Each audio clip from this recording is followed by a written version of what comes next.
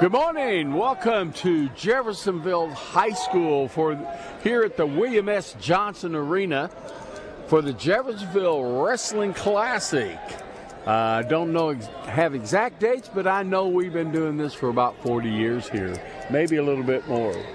We have started some wrestling on our mat 3, 4, and 5. Right now we're taking and working through some forfeits on mat 1 and 2. So we'll be seeing some wrestling on your screen here just shortly. We have girls and boys here today. We've got 26 schools represented in the boys. That from 3 different states, Indiana, Kentucky, and Missouri, with a total of 354 athletes in this tournament, the boys tournament. The girls, they're represented at 20 schools, 3 different states, same states, and then 114 athletes. They're wrestling in our auxiliary gym here at Jeffersonville. We've got a lot of great things happening. We've got a good staff of officials. J.D. Minch from Crawfordsville, a state-level official. Chris Davis from Floyd Central, a local official, also coached at Floyd Central. Doing a great job as an official as well. Rick Stefan, I always get his name wrong. Sorry, Rick. Steffennagel. He's from Jasper. He coached up there for many years, and now he's on the mat as an official. We have Ken Halbig and Keith Halbig, both from Princeton. Donnie Hopple from Floyd Central, wrestled for Floyd, refereed up there for a while. Now he's back in it, and we're welcoming. And Ron Johnson from Southport. Now, Ron is on mat number 2 right now, and we'll see him in action. We got just some great athletes here. We're going to see some fine wrestling going on, so you stay tuned for that. I want to thank one of the big teams today is from WJHI, led by Tim Dench. His students are here working the cameras, working the control room, guiding me.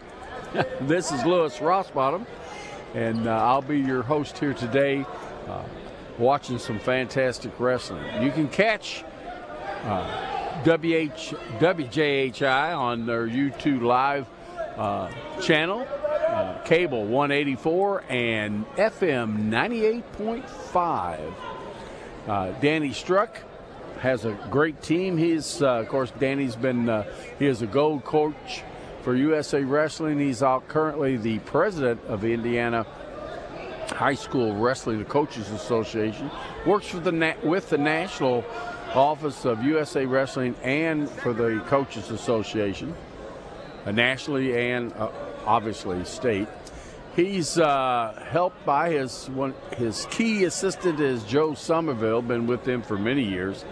And you have Fred Freeman, and Evan Myers and Nick Stewart. Evan and Nick both wrestled for Danny. Nick currently not only coaches up here, but he coaches at the middle school. And Evan Myers is a published author. Has 2 books out there right now on wrestling.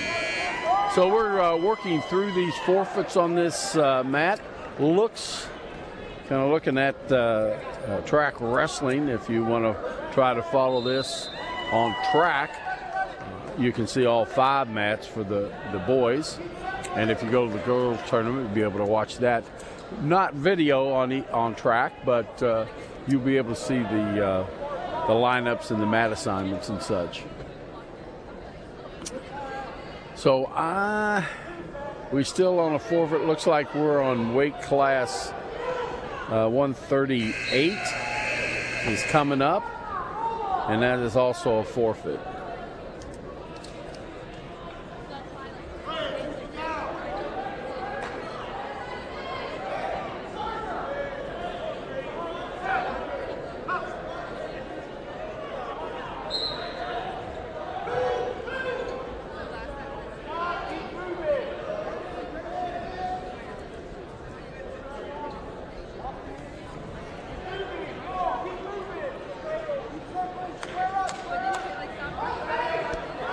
No action.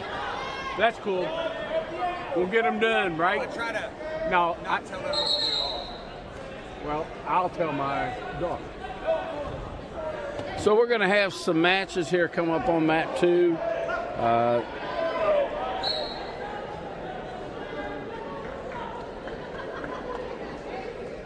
I'm looking on mat number 3. To mat 3, they're at 106 there. And you got Caden Beagle from Greensburg. He's a freshman, got a record of 7-4. His opponent is Jackson Jean, freshman, 8-4 from Bloomington South. That match is getting ready to start, I believe. Not started yet. Then on mat number 4, we've got Anne-Marie Schuler from Seymour, sophomore, 12-5. Pretty good record. Her opponent from Oldham County is Nolan Favorite. He's actually an 8th grader, which in Kentucky is legal for 8th graders to wrestle in the varsity team. He's 4-1. On mat number 5, we've got Mooresville's Tyler Miller, senior, 6-6. He's tied right now with Paxton Slayton from Oldham County, a sophomore, 2-1. They're tied at 4 each, and they're in the second period. So that's the action that's going on down here on the main floor at Jeffersonville William S. Johnson. We have 5 mats, and we'll be busy rolling these out here. Mat number 1 now has a bout. Rola's out of Missouri. Caleb Parker, a junior. He's ahead right now, 2-0. On mat 3, Jason Jackson Jean from Bloomington South is up 5-0. Another forfeit going on here on mat number 2 will be Seth Weisberger from New Albany. He's a senior. He'll receive that forfeit from Henryville. Henryville's a brand new program here locally. Them and Borden are in the school system together, and they both are fairly new wrestling programs. So we welcome them here. We also have a couple of other small local teams, Rock Creek, which is actually out of Sellersburg. Now, Sellersburg has Silver Creek, and that's in Sellersburg. They have a wrestling team, a program that's been going on for several years. It's being led by Mike Brown, who is a former Jeffersonville High School wrestler and coach, and he also is a place winner at the state. And he's running a really good program up there at Silver Creek High School.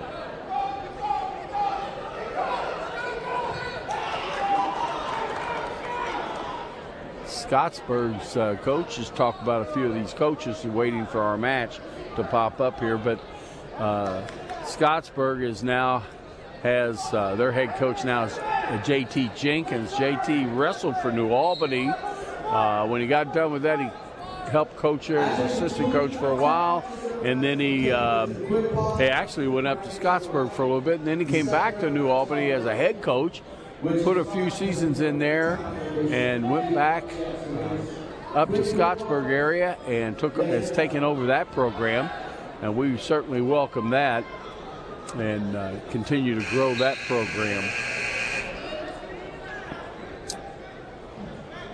Clarksville is also a fairly new program. This, I think, is maybe their second year maybe third as a high school program.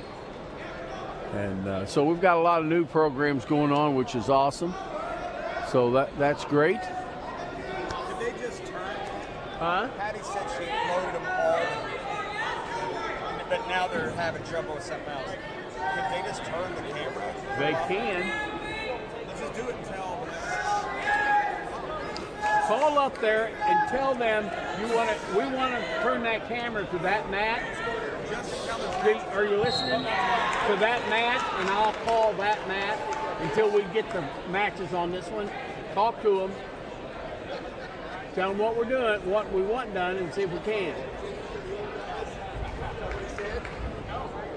So we're going to make some adjustments here. I hope, believe be able to pick up mat number 1 with the camera. We're waiting for some issues there to be resolved, technically. So the first round tends to run really, really quick. We run, really it's a 16-team tournament, but we have 26 teams. But as I had been talking about, the newer teams that are with us are not quite full teams, so we can add teams and still not overflow the brackets too much. But as I run the look at things, you're going to have several forfeits even in the 16-minute bracket. So it looks like they're getting our camera adjusted, and they'll pop that right up. We got a match coming up. There it is. So our match for mat number 1, that match just finished. Excuse me. And let's see. We had at 113-pound weight class. That was that's going on the forfeits. We don't need to know that, do we? Catch on what's going on here. All right, we had just finishing up on mat number 1. You had Caleb Parker from Rolla. He won a victory against Will Herskotch from Fishers. He pinned him 3 minutes 14 seconds. So waiting for the assignment. And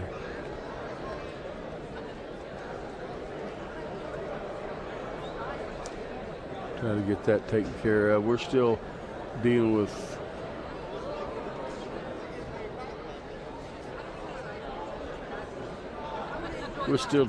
forfeits on mat number 2, and I'm not real sure what's going on mat number 1 now. Mat number 3 right now is dead. 4 is dead, and 5 is dead. So we have no action right now. Looks like Jeffersonville is going to step up on mat number 1.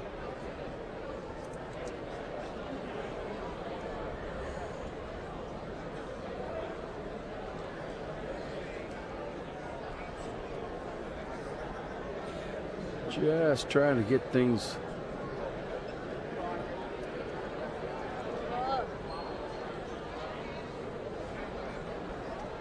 working right here.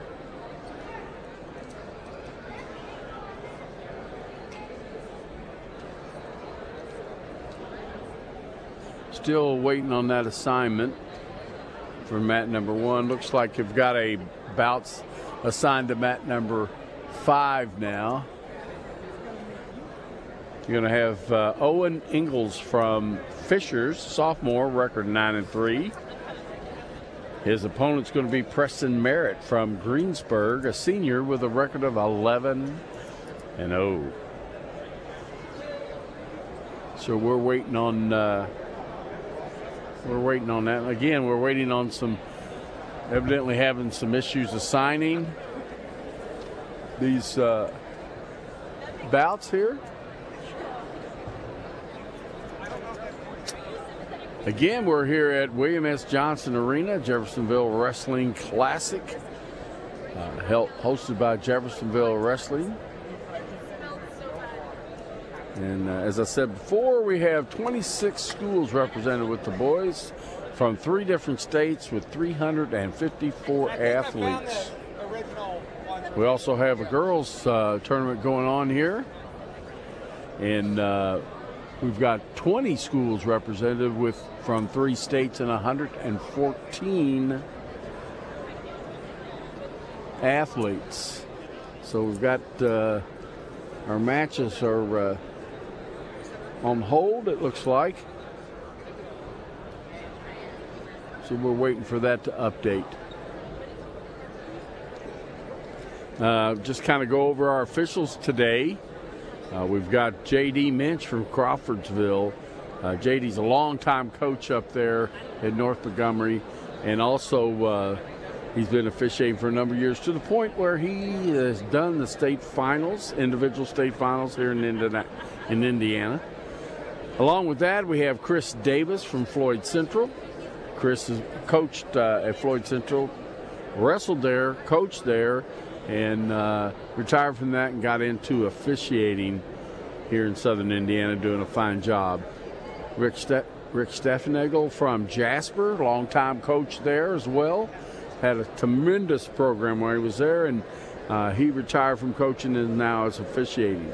You have the Ken and Keith Halbig twins from Princeton. They're upstairs working with the girls' tournament. You got Donnie Happel from Floyd Central, also a wrestler, officiated for a few years and got out of it and got back in. He's doing a fine job for us. And then Rod Johnson. He's from Southport, up there. I believe his son went to Southport, and now his son's wrestling for Indiana Tech. And so we got some good experience in the officials department here, and well representative of the area. If you're interested in becoming an official, you need to step up. Jeffersonville needs a couple of people from here to join in. I officiated for a long time, and it's an exciting sport, and it's a good job and well needed for the area. The IHSAA is looking for officials in all sports, but I represent wrestling. So I'm not real sure. They still don't have anything up. They evidently had some kind of issue there with our mat assignments. There you got a good picture of the entire gym floor. Pretty much covered wrestling mats from door to door.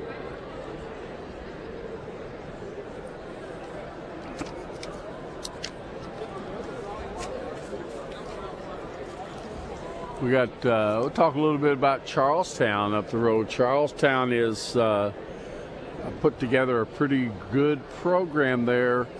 They're being led by Adam Daugherty. He's been up there. Time just slips away. I think he's been up there maybe almost 10 years, if not. He has worked very hard at putting that program together, and with quite a bit of success. And he wrestled for Jeffersonville. He was a two-time state champion, undefeated his junior and senior year. Very exciting senior year finals match. It's always awesome that our wrestlers get back into the program, whether it's officiating or coaching or both. And it's always good to have them around there. Let's see here. William Davison from Providence. Now, Providence is not here today. Their coach is William Davison. He also wrestled for them. You got a New Albany head coach, Randall Lynch. Randall, he coached at Providence for a little bit, head coach. He stepped away, did some officiating, and then he got back in as head coach in New Albany.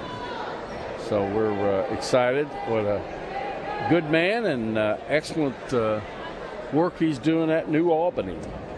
And I've mentioned before, Mike Brown, head coach for Silver Creek.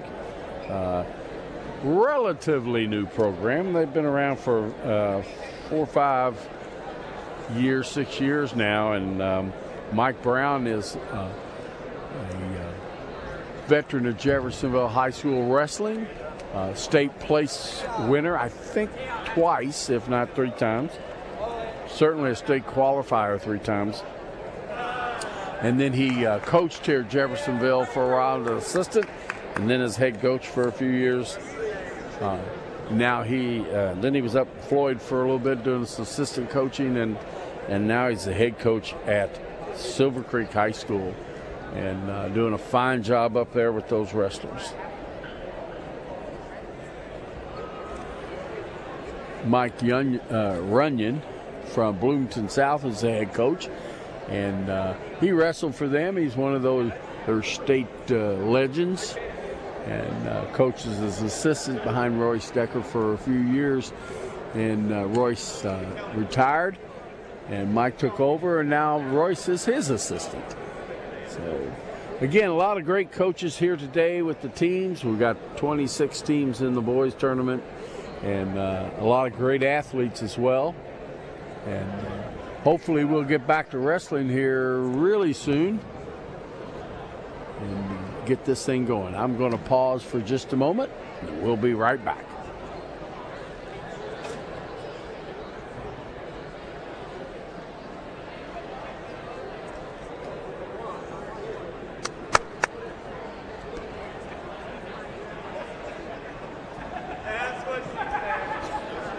Okay, I'm back here. I'm seeing some bouts coming up on the screen. We're going to have a bout on mat 2 now. From Gibson Southern, Jax Coleman, sophomore, 7-8. His opponent is going to be Brian Conley from Bloomington South, a sophomore with a record of 3-8. We get the referees off the mat. We get the wrestlers to the mat, and we can get started here. Mat number 5 has got a match assigned to it. Wyatt O'Brien, freshman from Mooresville. His opponent will be Hunter Murray from Silver Creek. He's a freshman with a record of 11-8. So that's what our assignments, current assignments are, and we should be able to get going here on mat number 2. I see Bloomington stepped up. Now we get the referees to move on out of the way. We can get this matter rolling.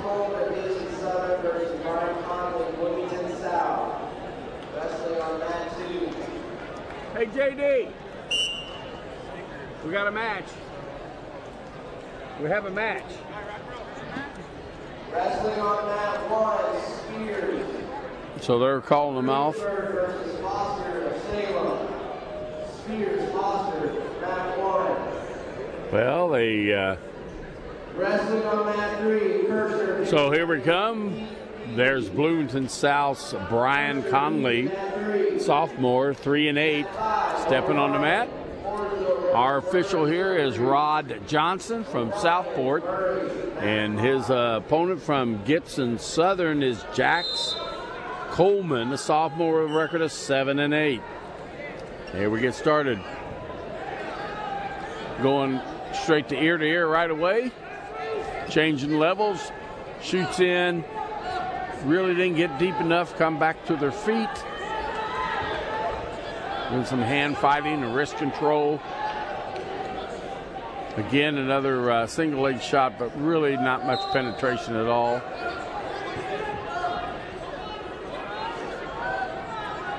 Conley tried to shoot in. Again, failed. Didn't get that depth that you need on those single legs. So we got a minute 18 left in this first period. No score. Tries to go a slide by. Did a good job. Takedown ought to be there. There it is. So Jax Coleman, Gibson Southern strikes first with a takedown. Took him to his back, got it hooked there, got 1 count, but needs to get a 2 count to get 2 points. A 5 count to get 3 points.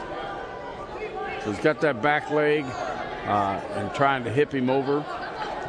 He lets it go and comes back to the back, puts in a spiral ride, drives him down.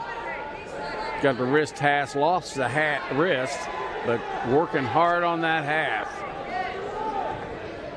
Brian's did a good job of keeping his hip turned and defending that half. Nelson, really good. Staying on his base. Now he's down, back up to his base, gets his hips turned. Brian is getting close. There's the count. There's 2 count. So he's got 2 points right now. He's counting again. Can't hardly see that. It's on the opposite side. He stopped counting. I'm not sure if he got to 3 or not. 3 near fall. So that's going to be, well, they're showing 4-0, but it should be at least 5. There it is. 5-0 for Jax Coleman from Gibson Southern. So the flip of the coin, Coleman gets choice. Coleman's going to take neutral. So the third period, it'll be Brian Conley's choice if we get there.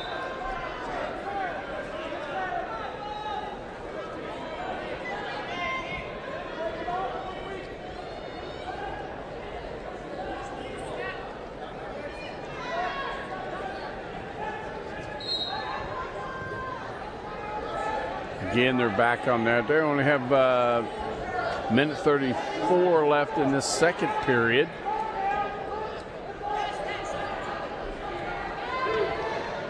Conley has not scored yet. Scored 5-0 in favor of Jax Coleman, Gibson Southern. Blocks that with his elbow there on his head. Geets reaching for that ankle, failing. Going to have to lift that arm up off and remove that block so they can get in there. Both wrestlers are basically trying to do the same thing. Coleman did a good job there in the first period and jacking that arm up and getting behind. Now he goes in, he has the underhook, he has the chin, he gets him down. That should be 2, and there's the count. There's a fall coming. He's tight, lots of time, 30 seconds, a lot of time, and there's the fall by Jax Coleman from Gibson Southern over Brian Conley from Bloomington South. A lot of good control. Jack's record will move 8-8 on the year after that fall. Okay, our next match are going to be Jones and Bledow, 132-pound weight class. That last was 126 pounds.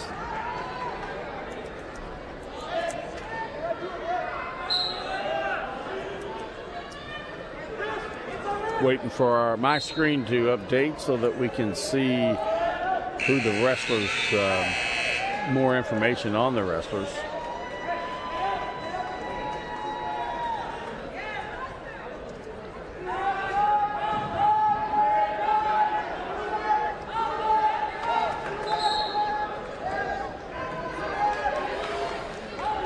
So you got a Greensburg wrestler and a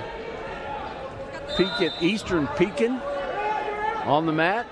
Colin Jones from Eastern Pekin, a junior. He's 2-2.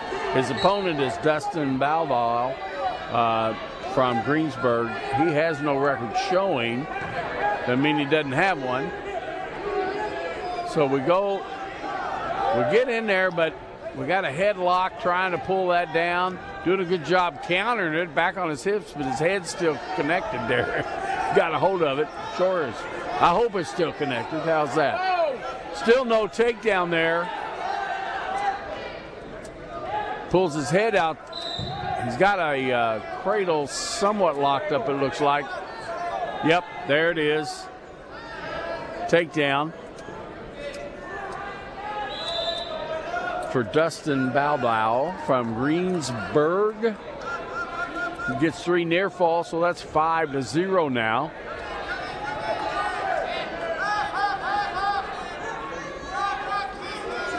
Reaches in there, got to be careful, got to watch that illegal headlock, got to have an arm. He's trying to get the reversal there, he has it. Lost his headgear on the other side of the mat. 6-2 right now. Trying to get that, has him on his back. Didn't get the 2. Yeah, or he got a 2 reversal. and 2 near falls. So, yeah, that's 4. And he's out of bounds, in control. So I believe that should be. Stop reaching back. I'm not sure. They're showing 8-2 on the computer here, but I'm not exactly sure how that fell apart or fell in. The scoreboard showing 9-2. Referee's going over to check the score. Next match here on mat number 2 at 138, we'll have Dawson Slaughter, I believe is, got to get the names right here, got lots of names. Yeah, Dawson Slaughter. He's up for Jeffersonville, 138. They'll be the next match. His opponent is Ramsey, but I can't tell which school. But we'll get that when they pull up. So Colin, he likes those headlights. Trying to get around, turns, he gave him the reversal. Yep, there it is. Inside the lane. So Greensburg locks up a cradle, but he's not in control, so he's not scoring any points. Time's up. He's got 2 near fall. So I got 9-4 on the computer and 6-4 on the scoreboard. 9-4, 6-4. Not sure what the official score actually is. Normally it's the scoreboard on the table, which would be 6-4. And that's what it's still showing. Jones from Eastern at 6 and Bledow from Greensburg 9 here, but there it is. Now we agree.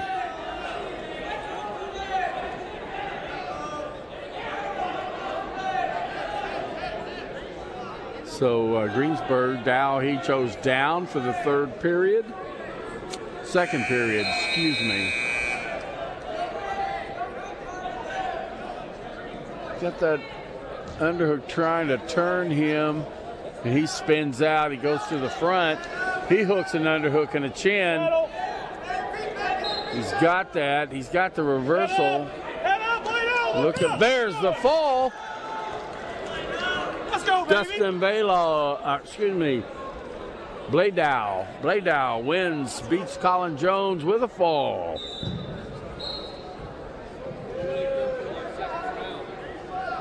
If you look at the bottom left of your screen, you'll see the Strucks, the 2 Danny Strucks. One is Dan and one is Danny. Danny's our coach and his father's there, and his father does a good job of taking a lot of pictures. Okay, we got Slaughter now on the mat for Jeffersonville. Waiting this to update. We get started.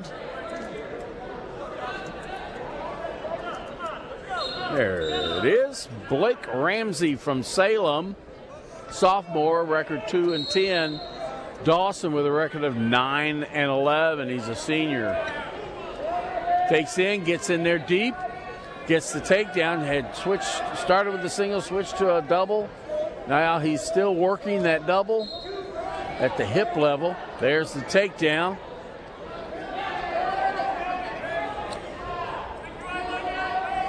Still hooked, that doubled.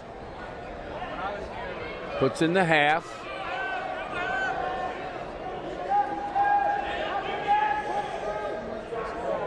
Got a spiral ride. He has it down now. He needs to work that shoulder down, and he reaches through there. He needs to bump that hip down so he can get him in turning. He's come back and dumped that hip.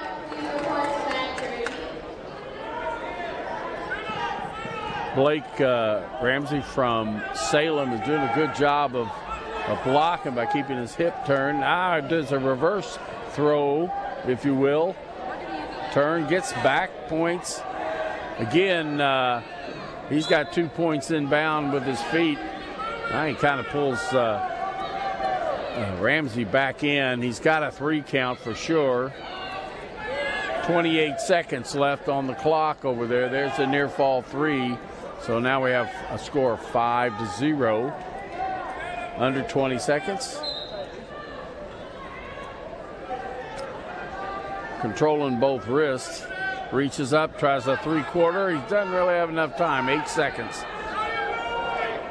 The key to the 3-quarter is to bump that hip. He's getting count. Time's up. So there he's going to get 3 near fall. So that's going to make it 8-0 going into the second period. Dawson Slaughter from Jeffersonville leads the way against his opponent, Blake Ramsey from Salem. So Blake is going to get choice. He defers over to Jeffersonville's Dawson Slaughter, and Dawson chooses down. Oh, locked hands. He's got caught. He's up. He gets a chance to get away. He gets it. That'll be a 2-point escape, if you will. 1-point escape and 1 point locked hands penalty. So that's 2. That's 10 points. There's some extra team points there if he maintains this score. Scoreboard says 10-0. The computer has not updated yet. But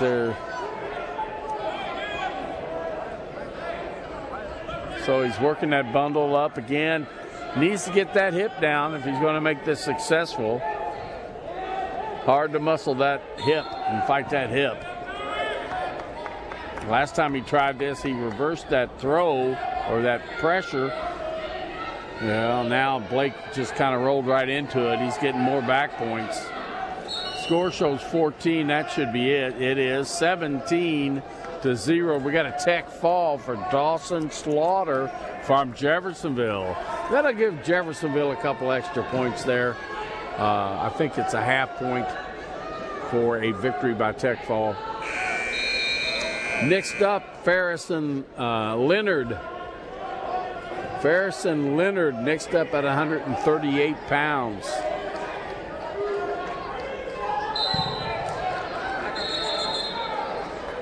I'm looking at the teams, waiting for my screen to update.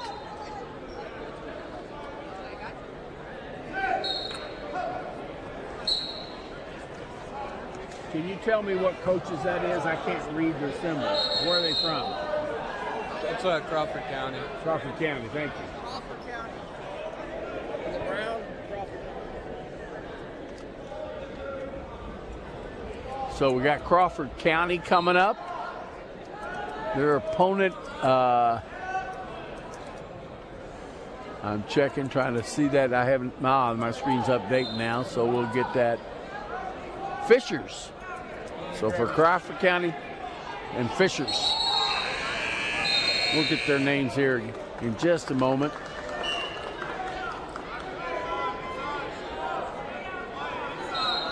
Fishers is from just north of Indianapolis, northeast side.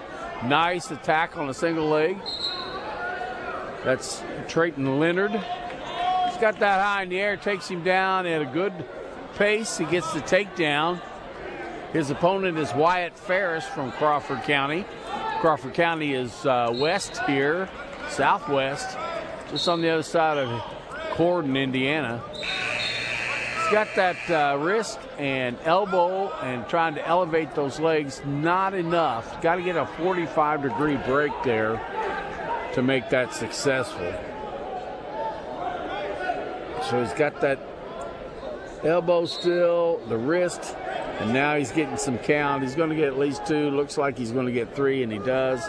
So the referee's holding that till he gets back into a fighting position. He still has the hold underneath. That's why you see the referee holding that 3, not getting it to him yet, which is absolutely correct. Rod Johnson from Southport doing a fantastic job here on mat number 2. And there's the, he releases that hold, and there's the 3 points. That gives it 5-0. 38 seconds left, and there he gets some more back count. Same move, but he had let it go, and he come right back to it.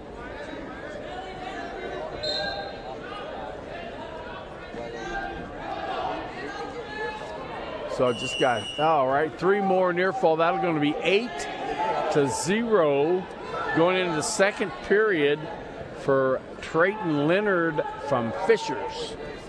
He's a senior. Pretty good record, 11-2.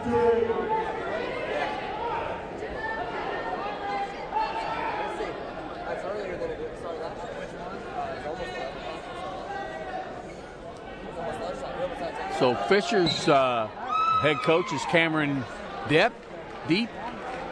He's over in the corner. Can't see him right now. And Crawford County's head coach is Brandon Feeler. I believe Feeler wrestled for Corden. I could be wrong.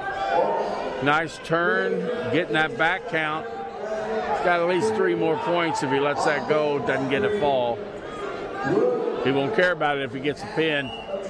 So he gets 3 near fall.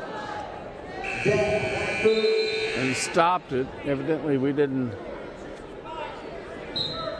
finish the period. I thought we had finished the period. Boy, I need to pay attention, don't I? Okay. Mr. Leonard chooses down. Second period. Referee says back up. Green is being cautioned for improper lineup. You get 2 cautions, no points. Third caution is a penalty point for your opponent. So he has that elbow hook. Now he has the leg. He's trying to roll that Peterson through. Lifting, and now he gets it. That should be 2. That's a Peterson, yep. And back point, so there's 2 more. Yep, and probably 2 more back. 15-0, that's it. Another tech fall here on mat number 2. Trayton Leonard from Fishers, a senior, record goes to 12-2 with that tech fall. All right, our next match at 165. 165 will be our next match. Trying to get some names associated here. Waiting on my screen to update, but we have Compton. Compton is from Seymour. Okay, I've lost that. Briley Compton from Seymour. And his opponent, I believe, might be from one of the Kentucky schools, maybe. No, from Jennings County, duh. Little different outfit they got there. So from Jennings County is Nick Cotes is out there. A little bit more information in a minute. Screen taking a little longer to update, but we'll get there.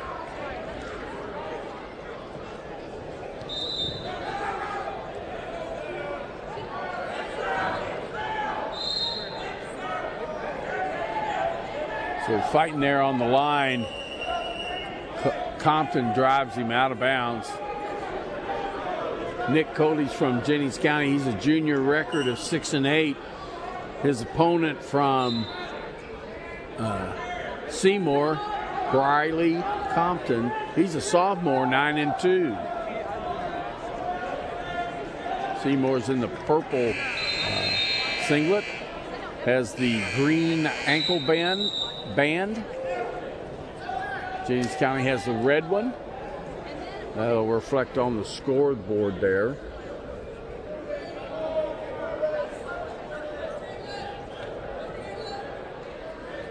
Or we'll move up to 190 pounds in the next match.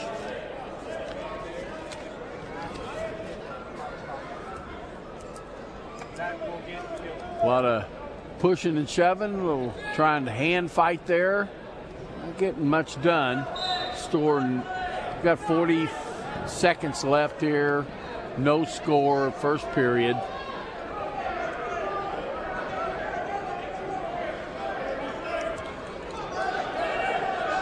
Got Jennings County with a takedown right there. Nice job.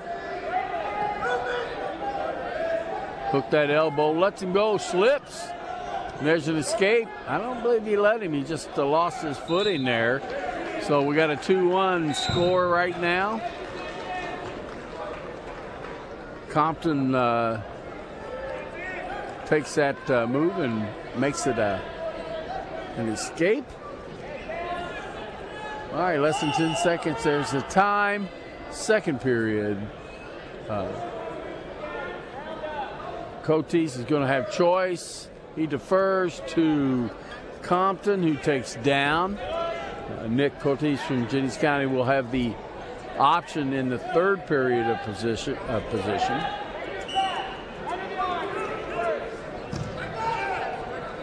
Doing a good job of getting up on his feet, trying to turn.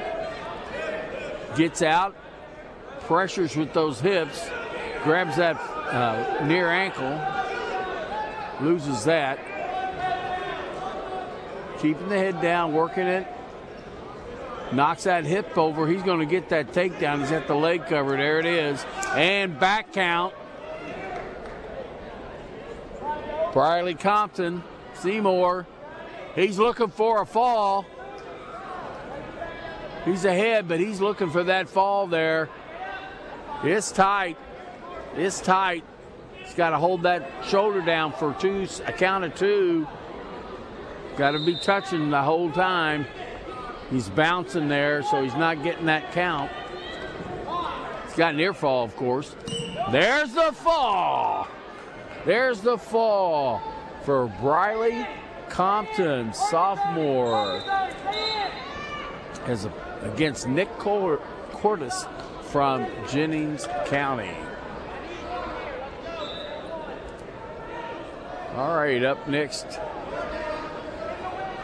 Jennings County again at 190. Sam Hernandez. His opponent is from Jeffersonville. Oh, I know, right? His Shoemaker. Cody Shoemaker, that's right. We know Cody. Nice drive, gets in there, comes up, double underhooks, double underhooks, got it locked in the back. He's looking for a throw. Hernandez is blocking, but he gets thrown to his back. He'll have takedown, he'll have back points, trying to get out of bounds. Cody's still in bounds, so still accounting. He's going to have out of bounds. He gets the 3 near fall. That makes it 5-0. Cody Shoemaker.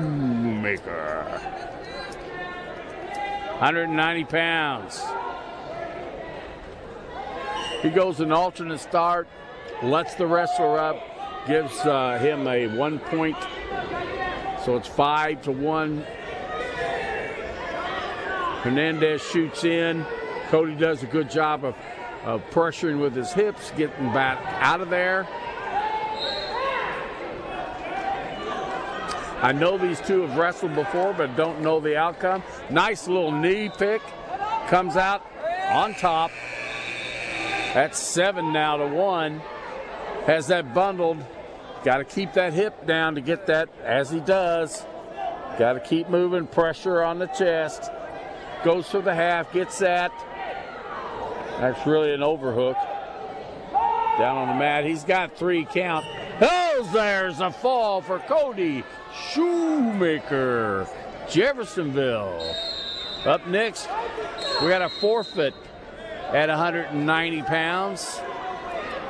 Altermeyer. Got to find him on my little list here. Yeah, from Salem, he receives a forfeit. All right, the next match is going to be at 215 pounds, 215. Prickle. Gunner Prickle from Pekin Eastern. And oh my goodness, on this next name, you'll have to forgive me. He's from Bloomington South. Oliver. How about we just go with Oliver? I don't have a clue about his last name here, guys. Parwaskin. I'm trying. Not very successful. That's our next match. Referee getting a little drink. We're waiting on a wrestler. The Bloomington South guys there. We're waiting on Peak and Eastern to show up. Bloomington South's head coach, Mike Runyon. He's been working at Bloomington. They have such a great program there for many years. So many. They had, back when I was wrestling, and we don't want to talk how many years that was, but it's more than I want to count. But they had a tremendous program there, 4 or 5, maybe 6 state championships in a row in the 70s. And now he's here coaching, and his assistant is Royce Decker. And Royce, he's tremendous coach, state champion coach for, oh goodness, I'll get it out here in a minute, but then he moved back to Bloomington. He's coached there and done a tremendous job. Now he's assistant coach.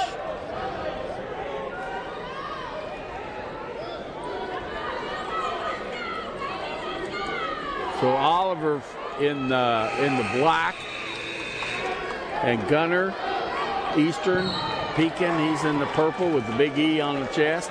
He comes in, gets thrown for a headlock, walked right into that. There's a fall there, yeah. Awesome. Bloomington South, first period pin. He's looking for something there. Looks like he came down pretty good and probably knocked his breath out, because he walked right into that headlock.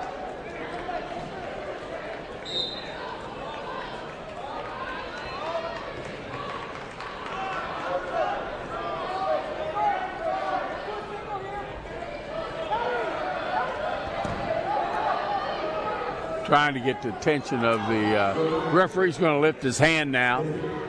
There it is. As the trainers take a look at it and find out what's going on. Can't get the attention of the Bloomington people. I really want to get a name check on this, get his name correctly.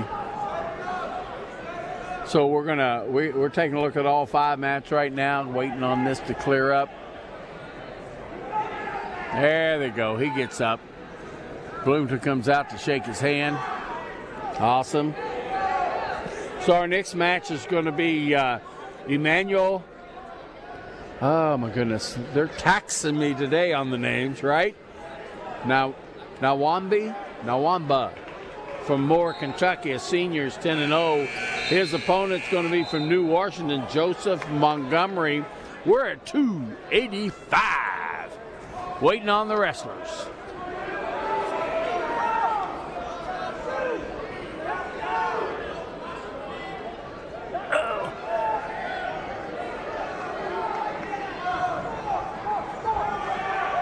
Okay, this young man, big tall boy from Moore High School, Emmanuel Namba.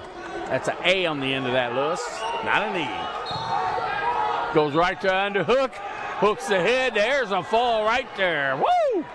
Man, that was quick. 7 seconds. 7 seconds.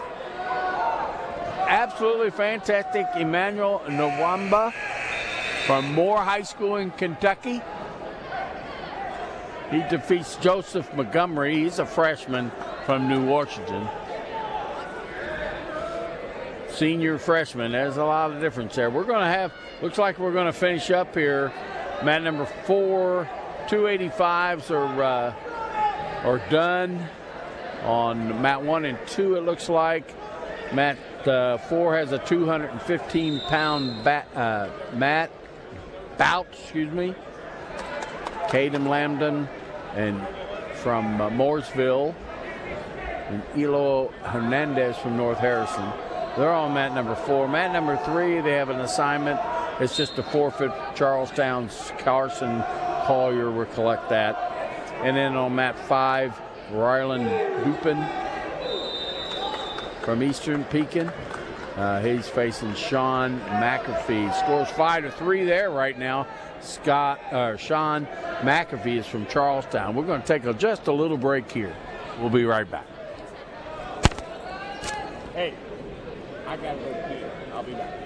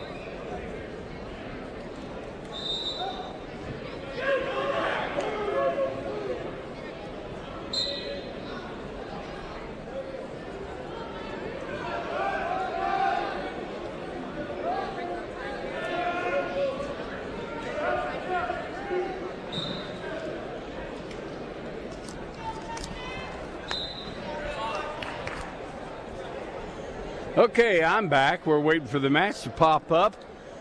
What weight class? Is certainly not 285, is it? That's Jeffersonville out there, and they're wrestling Greensburg. Not sure what the weight. Looks like maybe 13. We'll wait till it flashes up here on my screen.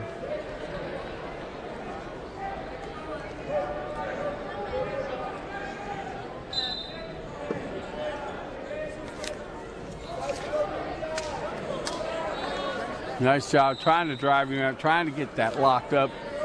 Yeah, he's from Greensburg there, the blue singlet.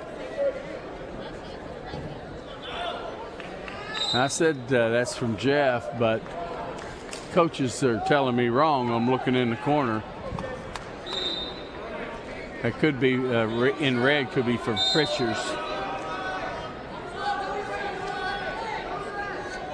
Yeah, Owens Engles from Fishers.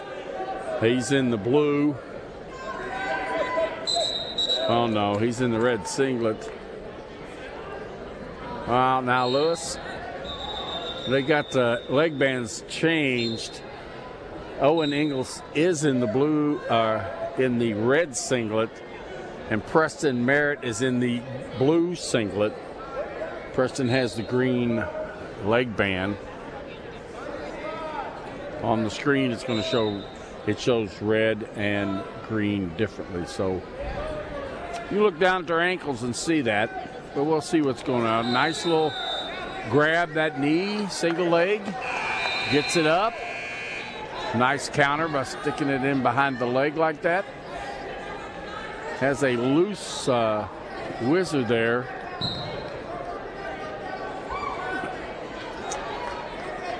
Working that head. Keeping it down. He limp arms out, and he grabs that head, but nothing yet. Nothing yet. Donnie Happel is our official, doing a great job. Trying to get a takedown here. 5 seconds to go, and there it comes. There it comes from Owen Engles from Fishers. So that was pretty exciting there at the end of that little tussle. Go second period.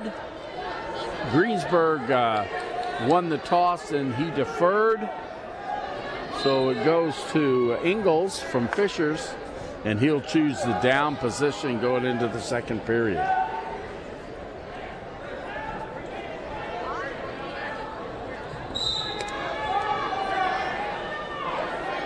Gotta watch that underneath there. Referee was taking a look. Make sure he didn't lock his hands. Can't lock his hands till he's up on his feet.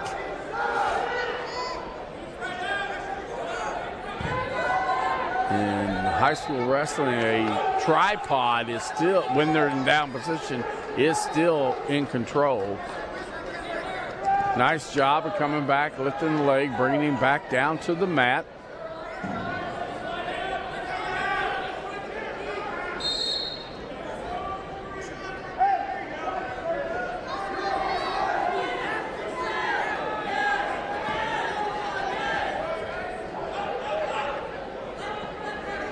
All right, looks like they changed the colors on the wrestlers to match their bands. That's a good thing. So he's tripoding up, trying to get out of that. He's pulling that that ankle out. He gets it out. They're on their feet. He lifts and brings him back down to the mat. Pretty substantial. Two supporting his hands. Engles' hands are still in bounds, so that was, even though that Merritt was out of bounds, with Engles still in bounds with his two hands, wrestling continues. Back restarts, tries to lock up a cradle. Now he does have it locked up. Not really, though. It's kind of an odd. Didn't have the head, he had it across the shoulders or across the chest. Owens is working on that. Okay, he's going to get 3 out of this. He's going to get 1 point locked hands and 2 points reversal. So that gets it 5-0, 9 seconds to go in this period. He's got that bundled up top. Don't believe, I can't see from this angle whether he had that leg. Period end. Now it's going to be his choice. Greensburg's going to take neutral. He's down 5-0. That's a good one, but he needs to make sure that he does more than just a takedown. Even a takedown will only give him a 2 points, which is still 3 points behind. But this is the third period.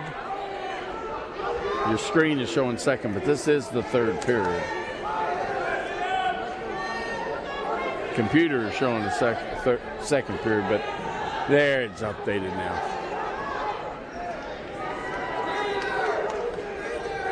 Gets in there, gets a high single leg.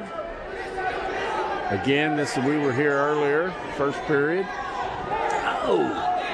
Takes him down, but he has that whizzer in, so he still hasn't lost his control or hadn't gained control, depending on who you're talking about. High hipping him over. Still, he loses that, but lost it out of bounds. Out of bounds. Referee right on top of it, made a great call.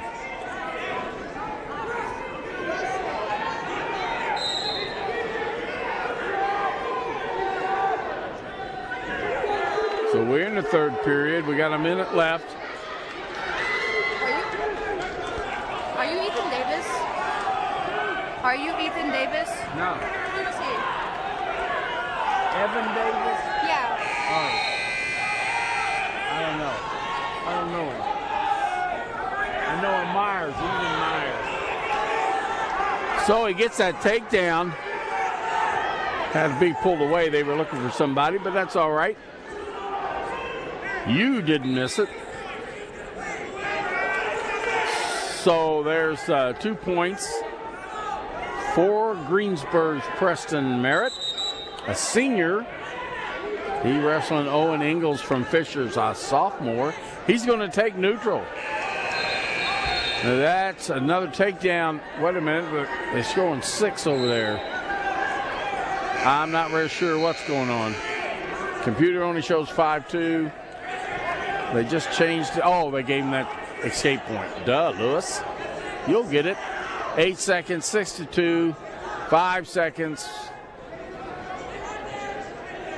That'll be it right there. All right. 6-2. A lot of action there on that match between Owen Engles and Preston Merritt. Owen Engles from Fisher comes out on top, 5-3. Okay, we're going to go to 120. That was 120 pounds, so we're going to go back to 120 pounds on this mat. See if we can catch your names before it comes up. Let's see, we got Mickum. Mickum is from Rolla, Missouri. He's going to Carson Mickum. He's there in the, it's not red, not a Russ singlet. He's wrestler from Salem. And let me find him on my little list of things. Baxas. Braxton Backus. I'll get it here one day. Braxton Backus.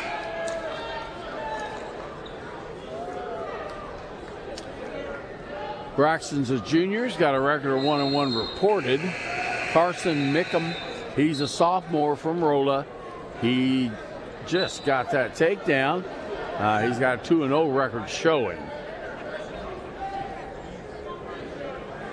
So this is championship round. Gets that cradle, but boy, that's pretty dangerous the way he rolled through onto his back. There are defensive pins here in folk style and high school style wrestling. There is not such a thing in the Olympic styles. There's the fall for Mickum. Carson Mickum from Rolla, Missouri. Your victor. We're going to stay in the 120-pound bracket. We got Dover and Salsbury. Salisbury is from Clarksville, and Dover is from Mooresville. Charlestown. I said Clarksville. I apologize. Max Salisbury from Charlestown. His opponent from Mooresville is Javen Dover.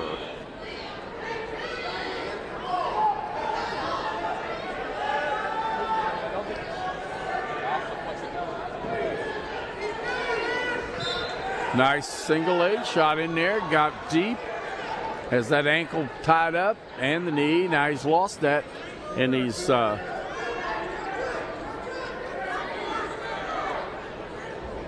see here. Javin from Mooresville's working around.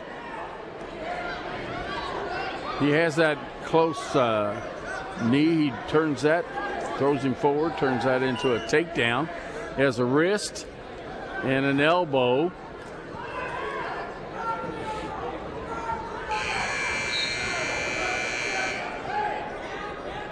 Trying to get that bar in there, but he's having a lot of trouble. Max is fighting off pretty good. They get back. He gets back to his base. Javin has that. I'm watching him on his back. He had him on. Let's see. Yeah, I'll get it here in a day or two. Gets 2 more near fall points. He locked up that cradle, like I said, and rolled on his back, and he was held there for 1, maybe a count of 1, but There he goes. He locks it up again. Gotta watch getting back there. Max doing a good job of blocking, getting that pulled backwards. Yeah, thank you.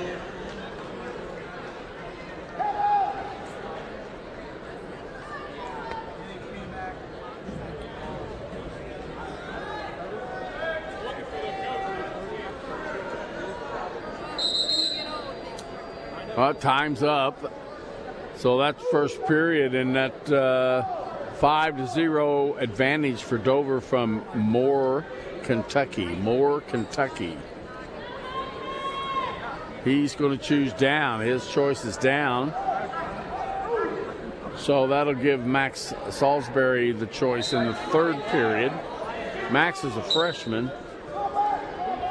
Javen is a sophomore.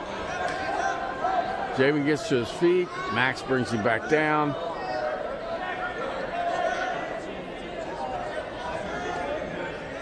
Has that elbow. He's going to call that locked hands, which it is. And he should blow the whistle. There it is.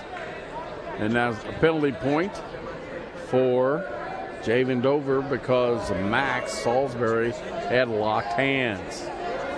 Over in the corner there standing is Adam Daugherty for Charlestown. The head coach doing a great job up there. Recruiting. He's got locked hands again. Just reaches right in there. He's a freshman, and that is kind of a freshman thing. So this would be a second locked hands. That's one more penalty point. Now, if my memory correct, if he does it again, it's going to be a 2-point penalty. Then again, would actually forfeit the match. So he doesn't lock him that time, didn't even touch him. He's got that elbow locked in. He's got the hip down. He's trying to roll him through, bundling it up.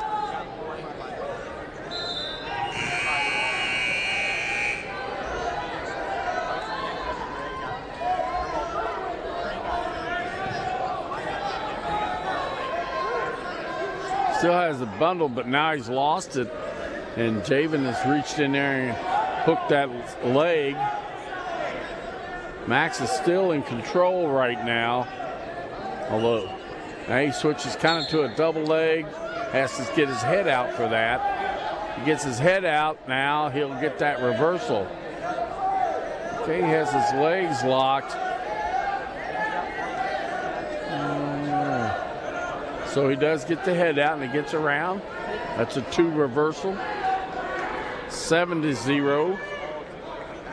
Okay, the scoreboard says 9-0. Not really sure who's right there, but certainly that Javen Dover is ahead. There's a reversal for Max. Charlestown. 9-2 now. There's locked hands. That's the. He should blow the whistle, and he does. There it is. So there's 2 locked hands. Okay, it's 3 penalty points right now that Charlestown has given. Adam Daugherty's bringing him to the table, trying to find, ask some questions. Yeah, it's kind of obvious here, but that's me. I'm on this side of the mat. He's on the other. So whatever explanation he gave him satisfied him, or at least sent him back to the corner.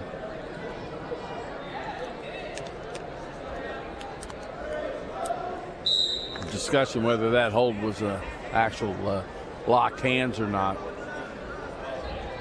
Certainly don't want to get involved. He needs to be very careful with that. Has that wrist, hooks that leg, and kind of dumps him over. Gets the reversal there. 2 more points. 11-2, 13-2, with that extra points. Has that bar looking to hook that wrist, I think. Still has the bar. Not anymore. He just has the elbow. Sticks that bar back in there, and he has the wrist. Gets his leg out, and he can walk toward the head. There he goes. Has the leg out. Needs to lift that shoulder up and walk right on. A lot of pressure there, but Salsbury's doing a good job of holding that shoulder down, not letting it turn. 58 seconds, a lot of time to fight that off. Gets it a little higher, he gets over it, but he lost his grip.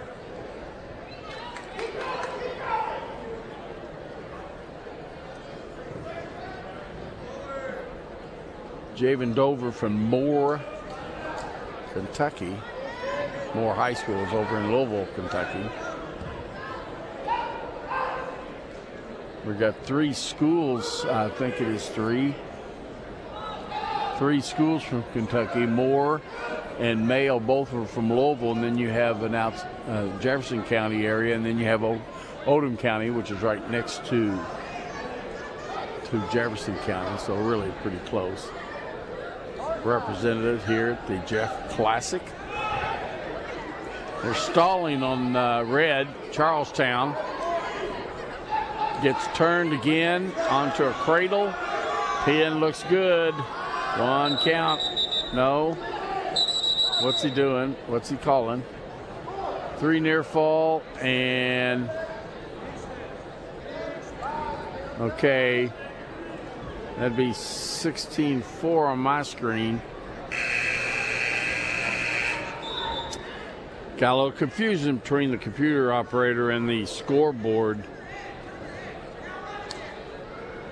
Okay, I still have 15-4 on my board. They need to change that. I'm sure they will. Javen Dover from Moore, Kentucky. He's your winner, I believe, by Tech Fall, maybe. Our next one will be at 120. You got Tucker. Tucker from, where is Mr. Tucker from here? We'll get that before the screen pops up. Mr. Tucker is from Rock Creek Academy over in Sellersburg. His Stiletto. Jeffersonville. Yeah, buddy. Aiden Stiletto immediately takes him down to his back. Got a 2 takedown, but no back points. A lot of action. William Eldon from is head coach from Rock Creek. Of course, we know Danny Struck, head coach for Jeffersonville.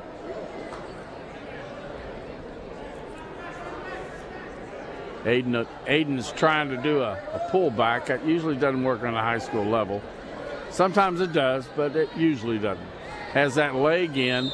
Got to be careful getting high like it. His hips are a little bit above. Now he brings it back down. Tight waist, ankle. Got to stay off that ankle once he's down like that. Can't just ride it. Looking for a cradle. Almost got headlocked, but he countered that as well. Pulls the wrist in, drops him back down to the mat. Comes back around. A lot of action, really. Oh, got turned. No points scored there, but, you know, it was had him on his back for just a brief second. Hooks up that, and now they're out of bounds. 2 points. 2 points have to be inbounds to continue. We got a 2-0 match. Aiden Stiletto from Jeffersonville. His opponent, Caden Tucker. Caden's a freshman. Aiden's a junior.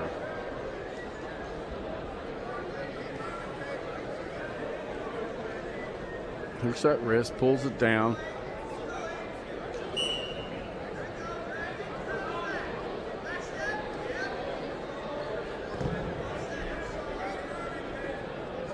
Working. Oh, I'm telling you, you got to get that leg up in the back. He gets him rolled over and gets the fall with a 3/4 Nelson. Aiden Stiletto, Jeffersonville. Next match, we're going to step up to 132. 132 on this bout. Next match. It's a forfeit. We got 2 forfeits. Let's see. 32. So we'll move right real quick out of here. Got 2 forfeits. Greensburg is Bledow will receive the first forfeit. And this is probably consolation, though. Championship round, it says. We'll see who that is. The forfeit is for Dustin. He gets the forfeit. There he is. Not really what you want when you get into wrestling at a tournament like this, but it happens. But again, we're running. Let's see. That was championship round. He wrestled the first round, and you got Salem picking up a forfeit.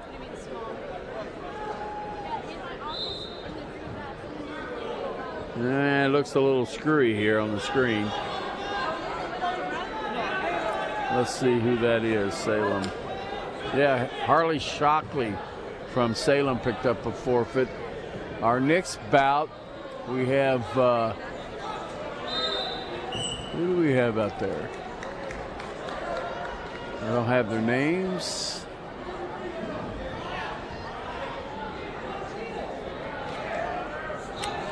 Well, we'll get them up here in a second. Fishers is in the red singlet. They're Bulldogs. That must be, yes, that's New Albany. How many matches? So we have Aiden Lamb from Fishers at 132 pounds, senior 4-9. He's wrestling Jaden Harris from New Albany, a sophomore with a record of 13-2. Competition's different all over. It's hard to tell who's who in the zoo sometimes. And this is about not quite halfway through, but certainly right at it.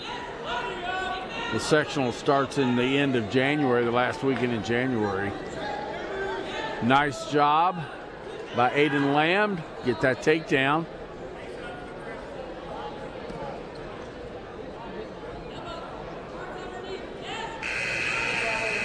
Boy, here we go.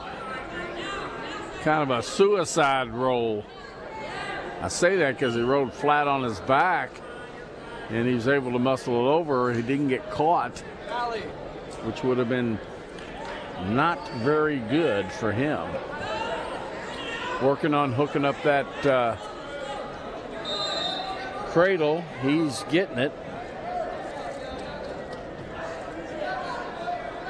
Pulls it back. Didn't count. No. Boy, he wanted to pin him. He wanted to call the fall. Wasn't there. There it is there. Aiden Lamb from Fishers beats Jaden Harris from New Albany with a fall. Going to stay in 138. Carter and Duvall. Carter and Duvall.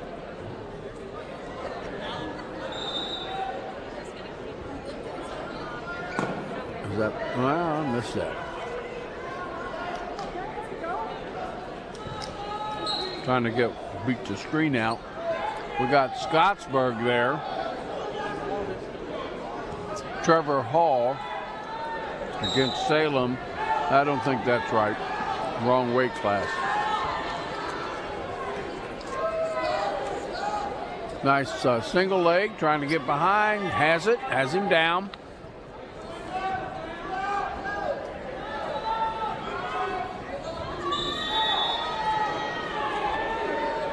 Will Devon from Mayo, Kentucky.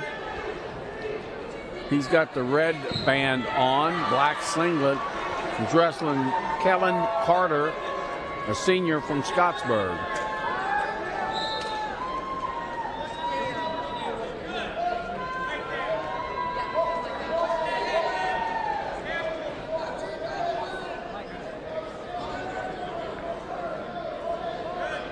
He did get 2 near fall points out of that.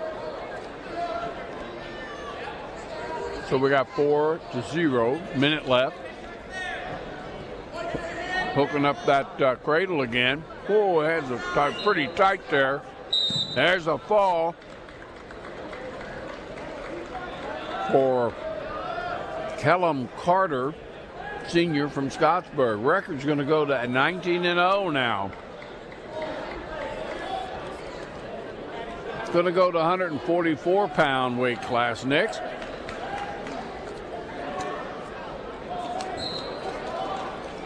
Jennings County, Aiden Kirchner and Mr. Lacefield somewhere on here. There it is.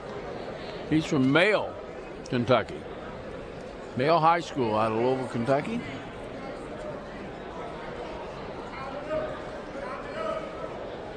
Eli Lacefield, 13-0. Aiden Kirchner from Jennings County, the senior, 11-4.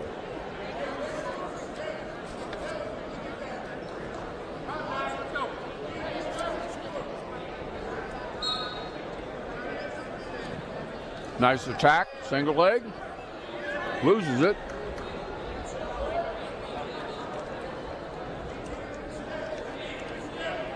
Again, we're here at Jeffersonville High School for the Jeffersonville Wrestling Classic. Boys tournament that's on right now. Girls tournament's going on upstairs. Well, he has kind of a double legs sort of kind of thing there. Got to get his head out. Now he's back to one leg underneath, being defended quite well by Aiden Kirchner from Jennings County. And loses it, gets the takedown.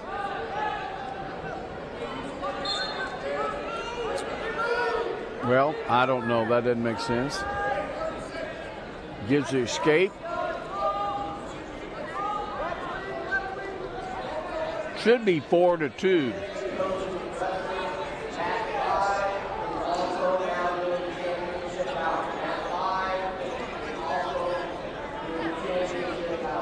We got about 10 seconds left. Oh!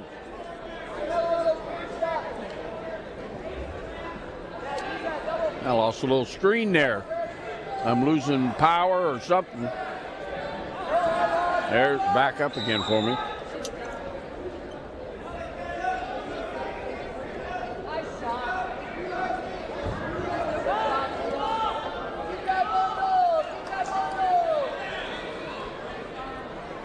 Score's not right, I don't believe. Well, I'm going to have to go with 2-1.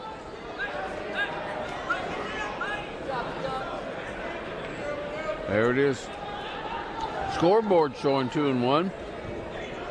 Computer isn't, but it's certainly 2-1. We're in our second period right now. Nice reversal. Or maybe not.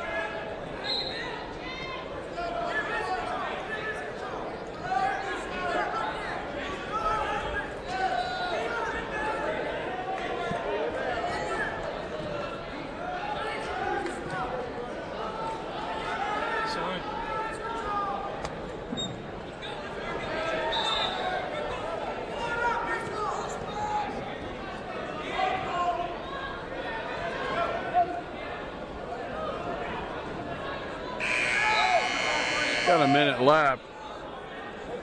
Doing a good job of holding him down. Oh, that's a bad picture.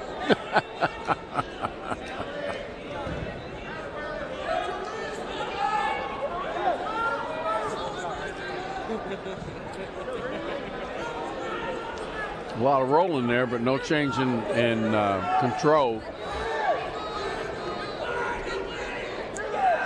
All right, we got some control change there. There's a reversal.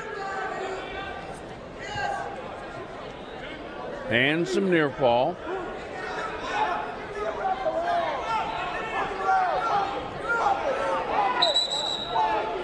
Well, out of bounds gets 3 near fall for red, 1 escape for green. 7-2.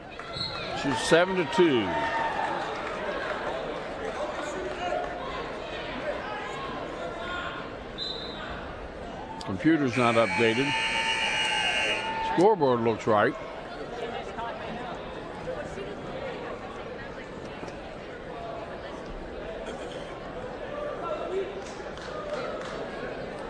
trying to get things worked out there.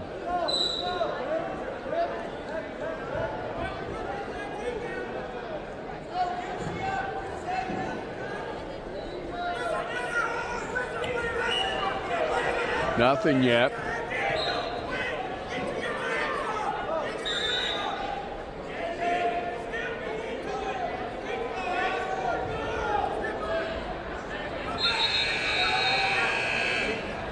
Front headlock, tries to turn it, really doesn't get anything, but there's the takedown right there.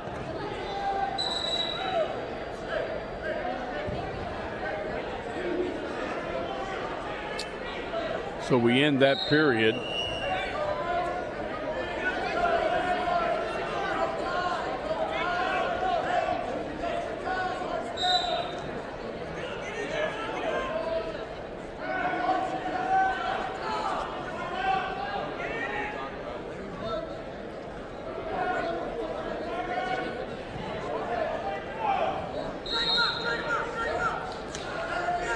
Yeah, takes him to his back.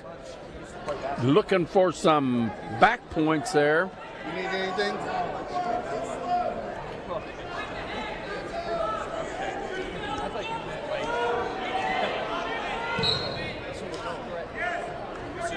Hey, my screens are blank. Tell them.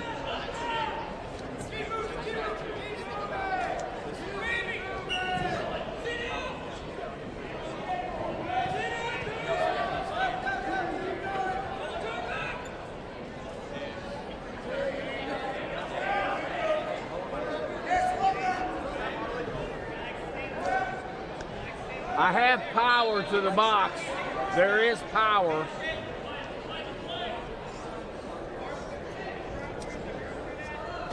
Little technical difficulties here. We're back online.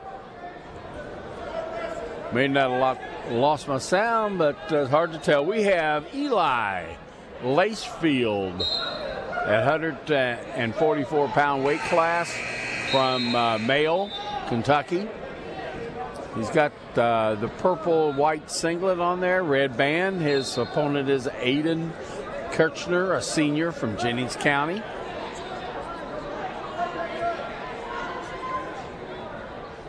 He's got the green leg band on. Scores 13-2. Lacefield from Mayo ahead.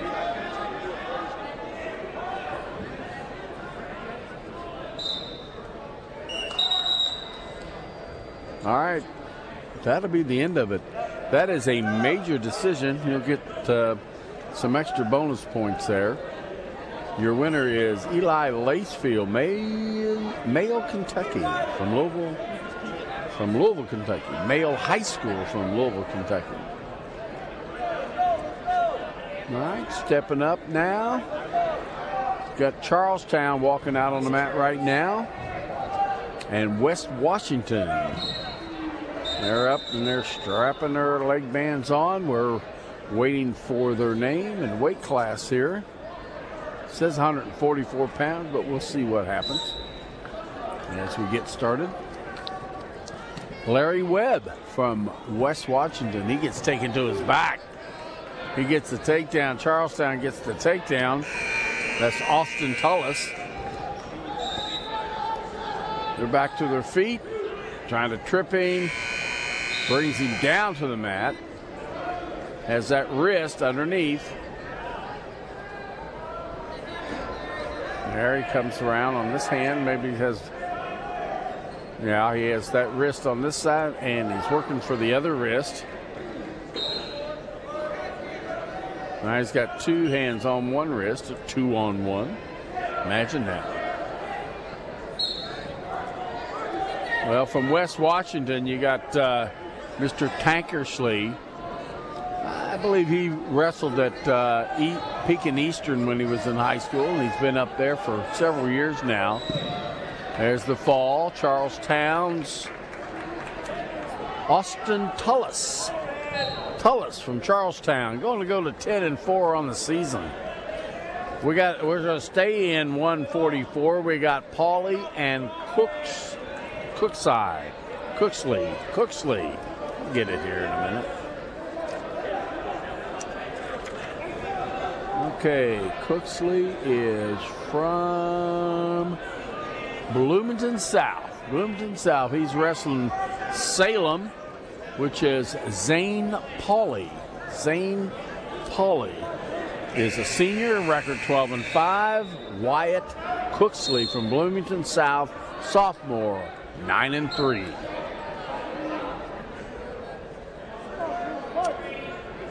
And we're going to move up to 150-pound weight class the next round. Worley and, oh, yeah. We'll work on that. Markets. Mac Roxley. Sorry.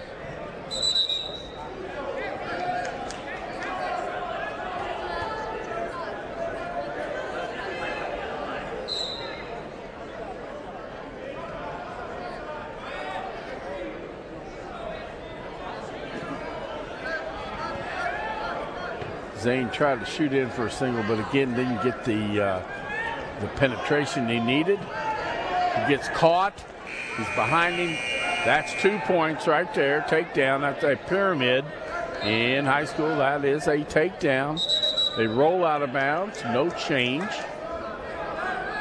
Zane Paulie is down. Wyatt Cooksey has that leg locked. Getting dangerous for himself, really. Be careful, he's got that arm there.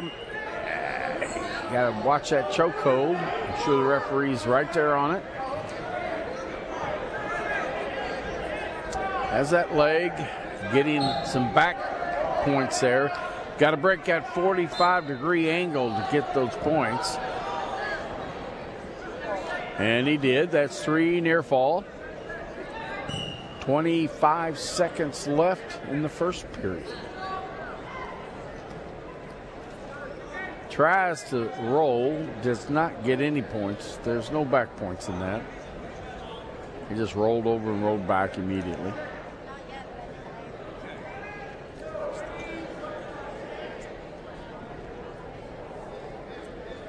It's very hard.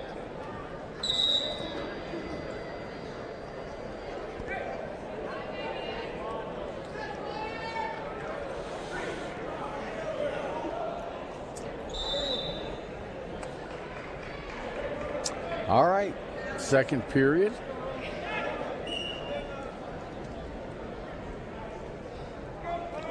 Paulie is going to take the down position.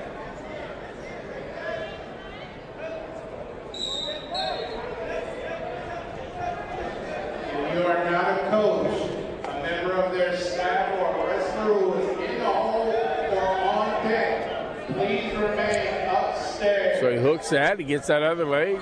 Now he's going for the arm. Okay, if he gets that behind his head, he's trying to get that successful, that guillotine they call it, but he's off the legs now, and he's got his arm not quite deep enough for the bar. There, he's working it in. No.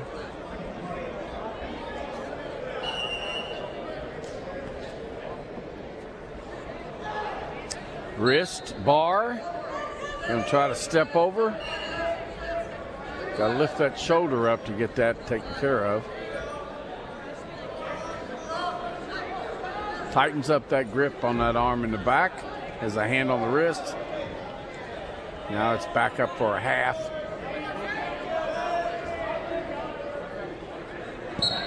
Zane has successfully fought off that attempt of running that bar wrist, bar half.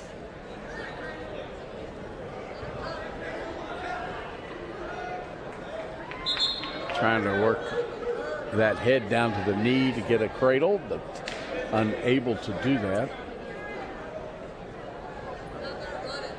There he gets it. He gets that shoulder up. He's cranking that over. He has that wrist half, wrist elbow really. He's getting a count. 15 seconds. Enough time. Gonna have to get him down flat. 10 seconds. 8.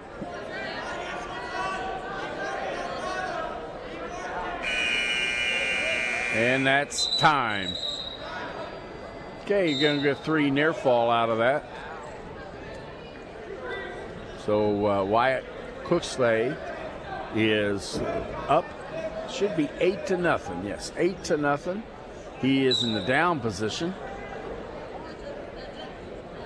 Paulie trying to get that leg in. Cooksley grabs that ankle. He's got a, he had the cradle. We've been talking about that, where they try to roll through, but you roll to your back. But Wyatt was able to get his arm off and block it. Has the reversal, and he's going to have 3 near fall points, I think. And if he comes back to his belly, it'll be a tech fall. I think they've got, it's 10-0 on the scoreboard, so I'm not sure what they have up there and what they don't have. It's not matching what's on the screen. Screen says 7-0. That's going to be a fall right there. All right, Wyatt Cooksley from Bloomington South wins by fall. 150-pound weight class.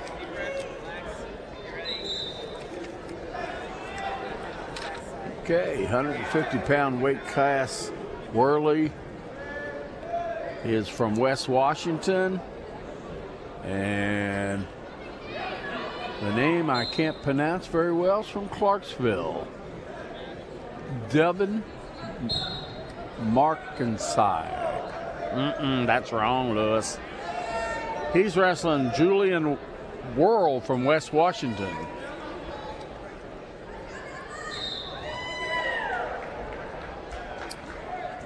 Has it popped up? There it is. Devin Marency. I'm going to go with Marency. Marency. Sophomore, Clarksville, 3-7. He's got the red leg band. He's down on his back now.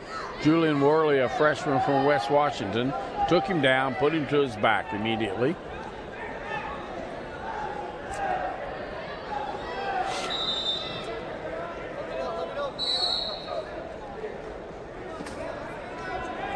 Goes for a 3-quarter Nelson. He's able to dump that over. That'll be a fall for Julian Worley from West Washington. Comes out victor there. We're going to have a forfeit at 157. Bowling will receive a forfeit, and then Holbrook at the same weight class, 157, will receive a forfeit. Looks like Salem gets the first forfeit. That's bowling.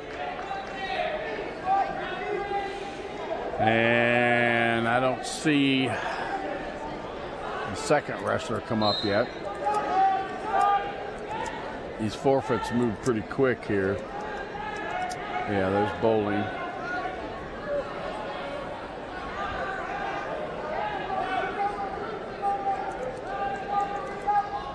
All right.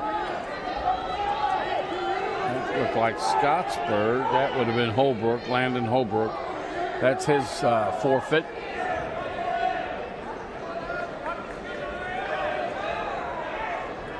Next, well, that's what's on my screen. They got the forfeits up there, and we got them processed yet.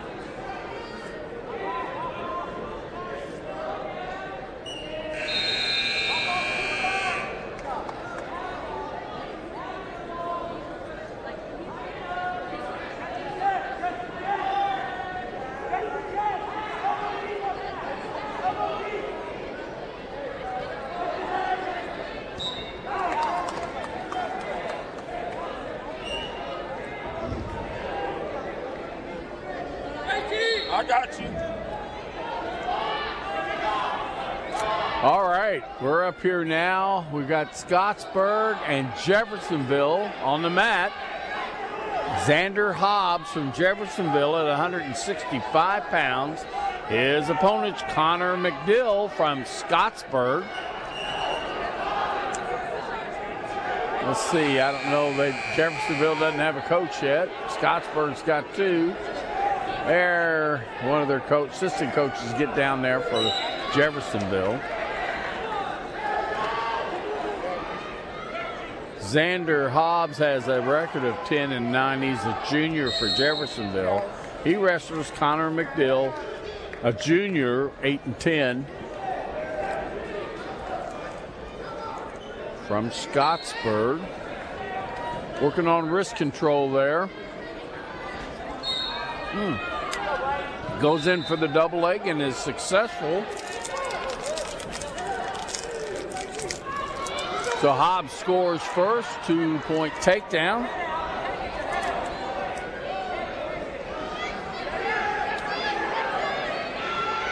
Working that wrist. Can't see on the other side, may have the bar. No, he's got a half, wrist half. Turns that shoulder up. Now he gets it torqued down. Nice job in that. He's getting back points right now. He's got, what, 56 seconds? Seconds. That's a lot of time. Doesn't sound like much, right? But it's a lot of time fighting off your back, not getting pinned. We're down to 40 seconds now. Again, a lot of time. There it is. Okay. Xander Hobbs walks off the mat with a fall against his opponent, Connor Mcdill from Scottsburg. Next match, we're going to jump up to 175-pound weight class. 175. Looks like we're going to have more coming out. And that would be Aiden Granto. Again, probably wrong. I'm sorry for that. Looks like he's wrestling.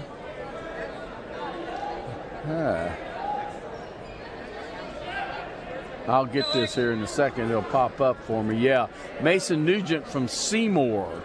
Seymour is in the, should be the purple outfit, or singlet. But that may be wrong.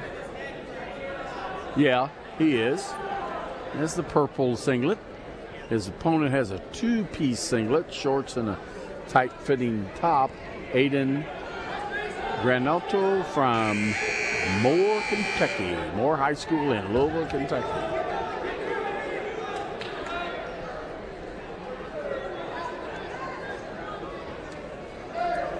Moore's coach is Mike Thomas, head coach.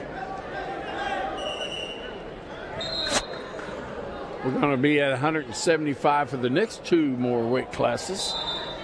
Oh my gosh, he does live and breathe. I've been here for a couple hours. Well, I didn't know that. I've been over on that side. I just saw you sitting over here. What's this? So this guy, this stranger, he is strange. He sits down beside me, Larry Azuga, coach for Jeffersonville for about 200 years, I think it was, or 28, one or the other. You take the pick. Wait, are you on the radio? Yes, we're on the radio. No, we're on TV, buddy. Oh my goodness. Yes, sir. This is cool. Oh, it is awesome, isn't it? We didn't have this in the day. Oh, we didn't have VCRs in my day. What are you talking about? But we had the beta, you know, that thing that's gone forever and a day. But we couldn't film matches, but we could do our practices. We did it once. I seen myself once on the field. I said, never again. Oh my God. You know, I don't think there's a single picture of me wrestling ever. Who, me? Me even. Oh, well, you know, they didn't have cameras back then. No, they didn't take any pictures. Well, they didn't have cameras. They couldn't take pictures. Must have been in the 1800s. Well, it wasn't quite that old. Well, we're having a good time here. We got a good match going on. They went through the first period, didn't score a point. From Moore High School in Louisville, Kentucky, Aiden Granto and Mason Nugent from Seymour, a junior, 2-1. So we go into the second period, 0-0. Aiden from Moore is taking the down position. So you've been busy. I see you on Facebook all the time. Well, you know, my daughter got married this year, so I had to go to Ireland. And yeah, well, that always happens. When your kids get married, you got to go to Ireland. I got to go to Ireland. She says, I want to get married in the castle. Well, that is awesome. It was cool. Awesome. It was a nice vacation and a great trip. And my daughter was so excited that, you know, everybody got to come over. Well, it is good. You know, it's family's excellent. Patty, I don't know if you saw her. My daughter is sitting over. She's running the computers of the tournament thing. Okay. As she's been doing for a long time. Man, she did it back in the day. Yep. So we got stalling on, who is that? That's Moore in Kentucky. Stalling on the bottom, second period. No score still, and we got 13 seconds left. Or is that a minute, 30 seconds? It's a minute. Sometimes these clocks fool me. And been some good wrestling going on. Yeah, I've been watching some good stuff. Yeah, it's awesome. We're going to have the whole day and half the night, I think, before we're done. You know, up in the balcony, we have the women. Oh, there's wrestling going on up in the balcony? Well, in the auxiliary gym. Auxiliary gym. Oh, I'll have to go look at that. 114 girls up there wrestling. Isn't that something? Man. Outstanding. I'm so glad to see that girls have their own teams now and they're able to compete and stay in shape and keep their bodies up. That's a great thing. Well, they have, well, we got a little tight there. He's trying to yank his arm off, I think. You let go. They're right on the edge, still in bounds, but they're right on the edge. Now he's going to be out of bounds. Well, they're in Indiana.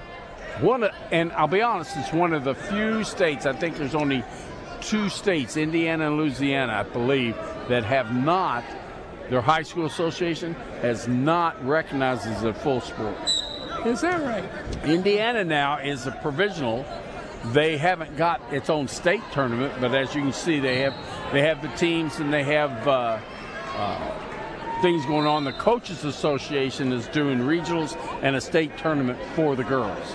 So it's just like a regular tournaments for them. It's not an official state championships. But I believe within a year I believe next year they may move on with that. Well, I would think it would continue to grow. Well, it certainly is.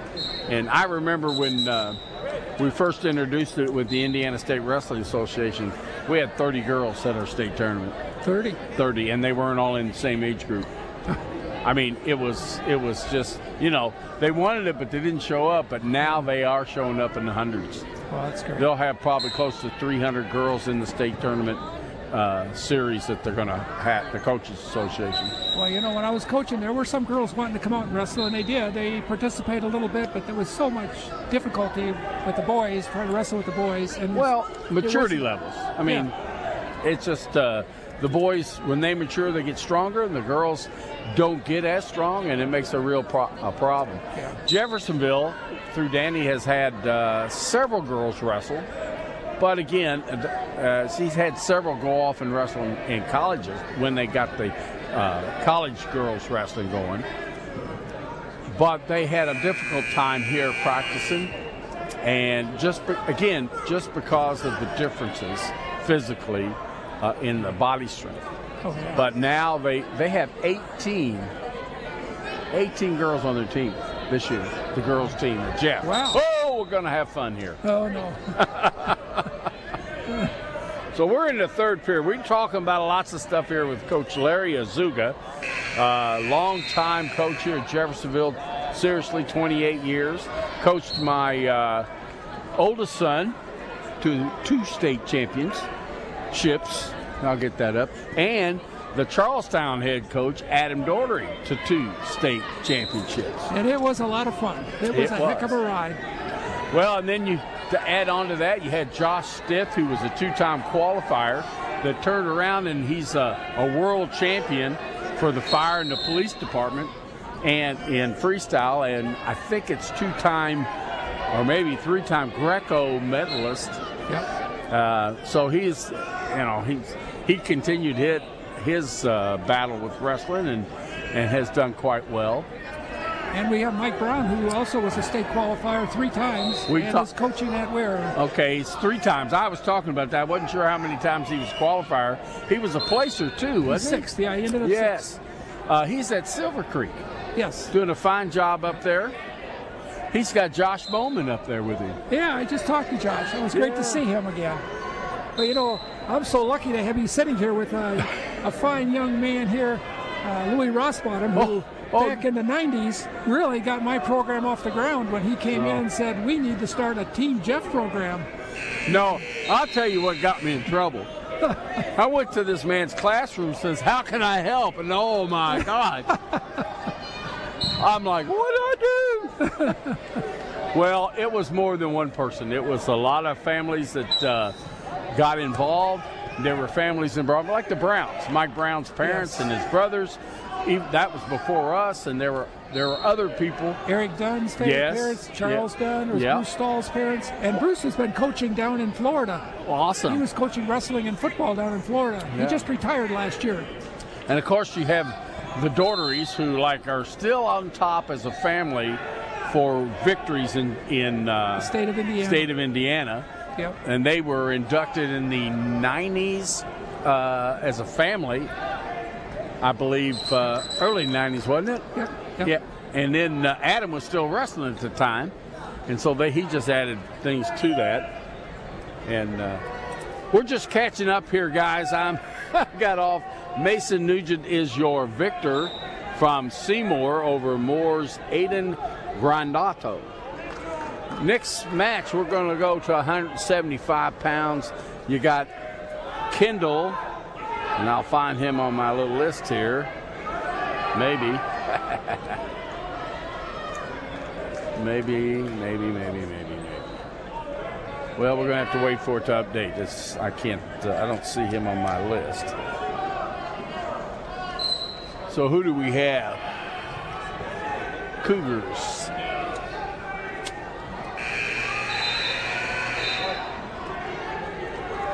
Well, that's a nice takedown to the back. It looks like a fall's coming here before we even get our names up on the board. There it is. North Harrison's Noah Kendall. He's on top there, and he's going to victor with a fall against Brody Urton, freshman from Borden. Borden, again, is one of our newest programs. They've been there for several years, but still a young program. And then you have Henryville. I don't know if you know this, but Henryville has a new program. Clarksville has a new program. Well, they've been a couple of years, but they're a new program. Wow. You got Rock Creek. Of course, Silver Creek's been in it a while, but that's still a young program. I think Mike might be their second head coach. Not sure. I thought he took it over at the beginning. Well, he may have. I'm trying to remember how that process went, but certainly he's been there, a driving force of making that better. Let's see, we got Diego Cabano from Fishers. He's got the red band. He has the white and the red singlet. Seth Goodman from New Albany. He's in the black singlet with the red striping. Seth is a junior, record 10-5. Diego is a junior, 2-7. Fishers and New Albany. So we are, but we've run a lot of good wrestlers through the Jeffersonville program. You had a big part of that. And, I'm thinking of Wes Cook, and, oh my gosh. Oh, who was the heavyweight guy? Well, there was a couple different ones. Well, I'll throw a name out there. Joe Hebner. Yes. Joe Hebner was a state qualifier. I think he finished 9th in the state. So we got no takedown with all that going on. We got really nothing. Mike Duval. That's who I'm thinking of. 3rd in the state. Yes. At heavyweight. Yeah. Just a lot of good wrestlers go through this program, and actually when Larry stepped away, Mike Brown stepped in for 2 or 3 years, and then Danny Struck came in, and Danny has done just a really, really good job of I'm going to say recruiting. He normally, and this is normal, and this is not something you see in every program, having 50 and 60 high school kids. Yeah. And, definitely done an outstanding job of recruiting kids and getting them in the program and getting more kids involved. And he's very active in the state, working with the association, trying to get wrestling improved around the state. Yep. He does a lot of training on the national level with USA Wrestling and for the National Coaches Association, and he's currently the current president for the State Coaches Association. Busy guy. Yeah. Busy guy. He's doing a tremendous job. And he's a board member for the Indiana State Wrestling Association, which he's been there for quite a long as the coaches director. So he's been very involved and done a great job here at Jeffersonville. Okay, first period 0-0. We go to the second period now. Diego is chosen the down position. Seth has got that bar, wrist. Let's go to the wrist.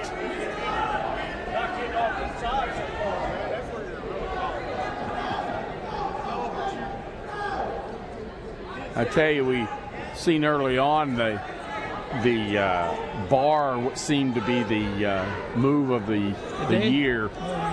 Yeah, it looked like everybody had to try it and do it. So looks like maybe they've learned to defend it a little better. Because early in the year, they were just flipping right over. Well, I've noticed that it just seems like wrestling has changed a little bit since I was coaching. And it seems like they're doing a little bit more of, fancy stuff, flipping around. And I don't know, it just seems like they're doing more balanced things. I think what we've seen here, there's a 2-point reversal. It should have been. Was that a takedown? I thought that was a reversal. No, takedown. It's 3-0. I need to pay attention. But anyway, well, I think what you've seen now is you're getting an influence of college wrestlers being high school coaches. And so you're seeing, I think, what we call the chain wrestling. Not one move, not 2, 3. I know you talked about that back when in the 90s when Robert was wrestling, my oldest son. But it's something that seems to be everywhere now. It's not a one-shot move deal. And I think you're seeing more of the scrambles and more of those multiple moves. Yeah, that's right. And I think the skill level on the top is high. It's always been high, but they do it differently. And you see those things. Move that I just seen here where I've seen 2 pins. And that Robert used in his first state championship, the championship match, and that's 3-quarter Nelson. And I remember sitting there, and I seen him try that, and I said, hey, you know what, you could do that on a guy like this, and he did it. And seen it today, but what they forget to do is drive with their leg. Yeah. They're trying to muscle it through instead of holding it and driving it forward. Yeah. And that's the secret to that move, but maybe it's just popping its head out. They got to figure that out. All right, a lot of talking going on here. Out of bounds. We've got 3-3 tied score. The scoreboard doesn't show that. It's showing 3-1 on the computer, but it's 3-3 on the scoreboard. Third period here. Yeah, he gets out. They did a nice job. 4-3 now. Tight match.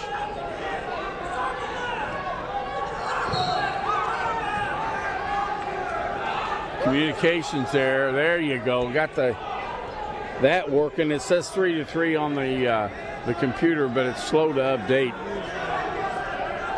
There certainly was another point there at the end.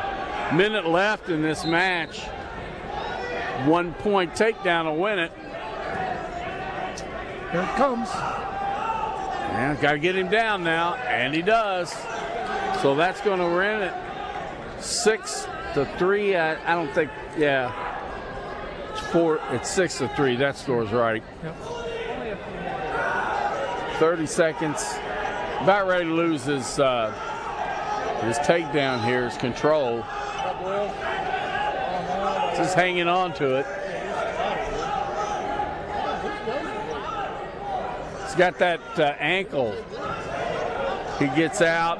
It's going to be an escape right there. You probably coached against the referee when he was at Floyd.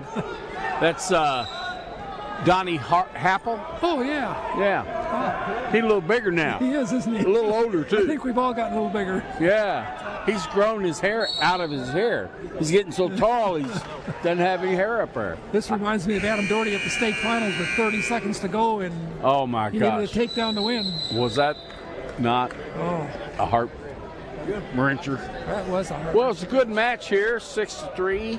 Really finished up there at the very end. Diego Cabano from Fishers, your victor. Nick will be at 190 pounds. 190 pounds. You got. Sometimes I'm a little blind, you know. Okay, most of the time. We got Jeff at 190 pounds. That's going to be Cody Shoemaker. He was on this mat earlier, first round. Shoemaker and Whitlow is his opponent from West Washington, Jackson Whitlow.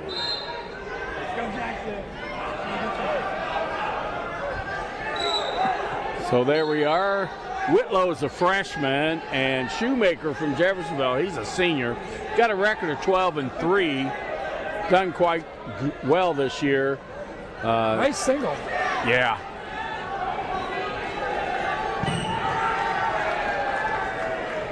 So we use a forward trip or a back trip, or how about we just let go of the leg? Need to work on his finishes. Yeah. Well, it's a nice shuck and spin behind. There you go. You still have it. He didn't lose control there. Yeah.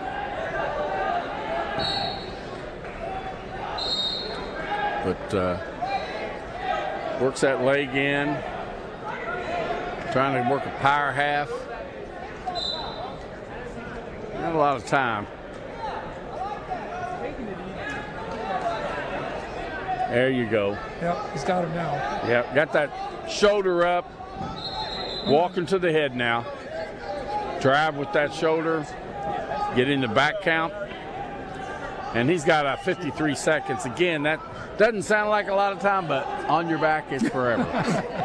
It's forever. Feels like it, yes. There's the fall for Cody Shoemaker. Jeffersonville at 190 pounds. We're going to jump into the 215-pound weight class. Sanders and Lambert. Sanders and Lambert. Don't talk about me bad. No, it ain't bad. Much. Oh, goodness gracious. Good time, head ball. Caden Lambert from Mooresville, sophomore, 16-3 record. His opponent from New Albany is Rico Sanders. Rico's a sophomore, and he only has today's record on there. Some of the teams didn't post their records into the system. So I don't think we have all the correct records. Pretty close, though, especially for some of the better ones. You know, in the seeding meeting, all that gets put in. Oh, yeah. Yeah, buddy. Sometimes they'll come to a CD meeting and want to just let their kid go anywhere because they know he's one of the best in there. Well, yes. We had I won't mention the team name. We had a team that didn't give any records, any comments about their kids, and their kids got seated. And then when they, in the middle, Thursday, I think it was, or Friday, really, they wanted to change the seats. They had some good kids, but they didn't communicate that seating meeting, and so they didn't come today. Oh, really? So how many teams are here today? We have, hang on a minute, I have that. We have 26 boys' schools represented, teams. Oh, wow. 3 different states, Indiana, Kentucky, and Missouri. One school from Missouri, Rolla. Oh. And then 354 male athletes. Wow. Yeah. Well, this 16-team tournament's a few more teams than that, but we have teams like Clarksville and like Henryville and Borden that have small participation there, 4 or 5 guys, so they don't fill a full squad. And then the girls, we have a 20 of those 26 teams have girls teams. And of that, you have the same 3 states, and you have 100, I think I said it's 114 girl wrestlers upstairs. That's outstanding. It is great. So we got Mooresville Pioneers on the floor there. Caden Lambert, sophomore. These guys are, 215? Yeah, they're just kind of battling on their feet. It's the football weight class. A lot of football players come out, and this is one of them. This one in 285, of course. Well, I've always believed that football does such wonders for the wrestlers and wrestling does such wonders for football players. Yes, it does. If you can control your own body, wrestling will teach you that, you can control the other body, whether they're wrestling or on the football You're field. trying to make a tackle or you're trying to drive somebody out of the hole. Yep. It's all about footwork. Yep. And, stance. Of course, I don't care what sport I don't care what sport. Every one of them has a stance that you have to master. Basketball, baseball, softball, wrestling, football. Absolutely. And I don't know a lot about swimming because I swim like a rock, but I'm sure they have one too. Controlling their body. Stalling on red called. We're done now with the first period. We got a stalling call. We're in the second period. Well, let's see here. Red will have choice. Red is New Albany's Rico Saunders. He's the one that got called for stalling. Mooresville, I think, he has to choose, and he chose top. No, down. I'm confused. But he's down. It's important sometimes, depending on how deep this goes in the overtime, to be the first to score. Because in the last overtime, the ultimate overtime period, if you're the first scorer, you get to choose what position you want to be in. And that's an overtime where somebody's down, somebody's up. If I'm up, all I have to do is hold you down. If you're down, all you have to do is get a point. Escape, reversal, it's over. So it's important to choose your position. Yeah. So you're saying the rule has changed now to the point where the guy that scores first in the original match gets to choose in the overtime? Well, in the ultimate, you have a 1 minute sudden death after the match. Then you have two, the name escapes me here, tiebreakers, 30 seconds each, and each wrestler, unless they get pinned in the first 30 seconds, gets an opportunity regardless of score. So one guy can score and they go ahead and wrestle the second one. If the score is still tied, then the ultimate tiebreaker, they're down, but the guy who scored first gets to choose position. We don't want to make it complicated. I noticed a lot of rules have changed since the 90s. Oh, my goodness, yes. Well, the out-of-bounds rules. I know. They can get pinned now out of bounds. Yes, they can. As long as the... other wrestlers inbounds. Yes. Do you remember at the state finals, or not the state finals, but the regional, when we were wrestling Notre Dame? Nice. Oh. That's going to be a fall, yeah. The old headlock came in handy. Yeah. Well, if you don't lead with that, Adam was perfect with it, actually. And they all worried about Adam's headlock, but Adam didn't. He'd do more shooting than anything. Yeah. But what would happen is what happened in the Bloomington match. The other kid just walked in, heads up. It's like, here, hit me with a headlock. That's boom. And actually, Adam had various setups for his headlocks. He would set people up for it. Well, that's with every match or with every opponent. You can't do your move unless you put your opponent out of position. Exactly. Call him the setup. Okay, I'm still waiting what's going on here. We got Bloomington South on the mat. And I believe that's Gibson Southern, his opponent. Yeah. No, Rolla. Excuse me. Rolla's in the sort of red singlet. Crimson, maybe. Okay, Wyatt McKenna, Rolla. He's in the red. And Oliver, he told me how to say his name. Now I have to remember. Okay, Wyatt gets that takedown. Oliver's the one in the first 7 seconds headlock. Hit the kid, boom, bang. It was over. And I was talking to Mike Runyon. I said something about it. He says, yeah, I told him we didn't really want to work that. We don't want to work the headlock. and Oliver says to him, well, he just walked into it, Coach. And I said, yeah, that's the truth. He just come in there.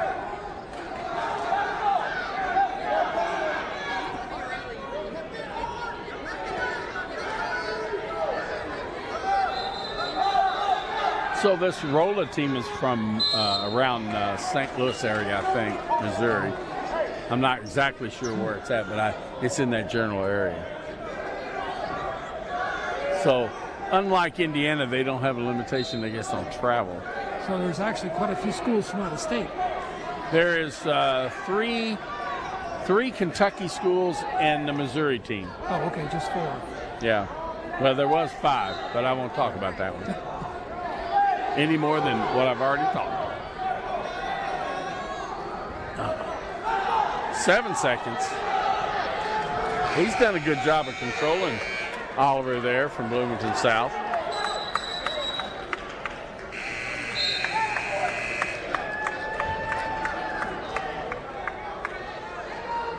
So this is still the championship round on all mats.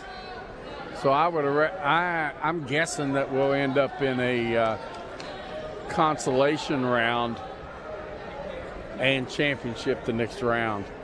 So this is the end of the championship round here? Well, is that the finals next? Or no. Oh. This is only the second round. Second round. Yeah, of a 32-man bracket. A lot of forfeits in that first bracket, first round. Which really are just piggy. And I've noticed the wrestling has picked up a little bit in this round. Oh, yeah.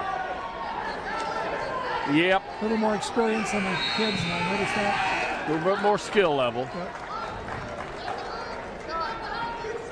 I'm not real sure what he's...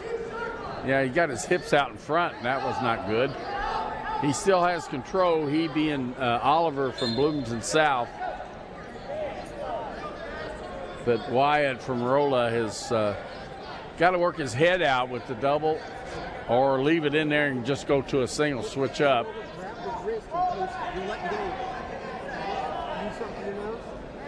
So he's getting bundled up there.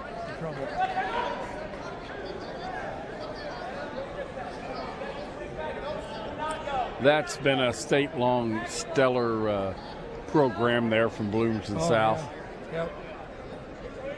I think about the time, what'd you come in, 78 or 79? 77, 78 was the first year I was here. Okay.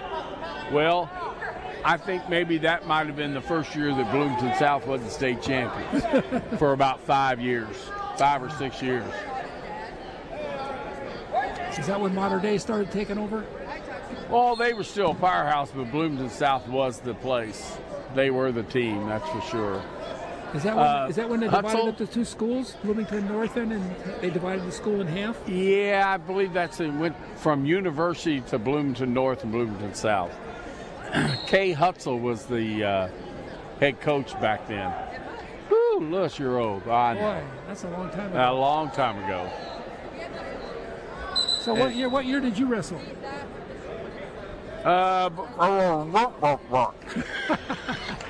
I graduated in 74. I wrestled for 3 years. I got injured with football injury between my senior and actually it was in my junior year in football. So I didn't get to wrestle my senior year.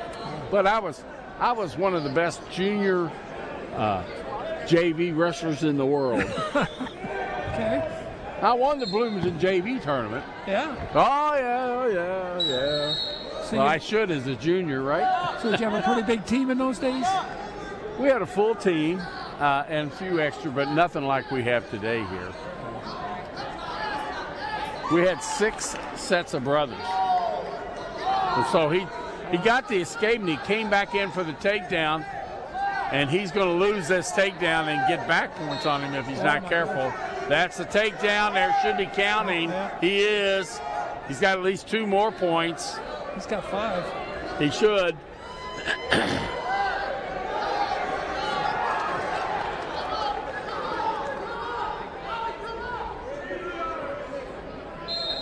There's a 3. The computer score is not showing the same.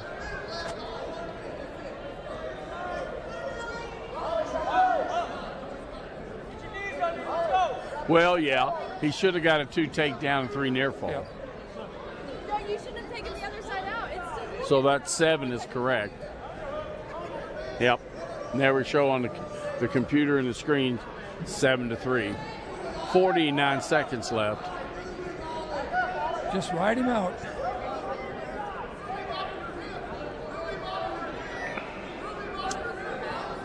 Sometimes you can tell when a wrestler's stopped, his head starts hanging. Yeah.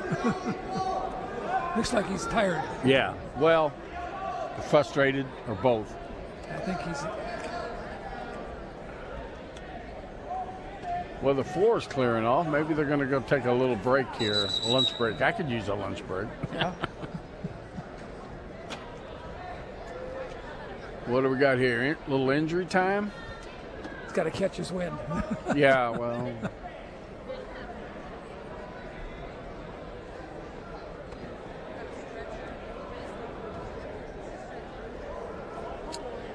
So our expert trainer is stepping on. Well, Larry, I'm glad you stopped by, buddy. I'll be back. Well, I'll probably be here rooted to the seat. I bet you. I got to go pick up my wife, so I told her I pick her up. I won't, that didn't go over the air, so we won't tell anybody. You take care, Larry. I'll be back. All right. That was longtime Jeff coach, 28 years here, Larry Azuga. Again, he coached a couple of young men. One of them my son, one of them Adam Daugherty from the Charlestown. Whoa, that's catched up. I think we might be tied here. 6-7. That's what's on the scoreboard. So I'm going to believe that is correct. That'd be Wyatt Wenke from Rolla. We got 2 285 matches to go yet. It looks like we're going to be about the only mat here. Can't believe they don't move one of them. They might before it's over with. 285, we got Craig and Holskenet. At 285, Craig and Holskenet. Let's see who's who in the zoo here.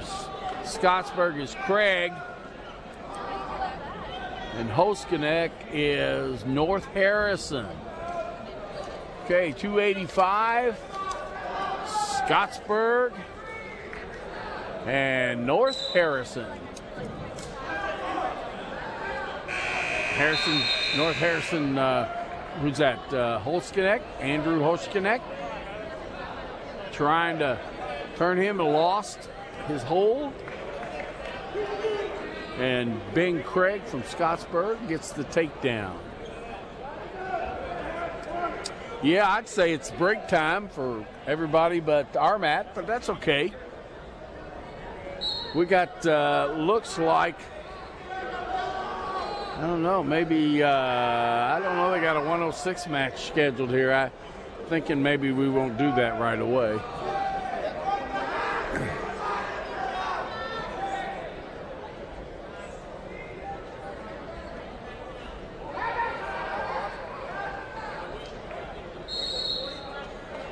So if we don't have enough wrestling here at Jeffersonville,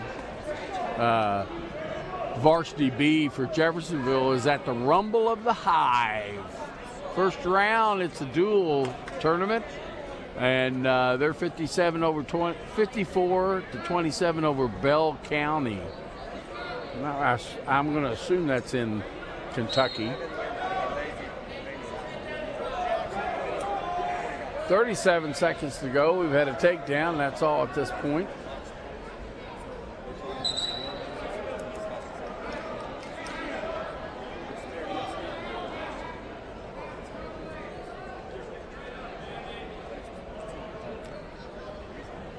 Okay, our next 285 match will be James Keller from Fishers against Blake Ulm from Gibson Southern. That'll be after this one finishes up. And then, excuse me, then we'll get done with all that. Trying a cradle at this size is difficult.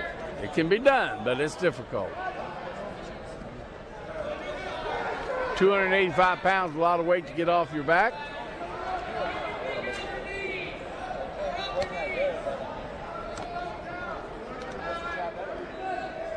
He does get the cradle. He's getting back points. Lost his grip, back up, turned over. It's a 2 near fall, I believe. Time's up.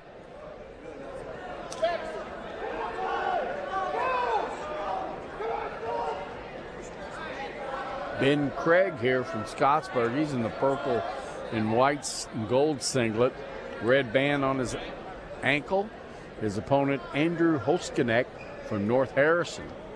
He's in the blue and white singlet. Green ankle band. Second period.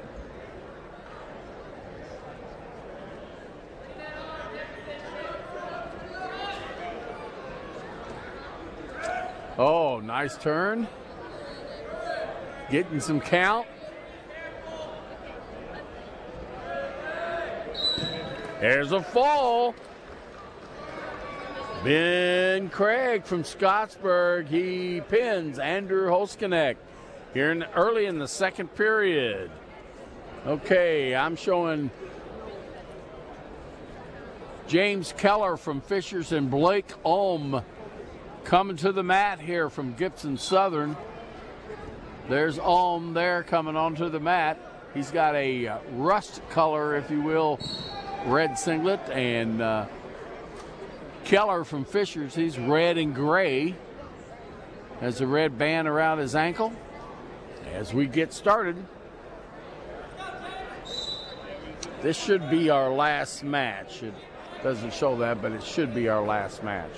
Then we'll break for a little bit and come back for the next round.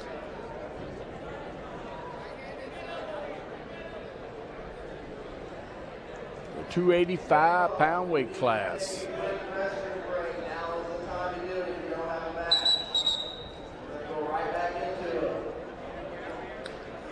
So they telling the coaches and wrestlers to go get your break. We're going to go back into it. We're going to take a little break before we go back into it. And after this match, or the match is assigned to us, we're showing 106. Whoa, nice double leg out of bounds. Does he get it? No, he finished up out of bounds. It looked good. So coach is asking a question. He's got to finish in bounds. So he didn't really cover him until he was out of bounds. So that was a good call by our official. Donnie Happel.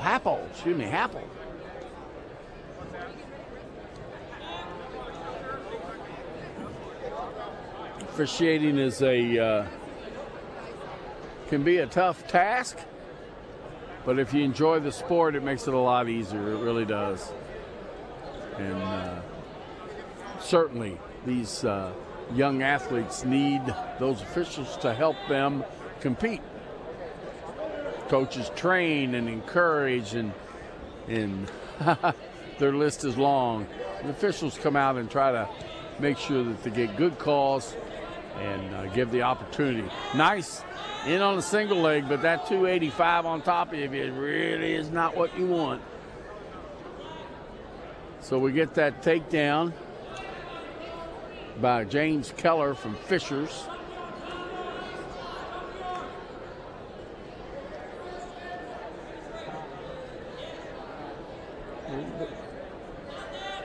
Reaching under, trying to get some wrist control. Just keep applying the weight. Now he's up. He's got 2 underhooks, but he's going to lose it. So there's oh man, that's not when you want to lose that takedown there. Give that escape. Green is going to have a choice. That's Gibson Southern. Now he defers, goes to Fishers, James Keller, and James is going to choose down. Yeah, you don't really, if you got 1 second, you want to really do all you can to hang on, but sometimes it happens. Immediately gets up to 1. Could get a reversal here. Nice cross face. Go behind. That's a reversal. That's 2. That's a reversal. Yes, sir. That was a reversal.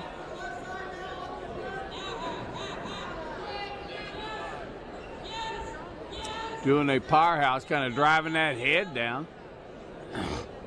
Needs to get his arm underneath there and pull that up. Really can't drive with his elbow, but he can with his forearm.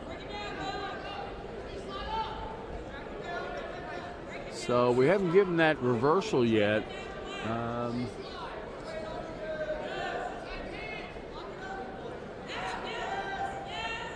There he gets that arm, that half Nelson in there, tried to elevate, had the shoulder up, but couldn't get him rolled over, lost his control there.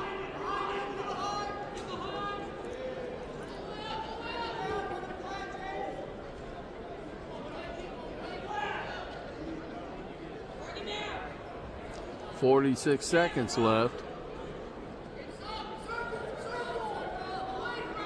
He got right down to the last second where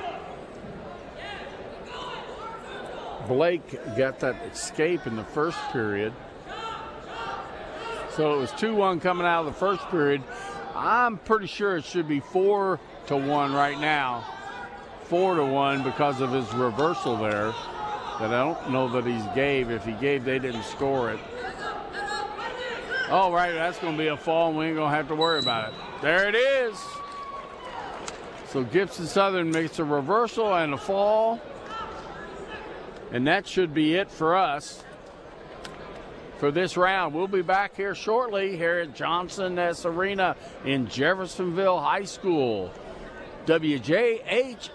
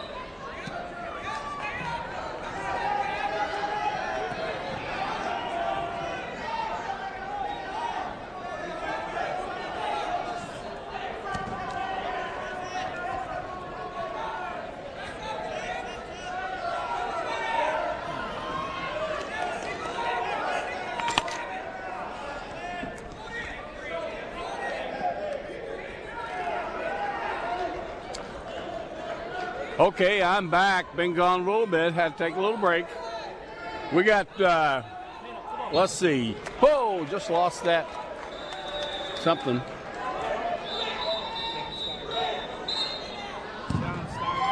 From Jeffersonville, we got John Stivers and Caleb Wise, a freshman from Moore High School in Louisville, Kentucky. We're at 3-4. Second period. Looks like, a minute 20 left. John hops right to his feet. He's taken right back down to the mat. Up again. Not one to stay down. Constantly moving, doing a good job.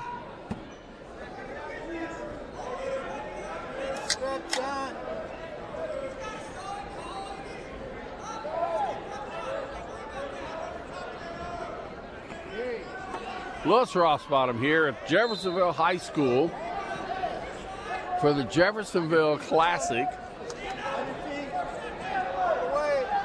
This is round 3, really, I guess, but really round 2.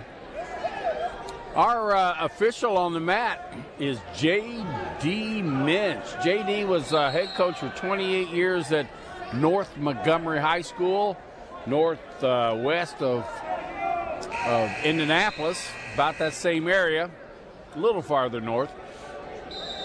And when he got done with that, of course, he refereed for a while anyway in the freestyle and the Greco divisions, but he stepped into high school, officiated after he retired from coaching, and he's already made it all the way to the state championship. He's pulled off one of those. So very, very good official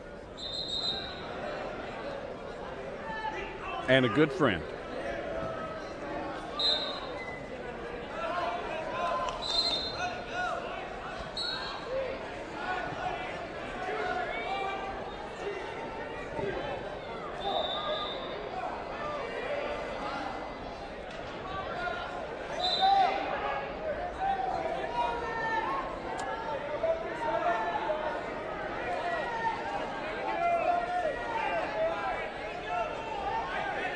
Third period.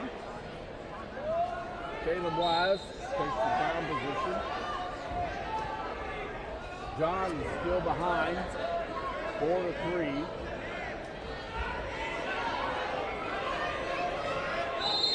Got that bar. There he goes. He gets that turn. He's going to get back points out of that, maybe. I don't know if he got the second swing. Yes, he did. But he loses it with the reverse. So he got his back points, but lost it in the reverse. It's still 6-5, 1 point difference between Stivers and Wise. They're going to be out of bounds there.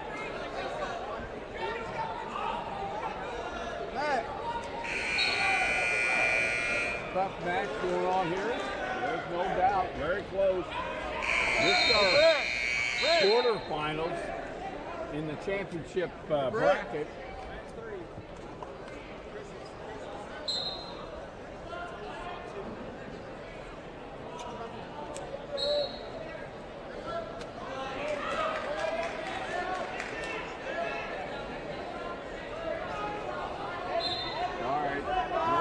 Him off. I guess he's giving him a warning. I guess he's giving him a warning. I didn't really see his motion. Kind of an improper starting position. Top wrestler is required to put his hand on the belly button area of the stomach, and the other one goes on the elbow. So we're coming down to it. We're less than a minute, and Stivers is still down by 1 point. Getting set up for a turn here. Hip up, hip up, hip up. Under 40 seconds.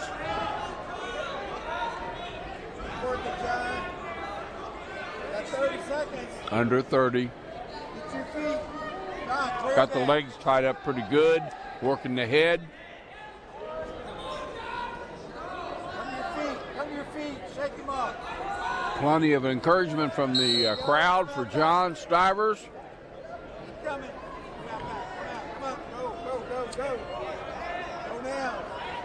7 seconds. Afraid that's going to be about it. Looks like Caleb's done a good job of riding him, holding him down. There's the end of the third period. Score is 6-5. Your victor is Caleb Wise from Moore High School in Kentucky. Next up will be 126-pound Murray and Springer. Murray and Springer at 126-pounders. Moving a little quicker through the weight class as we have eliminated some teams. We got Oldham County, I think. Yeah, Arson Springer from Oldham County in the solid blue and white belted singlet. His opponent, I think that's, Silver Creek. And that is Hunter Murray. Hunter Murray, freshman, 13-8. His opponent, Arson Springer from Oldham County, a sophomore, 6-2.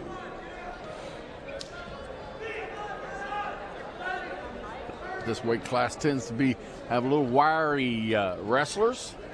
What we see, nice job in there on that ankle. And trying to finish that single leg. He's in there and he has that 2-point takedown.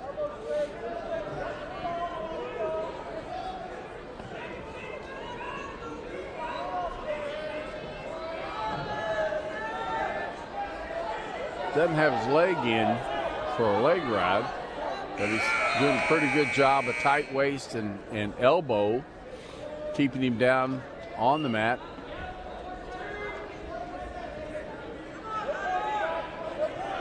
His hips are back on his opponent's hips there.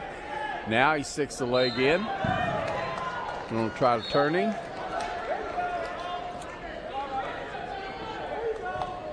Now he locks the other leg. And try to turk him here. I don't think that's going to be successful.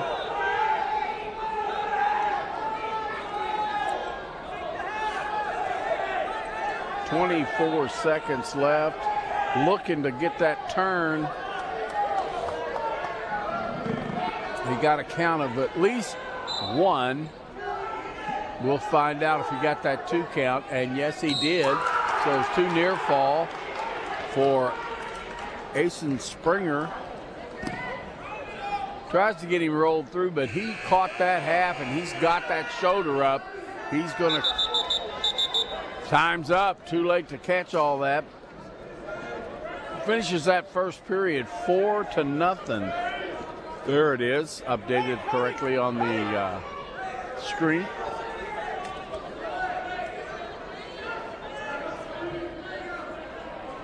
So green deferred, red took down.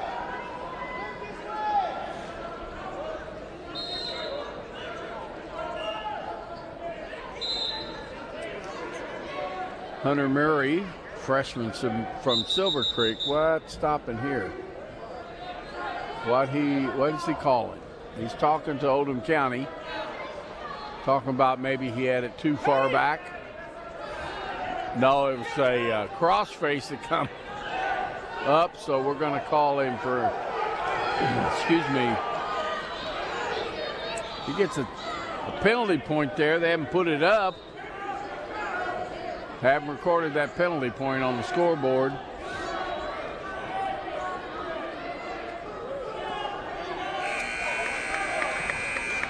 So I'm not real sure what took place. He got him trapped up in there looking for that fall with that cradle. He goes back and hooks the leg. Now he's got, well, not quite yet.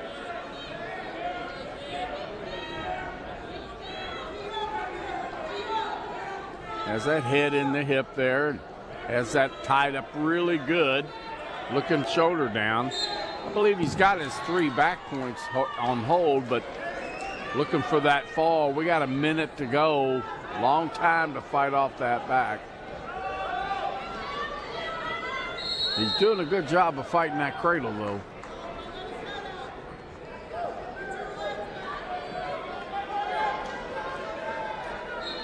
Hunter is kind of got his shoulder underneath the other shoulder. Oh, there's the fall. He got the scapula down. Hunter Murray is your victor at 126.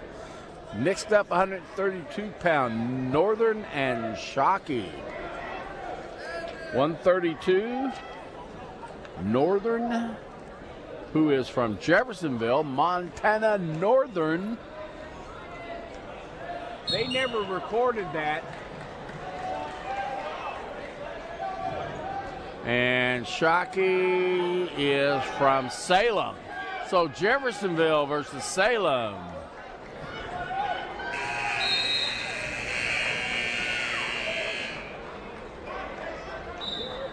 Oh, he gets in there right off the bat for that ankle pick and gets that takedown right off the bat. Well executed. Has that leg in, has it locked. Harley Shockley from Salem. He's a senior, 11-3. Montana Northern, a junior, 11-10. Doing a good job with that leg in, riding.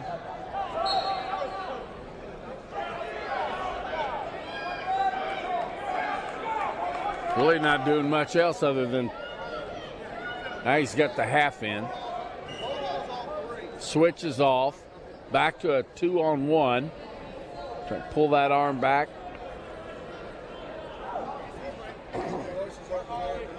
Excuse me.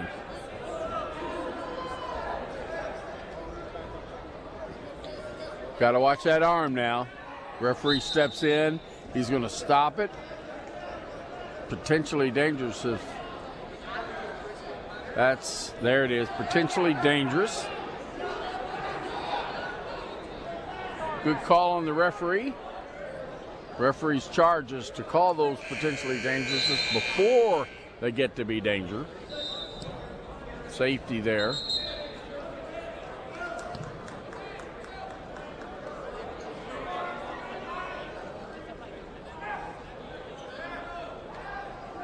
Again, doing a good job of leg riding. Looking to pull that arm back for the guillotine. He's got to get there. He's got his arm around the head. In the guillotine position, you can lock your hands around that neck now, but he's lost that around the head. He's got some back count, I believe. Tough move there to be the recipient of, I should say. Certainly has a 3 count now. 30 seconds. No, I'm sorry. It was time's up. That was only 3 seconds. There's the 3 near fall. So it should make it 5-0 for Harley Shockey from Salem.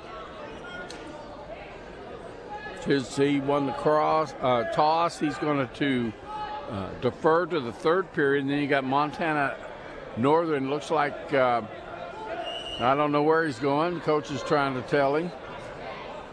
Where are you going? Neutral looks like.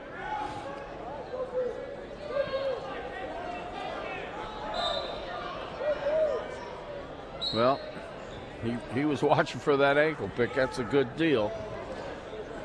Excuse me. He shoots in, gets it again. Deep, solid shot, solid takedown. So that's going to bring him up to 7.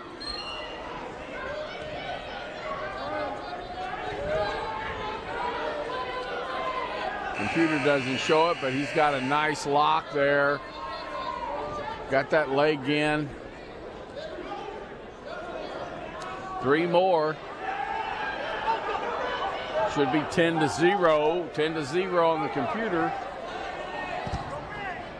Out of bounds. No score there. There it is. Out of bounds.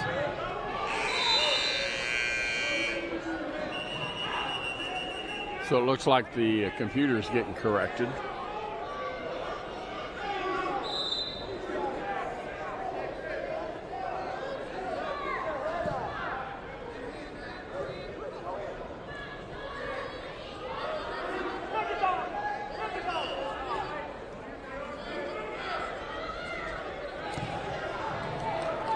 Working him over pretty good here, 10-0 for Harley's jockey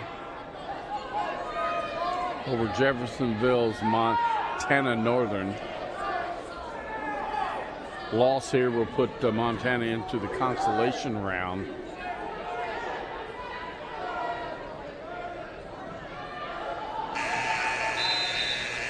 "29 seconds.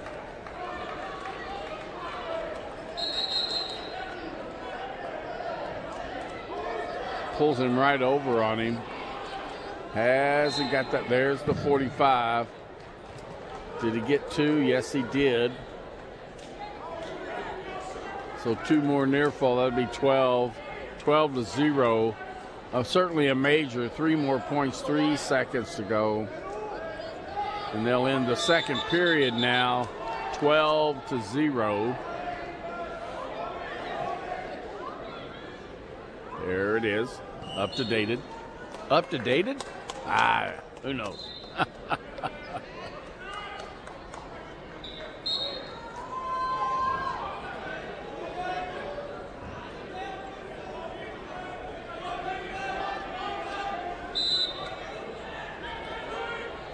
Starting the third period, got Montana in the down position.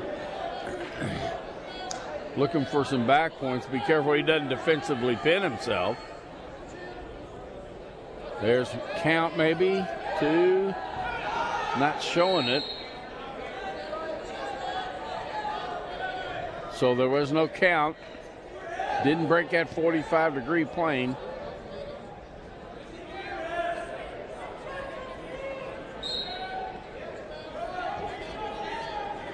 Well, Montana's trying to shake him off.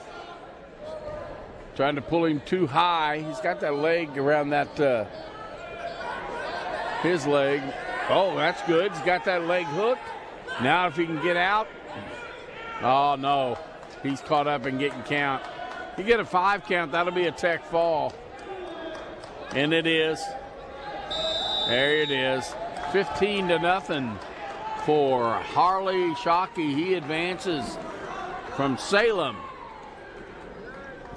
Next match, we'll go to 144 pounds. Tullis and Lacefield. Tullis, he's from Charlestown. Austin Tullis, he'll be out here. He's going to be, Lacefield. Eli Lacefield from Male High School in Kentucky, Louisville, Kentucky.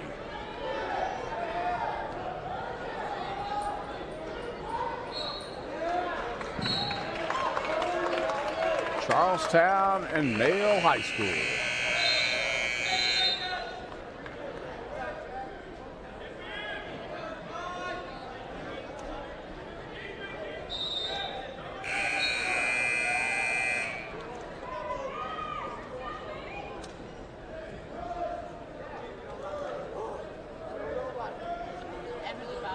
Ear to ear, just doing hand and wrist control there. Trying to establish something. Popping that head down.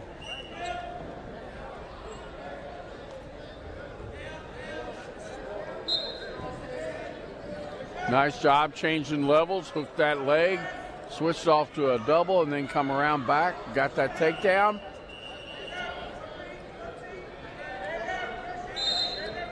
Nice job. He pushed that wrist away. Austin Tullis did. Pushed that wrist away, stood up and turned around, got that escapes. 2-1 now. 1 minute to go.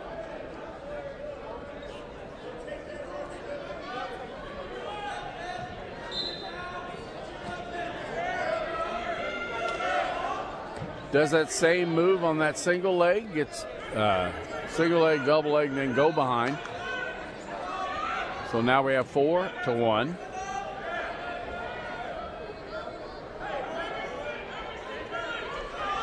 38 seconds left.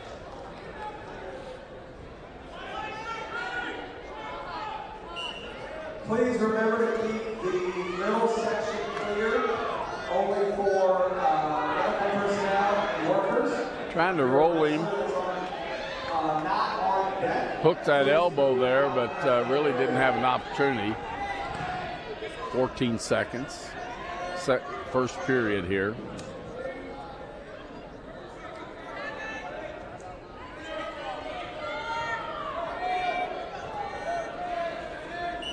And there's time. First period's over. We got a score of 4-1.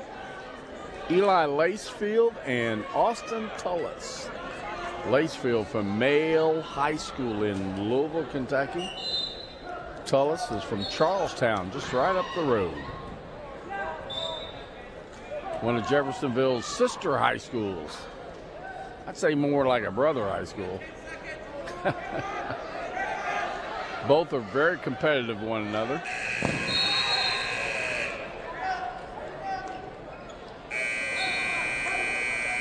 Another shot, goes for a double leg and scores that. That is his move. He's able to get that movement out of his opponent and change levels and get in there deep with penetration. Doing a good job with that. Has the bar, has the half. Austin peeled that half off. Trying to lock up a cradle there, right on the out of bounds, unable to do so. Wrist control and hand control, they're out of bounds.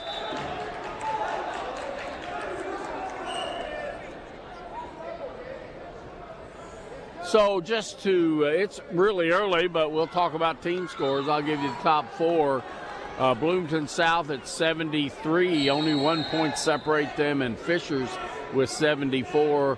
New Albany is at 82.5, and your leader right now, early on, Oldham County, Kentucky's with 94 points.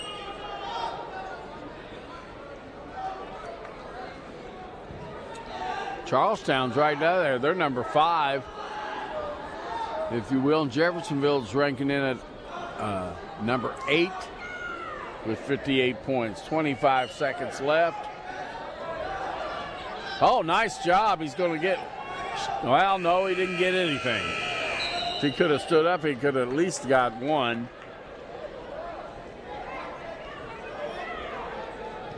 But Eli comes back around. Time's up now. All right, we go to the third period, 6-1. Eli Lacefield, junior from Male High School in Louisville, Kentucky, leads. Austin Tullis from Charlestown, a senior.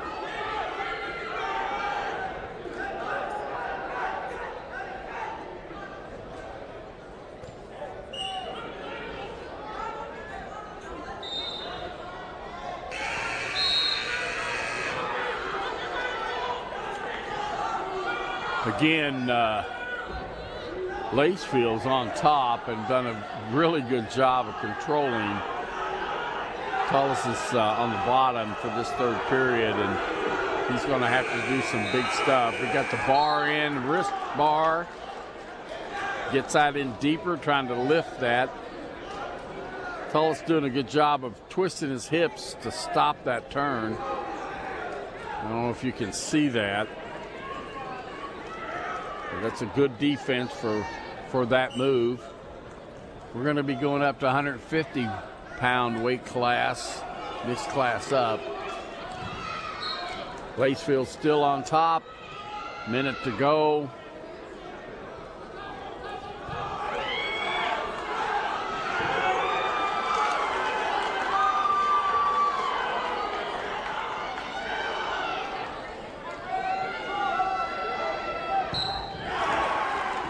Next match is going to be between Jennings County and Silver Creek at 150 pounds. That'll be the next match. Then we have 157, Holbrook and Lynn. Report to McAfee. This is the second time you have been called.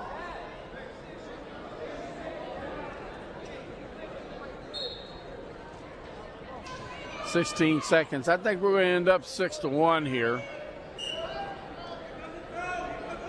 9 seconds.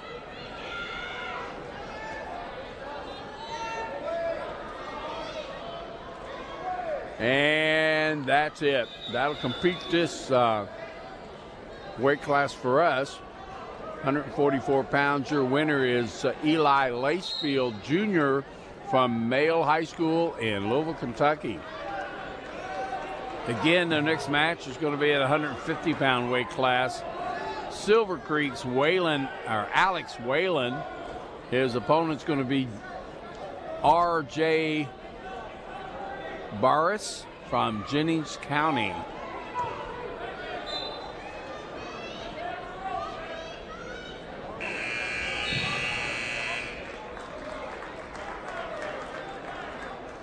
Well, looks like we're waiting on one of the wrestlers. Silver Creek.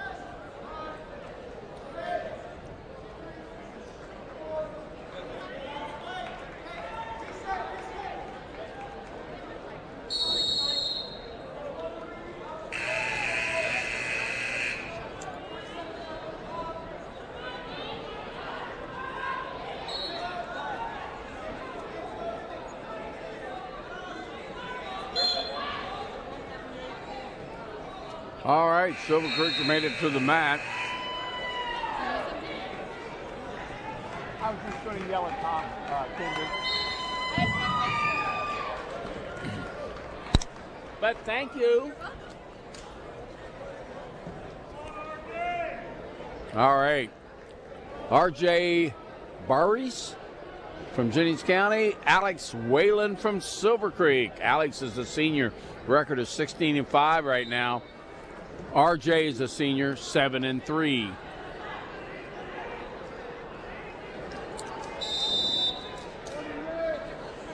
Okay, Red gets a warning. Jennings County gets a warning. No, excuse me, not Jennings County, but Silver Creek gets a warning for backing out of the map. Jennings County pops his head down and then spins behind, gets that takedown. Has a 2-on-1 underneath there, trying to bring him down to the mat. Uses his knee, but that fails. Takes him down the other way. Working a half, pulls that arm up across the back. Stretching it out across his back, lifting that shoulder up.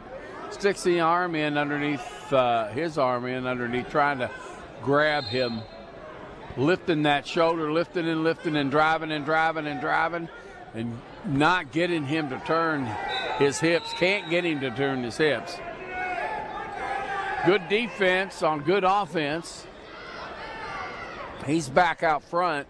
If he can stand up, he can get to him an escape point. We got a little less than a minute left. RJ gets behind, gets it turned, getting count. He stopped counting, so I'm going to say he got this 5. Now he's going to be looking for the fall. He's got 38 seconds to go. He's got relatively plenty of time. 30 seconds now. Working hard for that pin.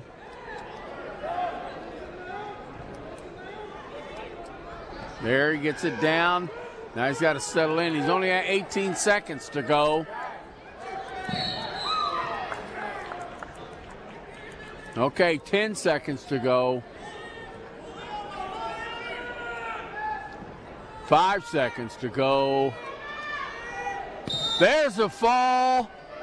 Fall at about 2 seconds. Boy, that's cutting it close, isn't it? Sure is. So our winner, R.J. Barbaros, senior from Jennings County, wins by fall in the last seconds of that first period. Okay, our next match, it disappeared on me, so I'm not sure where our next match is. Looks like Scottsburg's out there. And Mooresville. Did I get you anything? Langdon Holbrook from Scottsburg. He's in the green ankle band, purple singlet. He's a senior, 16-3 right now. Steele Lynn from Mooresville, 15-2, and it doesn't have his class on there. That information must have been left off.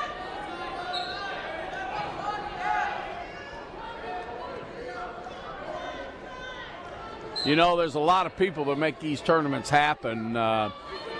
Obviously, the coaches, the referees have a big part of it, but the parents have a tremendous amount of background work that they do. They organize and run the hospitality room for the coaches and their wrestlers. They man the tables, scoring, and there's just a lot. Coach Freeman, he takes about 5 million pictures at every meet, but that's okay. He only posts half of those, but we love it. It goes out to everybody, and it's awesome. And then you have, nice ankle pick by Steele Lynn from Mooresville, but he didn't get the takedown. Oh, my goodness. A little bit going Langdon. Well, I take that back. He did get the takedown. I was looking at the score. It's not right, but it's 3-2 now. There was a takedown, an escape, a takedown. So I'm not sure what they're doing there. It says 3-3 on the scoreboard. There it is. Now we all agree. Time lapse. Computer's a little slower getting the data. So there's the end of the first period. Tied up 3-3.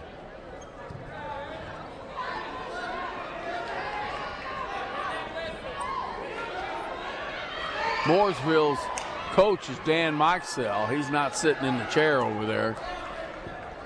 Great coach. Been coach for years. Helped coach my oldest son and my youngest son, I think, at the Freestyle Nationals in Fargo, North Dakota. Both are members of Team Indiana Wrestling. And both are very outstanding in what they did in their wrestling, their education, their family lives. Okay, I'm talking about my kids. Cut it out. That's all right. My daughter's running the tournament here today, the computer portion of it. And doing a fantastic job of that. So here we go, starting that second period now. Scottsburg's Landon Holbrook is down. Let's see if Steele can hold him. Doesn't look like he can. He spins around, he gets that leg. Steele is still in control right now, but barely. Holbrook has that leg tucked in. Needs to get around the hips, or now he switches off to a double leg and then back to a single leg, the opposite leg. He stands up, he gets that escape now. It's going to be 4-3. 4-3 for Langdon Holbrook.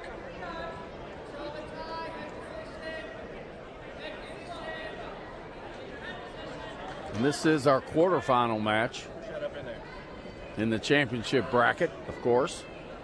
We're going to pop over to 175-pound weight class here in the next match. There's Mike Sell sitting in the chair now. He was over coaching another one of his athletes. All right, and we're going to have from North Harrison, Kendall at 175. And from Fishers, Diego Carbrano. That's our next match coming up after this one. Not near over. 4-3. 4-3. here in the second period.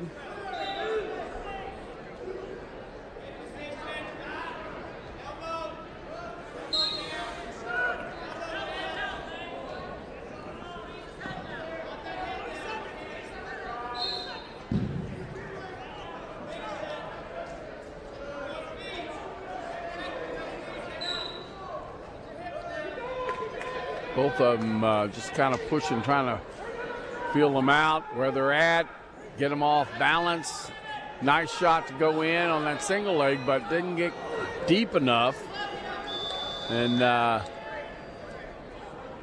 Landon was able to force those hips down and away. So now we're in the third period. Steele Lynn has got to have choice from Mooresville. He's getting ready to get set. Oh, he's set now. Maybe. I don't know. Langdon gets down. Now the question, can he hold him? And the answer is no. Gets up, gets that escape. Now it's going to be 4-4. Tied score in the third period. Takedown to win it here. No score will push us into overtime. The first overtime period, there are 3 overtime periods. The first one is sudden death. The first point scored wins. The second section of overtime is 2 30-second tiebreakers. Each wrestler will have 30 seconds unless he gets pinned. We'll have 30 seconds to score. Regardless of the score at the end of 2 30-second of the first 30-second period, you go to the second, regardless. If they're tied at the end of the second tiebreaker, they go into the ultimate tiebreaker, and that's the last 30 seconds. So it's all mapped out. It's not easy to get through it all. So you want to win in regulation time. Yeah, that's right. All right, where are we at? 40 seconds now to go. Still tied. Nobody's willing to really commit something here because, well, sometimes defense does win. He does. He gets that ankle. He gets that other leg. Still hadn't got the takedown. Oh, my goodness, that's not a takedown. No, sir. Out of bounds. When you get behind a wrestler from neutral position, you got to take him down to the mat to score that takedown. Now, you can get a reversal if you're down and you get up and you get behind the wrestler, but that's a different scenario. From the neutral position, you must take your opponent down. So we're down under 5 seconds now. We're going to go into overtime, which will be nothing, out of bounds. Everybody's out of bounds. Not even shoelaces are in bounds. So we got 1 minute. 1 minute. Clock's being set, 4-4. First point wins.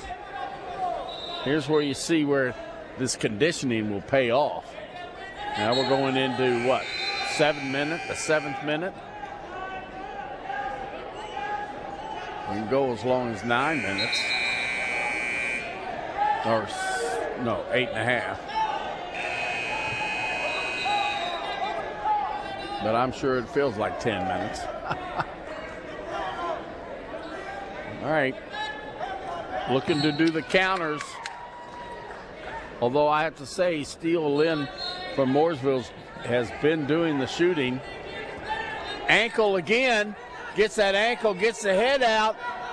Nothing yet. Takedown now. Woo! It's over. Awesome. Great match between Langdon Holbrook from Scottsburg to the victor, Steele Lynn from Mooresville. Overtime. 6-4. Okay, we go into 175 pounds. We got Noah Kendall from North Harrison. His opponent will be Diego Cabano from Fishers.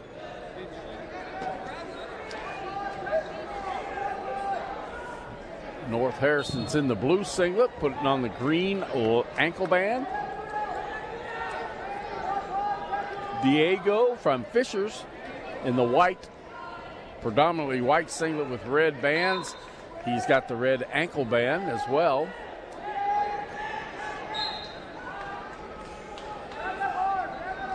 Cameron Diep is the head coach for Fishers. And North Harrison's coach is Dusty Rhodes. Could be a John Denver song, huh? Sorry, Dusty. Nice shot, pulls in that single leg. Has it at the, well, he's lost it.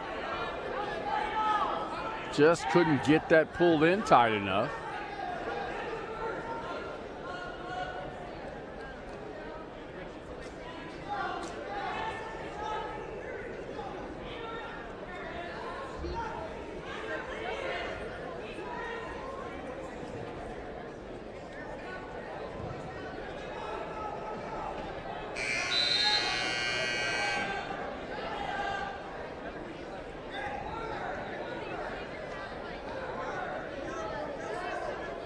All looking for a headlock.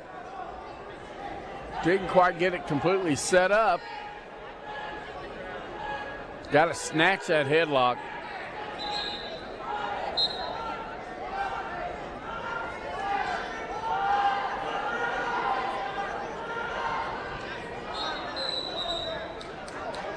WJHI 98.5 FM, the Red Devil Network. Need to thank Tim Dench for all the work and his crew. Okay, not quite. There's the takedown. 8 seconds to go. They go out of bounds on their feet, but not separated. 6 seconds, 6.6 seconds to go. Diego from Fishers has got that takedown at the last second. And he's going to finish on top, it looks like. And there's the time. So we go to second period. Referee will flip the coin. Green will have choice. Green is deferring. Green is Noah Kendall. North Harrison. Diego will have choice, and he's going to choose down. The advantage of down versus top is that you really, other than being pinning and back points, that's the only score you can do on top. Not a bad way to score, though. On the bottom, you can get an escape or reversal. Escape and a takedown. There's sometimes more possibilities there for a, no escape, because Noah still had his leg, so that constitutes control.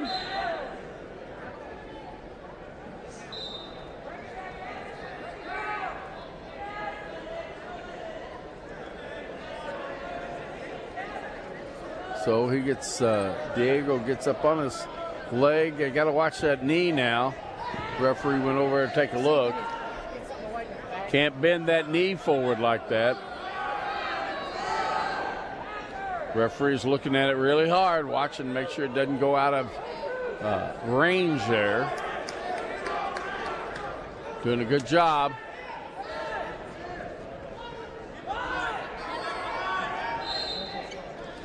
So now he breaks away, gets that escape.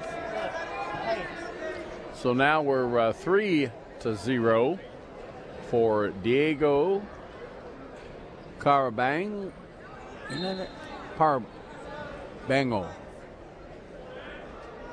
from Fishers. I apologize for incorrectly pronouncing names. Sometimes I do a really bad job. I got Smith down. That's about it, I guess.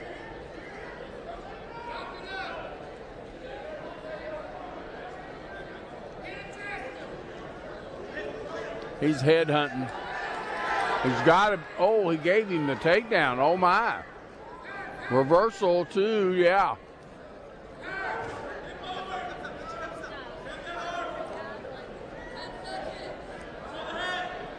So one kind of countermand the other. 5-2.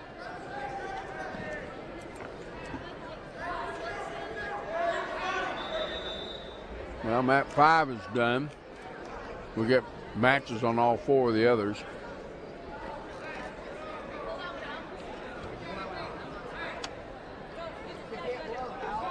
Our next match will be at 190 pounds.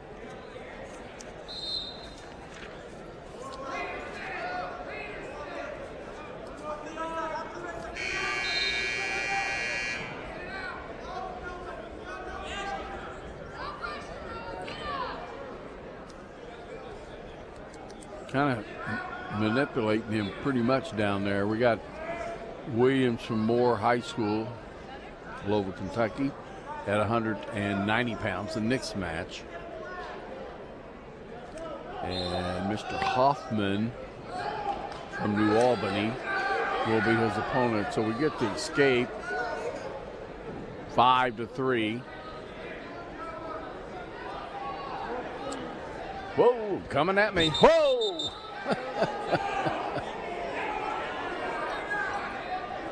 That was fun.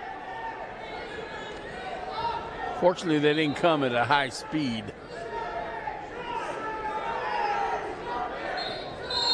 Again, trying that headlock thing.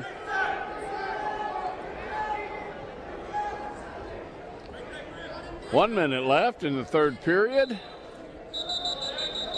Out of bounds, back to the center.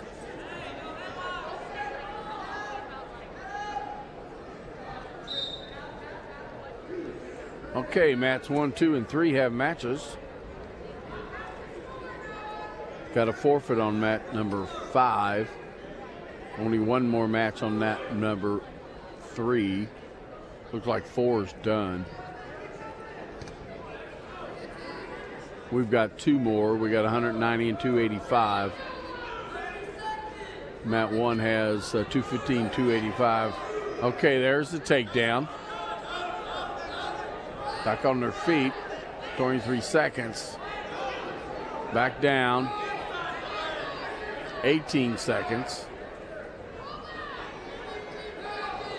That's probably not a good idea. Reaching back is never a good idea. Normally.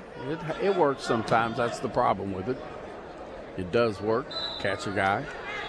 Okay, there's the end. 7-3. Diego Carabango from Fishers. And again, Diego, I am sorry. He is your victor, 7-3. Again, our next one. Whoa, my gosh, that Larry Azuka guy. We had him thrown out. He snuck back in. So how long has this been up? What? Can they hear you? Yeah, that's why I put it up here. What? You're on radio? TV, radio. TV? We're on TV and radio. Huh? School's TV? Cable 184, I think it is. Oh my God, yeah, 184. When do they broadcast it? Right now. Oh, I see. Okay, we're up here. We have Colin Williams from Moore High School in Kentucky, Louisville, Kentucky, a junior. Record 10-0. His opponent is James Hoffman, junior, 9-5 from New Albany. Williams is in the blue. Oh, nice. Nice little throw, but yet hasn't got the takedown. The referee just gave him the takedown. Getting back points now. That's a long time to spin in a headlock. Minute 26. He's fighting that off pretty good, reaching around the body like that and hooking that leg like that. He needs, yeah, there you go. He needs to get his hips out and his legs away. Just keep up the pressure.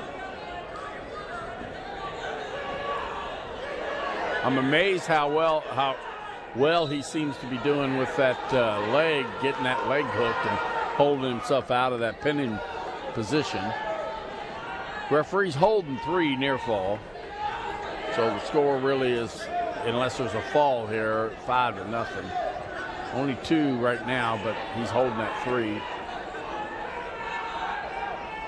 30 seconds. done almost a full minute here. Oh, he let go of that headlock, so he's out. So there's the 3 near fall. He's going to get a, does he get one here? Yep, there it is.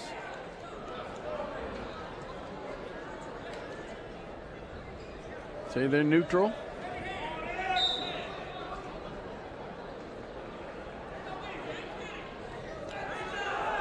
Nice attack, body attack. There's our football player tackling the runner. Gets the takedown. It's 5-3. Gets a little closer. Second period. No. Yeah, second period. No, third period. I'm totally wrong. They got the score on the computer all wrong. You're on there, buddy. Here. How do I shut it off? I can turn it off there. You're off there now. Okay. When you're on, you want to go on, turn that on. I don't want to be on so I can talk. But I talk when you Well, just a little bit. So here we go. Third period.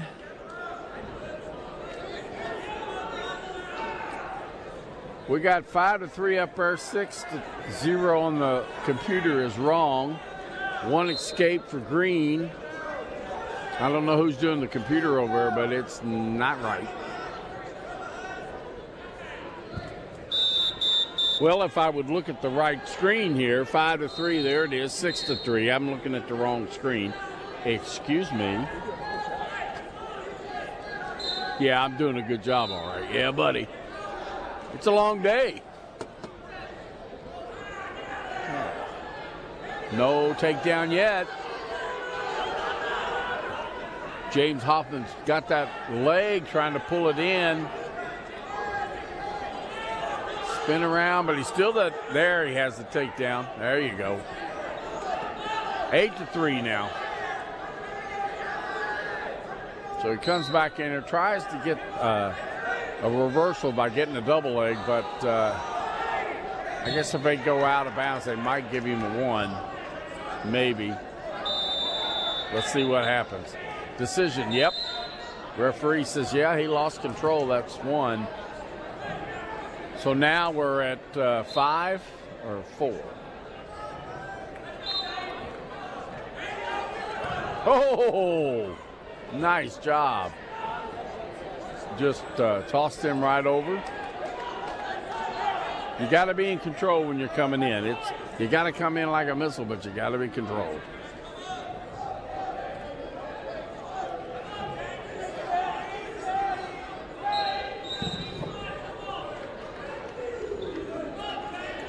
So we're down under 30 seconds, 10-4. He gets a reversal. That was kind of sloppy, actually. It's like like Collins just let him go. 10 seconds, it's 10-6.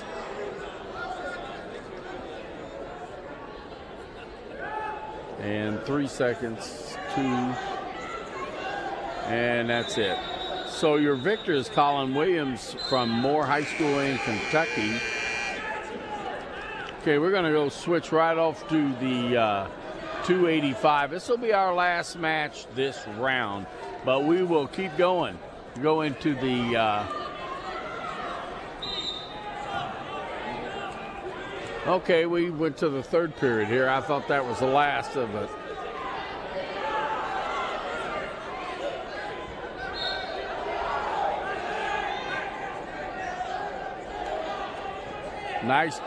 Nice shot, just didn't finish it. Oh, got tossed there. So that escape is wiped out by Collins' takedown, and now his headlock and getting back points. I'm sure he got him. He obviously not getting them now, but goes out of bounds. We got 3 near fall.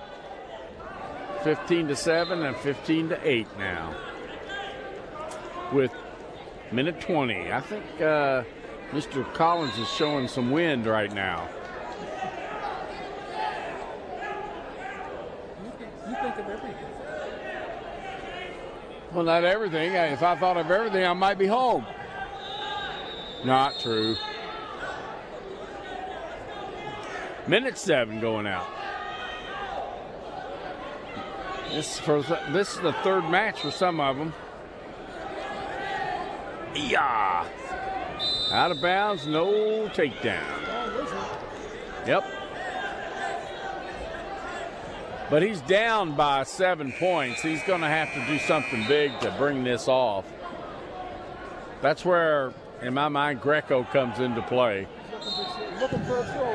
Yeah, but yeah. Need to work on his Greco. He does. 17-8, 9 points. So he's got a major going on. Get a little extra points there, team points. We still got a leader in Oldham County so far after this round. Well, right now in this round, they're going to go get an escape. That's 9, 17-9. Still an 8-point lead. And now not quite. No. Good scrambles, out of bounds. Nice and easy, guys. We're out of bounds before anybody did anything, so that's no score. 17-8. I mean, a little extra. Team points right now, the top 4 right now. He might pick up 2. No, he didn't even pick up 2. He lost 2 there. Time's up. And that'll be 19. That'll be a 10-point advantage. A little extra team point. Right now, the top 4. Top 4, Jeffersonville with 113. Fishers with 131. Bloomington South, 134.5. And Oldham County, Kentucky High School is at 148. Your leader right now. All right, we're going to go to Craig and Scarborough at 285. Craig and Scarborough. Find them on my little list. Craig is from Scottsburg. Bing Craig. Scarborough is from Oldham County. Joe Scarborough. Thinking of a song. But we'll leave that alone. No singing here. So this looks like one of the last matches of this round. Well, I take that back. Mat number 1 has a heavyweight match on it, 285. Moore and Gibson Southern. Moore has the lead with a takedown over there on mat 1. We've got nothing yet.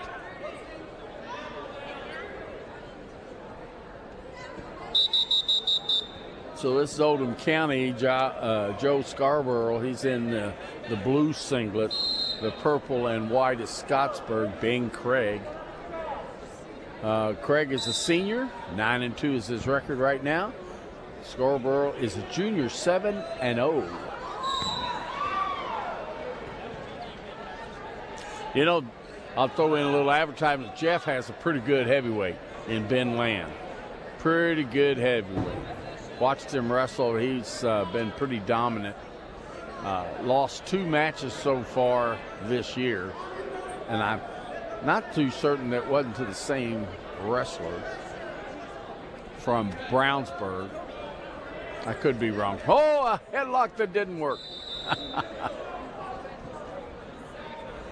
think he was a little scared to throw it. Well, he probably was right not to throw that because he didn't have it locked. He didn't have it good. And he didn't have his hips popping.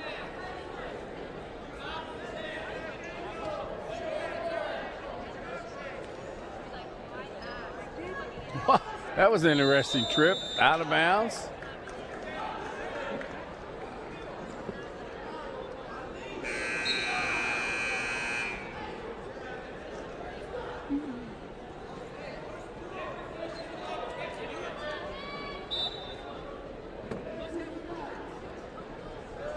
One of my wrestlers from Wagner years and years ago is coaching his 2 sons here from Oldham County. There you go. Got that takedown. Big men on their backs are hard to get off, and there's the fall.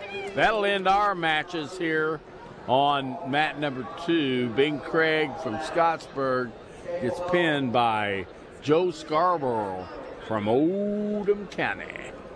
So that'll be our last match. I'm going to pause for a little bit until we get started. We'll get right into the 106s.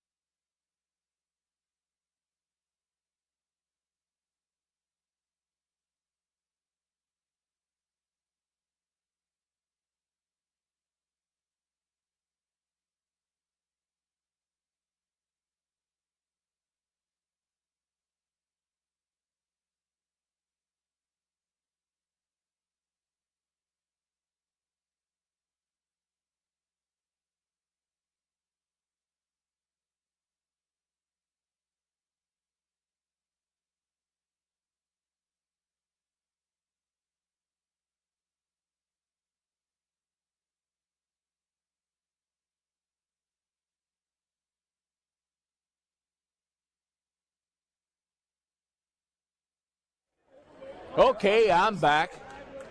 You want to be on? I'll just listen to you. Oh, well, you're in trouble. Okay, right on the mat right now we have 175-pound weight class Sean McAfee from Charlestown. He's a senior, record 11-3. His opponent from Salem is Brady Brisco, a junior, 8-7. They're both in the same conference, the Mid-South Conference. And I wouldn't be surprised if they hadn't already met in one of their meets so far. Sean gets in there, first single, then a double, almost got caught on his hip.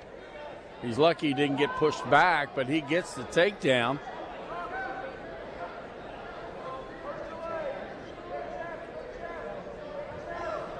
So now he gets up, lets him go, lets Brady Brisco go.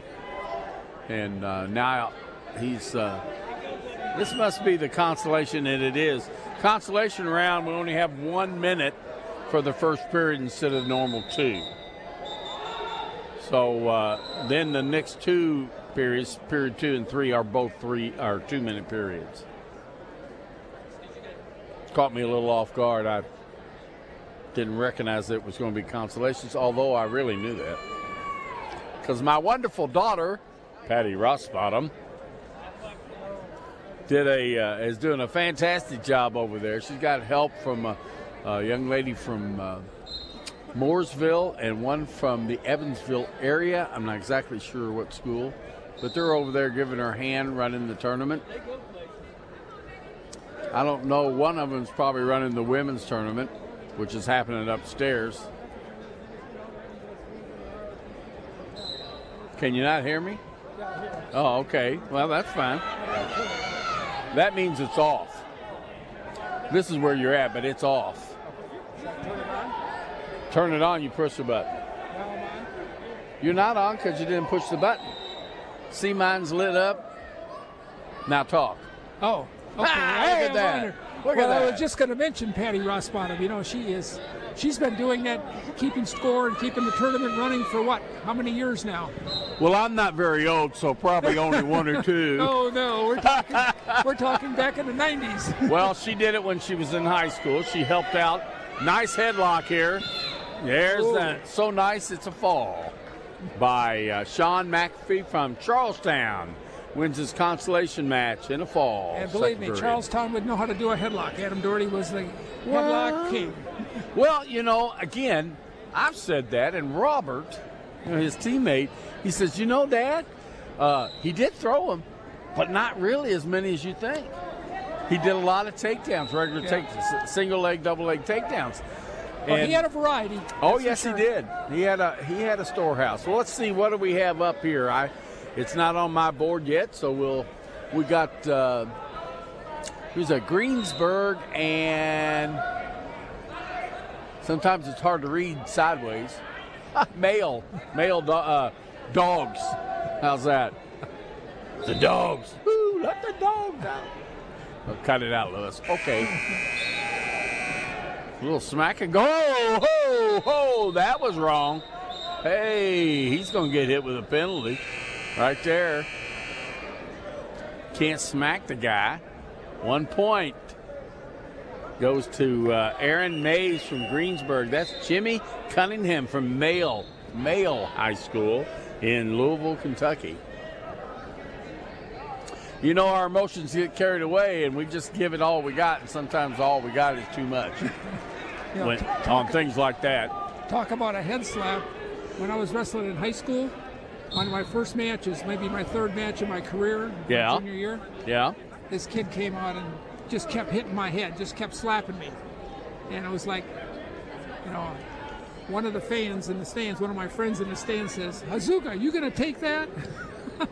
Oh, yeah, I guess. And it was funny because I was nice takedown to the double leg. Let's see if he gets it. Doesn't look like so. Did a good job of getting them hips back. So anyway, interrupting your story. No, that's all right. Maybe I shouldn't even tell this story. No, go ahead. Tell us how you smacked him in the head, knocked him down, and it was kicked funny. him. It embarrassed me because my friend was yelling at me, you know. Yeah. And I got mad.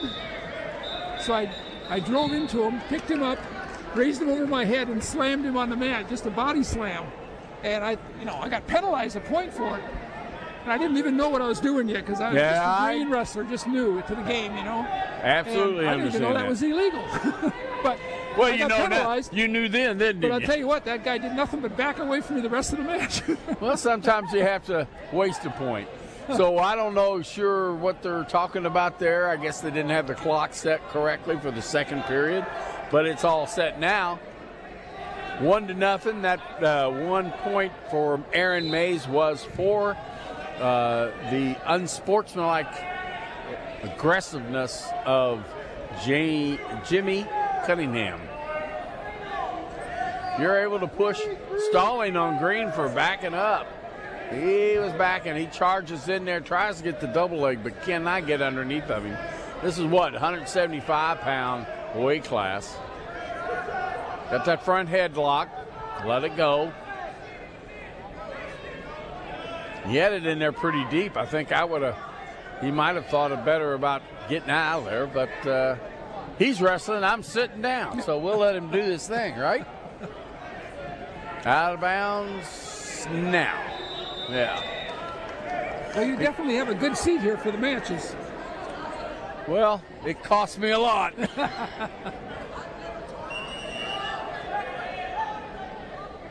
I'm going to have to get me one of those seat cushions to sit on these cushioned seats.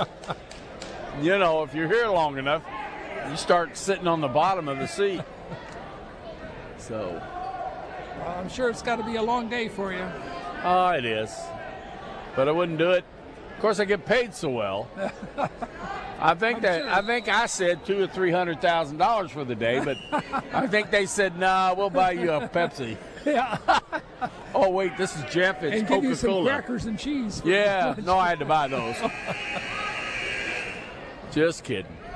It is certainly all out of the fun. So he's got that. He had it before. He got thrown. He's out of bounds. Will he get the takedown? Yes, he did. Why did he get the takedown, Larry Azuga? Well, I'll tell you. It's because his opponent's feet were still in bounds. Yes. Back in the day, he'd been way out of bounds. That'd been over with. Well, Robert had a takedown against Jankowski at that regional with his feet in bounds, and they did not give it to him. Yeah, I know, but he got one that was enough. Yes. That was, oh my God, match. So he's got that shoulder over. He's getting back points right now, getting a count. Oh, there's the fall. Oh, boy, things just kind of changed out. Aaron Mays from Greensburg gets the fall over Jimmy Cunningham from Mayo High School in Louisville, Kentucky. We're going to go to 175 pounds. Mr. Williams will get a forfeit. Then we're going to go to 175 pounds where Hernandez and Yurton will be wrestling each other. 175 pounds. Let's find who Mr. Hernandez. I think he's wrestled on our mat before. If I can find, Jennings County, Chris Hernandez.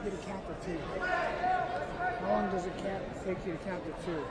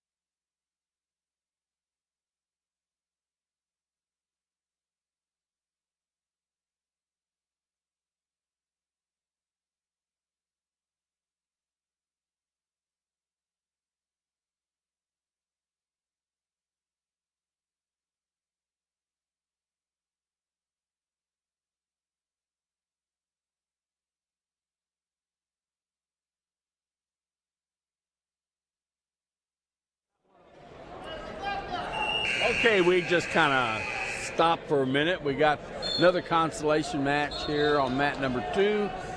Oh, that was a Jennings County attack, and he got the takedown right away. Is Howard Jones still coaching at Jennings County? Howard Jones has retired and been retired for like 2 years. One of his assistants is now the head coach, Jeff Morse. Yeah. And Howard, you know, he hangs around. Another takedown, escaping a takedown, 4. And we have Chris Hernandez from Jennings County, Brody Urton from Borden.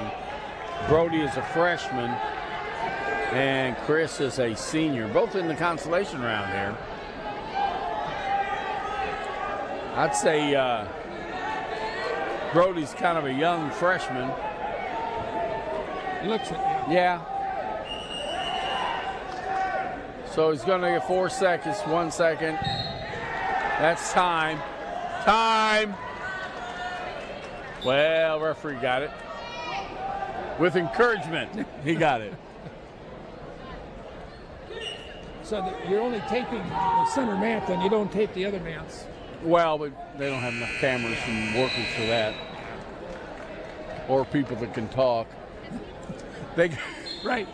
There aren't too many Louis Ross bottoms around. Oh, thank the Lord. So, nice attack. Another takedown. That'll be 8.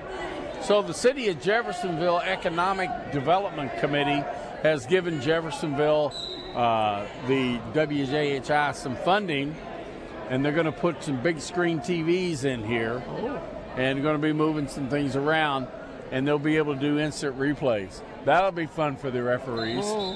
There's our fall.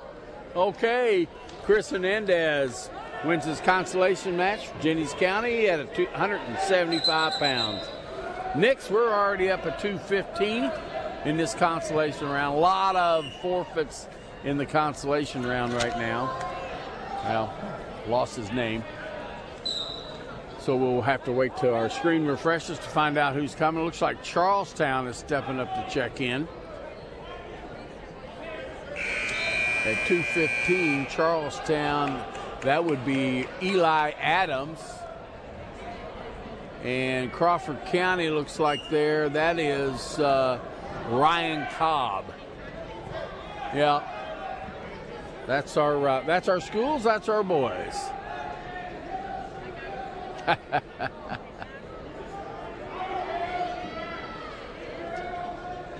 My ankle's too fat, Coach.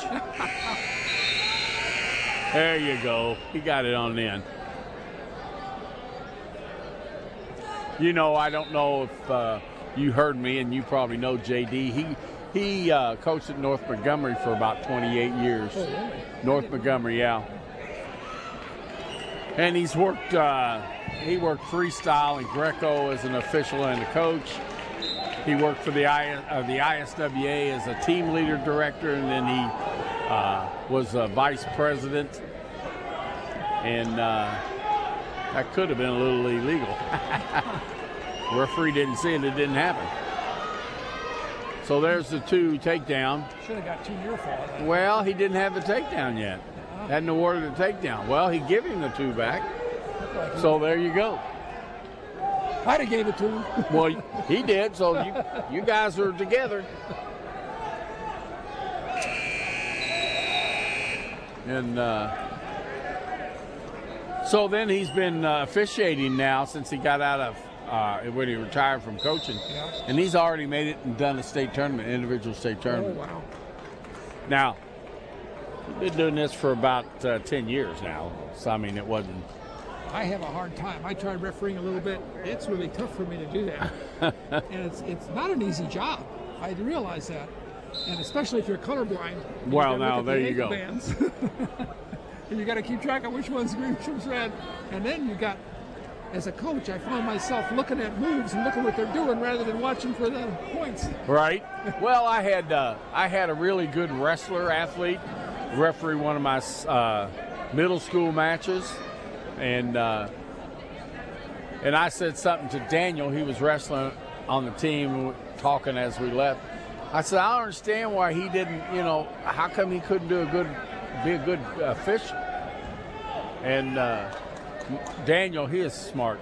He is so smart. Yeah. He told me, he says, Dad, that guy knows how to wrestle, but he don't know the rules. I said, okay. So we got a reversal and we got a close fall there. It's going to be really tight there. Boom! There it is. Sometimes you just can call it. You can just call it. All right. Eli Adams, Charlestown beats Ryan Cobb from Crawford County with a fall. Next up will be Keller that'll get a forfeit. Then we have Montgomery and Jewell at 285. So we're going to be at 285. The forfeit is a 285. And Jewell, he's from Male High School from Louisville. And I think it was Kearney. No, excuse me. Yeah, from Moore High School. Jewell is from Moore High School. And I'm looking who the other 285 is. And it's Montgomery. And he's from New Washington. So he's up at the deck. He's up at the table. And there's males up there too. These are small 285 pounders. See the guy from, I think he's from Moore. I think he's about 6'3". He's huge. Just a big guy. So I don't know why they're pulling back.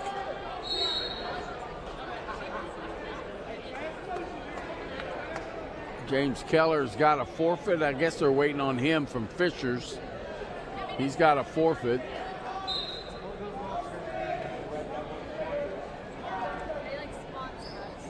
Haven't seen him step up yet.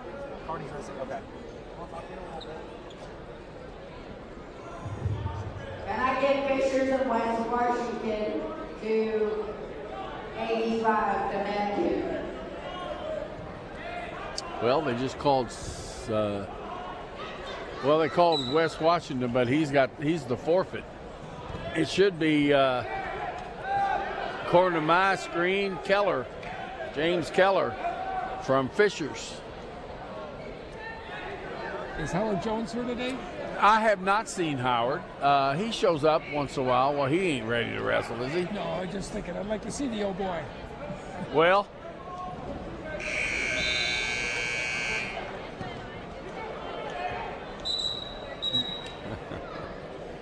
he's doing well. Still I think he's still teaching. I don't think he retired from teaching, but I could be wrong because he's around there helping out and doing things. All right, New Washington. Well, what's up here? I didn't think he was from New Washington. Montgomery, yeah, Joseph Montgomery. I'm sorry. Male wrestler's on the side getting his headgear on.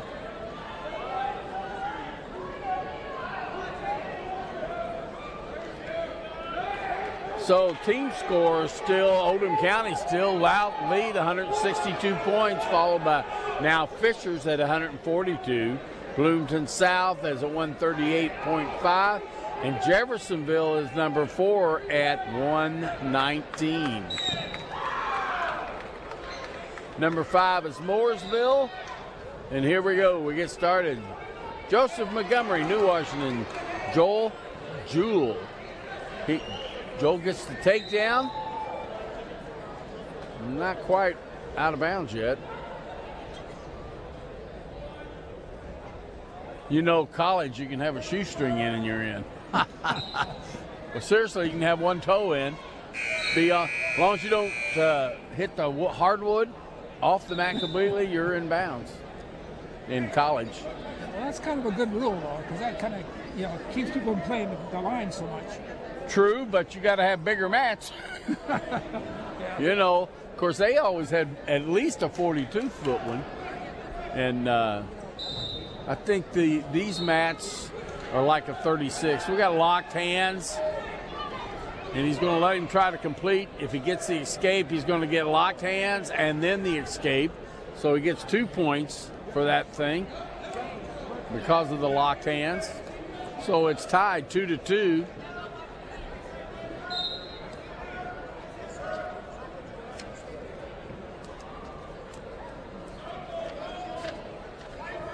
Oh, well, we got Mail. Thomas Knoll is the head coach for Mail. So we got the 1 minute in. It's tied 2-2.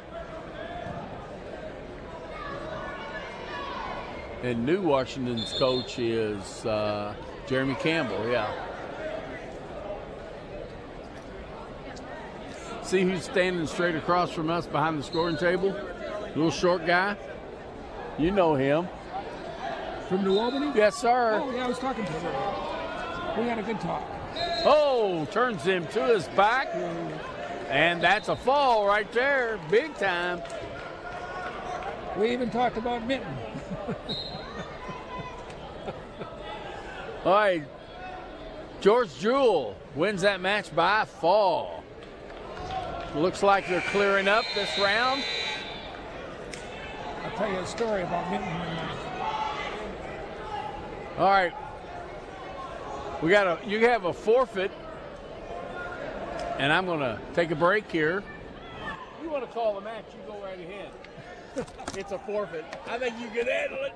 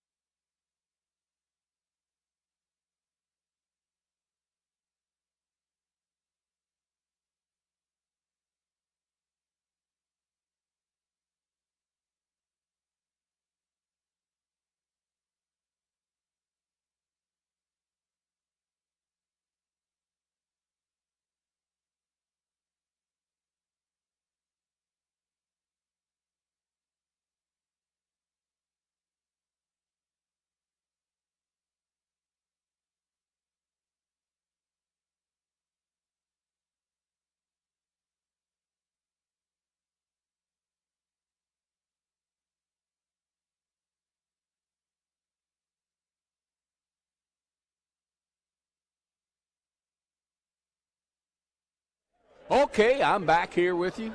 This is the consolation round, 113 pounders, as you can tell. Christian Bergstrong from Silver Creek is in the blue, white, and red. Jeter Simmons from Gibson Southern is in the rust color singlet. I don't know. I'm not a color chart. I'd ask my friend here, but he's colorblind, so he don't know. He'd tell me it's gray. It's a kind of a dark gray, too. Chris Davis is our official right now on this map. He hadn't been on here all day, but Chris has wrestled for Floyd Central. Then he was an assistant coach for Floyd Central for years. Oh, look down. We got a nice cradle here. That's the Mike Brown cradle. Yeah, really. And then he retired from coaching, if you will, at that age, and really got into officiating. He'd been officiating a while, but really just off and on. And he's done just a fantastic job as a mat official, representing the sport very well. And he's from the area. We got 2 area officials. Him and, well, look at you, going to remember Donnie Apple. Both wrestled for Floyd Central. Now, I don't know that Donnie coached there, but he did wrestle there. Just fighting the out of bounds there. Turned, face, gets the escape. What a sweet move he made.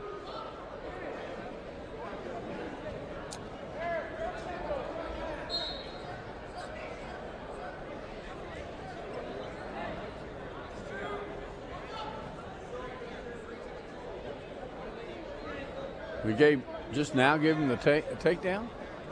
Or was that back points? It must have been back points he gave him, because with that cradle. So we got consolation rounds on all mats right now. Got a whole bit of that. I'm not sure exactly what level we're at. Well, I definitely see a little Mike Brown in this wrestler from Silver Creek. I can tell by his style. Well, it comes from his coach, right? Well, I think Mike had developed his own style. Well, no, I'm saying the wrestler develops from his coach. Yeah, without a doubt. Yeah.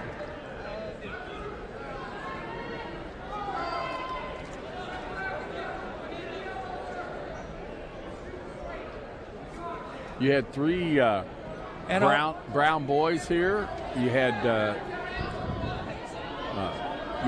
Michael, and then you had Andy, and then Daniel. They were all here? No. Oh, they wrestled for you. Yeah, I thought they were here today. No. Well, if they have, I haven't seen them. Yeah. But there's a lot of people here, so you never know. But and Mrs. Brown, she was a big help for you in the with the parents. Charlene was great. Yeah. So time's up, 8-0, going into that third period. I believe. We'll see. Yeah, third period. We're going to be neutral.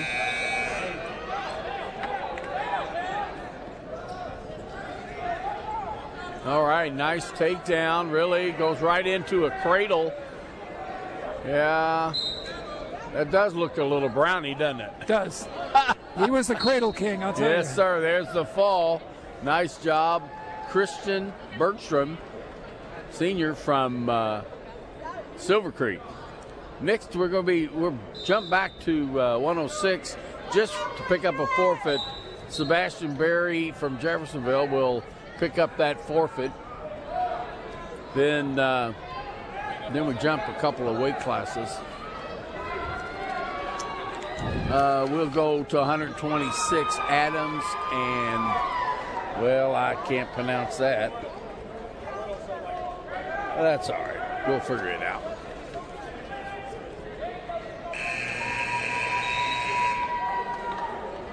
Zach Adams from Mayo High School, Louisville, Kentucky. He's out here. His opponent. What round is this? It's consolation. Okay. Not real sure. I don't recognize the singlet he has on there. but I don't have to. He's from Henryville. That's why I didn't recognize it. I haven't seen their singlets. Andrew LeChant. I'm going to go with that because I don't know. I'm not real good at those names sometimes. LeChant. Freshman, 9 and 12. Zach Adams, a senior, 7 and 2. Oh, nice job of swinging in there. Got that single leg. Switched over to the other leg. Now he's to a double leg. Got to get that head out. Zach has got the underhooks. Had one anyway. Backed out of that.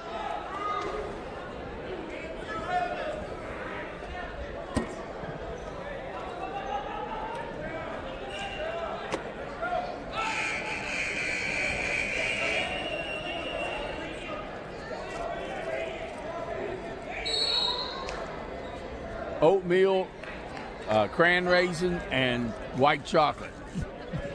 They're terrible. That's why we're eating them.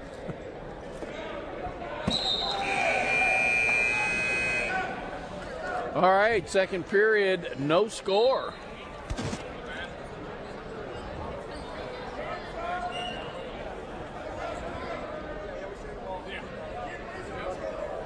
No. He just needs to learn to finish that. He's doing a good job getting in there deep. Get that arm off his head. Oh, couldn't get his arm off his head. He could have had that takedown. Does a nice single leg sweep. He just needs to finish it. Again, he goes in. He has that elbow. He's got a dump there if he could use it.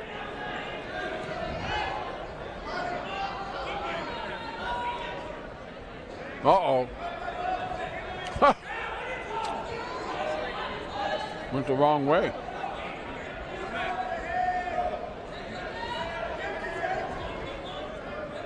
All right, gets caught. That'll be a takedown. No near fall.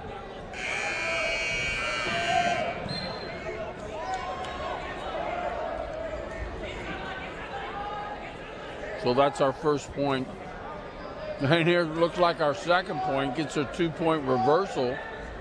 Got that arm trapped underneath there.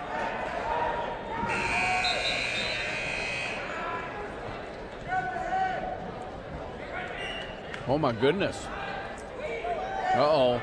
He gets back points of 2 and then gets reversed on his back. Then he reverses him again and he has him on his back. Scoring points. He needs to just settle in. Like that? Yeah. Okay. Andrew LeChant wins by fall against Zach Adams, a freshman over a senior. That's something else now. That doesn't happen every day. 132, Hall and Jones at 132. Hall and Jones.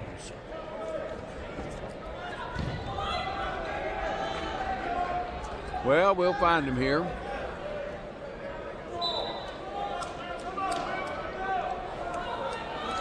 One of them's from Scottsburg. That'd be Trevor Hall from Scottsburg. From Eastern Pekin. That's, looks like, no. Well, I don't understand. Nice takedown to the back. Don't let his arm go.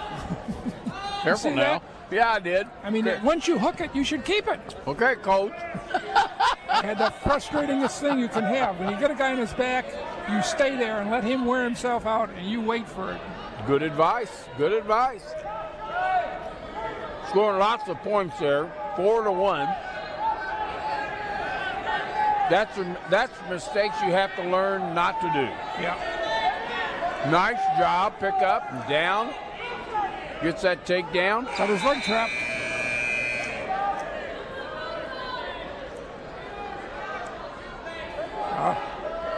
Colin Jones is overwhelming Trevor Hall right now. His choice for second period, he defers, and Trevor takes down.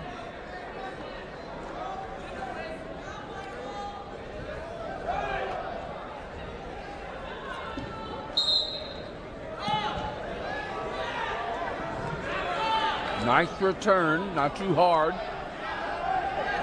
Lets him go, really. Looking for another takedown.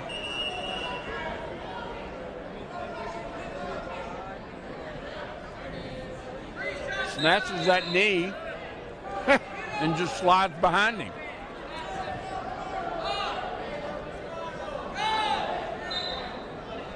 Eight to 2. Tries to put it in a leg.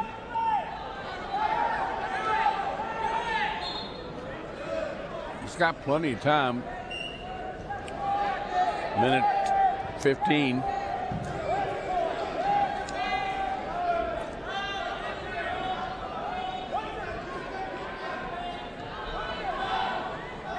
That was probably the smart thing, is let him go, take him down again.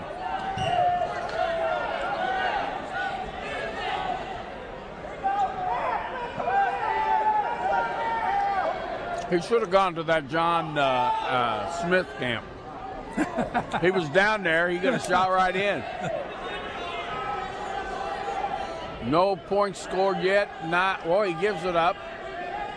So he loses that takedown. Getting bundled. Now he's going to hit him with the butcher. Yeah. Oh. Trevor Hall. Didn't hold him. Rushed it. When I see kids fail with that, usually because they don't really have that tied up tight enough. They don't have it locked in. And they rush around too fast, and right. It spins out on them. Right.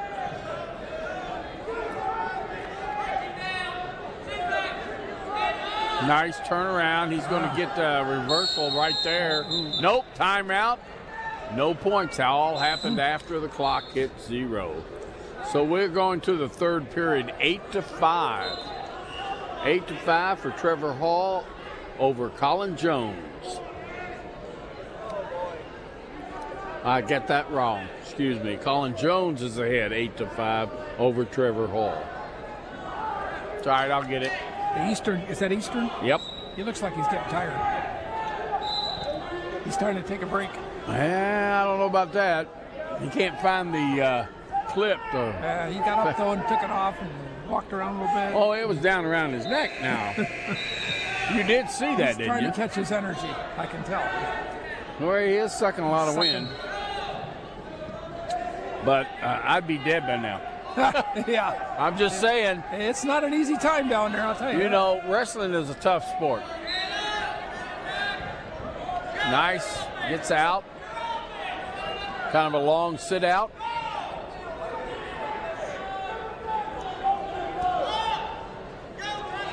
So now Scottsburg's getting into the legs.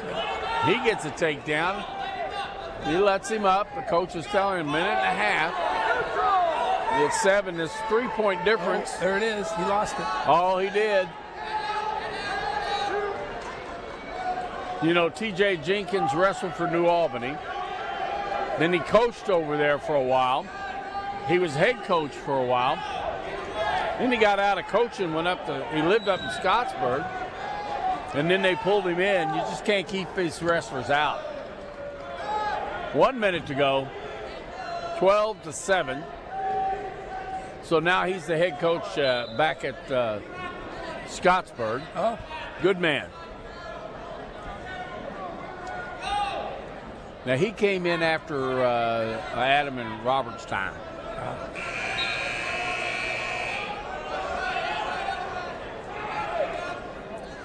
Okay, he has that locked up. Trying to get that shoulder on, get that weight done. Don't lock his legs around the head. That's illegal. That happened a few years ago. Had a lot of people having a hard time not doing figure fours on the head. They can't do a figure four anymore? Oh, no, not on the head, nor scissor. Of course, you never could do a scissor. Never, yeah. Yeah, there's the fall. Tough. Easterns. Colin Jones wins by fall over Trevor Hall from Scottsburg. Next up, we're going to go to 144. We got Paulie and Armstead. 144. Oldham County, that's Jacob Armstead. And Salem's Zane Paulie. So they're on the mat, 144. This is still the consolation round. Getting close to the halfway mark through the consolation round. How long has Salem now had a team? Oh, they've had a team for a long time, really. They remember when I was still coaching middle school? Yeah. They had one then. Oh. I used to go up. I think I went up there a couple times, had them down, then I started refereeing for them up there. But they've had a team for a while. So did Eastern, really. I mean, they've been around for a while. They had a pretty good run there for a while and then changed coaches. Sometimes that does that. Yeah. You kind of lose touch with things. One of the important things that I learned is that, to be an effective recruiter as a coach, you need to be in the building. It really helps. It really helps. Well, sure. You see the kids. Yeah. Well, yeah. And when I coached, of course, I was not a teacher, not in the building. And you could tell the difference in the numbers. When we got coaches for each team, each school down here, Jeff, River Valley and Parkview, our numbers doubled. Yeah. Immediately. Yeah. But they were teachers in the building, and they could see the kids and get them out. And that's important. It's difficult. And then, these times, it's hard sometimes to find teachers willing to coach because they have a lot on their plate. Well, he just let that happen, didn't he? I think he got maybe hit in the face. Something happened to him. Trainer over here, and there they go. We have an excellent trainer staff. So I assume he got the reversal. He may have caught an elbow as he was coming around. Maybe. Is that his shoulder she's looking at? Yeah, he may have hyperextended something there or popped it out. Something in his elbow or shoulder. Yeah. His shoulder. She's messing with trying to put it back in. You know how they dislocated it? Yeah. That'll hurt for a long time. If that's what happened.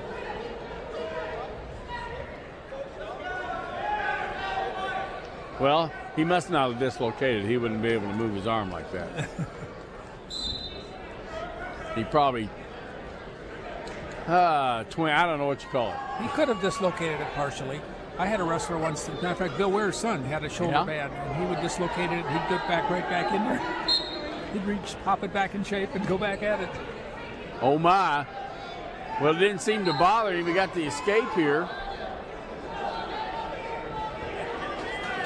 But not a takedown yet, but all he needs to do is pull his head out there, which is easy to say sitting here. So he's going to call it a stalemate. Nobody could improve. So they go back where they started, and that's on their feet.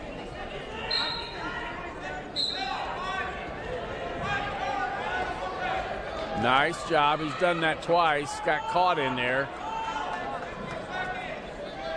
Looks like maybe he's doing a little jiu-jitsu. Ain't no cages up around our mats, is there? I don't think so.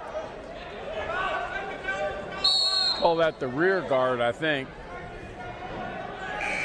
As a wrestler, the first time I saw that, I said, how could he be winning? He's on his back. Little did I know. Shoots in for a single, grabs, sets it off to a double. Again, he's going to have to get his head out of there for that double. Oh, whoa, whoa. course, Salem is actually holding that scissors in, isn't he? Yeah, good no call by the referee. Can't put an illegal hold on yourself.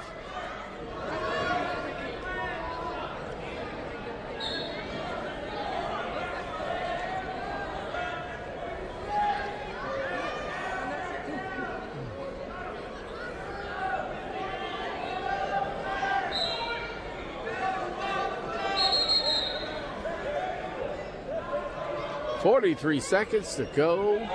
That says 13 on the clock there. On the clock up there, it said 41. So I'm going to tell you that clock is the one we go by, the one on the desk there.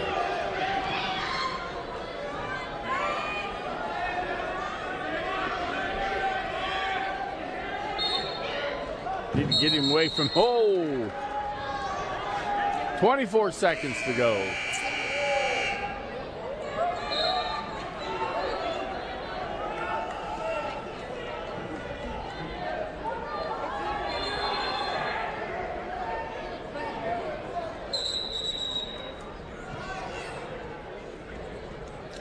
Oh, now, good change of direction there.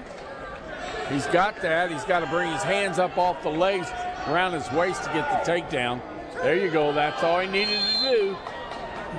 Time's up. He did get the takedown at the last second. I think the referee may be going to check to make sure the time was in or out when he called that takedown. It was already there when he called it, but was that... Yeah, there was no time left. I wasn't looking at the clock, and it certainly was different than what was on the computer score on the screen.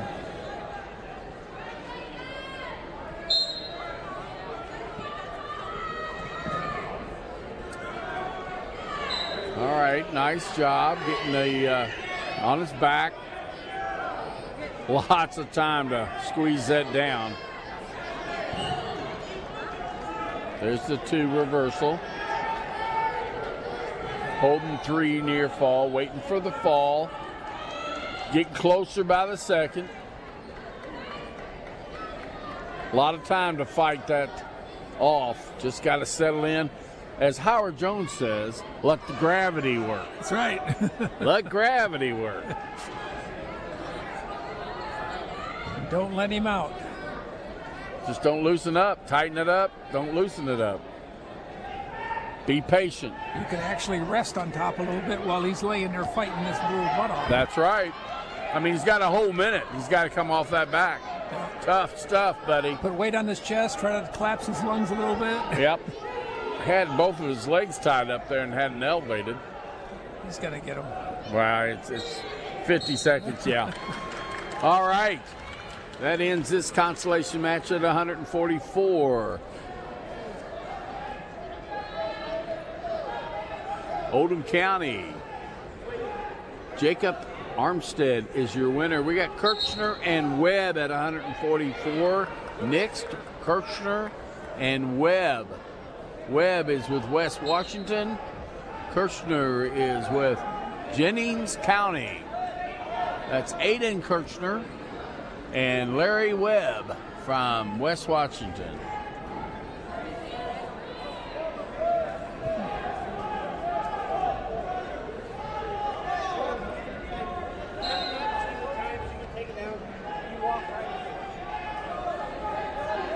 So remember, we got only 1 minute for the first period. A lot of action has to take place quickly if you want to score here.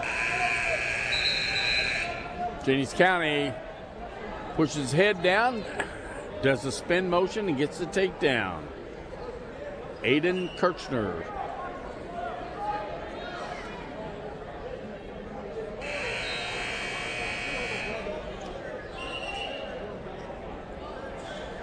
Jennings County always brings a pretty formidable? Did you really say that? Yes. Formidable? Yeah. Oh, he's got him on his back. There's a fall. That is Aiden Kirchner. Pins Larry Webb from West Washington. Okay, we're going to go up to 157. We have Whitman and Wimset. Trying to get the S before the M.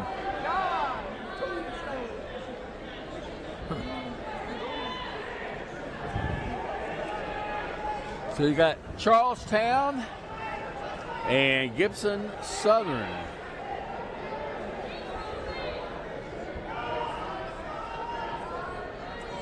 Something happened. He's starting. I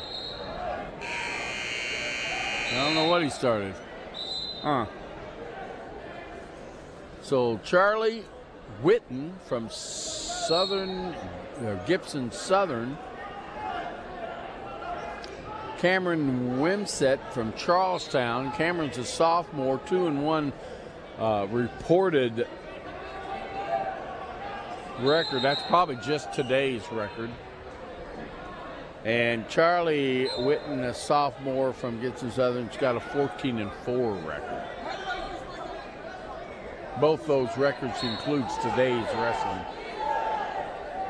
So he's got it locked up over there on mat 3. You think he's going to throw it? Got to get him to push in. Don't look like he's going to get it. 16 seconds left in this first period. No score. Oh, so I take that back. There's a penalty point, I think, for something he wasn't. I think he came with his shoes untied. That's silly, but, you know, they're supposed to do that. They get charged with a timeout, injury timeout, too, and you only get 2. And your opponent at the second one, I said, yeah, 2. He gets choice what position he wants to be. Third one, you're done on injury timeouts.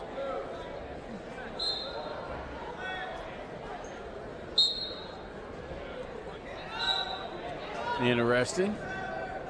Nice roll through on that headlock.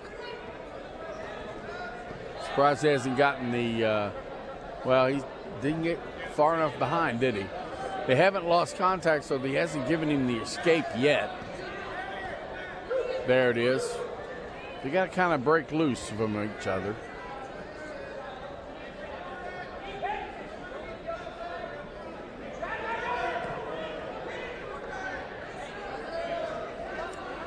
We're going to be 175 and then 215 next, so we're getting almost done with this round. It's moving pretty quick.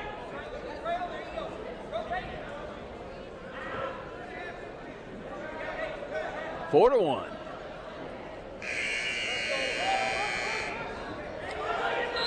Trying for a headlock, not going to get it. Breaks loose of that headlock and just falls on top of him. So Charlie Whitten now 6-1 over Cameron Wimsett.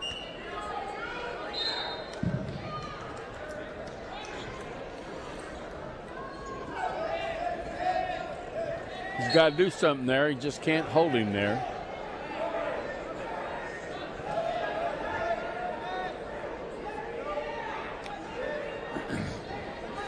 Both wrestlers have to be working to improve.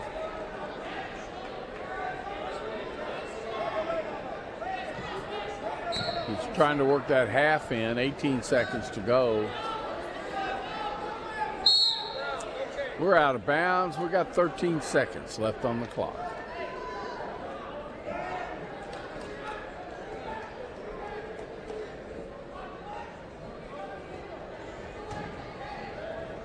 This will be the second period. Yeah, second period. 9 seconds. 6 seconds. This will end the second period 6-1 for Charlie Whitten from Gibson Southern. Third period, Red's going to have choice. That's Charlestown, and they're going to take neutral. Understanding how things work, got to make up at least 5 points just to tie, 6 points to win. Can't do that with a takedown or an escape or even a reversal. Going to have a throw. And 5 points would take a throw and a 3 near fall, and that would tie it.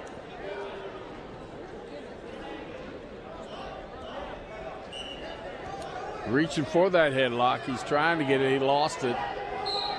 Got the takedown. He lets him back up. Takes him down. Lets him back up. Not sure what the score is. It says 8-2 over there, but I think it's a little different. Another takedown. That's 10. Lets him up. What's he doing? He just kind of turns. Never turn your back on your opponent. 10-3, it shows.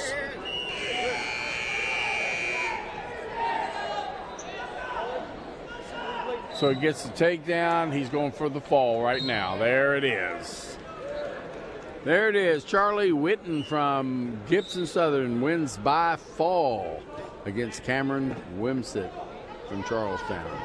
Next up, McAfee and Mays at 175 points. How about 175 pounds? No points entered. Let's see. McBride is Silver Creek. And Mays is Greensburg. Finishing up this match. Well, I don't know what I'm talking about, I guess. Sean McAfee is Charlestown. Sorry about that. Looks like they're having a good match here on mat 1. Yeah. All they're in overtime.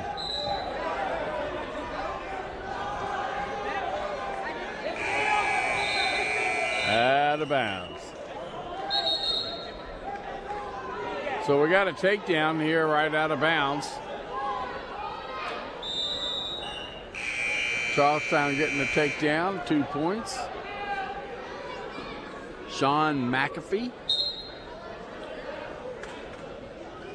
He's got that tight waist and far ankle. Trips, brings it back down to the mat. Holding that single leg, you've got to attempt to throw them to the mat. There you go. Now they're going into the ultimate, or not the ultimate, but the tiebreakers, and there's 30 seconds. Doesn't matter what happens, unless they get pinned.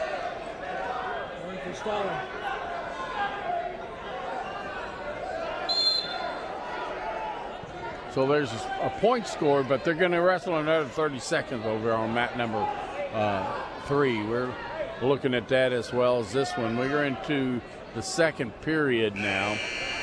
Charlestown is taking down.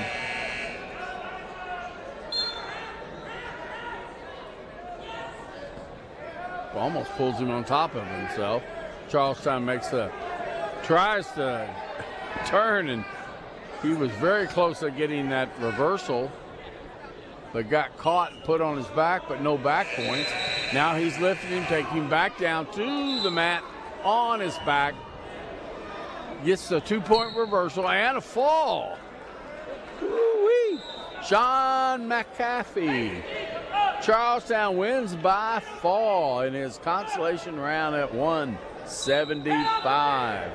Mix up at 215, Hogue and Stevens.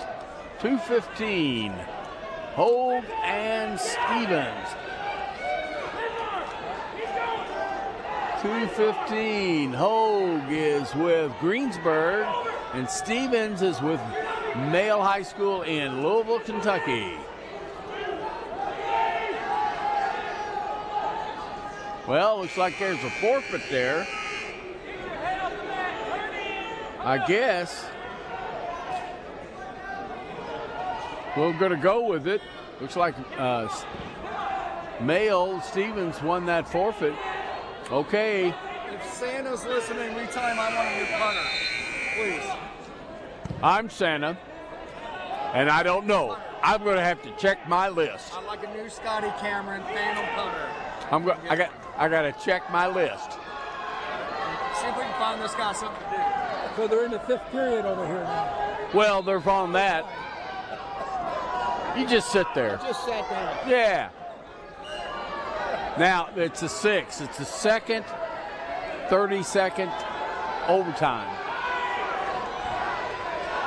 Or is this the last one? All he has to do is hold on. Oh, that's it. All he had to do, that's the ultimate tiebreaker. That's the first one I've seen in a long time. We got New Albany out on the mat right now. Ephraim Toronto against James Keller from Fishers. So this is a 285, the big boys. All right.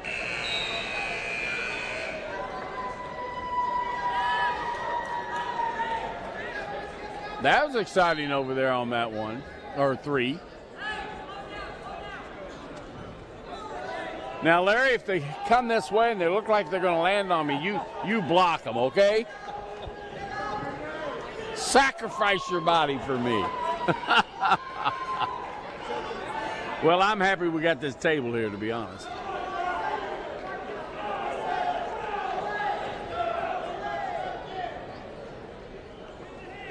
So 30 seconds, half of this first period's gone, and we really have nothing but a little pushing and shoving, and that's about it. It is heavyweight, you're right.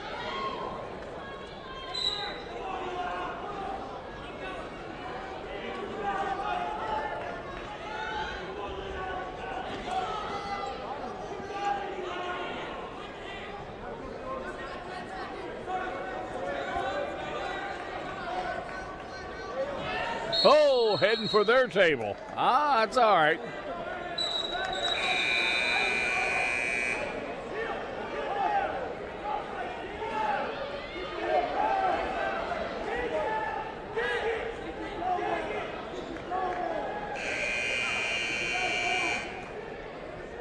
Ladies and gentlemen, the face-off for the girls' finals round will begin in 10 minutes. So the girls' face-off for the World Finals is going to happen in 10 minutes. I think that's going to be upstairs. They said they were bringing it down, but I don't see where they're going to put it right now.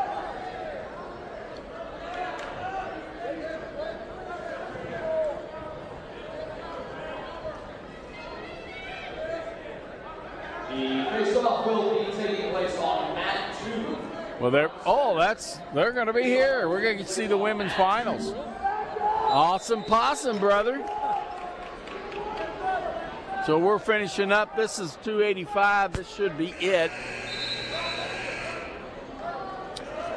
And I certainly don't have much information on the women's team, so I'll have to count my computer as my expert place.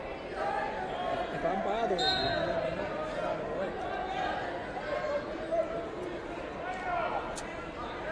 Well, we started in down position. We have no score, second period. Face-off for the women is going to happen here in just, right after this match, I'm sure.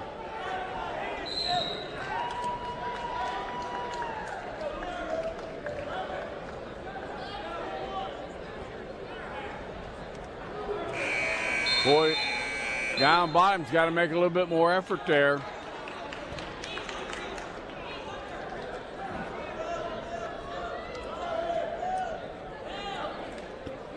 Heads down, laying flat. There it is. I was waiting on it. You really do have to, you don't have to get up, but you have to attempt to get up, That's like when he stands up and you're the man on top, you don't have to take him back down, but you have to attempt to take him back down. Big difference. Heavyweights have a time when they're heavier. When they're heavy, they're not only picking up their weight, they're picking up another weight just like them. Well, sometimes heavier. Well, that could be true again, even with a 106-pounder, but I understand what you're saying. Picking up 285 plus your 285. Woo, baby.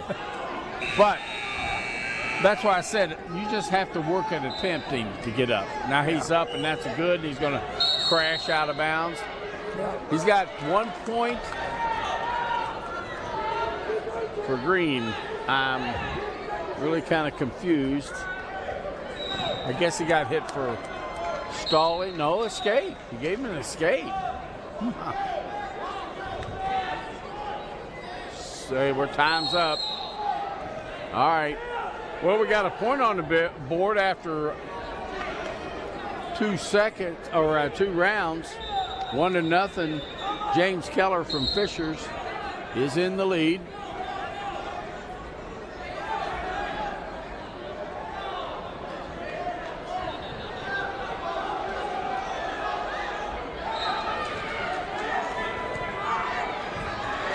Oh my goodness, takedown. Wiping the sweat off of him. Tell me he isn't working. Now, if I remember correctly, the Fishers gentleman on the bottom there is the one with the stalling warning. I don't know what they're doing over there with the score on the board. 3-0 is what it's supposed to be. Somebody's having a good time. 2-1. Okay. But again, that bottom guy has got to make an attempt to get his hips up. You know what I'm saying? He may not be able to get his head up because the guy's got his arm on his back. He's got to look like he's struggling at least to get up. Well, there he is. He's trying to push up. There you go. Okay.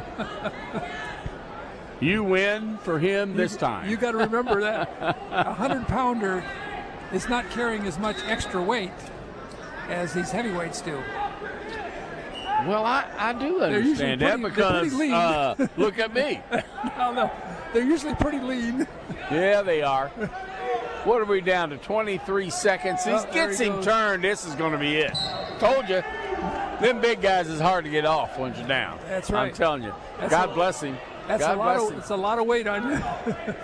I understand that. All right. So, New Albany wrestler Ephraim Zamarang wins by fall. We should be going now into the women's match, or not match, but all female finalists, all girls finalists, please report back to. All right, we're gonna hold off for just a second. We're gonna have the face-off.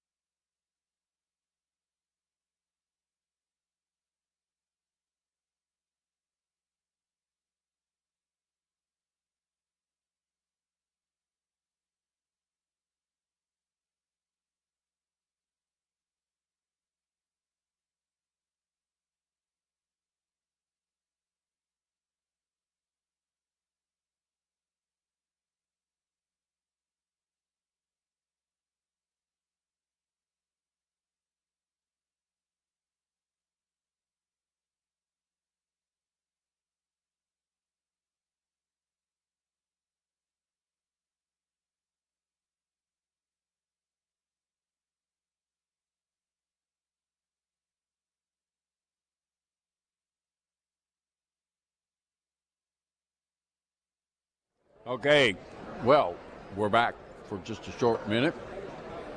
We're lined up right now for the girls' finals. They have wrestled all day long in the auxiliary gym. We're going to get to see them do their finals. We're going to recap the top 10 teams and scores. Borden High School 35, Seymour 55, Moore High School in Louisville, Kentucky is 63. Bloomington South has scored 80 points. This is the women's tournament. Jennings County 103. Columbus East is here with the girls only at 105. Jeffersonville is fourth place at 109. Fenton is at 119. Rolla from Missouri is at 177. And in the lead for the women going into the finals is Mooresville at 195. Now the weight classes for the women will start at 100. And they 100 and 105, and that's all I got in my memory bank right now. But we'll get that when we go through the announcements here. Let's see here.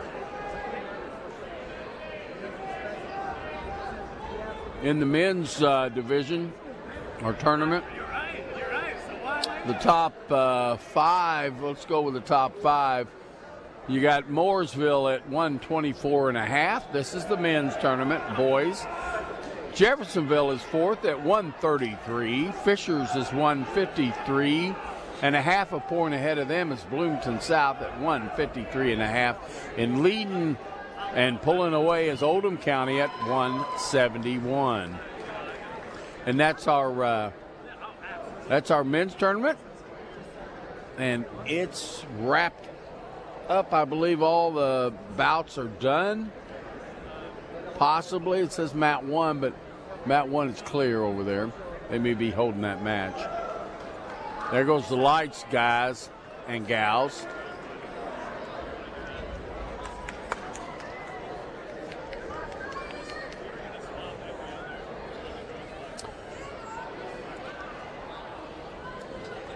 Ladies and gentlemen, the young ladies standing on the mat before you today are the first finalists for the Girls Jeffersonville Holiday Classic.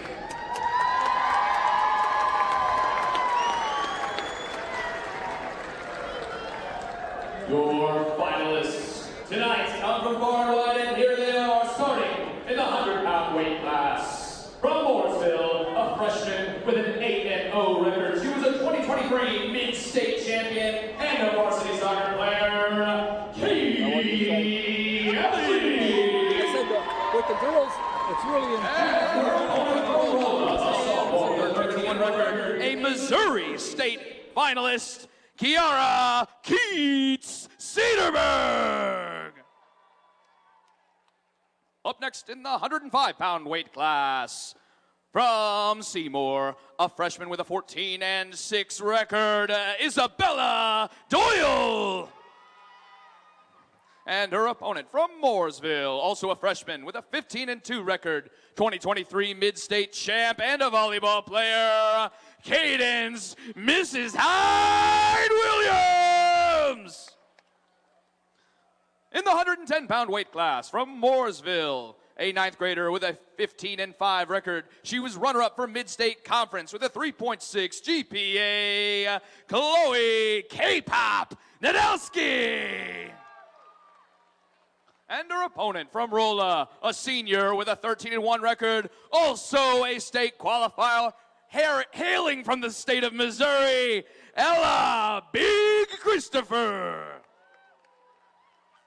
In the 115-pound weight class from Jennings County, a junior with an undefeated 16-0 record. She's ranked 9th in the state, and she's the girls' team captain, Sasha Hicks.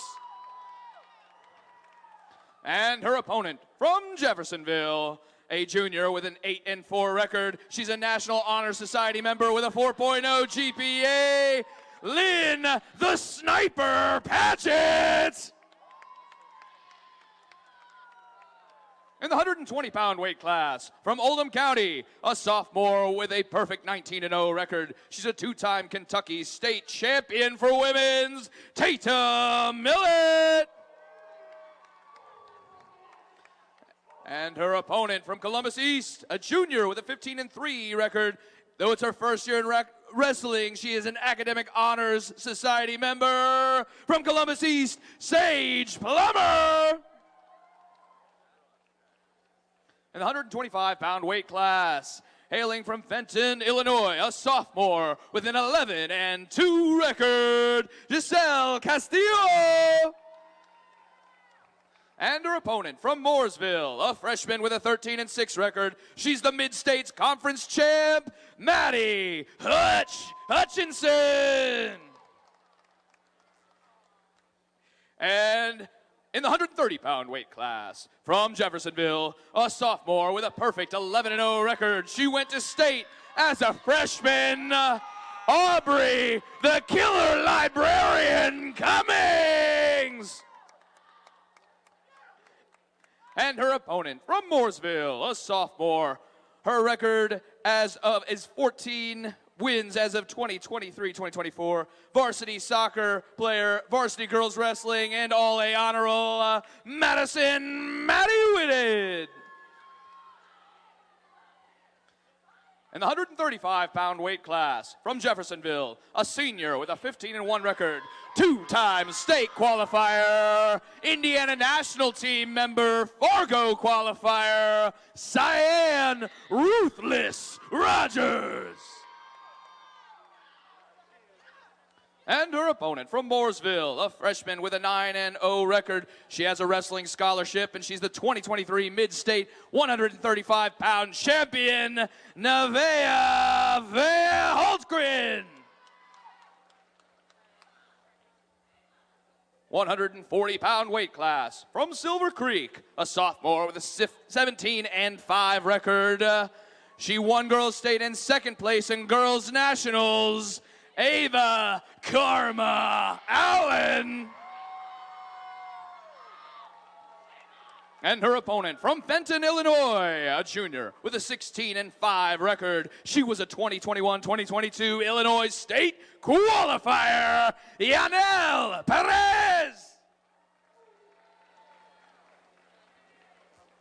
In the 145-pound weight class, from Rolla, a junior with a 15-3 record. She was the 2023 Noel Tough as Nails 145-pound first place, and in 2023, outstanding wrestler. In 2022, she was the Jeff Classic champ, Serenity Quadzilla Tilford. And her opponent from Columbus East, a junior with an 11-3 record. She's the Indiana Ambassador of Music with a 3.9 GPA, Eden Knight.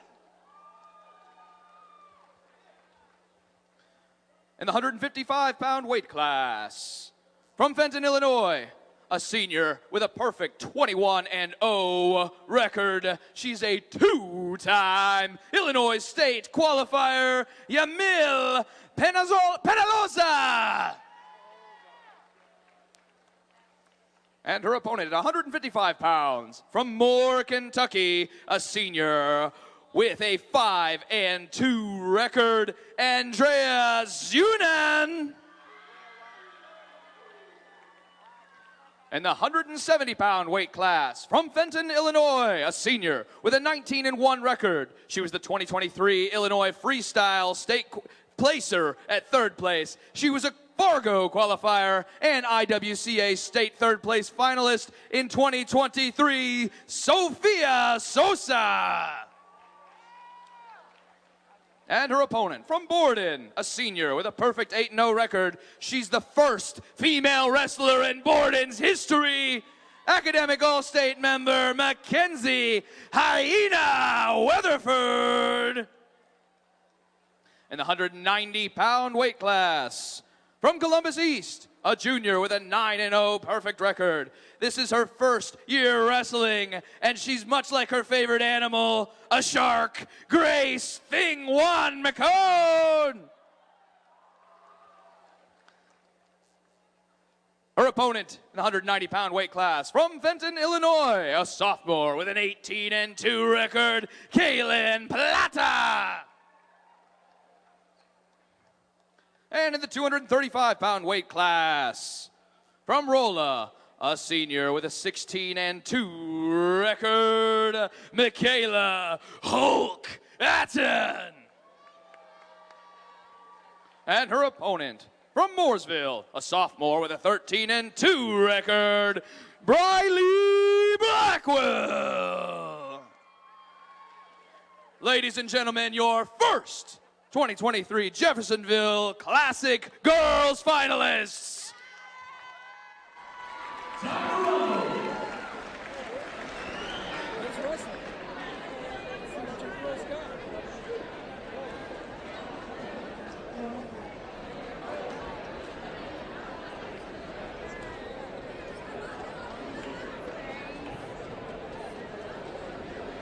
Good job, guys. Oh, yeah. I like you too, buddy.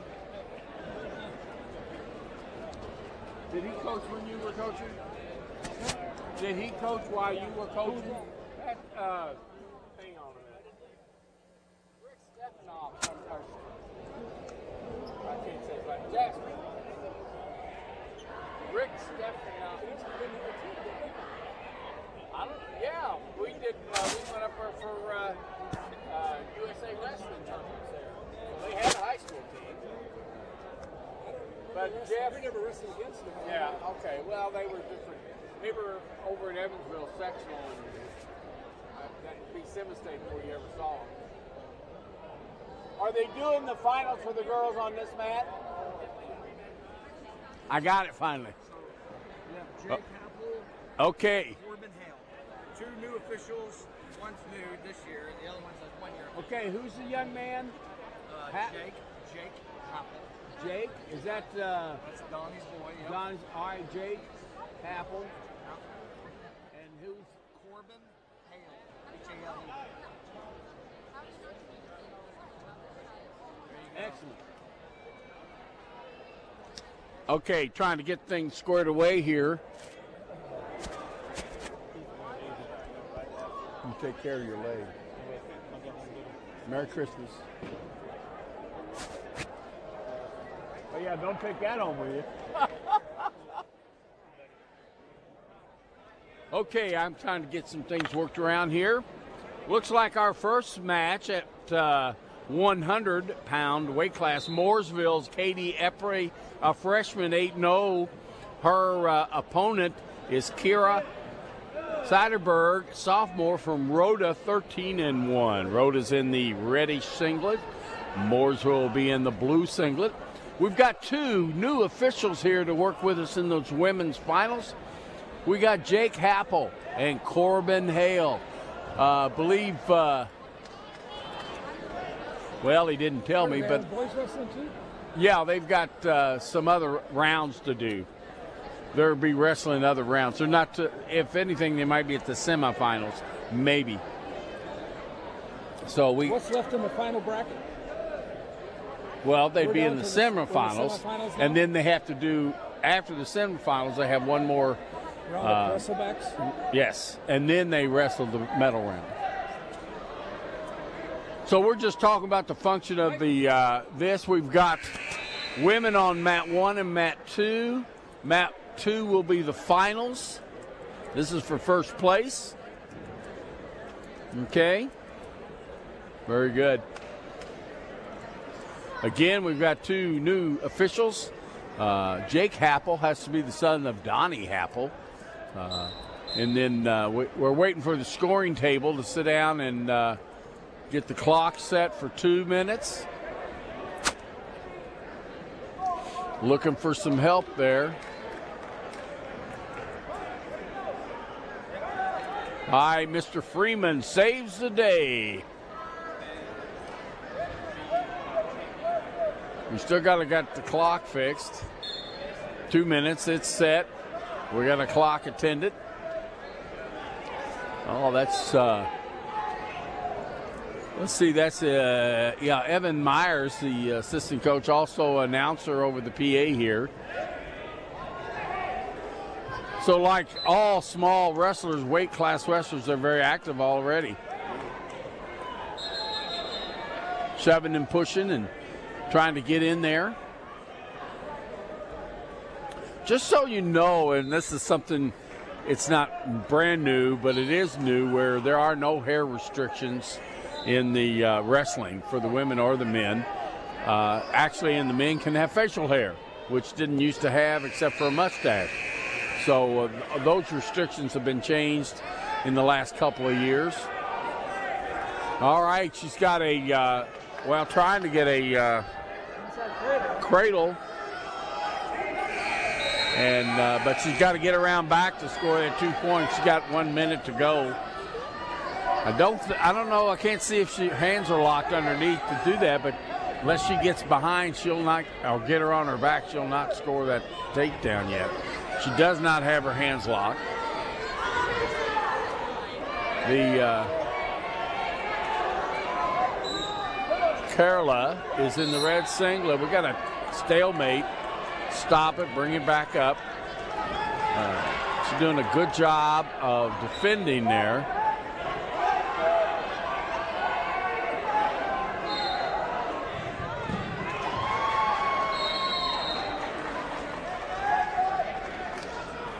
Changing levels, but she's not getting any motion movement out of Katie. And she really, to make that work, she needs to get that to happen.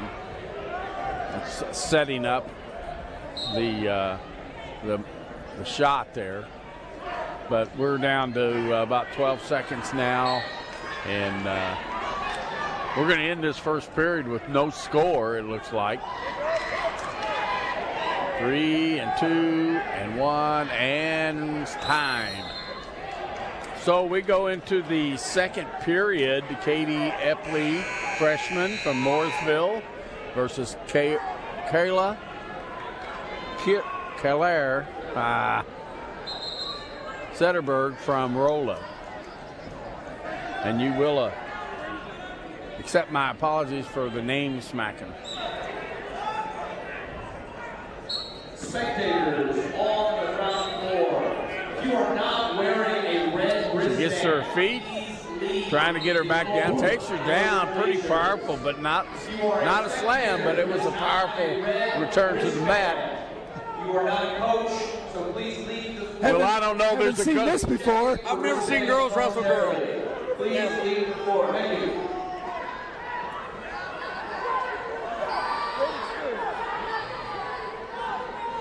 Still no score. Referee's talking to the wrestlers, showing the green has control.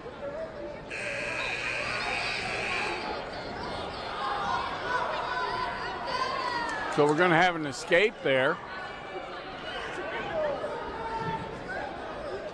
for Kayla Zetterberg, sophomore from Rolla. She gets the score first, scores an escape. 53 seconds left. A little pushing on the head, moving things around. I think they're both kind of pushing heads.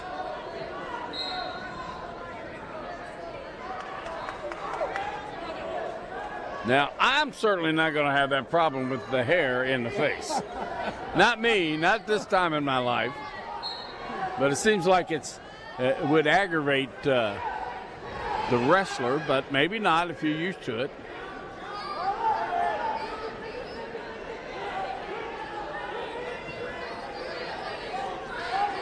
So this is referee, our coach is trying to say that he caught on.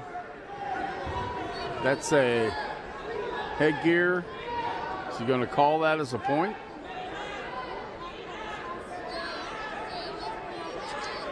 Okay, we're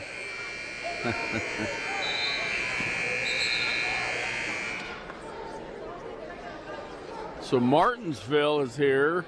Head coach is, and the wrestler's talking. That's a mistake. If you're a wrestler, don't ever talk. Just wrestle.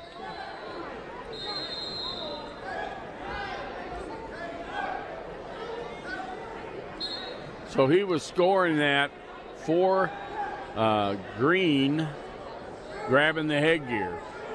That's what he's done, and he gave the 1 point to Kayla from Rolla, the penalty point. So it's 2-0 right now. 1 minute to go, second period.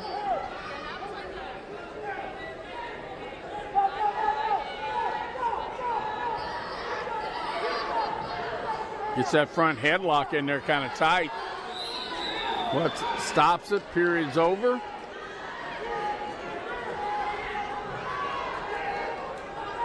Okay, Mooresville's going to take neutral.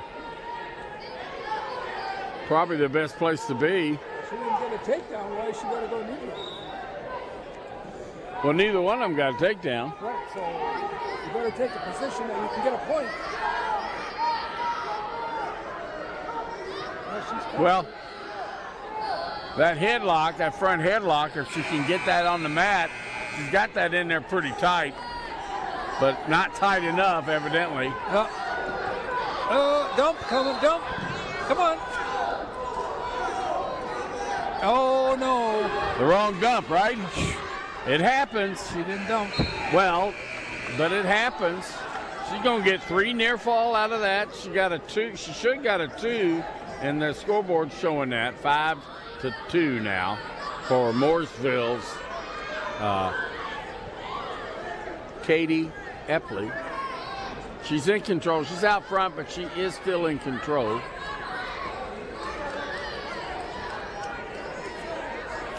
One minute left in this third period. Pretty good lead based on the scoring that's going on. Pretty good lead there, 5-2. Is it third period? It is the third period. Nothing happened, if you remember, in the first period. Oh. And then we had an escape, and then we had that penalty in the second period. I missed that. You can afford to miss it. It's okay. What's his name? I know who you were talking to. And that's okay.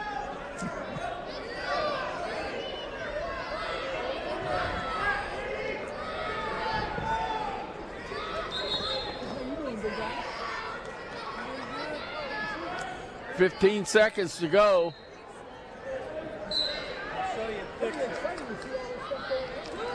All right, we're going to end this in first place for the first annual. Maybe more. That's it. Time's up. She was going for the fall, but time ran out. 5-2 is the end score.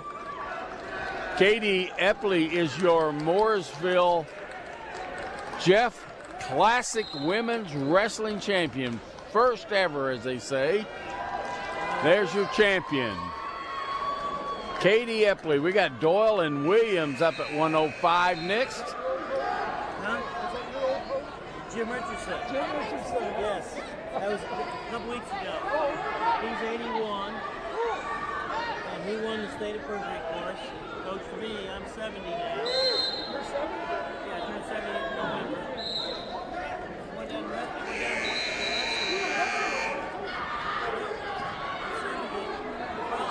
Waiting for the names to come up on my screen. Got 2-point takedown there.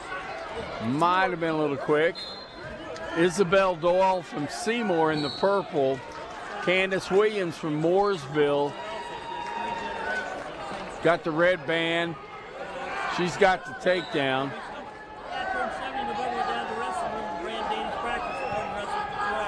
Put that half in, lifting that shoulder.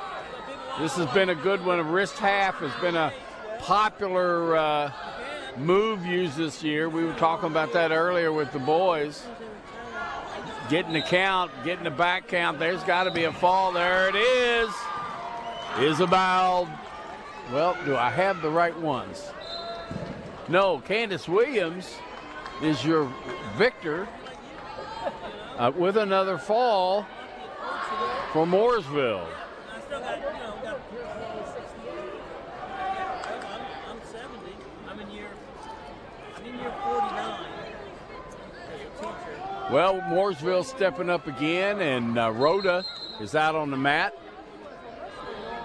Kilo Nadeski, freshman, 15-5 from Mooresville. with the green band. She's in the blue and yellow singlet. Ella Christopher, senior from Rolla, 12-1.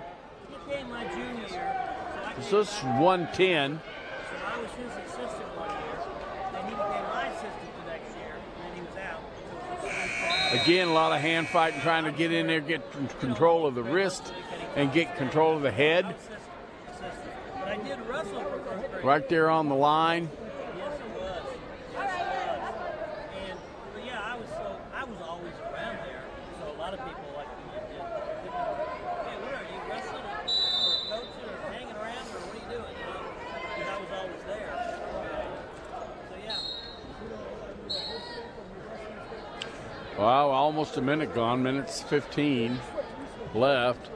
Going to get that takedown, but out of bounds, I'm afraid. So no takedown, no points scored. Minute 11 left in the first period at the 110-pound weight class.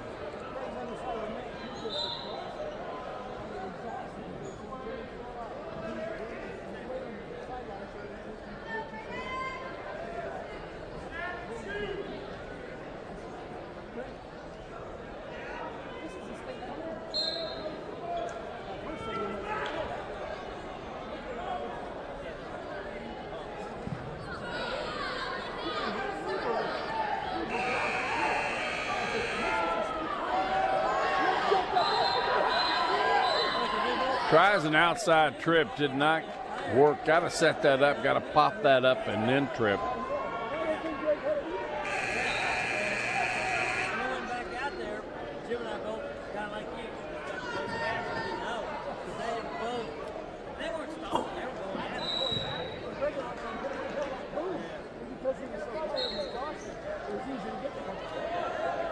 Nine seconds left. This first period is going to end in a 0-0.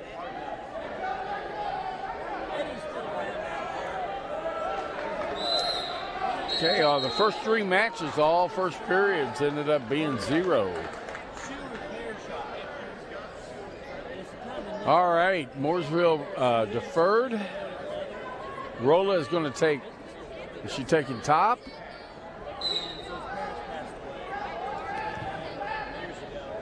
Got to make a decision there.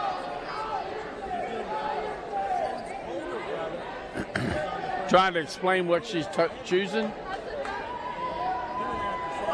And top is what she wanted. I don't think the coach wanted her to choose top, but there she is.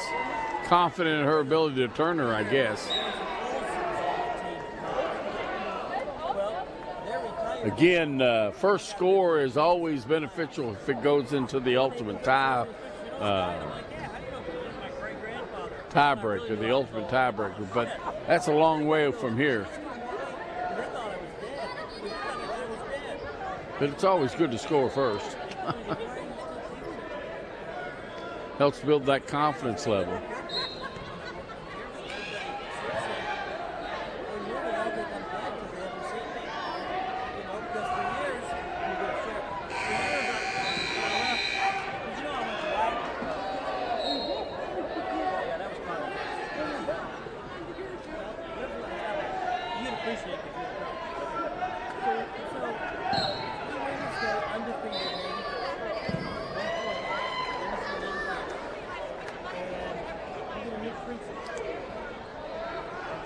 Well, she's doing a good job of the first minute of this period and totally controlling her down on the mat. Although she's not scoring any points, she stopped, what's her name? Kilo? That's probably bad, too. Long day.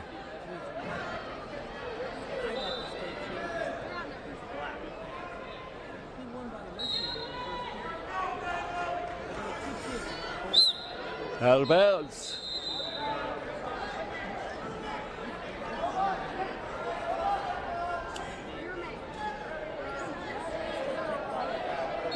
"25 seconds left in this second period. Still no score. Well, somebody's got to score to win.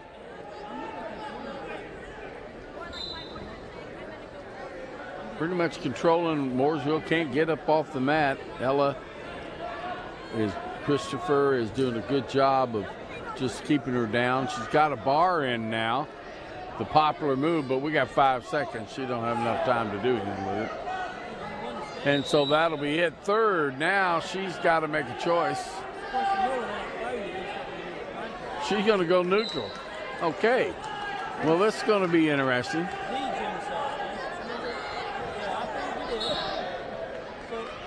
She probably believes she can't hold her down.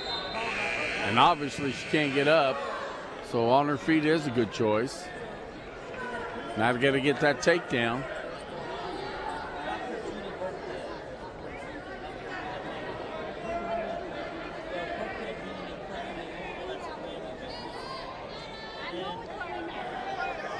Again, you're watching the first ever Jeff Classic Women's Tournament. This is the finals. They've been wrestling all morning and all afternoon and culminated to here. Right now, on the other four mats that are down here on the main gym floor, they're continuing to wrestle the Constellation and the, I don't know if they're in the semifinals, probably in the semifinals.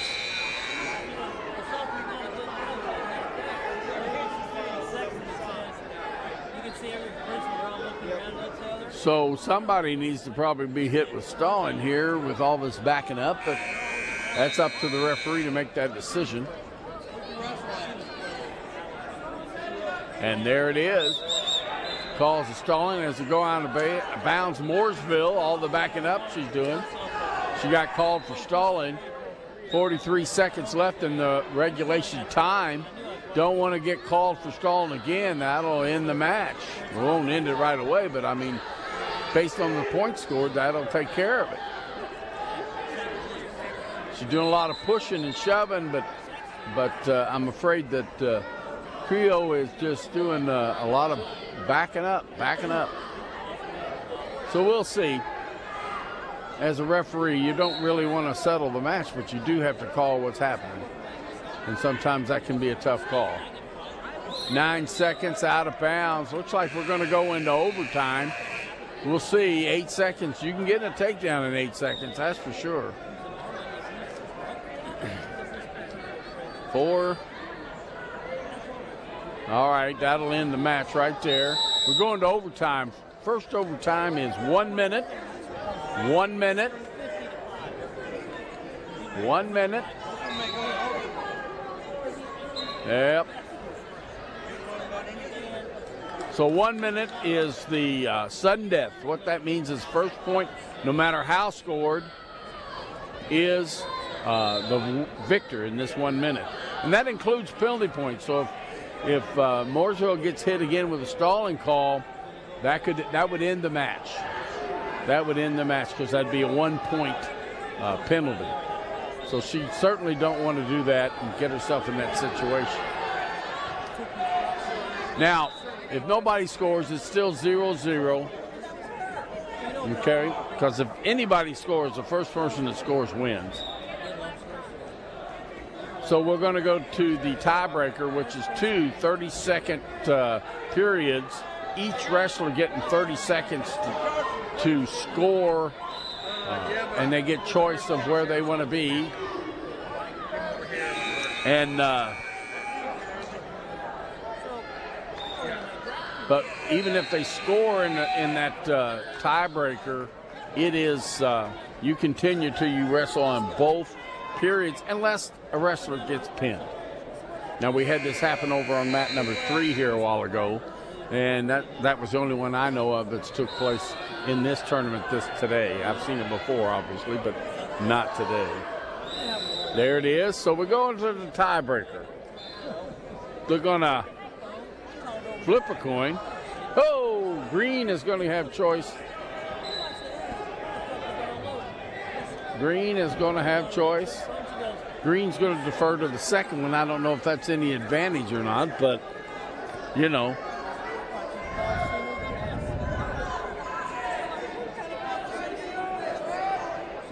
Okay, she sets. Now, again, they're going to wrestle. If she scores, they continue to wrestle the whole 30 seconds. The only way it would end before then is if one of them were pinned. So you got an escape. It'll be in this match. An escape will be a big thing. Cleo is doing a good job holding her down, but she needs to score. It'd be good for her to score some points here. Okay, now she has 30 seconds. She has a choice of position, up or down. She's going to take down. Got to fix the time on the scoreboard. Fix the time on the scoreboard.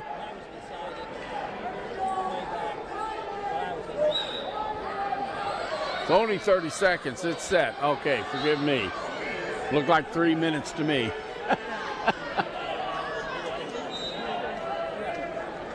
If no score, we go to the ultimate. And usually the first person who scores gets to choose position. Now, I don't know how this is going to work out, so I hope one of Davis. Who gets to choose when it's 0-0? You better help them out.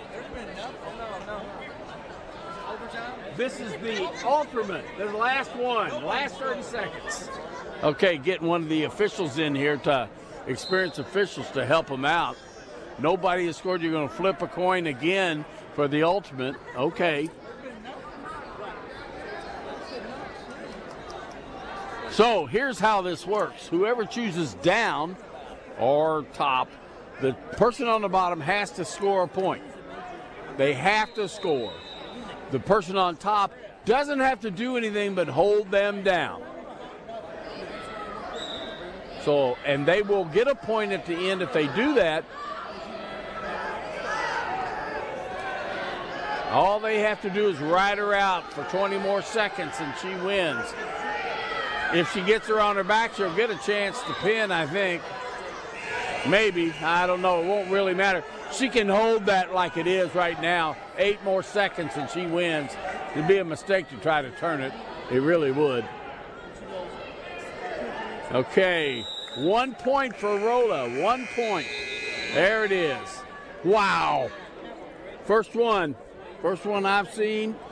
But hey, here we are, first ever women's finals at the Jeff Classic. Woo! Way to go.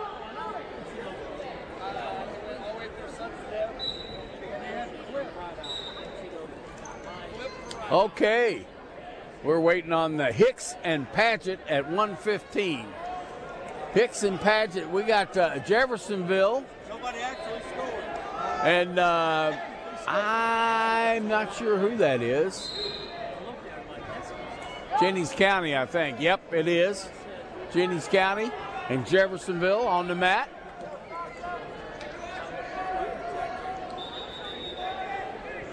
£115? No, excuse me.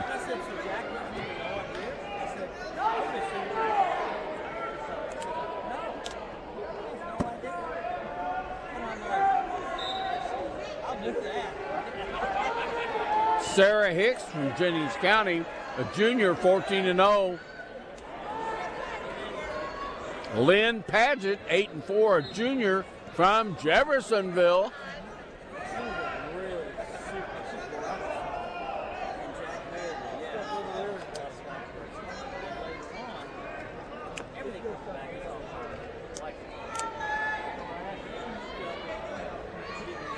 Well, 1 minute gone, still no score.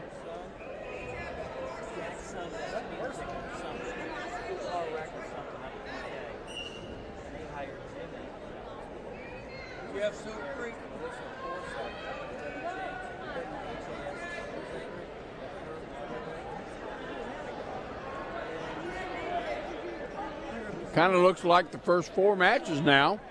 First period, they just kind of pushing and shoving on their heads.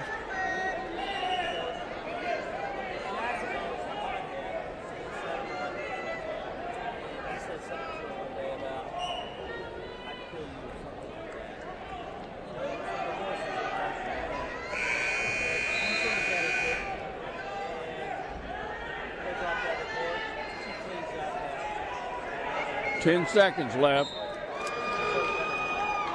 Even though he's like, no actual first period.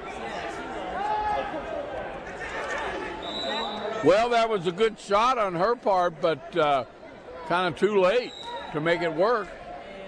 Green's choice. Jennings County going to choose down immediately. Sasha Hicks.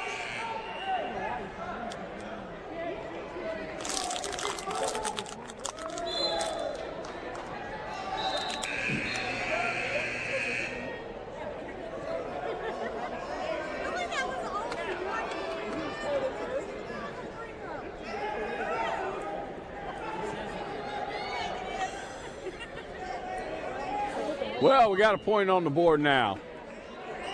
Sasha from Jennings County gets that escape.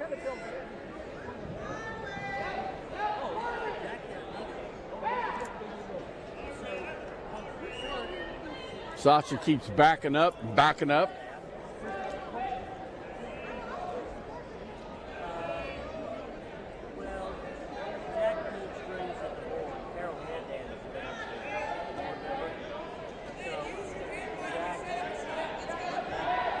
Nice shot in, but good block. Hips out, hips back. Trying to bundle that up. Needs to get her on the mat to utilize that correctly. Okay.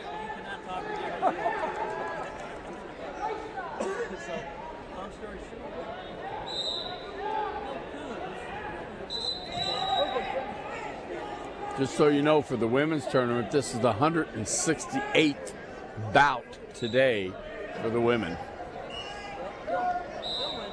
Which I'm telling you right now, folks, this is an awesome thing. Where it was 5 years ago, nowhere near this. So we've seen some great movements with the women wrestling in Indiana. And hope the IHSAA will see fit to make this a full-fledged sport for the state of Indiana, like the other 48 have done. The last report I got was that every state but Indiana and Louisiana had made this a full sport.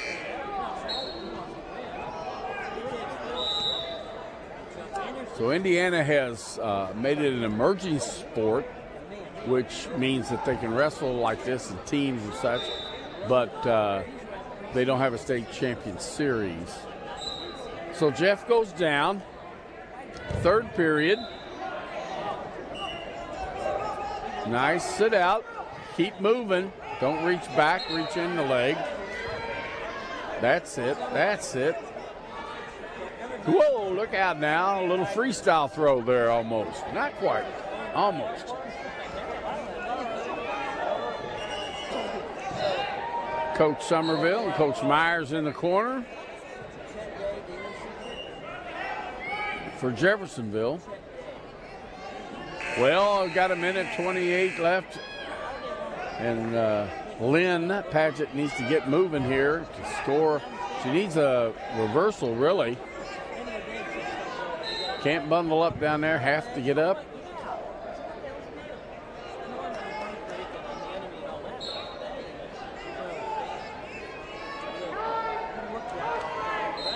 She's got that wrist, but it's not, all she's doing is hanging on. She needs to get her hips up and get moving. Difficult to do. Easy to say, difficult to do. Sasha is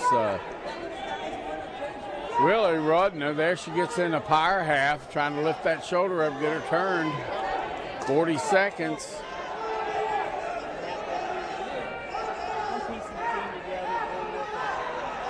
Get some back points now. Oh! A fall. Yeah, she's not real happy about that.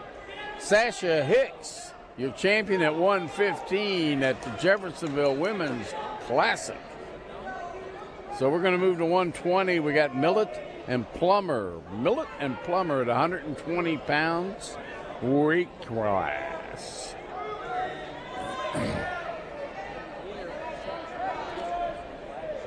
So it looks like Oldham County has a wrestler and And I gotta see the front of her singlet to find out who blue is right now. I don't have it. Oldham County and O. Well, I don't know who O is. How you like that? Might be Oldham County. Could be they got two different. Well, it's probably Oldham County versus Oldham County.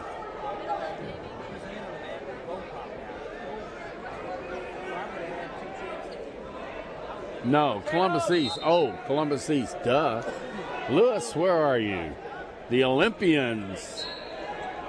Sage Plummer from Columbus East, 12-3. No record of her class.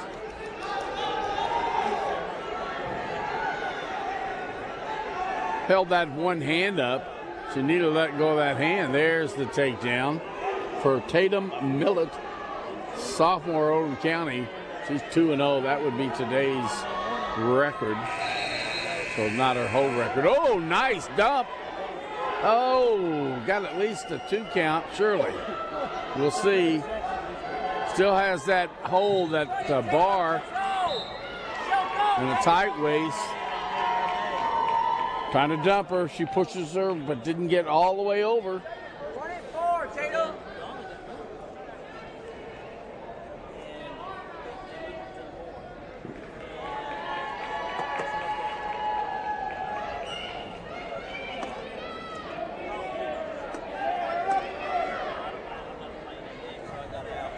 28 seconds left.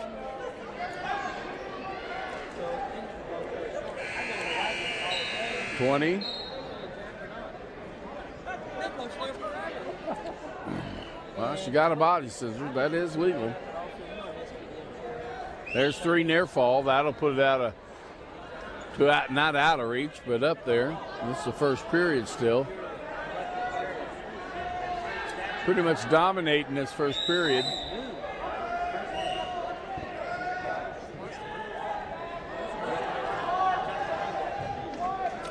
All right, going to the second period, it's 5-0. Tatum Millett from Oldham County. Sage Plummer, Columbus East, is behind. Looks like Tatum takes down for the second period.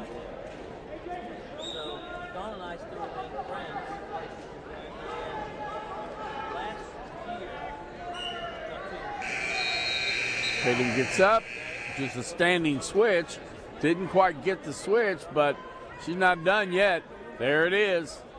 Nice job. Tatum, Oldham County. Nice switch. Has that half and that wrist.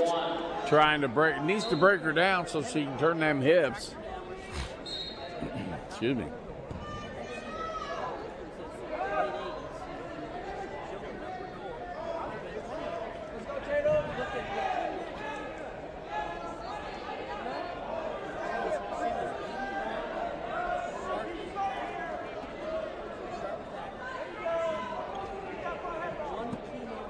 Joe Somerville, please report to the center table. Joe Somerville, please report to the center table. Well, we're gonna 55 seconds left in this second period.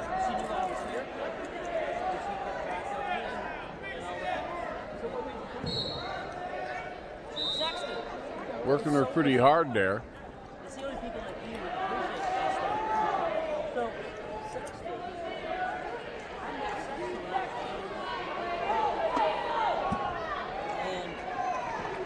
Picks her up, puts her back down on the mat. 24 seconds. Cranking her over. Not far enough. She stopped. She heard a bell. She stopped. She shouldn't have stopped. Going for that cradle. Going to have a hard time. She only has 6 seconds to get anything. She'll just hold it. Yep. That's time.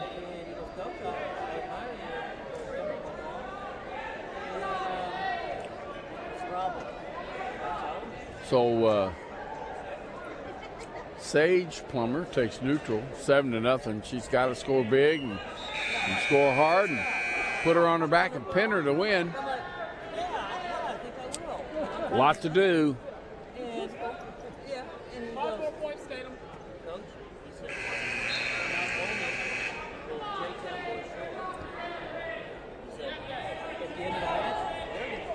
Trying to step in there and do a trip. But Sage is doing a lot of backing up.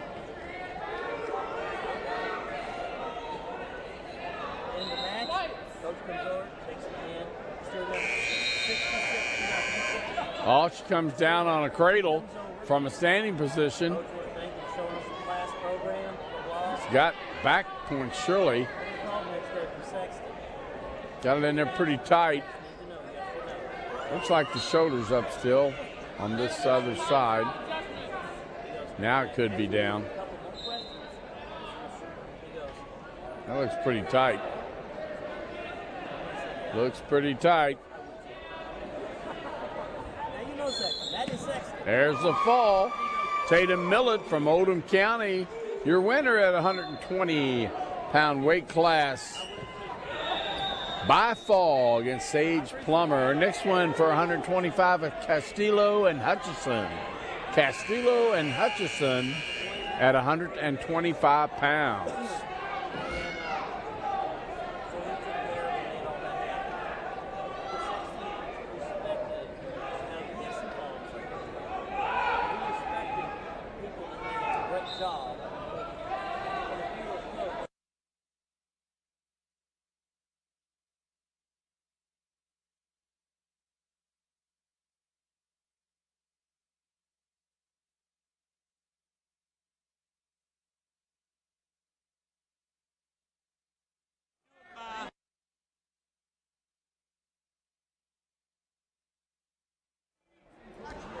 Okay, they're at it. I had to check off for a second. Gasell Castile from Fenton, sophomore, 11-2. She's in the green. She scored takedown here. Her opponent is Maddie Hutchison from Mooresville. Mooresville leading the pack right now at 208. Rolla is right behind them at 184. This will help them, but they're way out there in front. Fenton is 119, and Jet in fourth place is 109.5. Fifth place is only a half point behind, and that's Jennings County. Columbus East is 105, and Bloomington is 80.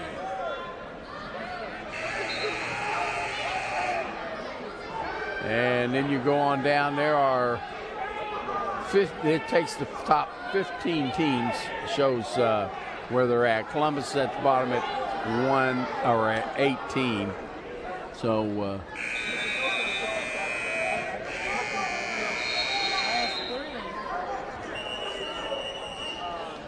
gets that arm pulled back there pretty tight, trying to reach underneath and get her hand in there and grab that wrist.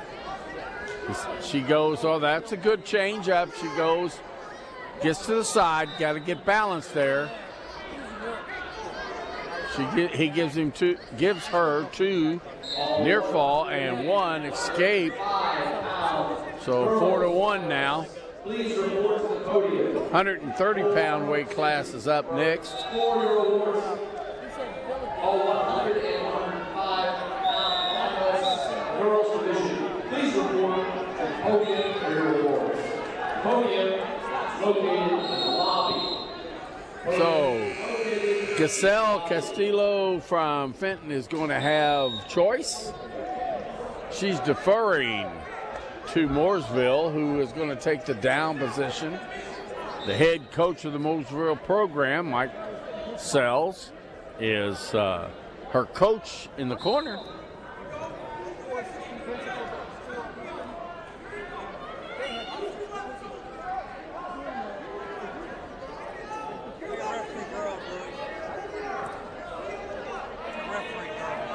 What? These two are brand new. Oh, well. It helps.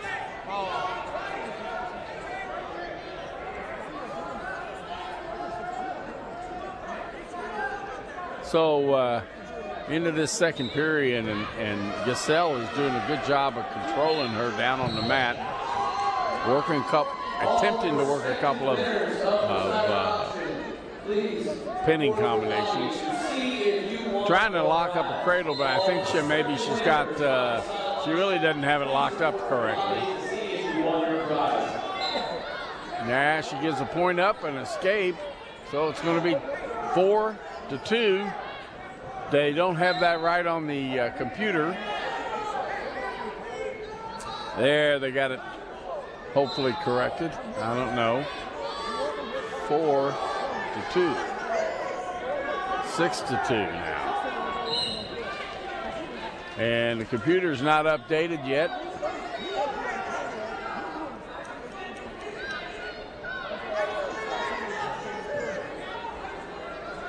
So Giselle is actually ahead 6-2.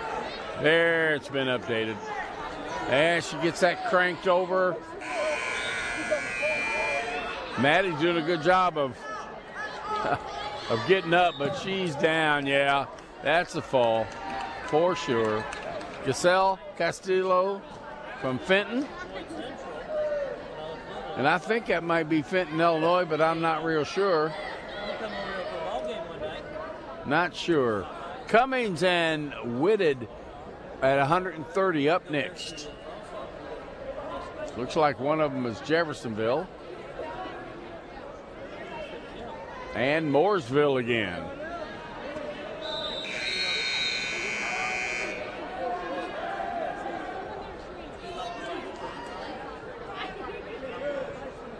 $125.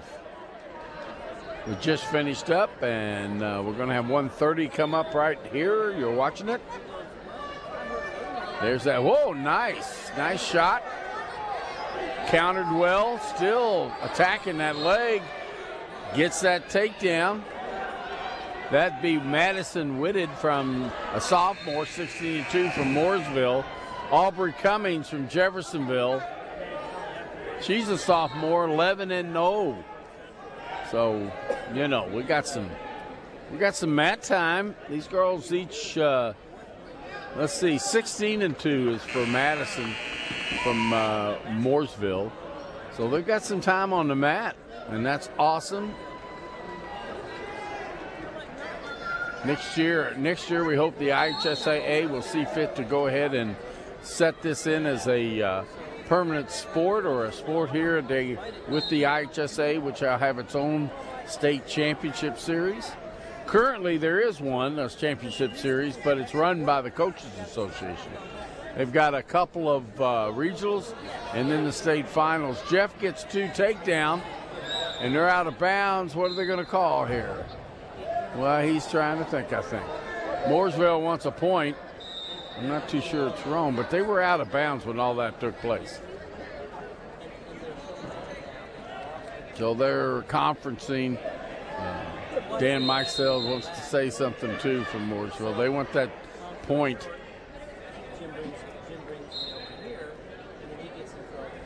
No, wait a minute. Oh, I'm confused. You got to have a point there. Somebody's got to have a point. Yeah. Green should be down unless they gave an escape point. Green should be down unless there's an escape point. I don't see the escape point going up, so I don't know.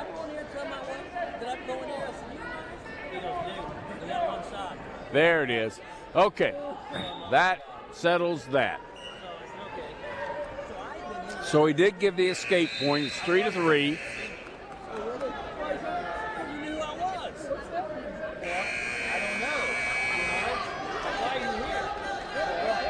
So it's not a takedown yet. He called it. Now it's a takedown. She had her hands tied up on the legs. She's got to come up around the waist. She did that. Oh, nice. Walked right into that, I'm afraid. There's a takedown for sure. Couple of good fast ones here. Letting her up and then taking her down. Using that momentum against Audrey from Jeffersonville.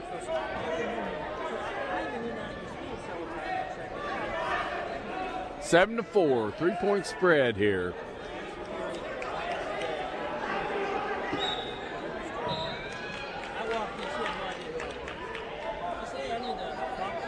Okay, there's another escape point. They're going to go out of bounds. Is there no escape point? Oh, time. Time, he's saying. Time. So there wasn't an escape because time rode out. They hadn't separated and hadn't gone out of bounds yet. So green has deferred. Red is going to take, what's she doing? Down? In the down position? Yes. There you go. But she was so professional.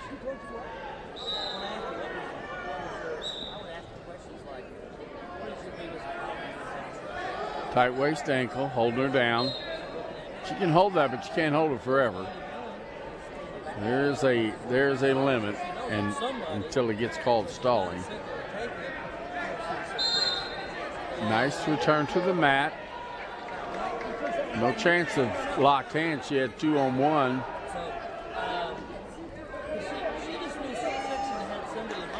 Oh, that's needs to be stopped. Oh.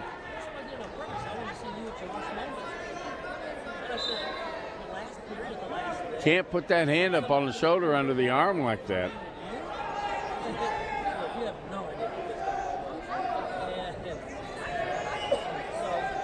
Across the back is where it goes, where it is now.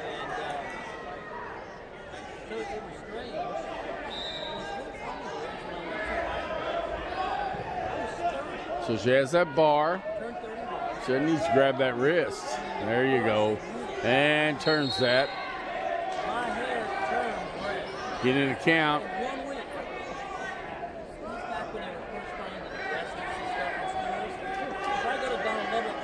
Holding a 3 count, 40 seconds, that's going to be a fall. She can position her head. She's like, no, I'm going to tell me the truth. I'm in her office like every day. I'm going to doctors. 25 seconds. You know? And oh, goes to the headlock. That'll do it right there. That ought to be tight. Yep. There's a fall. 15 seconds to go. Your champion, Mooresville. Mooresville's kind of pulling ahead point by point. Madison Whitted from Mooresville, your champion. Jeff Classic, women's champion. We're going to go 135. Rogers and Holton. I just pronounced that wrong. Wrong, for sure. That's Mooresville and Jeff again. Mooresville and Jeff, the team points haven't updated, but Mooresville just picked up some points there.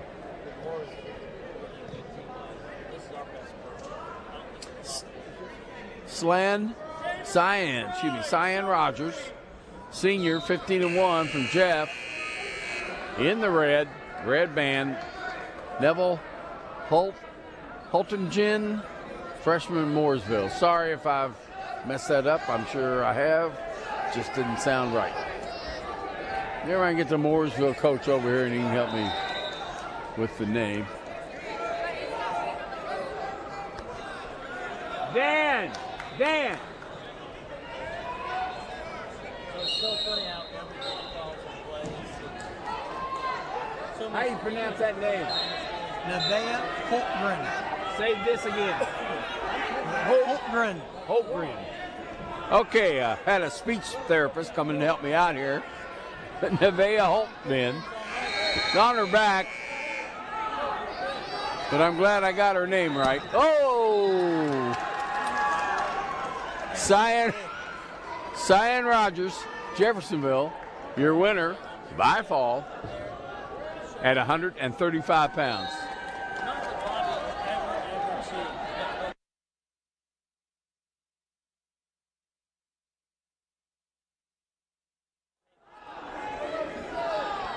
And it all gets better. All right, we're switching up the board. Looks like we have a Silver Creek wrestler. I see their coach going across, Mike Brown. Yep. We'll get her name here in just a second. I think we got a problem there.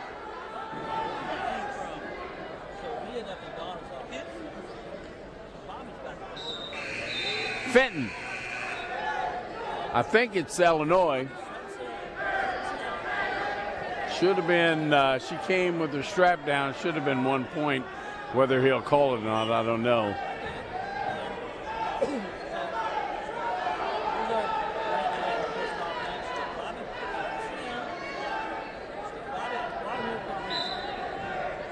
Yep, there's the point.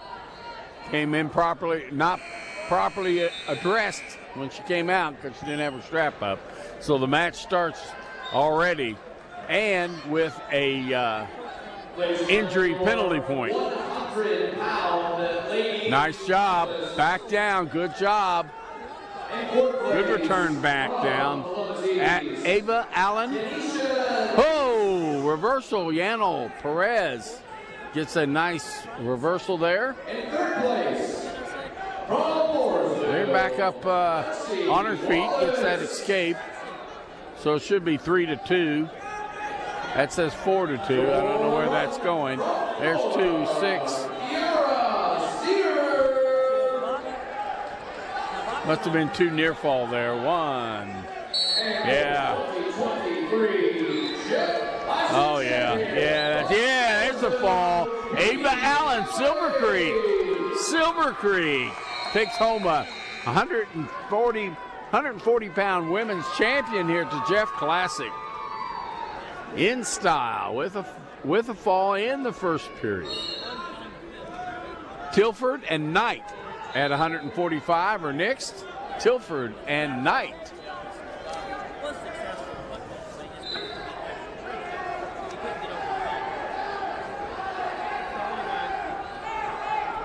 So we have Columbus East out on the mat and Rolla get their names here assigned to their uniforms.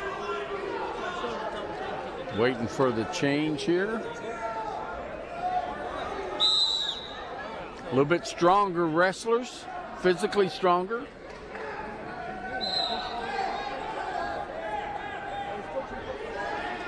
You got Serenity Tilford from Rolla. She's in the reddish singlet with red ankle band. You got Eden Knight from Columbus East in the gray and orange in the green ankle band. Pulling that head down. Trying to trip her now.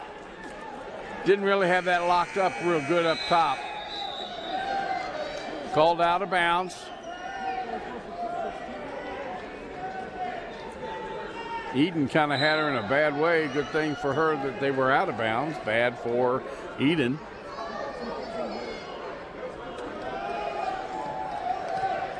Sinks in trying to get that single leg, but you can't do it with your head down. There's a 2-point takedown for Serenity.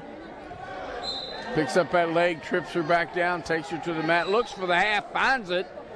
Can she turn it? She's got momentum, but not getting that all the way turned. Eden did a good job of keeping her hips square to the mat.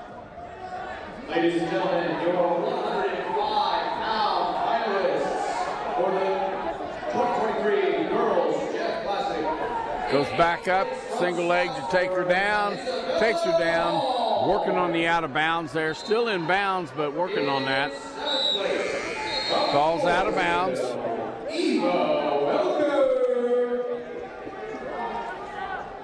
In 6th place from Henryville. All right, what do we got? 29 seconds, almost 30 seconds left in this first period.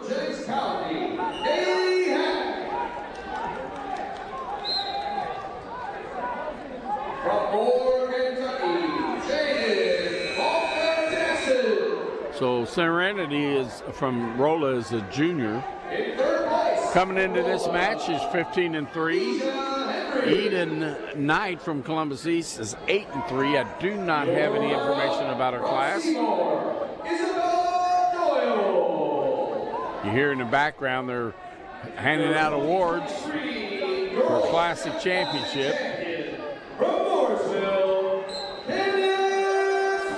So Mooresville's pulling ahead. They got updated here. I've got 214 points. Rolla with 184.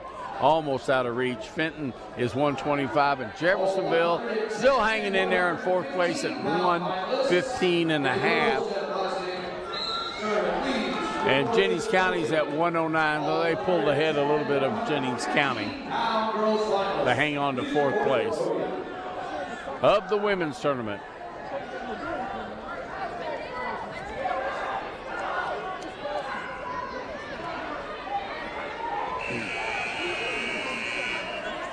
Long day of wrestling. Here it is going on 5 o'clock. Been here since 9. Started wrestling not until about 10:30, 11 is actually the first match that got on the mat. So, and we got a few more matches to go before we're done with the men's side. Nice double leg, but failed to complete the move. She's in there deep, but cannot get it. Then double underhook stopped her. Serenity just hooked them double underhooks and wouldn't let go.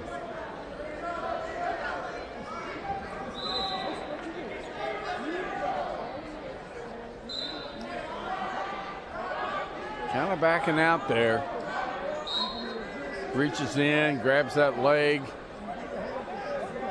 They both have a leg. Crossface. Going behind, gets that takedown.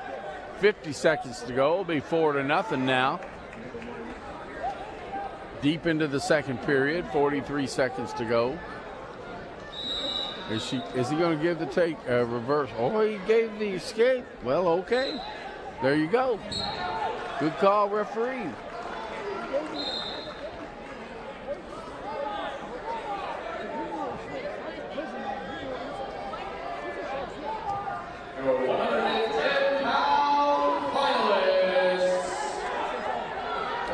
Got those hips, trying to get them back, pushing that head down. Boom. Goes behind, spins behind. 20 seconds to go, get another takedown now. 6-1. In 6th place from Jeffersonville, Ryan. Got that pumped up, got it turned. There's going to be a fall right there. There's time ran out, saved by the bell. 2 near fall points. That should bring it to 8-1, 3rd period. Eden's going to take the down position, Columbus East. She takes down. Serenity's trying to say what? I don't know why she's saying what, but there it is.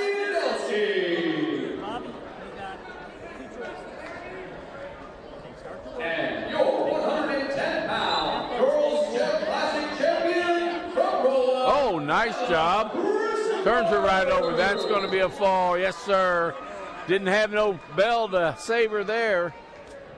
Nice job for Serenity Tilford from Rolla, Missouri. Okay. Why is there no matches underway here? What's the problem? Not sure what's going on.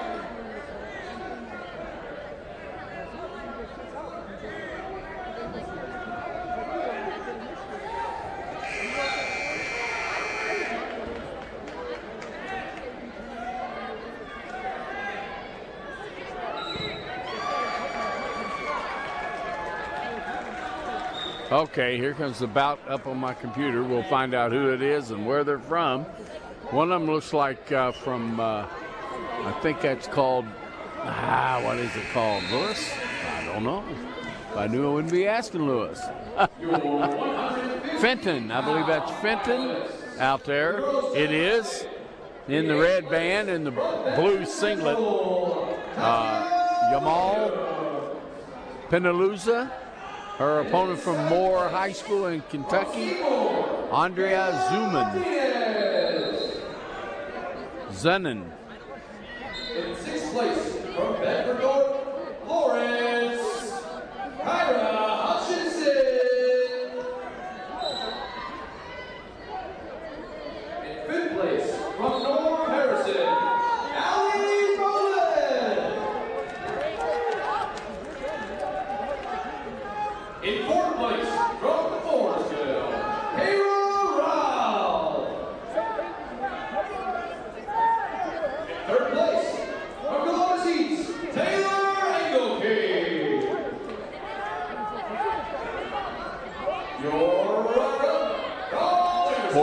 seconds in this first period. A lot of these ladies have had a lot of trouble scoring any points whatsoever at all in the first period. Had a couple of pins in the first period, but we've had several matches that have gone 0-0 after 2 minutes of wrestling.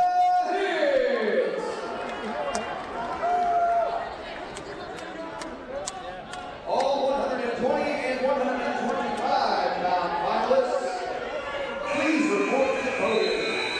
All 120 and 125-pound girls finalists, please report to the podium in the lobby.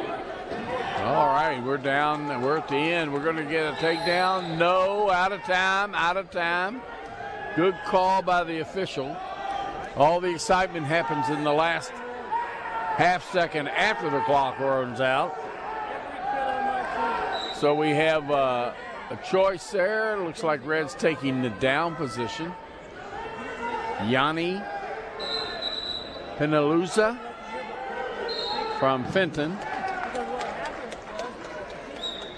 Andrea Zenin from Moore High School in Louisville. I just got stuck there. Nice. She's got that front headlock. Goes back to the leg. Knocks her down. Goes to that near ankle. Actually, the heel, if you will. They're out of bounds. Everything happened out of bounds. Good call for the official.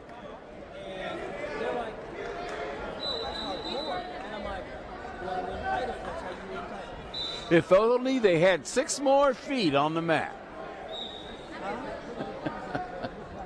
Said only if they had 6 more feet on the mat.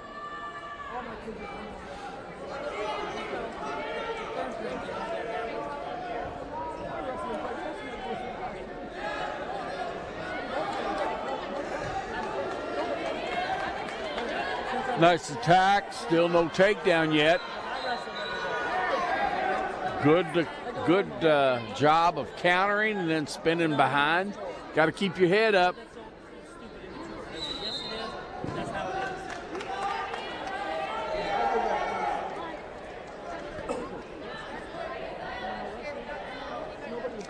So we got to score 3-0 for Fenton. Yamali Penaluzza.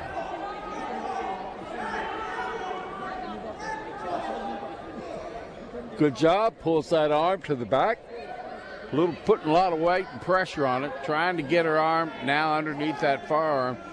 Hooks the neck. Takes her over. Gets the count. Looking for the fall. She's inbound. There's the fall.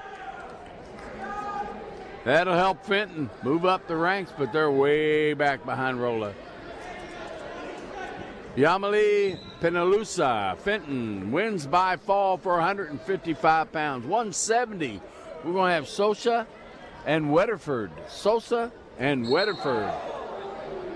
They're in a hurry getting out there. They don't have it updated yet, but that's all right. Fenton is out there again. They're in that blue and white singlet. Faith Hand and Sienna Holscher.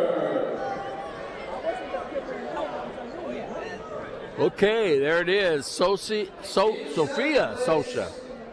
And her opponent is Mackenzie Weatherford from Borden. We'll get out of town, boys.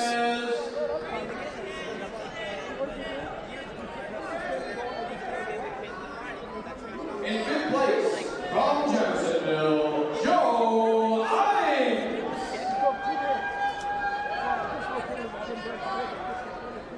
Fourth place, from Mooresville, Peyton Dusty. In third place, from Rolla, Morgan Swift. So the points updated a little bit here. For this, Jeffersonville's at 15.5 for fourth place. Fenton moved up to 125 points. Have an opportunity to go up some more with this match. Rolla is at 190. And Mooresville's way out in front at 2:14 for the women's tournament here at Jeff Classic.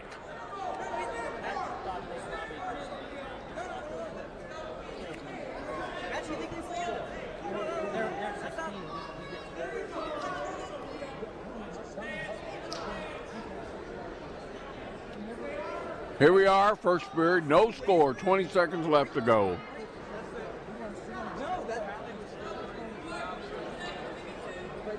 When that happens, when you have the medical after an illegal, that was an illegal move. That he doesn't win the match.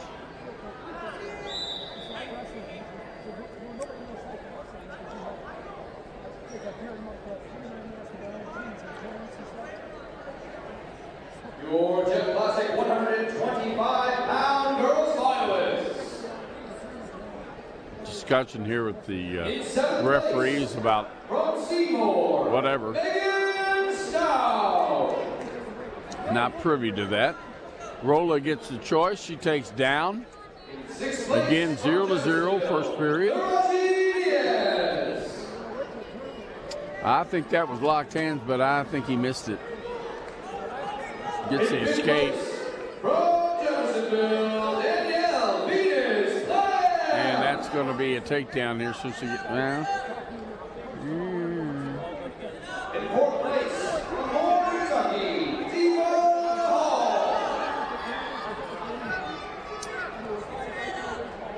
in third place, from Rolla, Victoria Wiley. So you got Sophia Sosa. She's a senior, 19-1 from Fenton. She's in the blue and the white singlet with the little orange bands around the leg. Mackenzie Weatherford, 7-0 from Borden. 23, Jeff Classic Girls Champion at 125 pounds. From Benton, Giselle Castillo. We're in the second period, minute gone. Pops over for that half, gets that shoulder up. Can she turn her hips? She's done it. She's gotten her count. Oh, yeah, there's a fall. All these extra points going to help Fenton, but I don't think they're going to catch Rolla, which is in second place with 190 points. Fenton has 131 plus this match in the fall. So we got McMahon and Plata. Looks like Fenton's up again, along with Columbus East. Who's next at a 96. 196. We're coming down to one. I think there's one more match after this, or weight class after this. So there's nothing showing on my board, so I'm not real sure. It'll pop up here in a second. There it comes. 190. This is 190.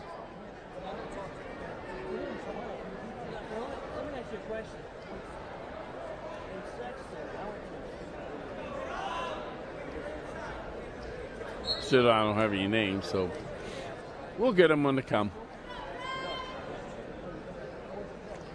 First period head pushing. Nice front headlock, underhook. Trying to get that head on the mat. Good job on Fenton. And that would be Kaylin Plata. Nice job. She gets her turned over. She's going to get the fall right there, boys. I'm telling you right now. It's there. Lots of time. Minute 17 left. That's hard to fight off of the back. That's a long time. Her Grace McMahon from Columbus East doing her best to keep off her back.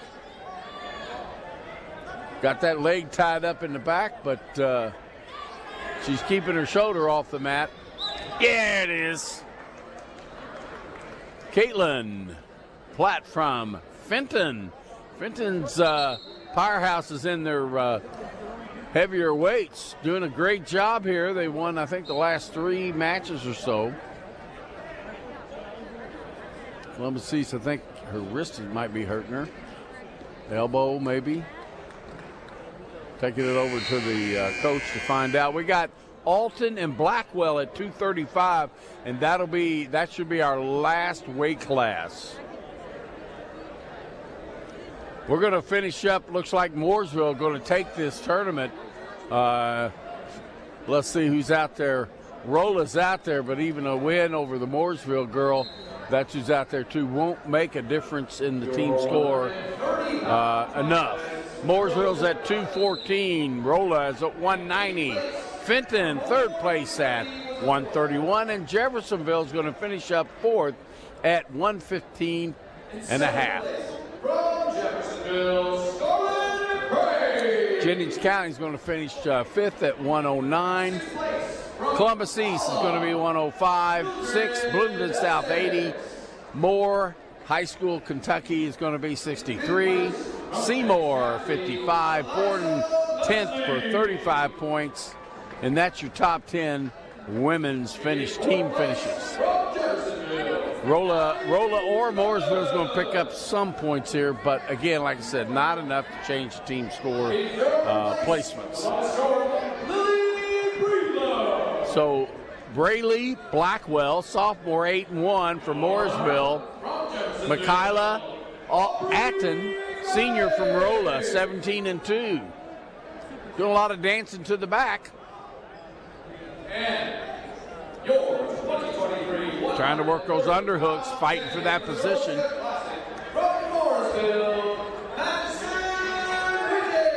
Well, they got the guys out warming up, getting ready for, I think, the semis, possibly, or the finals. I'm not too sure what they're doing over there. They're still wrestling over on mat number 3.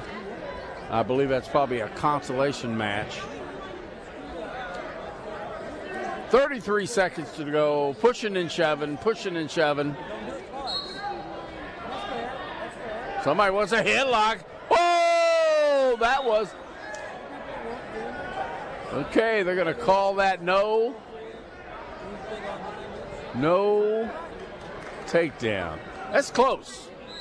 That was close. There was a foot in for a second anyway, or a split second. But hey, the guys on the mat are making the calls. Good for them. Well, there they are out again, but too late. Yeah, Mooresville's in. So that would be Michaela Alton who scores the 2 points. And that's the first period, scoring points. We like that. In 8th place from Jeffersonville, all right, here we go, second period. 7th place from Jeffersonville. Looks like Roland. I don't know who's got choice. I'm messing up. Rolla must have diverted that to the third period.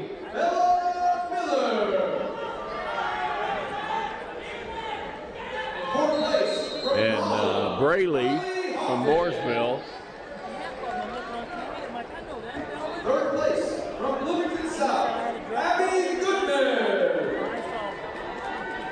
A little warning, I guess, just kind of kept moving. She works in that half.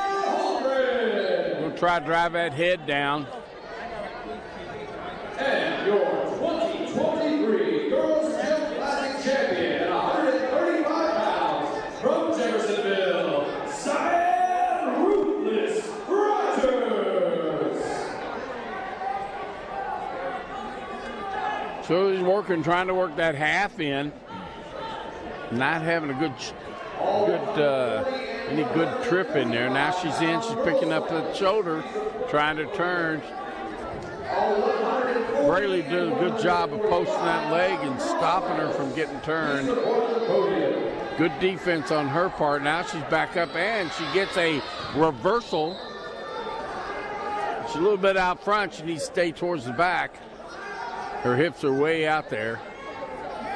Still working on that half, little power half there, pushing her head down one hand and trying to get that half in there.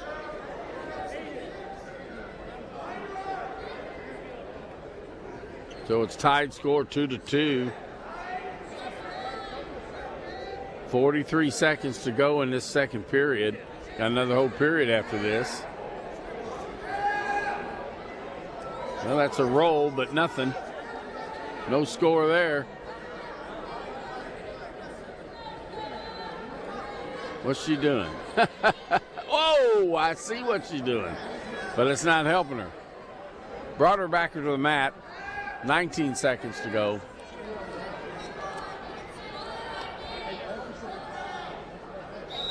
Out of bounds. There should be no change in position there. Braley is pretty winded.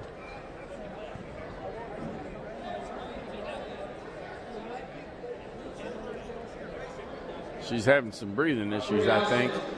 In the auxiliary gym, there's mat 7. Some of the boys' consolation matches will be taking place on mat 7 in the auxiliary gym. Well, I don't know where the trainers are. They're not behind me right now where they've been stationed. So I guess because the break in the men's, everybody took a break. I don't know. Coach is attending to her. She's on a injury timeout.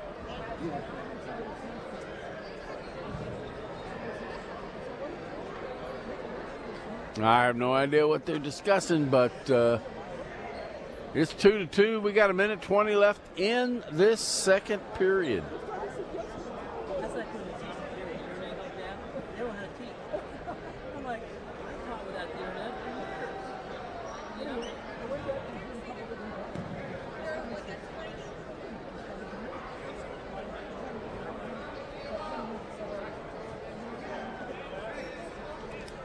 Well, we need to get it going. Your 140-pound well, from Ford, Kentucky, Coach calling for a equipment repair as he took her headgear off, put it back on. Not real sure. Well, I don't know.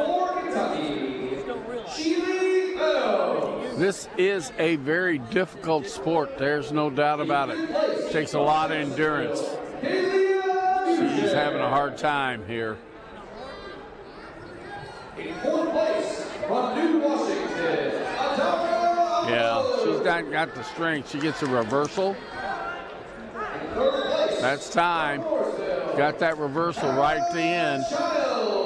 Third period now. It's going to be 5 for Michaela Alton from Rolla against Braley Blackwell from Mooresville.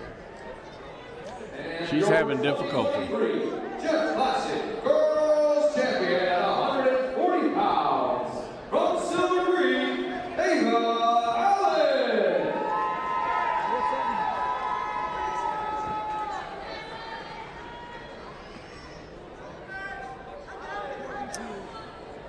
This is where conditioning comes big time for these young ladies.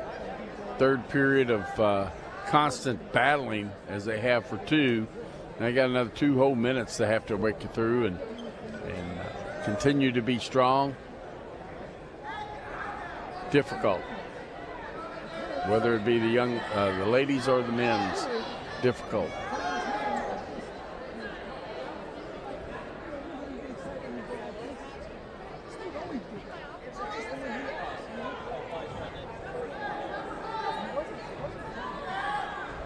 Gets that front headlock, pushes it down. Kind of went the long way around, but gets the takedown. Looking underneath there. Has that ankle. I'd say a half Nelson would be a good timing here. Lift that up. Wearing the girls out. In seventh place from Ford, Kentucky, out of bounds. She could have kept 2 legs, 2 feet in. She could have had that. Gotten some back points. 7-2 right now.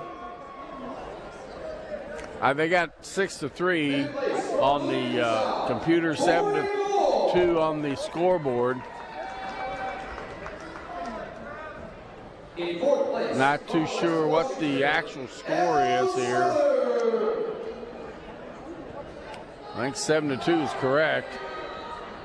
The computer has it 6-3. In third place, from Seymour, Caution on Mooresville for moving after he said set. She keeps wiping her face, probably the hair out of her mouth, but once he says set, she can't move till the whistle blows. And your 2023 Jeff Classic Girls Champion at 140. Yeah, she needs to get under that arm, trying to bundle that. But that'll work too if she can get it turned, and she does. She gets a count. Lots of time here, 20 seconds. Looks like she might, well, no, she didn't get a count of 2. It's not going to matter at this point. Whoa, watch that arm now. Whoa. That's a good one. 8 seconds. That should have come earlier. Too late now, I think. Whoa, at the last second. 1 second to go. Mikayla Alton from Rolla wins by fall at the last second of the third period. She's your champion here at Jeffersonville Classic for the first women's tournament at 2:35, and that'll end it. And you're going to find our leaders. Third place will be Fenton at 143. Rolla will have a little bit more points than 190, probably close to 200. But will not overtake Mooresville at 214. I'm going to take a break now. We'll get started with back with the men's program in just a moment.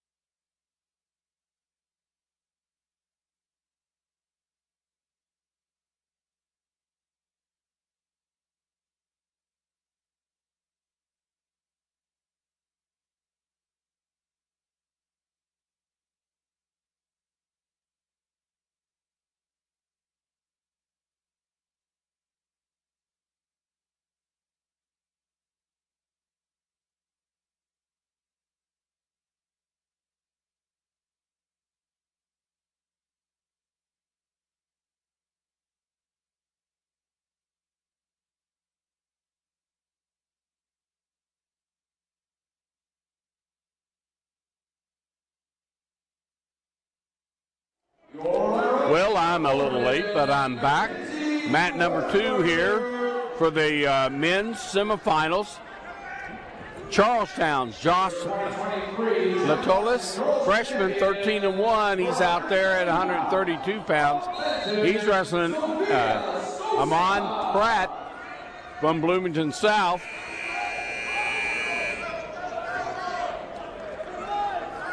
Josh has got that leg, but losing it quickly. Nice cross face by Amon. There he gets the takedown.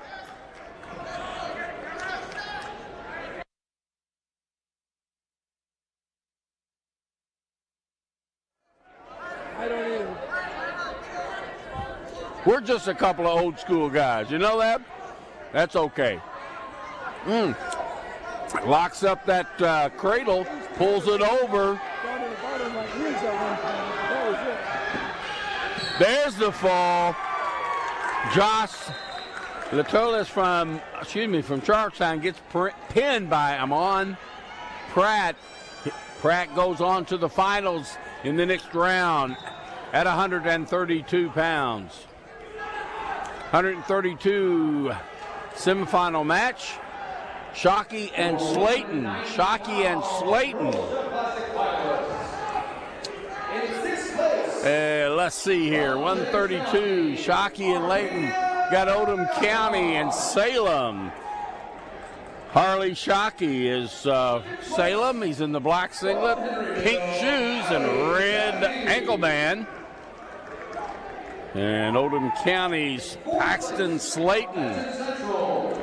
Okay, he's 4-1. That's today's record for sure. He Third place, I don't know what's going on there with this guy running across the mat. Hello. We're wrestling here, Coach. Not for you to run in the middle, I please. And your 2023 Jeff Classic. Nice takedown. Salem's Harley Shockey. He's trying to do what's that called? Help me out. A spladle. Come on, Coach, where you at?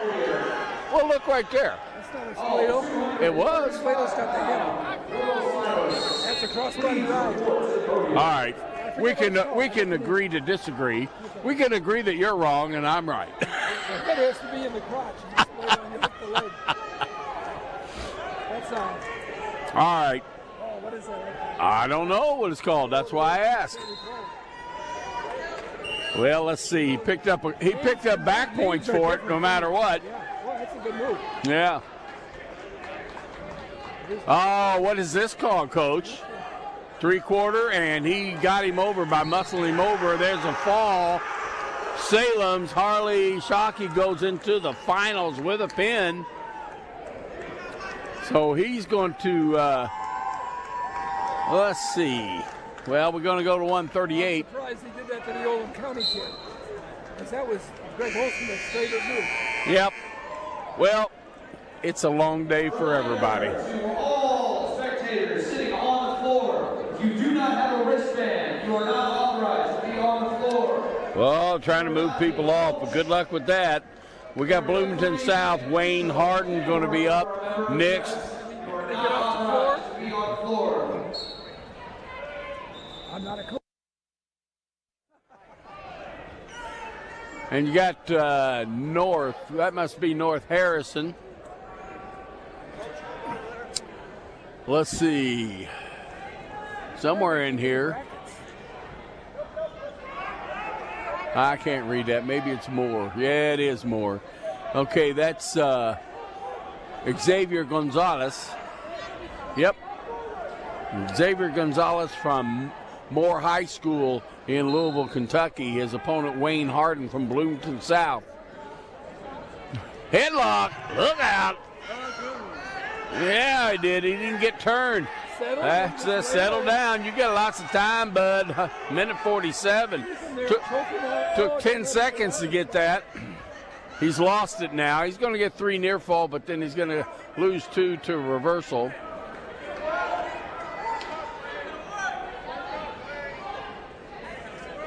You know, you can get those things once and you have to wait for it the next time.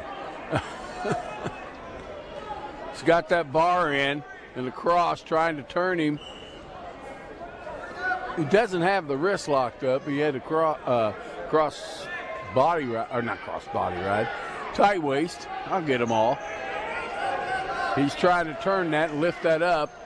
He's holding his hips to a point where he's doing it. Go, whoa, watch that shoulder, man. There he goes. He readjusts. Out of bounds now.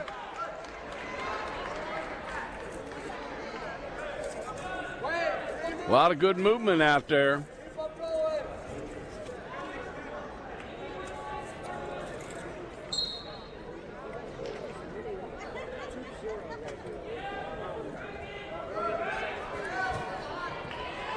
I see Danny Struck walking around once in a while, but I can never find him when I'm looking for him. Larry. Have I got used to long hair? Remember the old days? You couldn't do it. You guys are old, that's all I got to tell you. Boy, he's cranking on that shoulder. He's working his shoulder, and he's letting him do it. Your 2023 Jeff Glass. Whoa, he's got his... Come on, Chris. In 8th place from Benton Central, Sophia Zara. He's wearing out that shoulder. Tommy Bartle's son was wrestling here last year, I know. Okay, he stops in the end of the period. 2-0.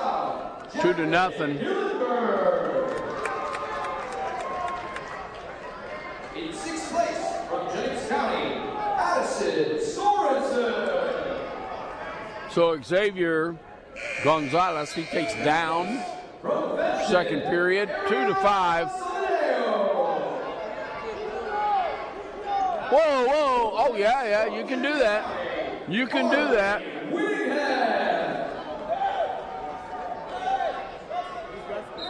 Third place from Columbus East, McAfee. Oh! Nice job. Got his arm caught over that head. He needs to let go of that head. There goes the shoulder again. Your 2023 Jeff Classic Girls 135-pound champion from Rolla, Michaela. So Roller goes 2 points now. It's a 1-point match, 4-5.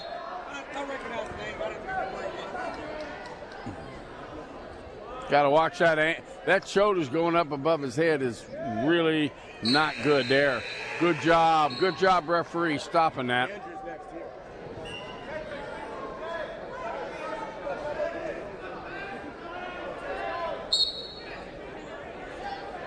Reaches back, grabbed the head, he lets him go. He gets a point, 6-4 now. This is a physical match here today. Right now, one of the most physical ones we've seen in semifinals so far. Gonzalez goes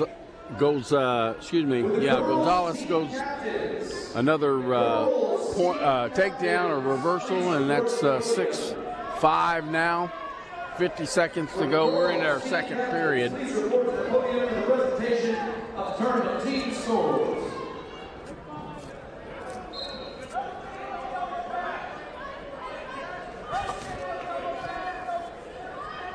Oh, I can't believe he's reaching back like that. He gets this one. He's got that locked on that head. It's a legal headlock, but I've never seen it like that. I've never seen that.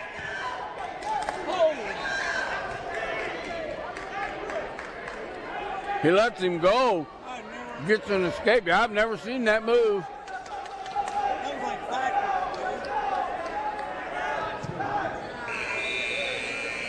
It worked. It got him in an escape anyway.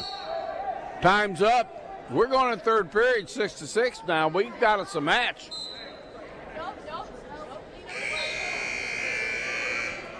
Coach coming over there trying to figure out what's going on. Asking questions. The final team scores for the girls 2023 Jeff Classic. They're checking the score. The computer is saying 7-5. The scoreboard is 7-7, so they're checking the score, going through it, and all the actions to make sure the score is correct. With 63 points for Kentucky. In 7th place with 80 points, Bloomington South. In 6th place with 105 points, Columbus East. So what do we got? We got 7-7? With 109 points. No, 7-6. This is correct. 7-6. Boy, he's trying that move again. Didn't work this time. One more point. That's 8-6. 15.5 points, Jeffersonville. Oh my gosh. Help!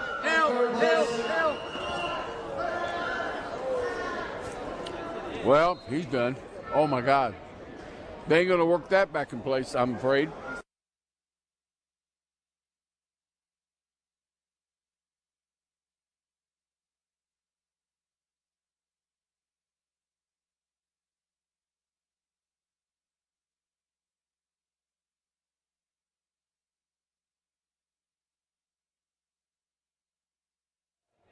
So the trainer's attending to the wrestler here. And we got a camera on mat number 3. Mat number 3, we have Jennings County and Michael Bledow, sophomore. That's a consolation semifinal. And his opponent is Charlie Bruce from Seymour, 10-6. They're in the third period, counting down 8-2. Charlie Bruce is going to advance in the consolation semifinals.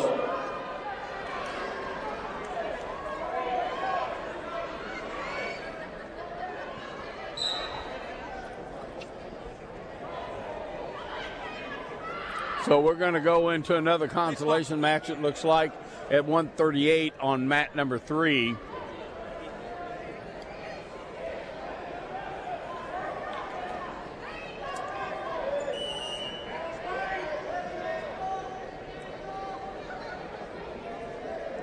So they're going to have to pull the matches right now off of this.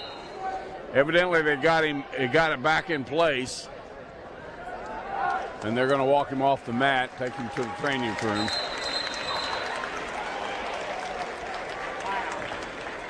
Luke Kirchner from Jennings County in the consolation semifinals. He's wrestling Dawson Slaughter from Jeffersonville. Takes him down with a double leg. Again, there's only a 1-minute period in the consolation matches. Okay, they're going to raise the hand of the Moore wrestler as he wins by default. That was crazy.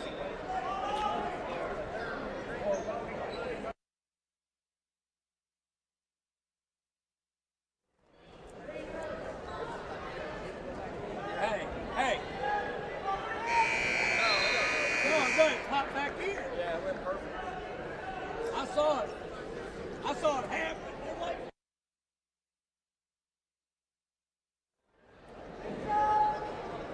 All right, here we're back at mat number 2, back to semifinals. We got that 138.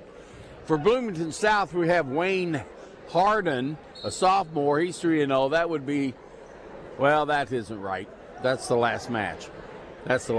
We got Leonard and Carter coming up at 138 semifinals. One of them's from Fisher, the other one's from Scottsburg.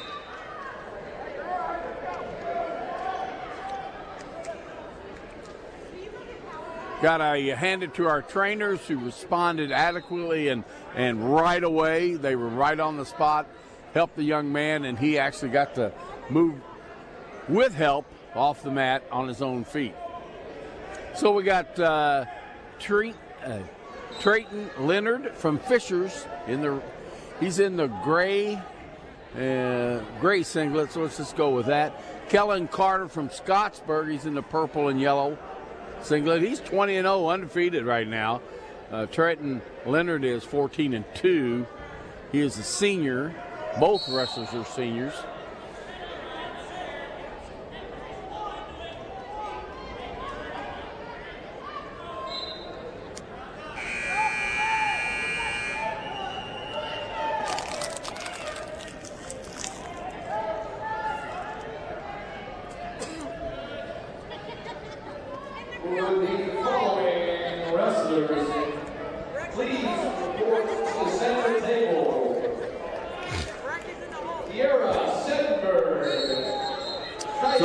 Out of bounds, no score on that.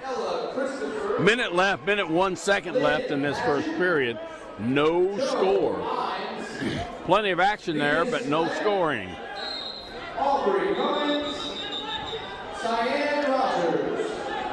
Again, we have Trenton, Trayon, Leonard from Fishers, and Kellen Carter from Scottsburg out on the mat. Semifinals.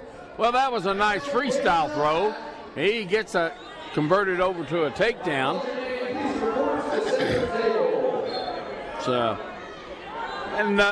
Several names, but let's just stick with the easy one, the arm throw. Still in control, still in bounds. Didn't score any back points there, but he got 1 count. Got those legs split, looking to get a hold up there and either get some kind of Turk or get a half. Get him turned. He got a single count again, but they're going to be off the mat here.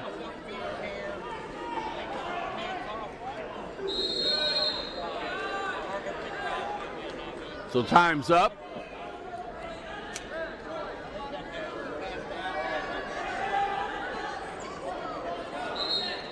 Okay, green is going to take down, red deferred. That means Mr. Kellen Carter is taking the down position for second period. Right now we're at 138. Well, we're up to actually bouts, 157 bouts been wrestled, or wrestling right now here for the men's wrestling. The boys.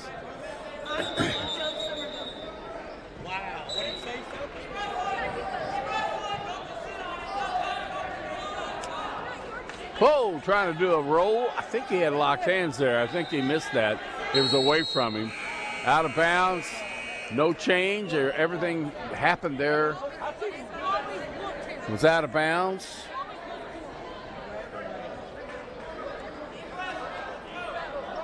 Go. That's your fault.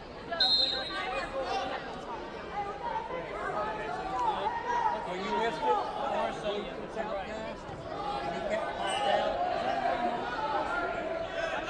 So he gets away, gets an escape point there.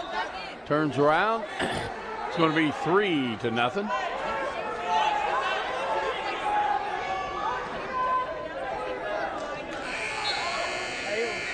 These are semifinals, right?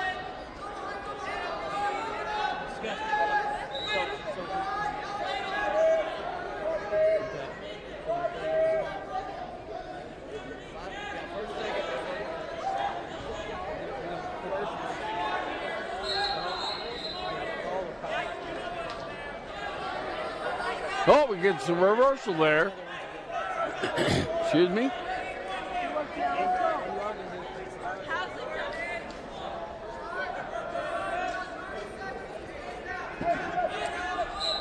So we got 3-2 now, 3-2.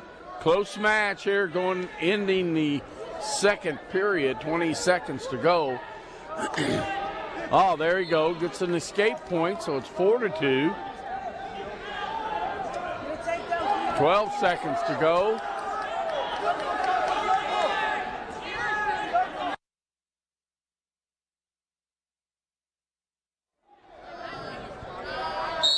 Up on the feet, time runs out.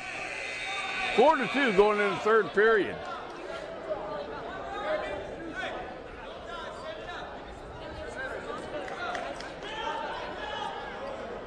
You're on neutral.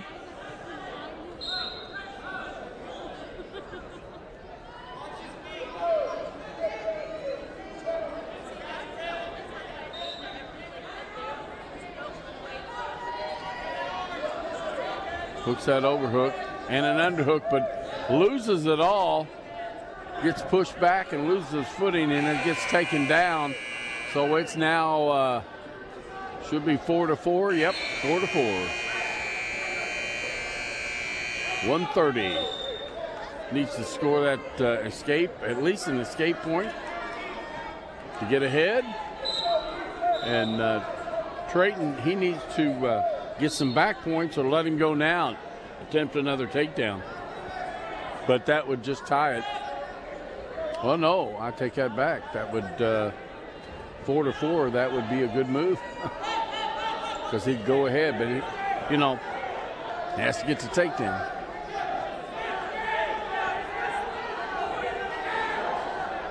They work right there. They go into the, if it ends here, 50 seconds. If it ends in this, with this score, they'll go for sudden death.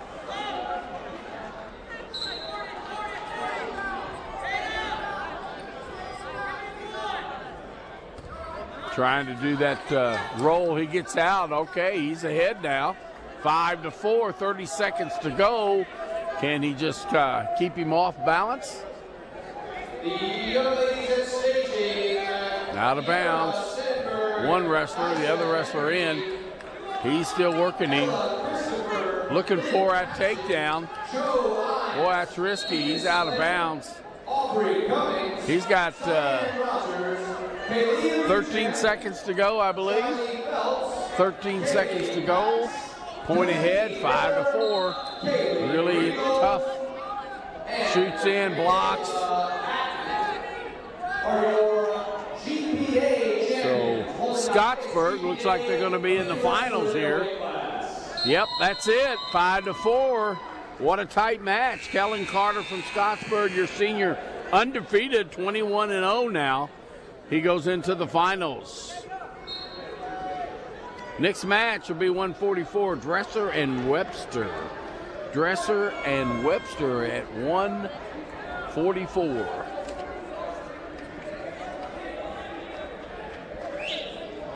Dresser is from Gibson Southern, Deacon Dresser.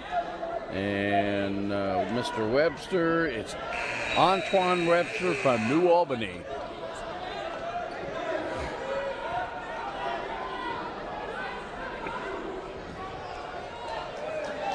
Correct. 144, he said.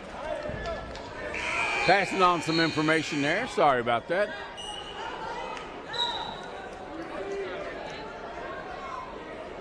This is our semifinal match. Deacon Dressler, a freshman from Gibson Southern, 17-2. Antoine Webster from New Albany, a senior, 14-1. Deacon Dressler scores that first takedown and then an escape by Antoine. 2-1, 30 seconds in.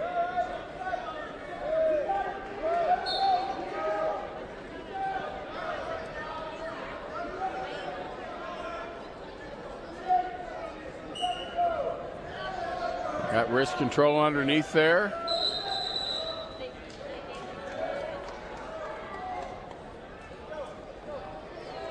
Underhooks or underhook. Right on the line there. Steps in for a single leg, but he steps out of bounds to get the single leg.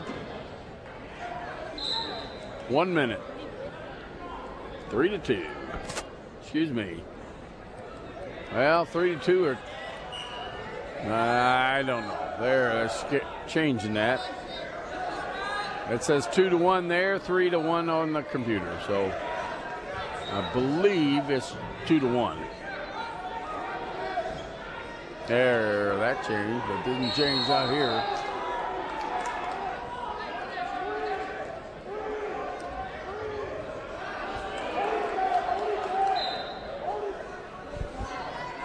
Nice double leg.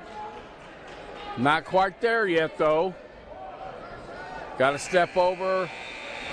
There you go. There's the takedown. That'll be 4. Should be 4-1 now.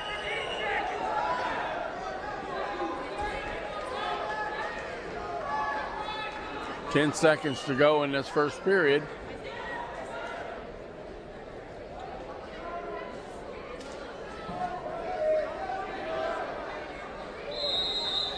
Okay, that's the end of the first period. Looks like green will have choice. Green defers. Red is going to choose top. That's interesting.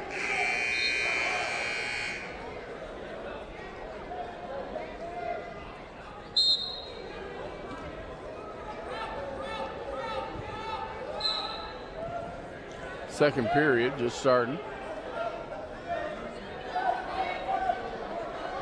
Suicide roll. Gets over there, getting back points. Looks like he's going to get 3 out of that. As soon as he lets go of the move, he's holding it. There it is, 3. 3 red. 4-4 now. I don't know what the score is. The computer's saying 5-1, but that's not right. It's not updating properly, I guess. 4-4, second period. There's 4.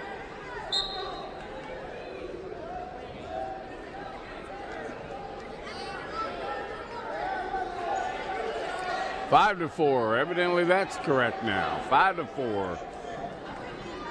Nice. Brought him back down, out of bounds, but nice job on that.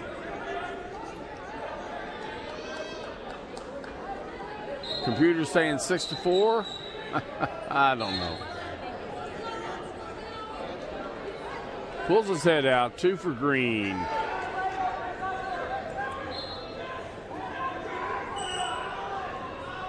Somebody's not right over there. The board says 7-4. Computer says, well, saying 6-4 right now, but that's not right.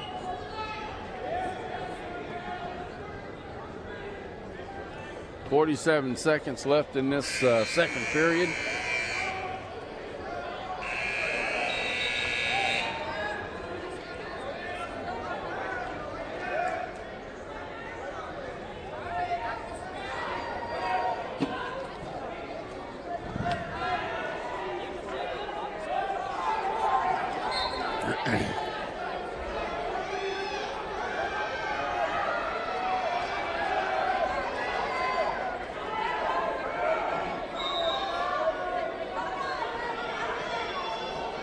Seconds. Just riding him out here. Deacon Dressler from Gibson Southern. Going to go into the third period. I don't know if the score is 7-4 or 8-4. We'll find out, I guess, when we get done.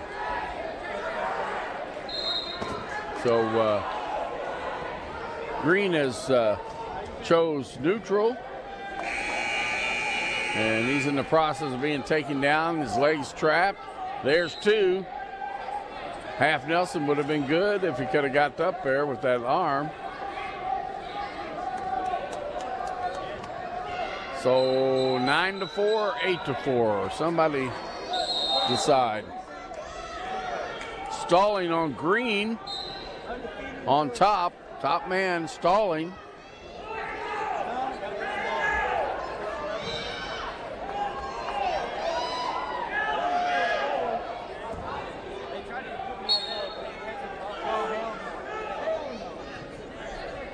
Goes down to that ankle and bring him back down the mat, and he does, out of bounds.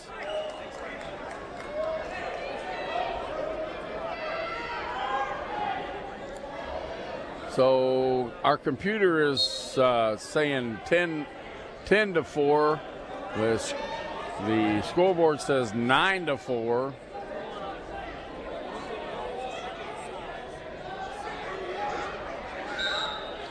You know, going on throughout this tournament, we've had many different students working the cameras and stuff, and we got Tim Dents right now doing some educational work with another cameraman, showing him how the camera works and showing him what needs to be done. Lots of schooling going on here at Jeff High Wrestling.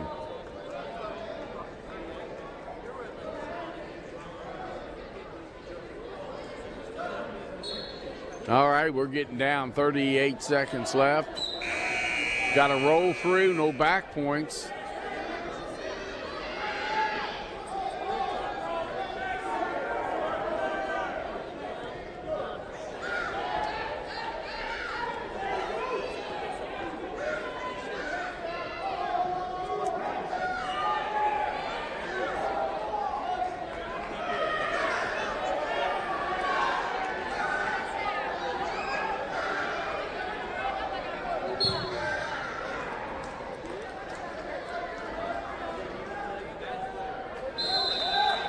There's the time. Here we're going to end this semifinals for 144. Deacon Dressler's going to win. Not sure exactly what the right score is, either 9-4 or 10-4. Okay, we're going to go Brown and Bowling. Brown and Bowling at 157. Salem and looks like Oldham County. Yep. Well, that's 150. How about 157? Let's go to the right sheet here, Lewis. Yep, Miller Brown from Oldham County. And his opponent is from Salem, and that's Evan Bowling. Evan Bowling. This is a 157-pound weight class.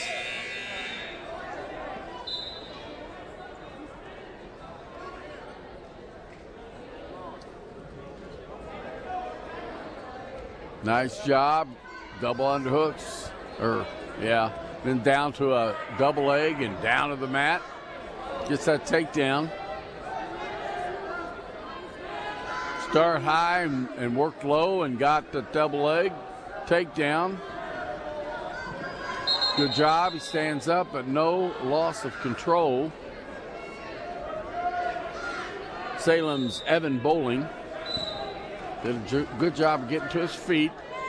Just right there at the out of bounds line. Really didn't have any room to work. Back on his feet, one leg. Can't go far with that. He's holding that leg back there. You can't do that. There, he lets it go. If you hold it too long, you'll get hit with stalling as a top man. Bottom guy can hold on to the leg as long as he wants. No, yeah, it's a high bridge. No points scored. Three-quarter Nelson. Is he going to drive with that leg? No, he loses the grip on the head. Hits him with a couple of cross faces.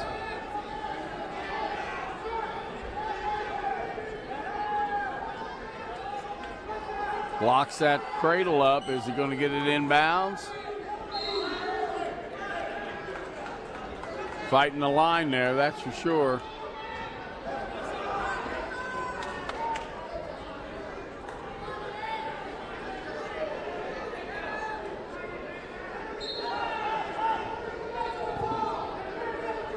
Pretty much in control, Miller Brown from Oldham County.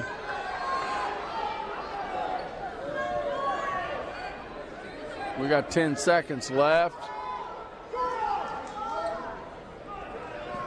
We're going to be out of bounds with 4 seconds left in this first period. 4.2 to be exact.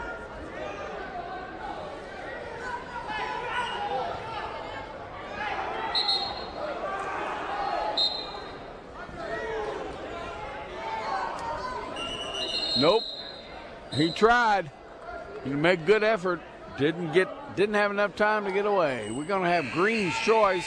Green's deferring, which that means Evan Bowling from Salem's choice, and he's going to choose in the down position.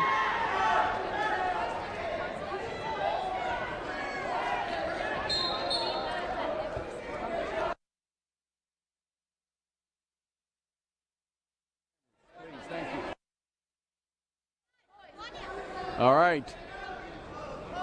Nice little takedown there. Got him bundled up. Boom. Accumulating points there. He's got his feet in, so they're still in bounds. Going to be a fall there. There it is. There it is.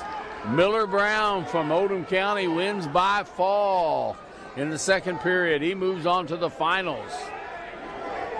We got 165 up next, Routerbush and Rose. 165, Routerbush and Rose. Jack Rose from Gibson Southern, Routerbush, Evan Routerbush from Bloomington South on the mat.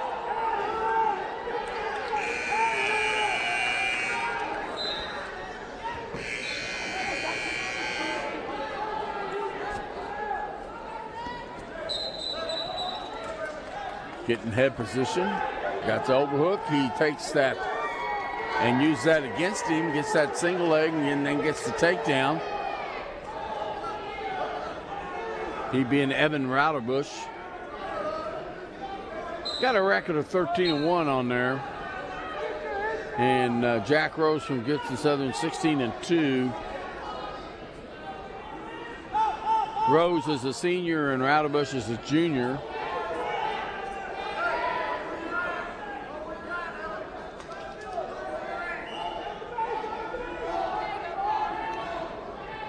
Trying to, oh, he did.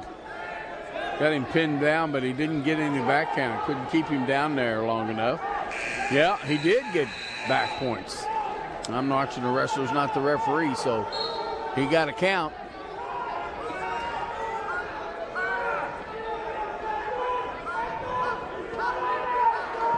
We're going to go to 175 after this. Moving along here on the semifinals. We got semifinals on mat number 5, mat number 4, and mat number 2. Got consolation semis on mat 1 and 3. And mat 7? Mat 7 must be upstairs.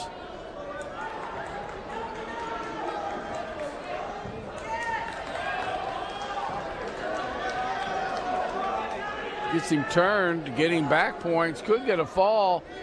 Got to just settle back, settle in, put that weight on that shoulder. He's got 7 seconds. It's going to be difficult. Nice, tight. Boom! 1 second left. 1 second left with the fall. Evan Routerbush from Bloomington South goes to the finals. 175. We're going to go to 175 again, stay in this weight class.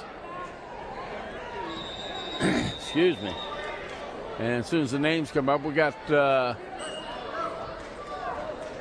looks like Oldham. I don't know, I can't read sideways. Yeah, it is Oldham County. And their opponent is a Bloomington South opponent.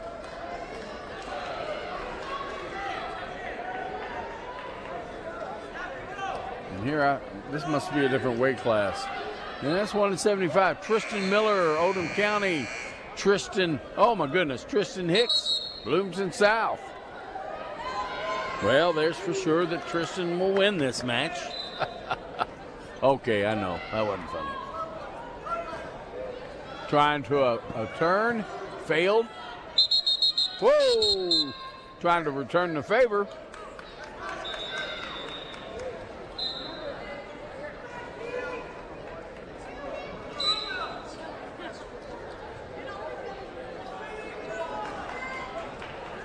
Tips and ankle sweep, missed. Good attempt, though. Just Tristan Miller. We'll just call him Miller. Miller is from Oldham County, and Hicks is from Bloomington South.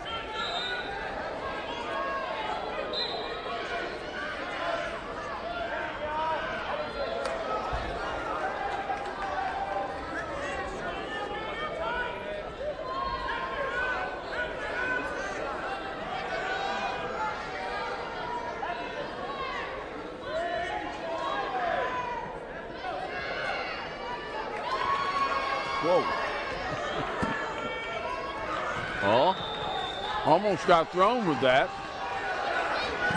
Single leg, here they are out of bounds. He's trying to get out of bounds.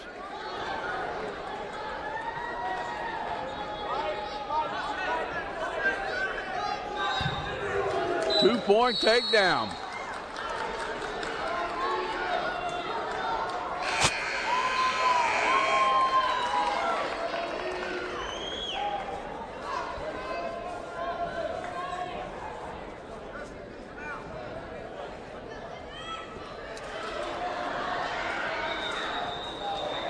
So Mr.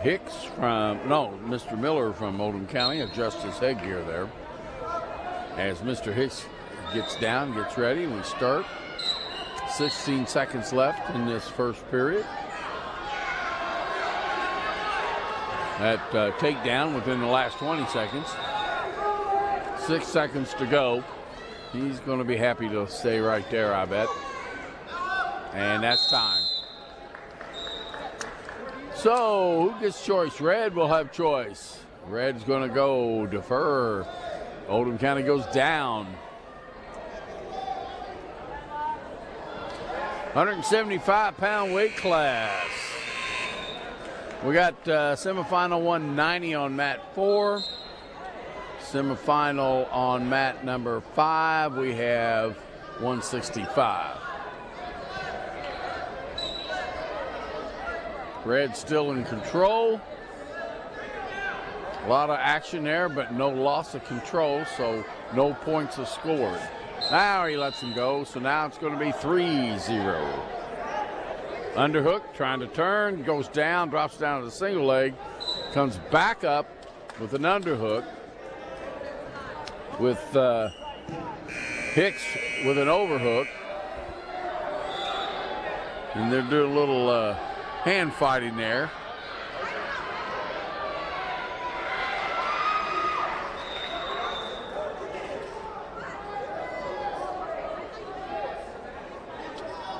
Trying to figure out, they got a minute to go. A lot of time left in this period. Second period. Some tough matches here at semifinals.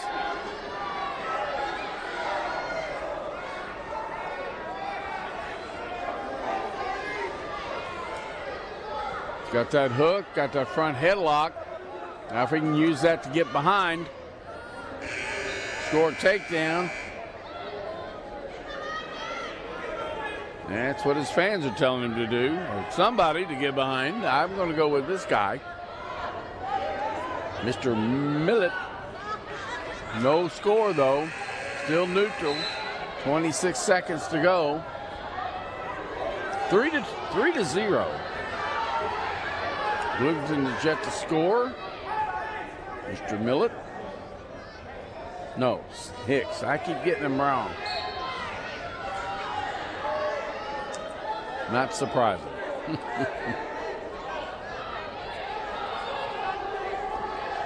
Oh, nice job. Nice job of getting under there and then getting behind. Gets that 2 points at the end of the second period again. A late score, 5-0 now. Yes! Waiting on the score to update here on the computer, but it's 5-0. Attempts a roll, failed.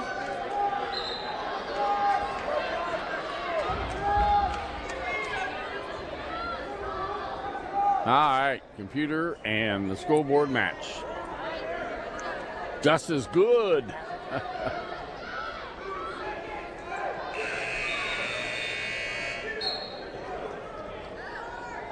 Got that hook, trying to turn.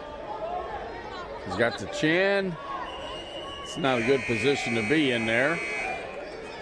Got the legs in.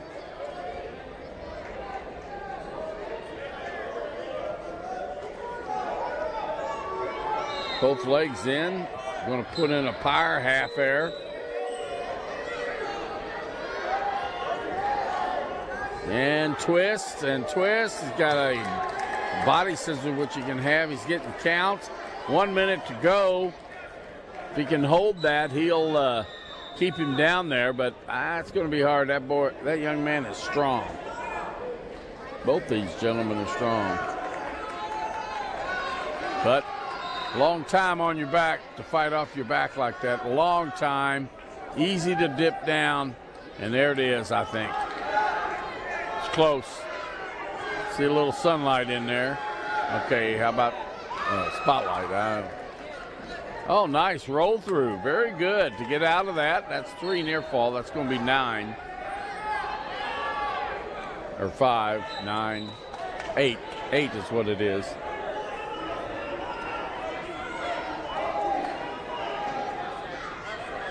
$11 seconds to go in this third period. We have 8-0, or excuse me, 8-0. And that'll be it right there. Right there, we got Oldham County's Tristan Millett, senior, staying undefeated, 10-0. Goes to the championship round.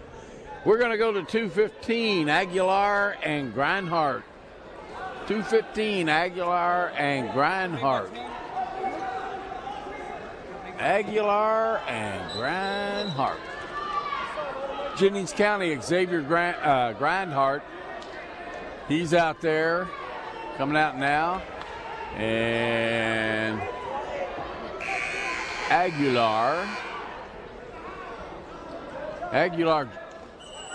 from Seymour, Jesus Aguilar from Seymour.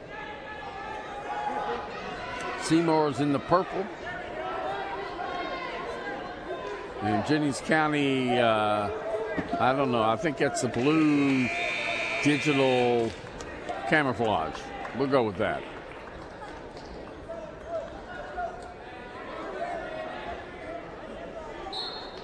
So these guys are really neighbors. I mean, they're probably 30 minutes apart from one another.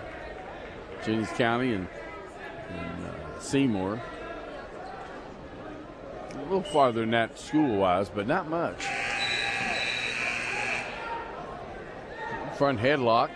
Pulls him down. Doesn't have, got to go behind. Jennings grabbed that ankle. He's controlling it with both hands. Now he's only got one in there. Posting with the other. You got an elbow pass. Listen, elbow pass, get to the outside. They come back up. Good defense. No. Oh, that's all rejected. I'm sorry. No score. 51 seconds to go. We've had some action.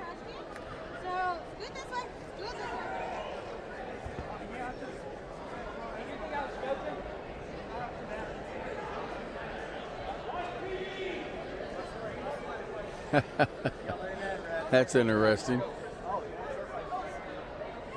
All right, got that front headlock, trying to pull him down, unsuccessful with it. So we're going to finish up this period, this first period, 0-0. Jesus Aguilar from Seymour and Xavier Grindhart from Jennings County. Fighting in the semifinals at 2:15.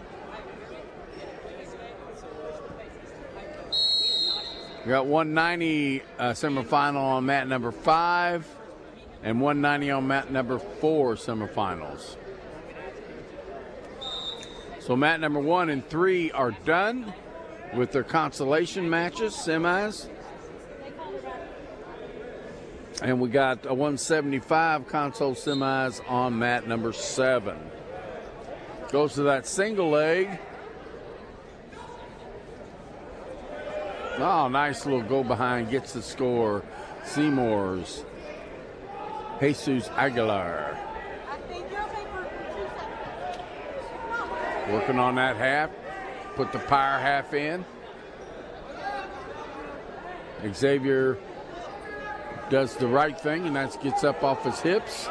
Gets caught with a attempt on a,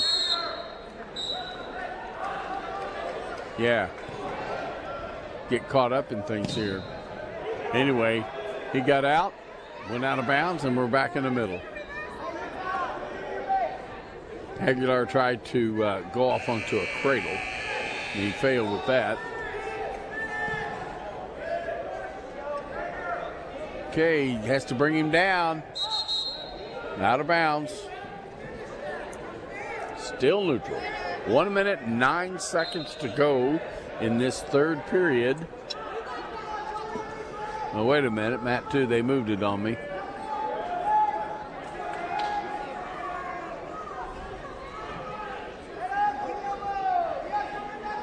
So it's 2-1. Yeah. Second period. Still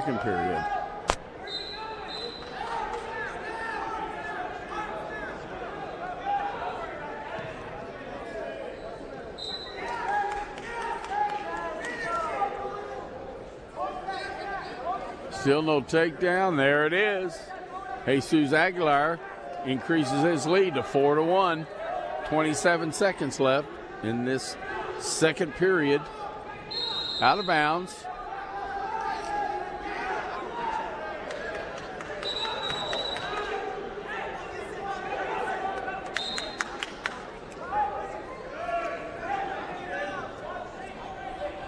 You need to go away from that. Move back.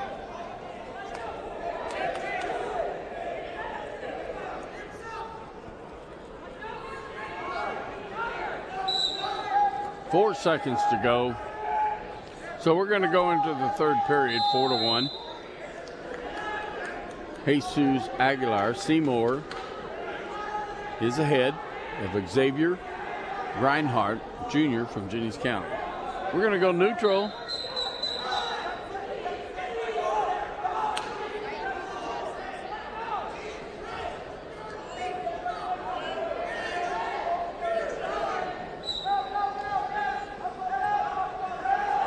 Doing a nice job. There it is again. Another takedown. That'll be 6-1. Pretty good lead here. Can be overcome, but it'll take some work. A lot of pressure, using a lot of energy getting out. He gets the escape. Now it's 6-2. 4-point lead. He's going to be looking for a throw.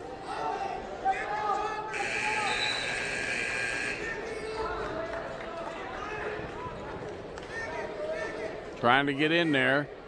Aguilar is just kind of backing up, doing some pedaling. Not actually trying to do anything, just staying away. He's got 56 seconds. He's got room for a stalling call. Oh, nice turnaround, but nothing out of that. Throw, counter throw, but everything out of bounds.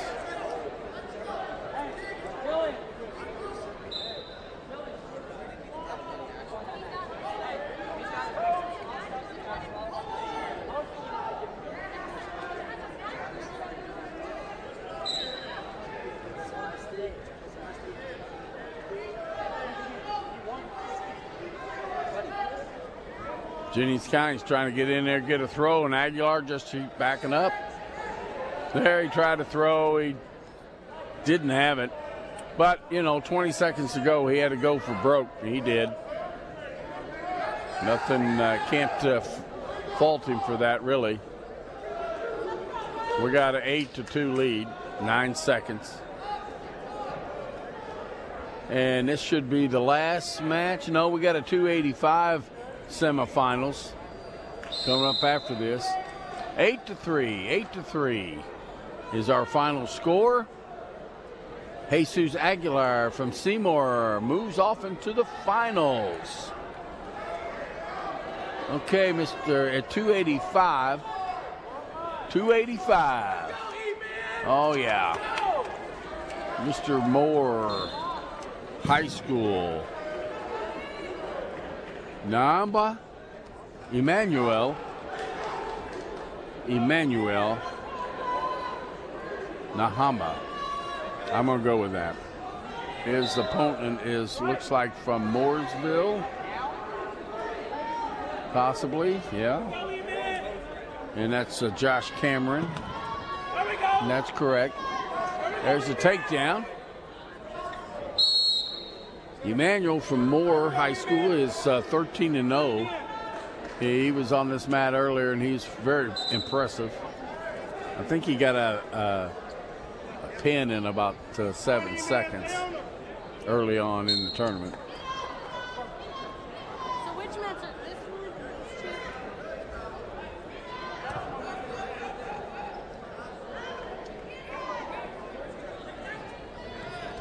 Doesn't let him go, takes him back down. Oh, they call him out of bounds. Well, their head's almost on the floor, so that's a good call.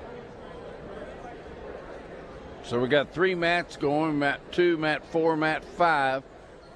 All 3 are semifinals. All the consolation semis are over. So we should be, as soon as this is over, we'll construct some stuff and we should be able to get into the finals, I believe. I don't think we have any more semis or consolation finals unless, well, the losers out of here will go. I don't know how they have a bracket. I don't have a set of brackets in front of me. So.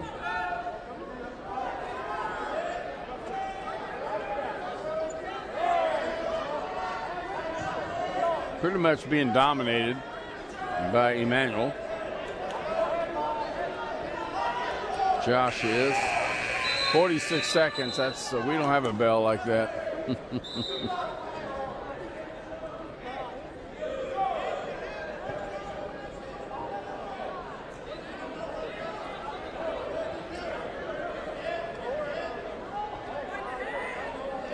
Oh, he gets him in a cradle.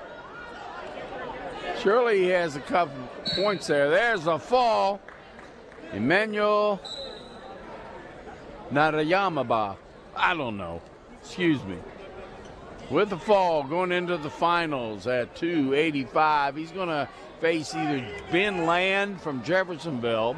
He's on mat number 4. And he is right now ahead of Joe Scarborough, Oldham County, 6-3. And they're in their second period.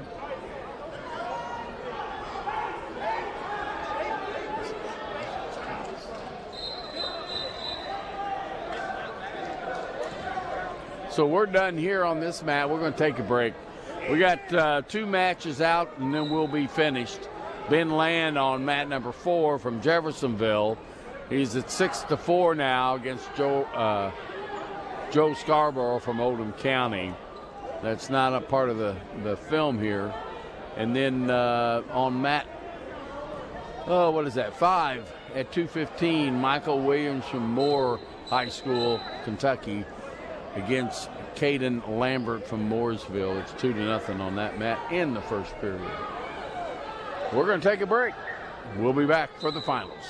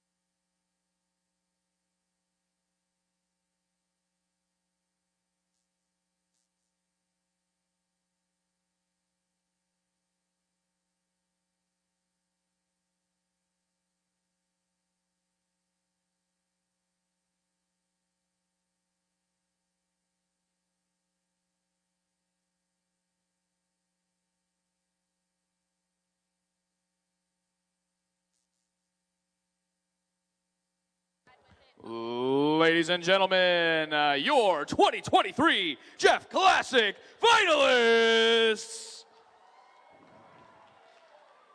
At 106 pounds from Rolla, Tristan Ace versus his opponent from Bloomington South, Jackson Jean. Or 113 pounds from Fishers, Will Hruskowski versus from New Albany, Tom Wynn.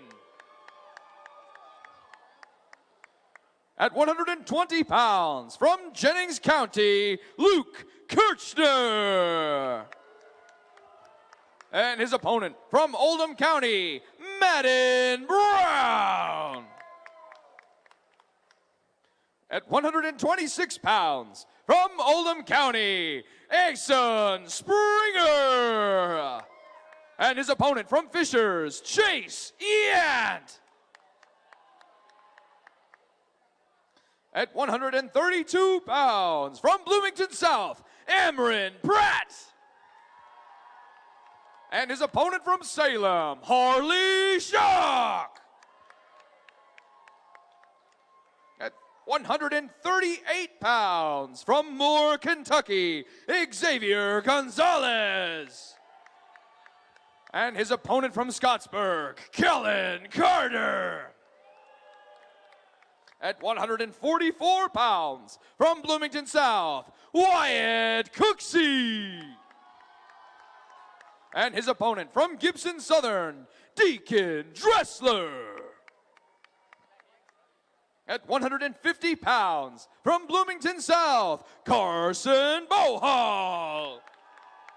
And his opponent from Mooresville, Griffin Sanders. At 157 pounds from Mooresville, Staley Lynn. And his opponent from Holden County, Miller Brown. At 165 pounds from Fishers, Xavier Smith. And from Bloomington South, his opponent, Evan Rudebush. At 175 pounds from Oldham County, Tristan Millett. And his opponent from Gibson Southern, Bo Rose. At 190 pounds from Moore, Kentucky, Colin Williams. And his opponent from Jeffersonville, Cody Caveman Shoemaker. At 215 pounds from Seymour, Jesus Aguilar. And from Moore, Kentucky, Michael Williams. Michael Williams. And for your heavyweight bout of the night, from Moore, Kentucky, Emmanuel Namba. And his opponent from Jeffersonville, Big Bad Ben Land. Ladies and gentlemen, time to rumble. Well, that was exciting. So we're going to get started here at 106. We're going to have a young man from Rolla and young man from Bloomington South.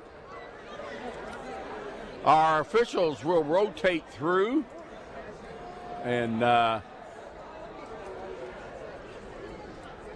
yep, looks like Rick Stefanoff from Jasper will be your official on this map, with his assistant being, well, I'll get his name here in a minute.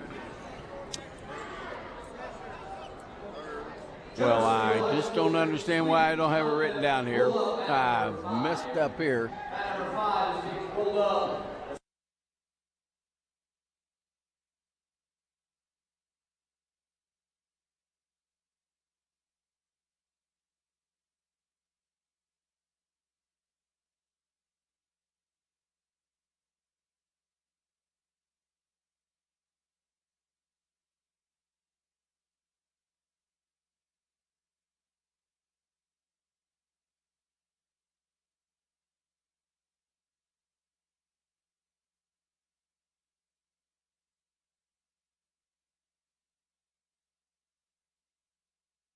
All right, we're back, and I'm trying not to be lost here. Waiting for the bout to come up. Have you seen ever?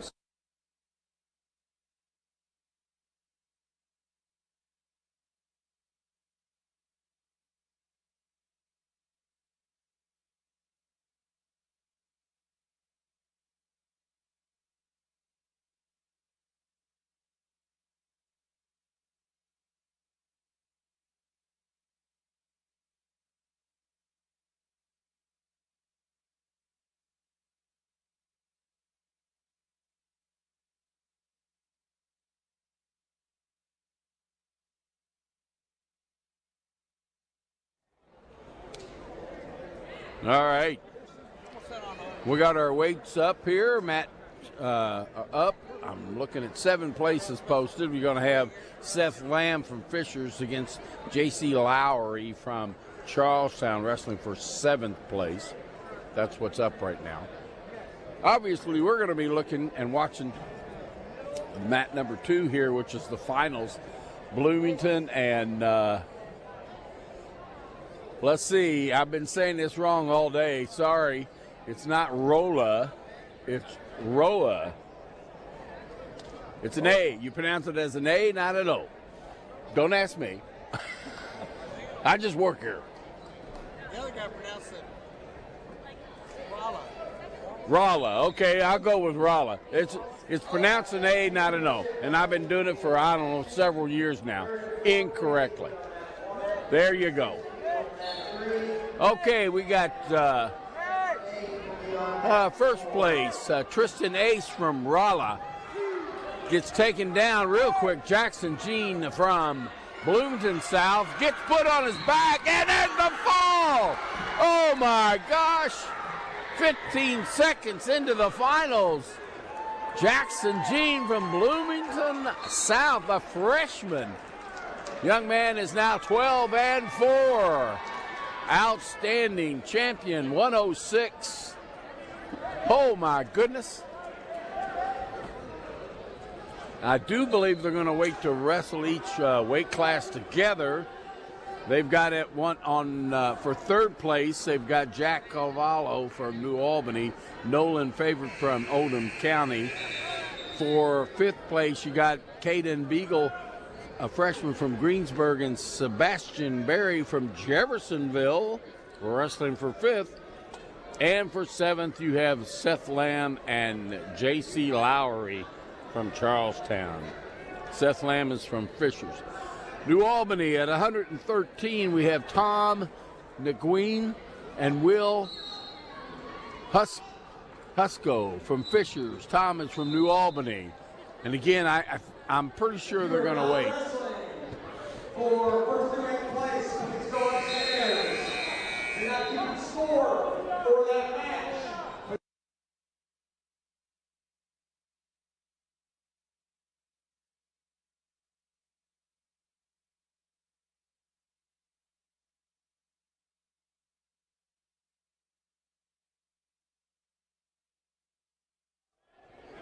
Why don't you go ask him? How about if I go ask him for you?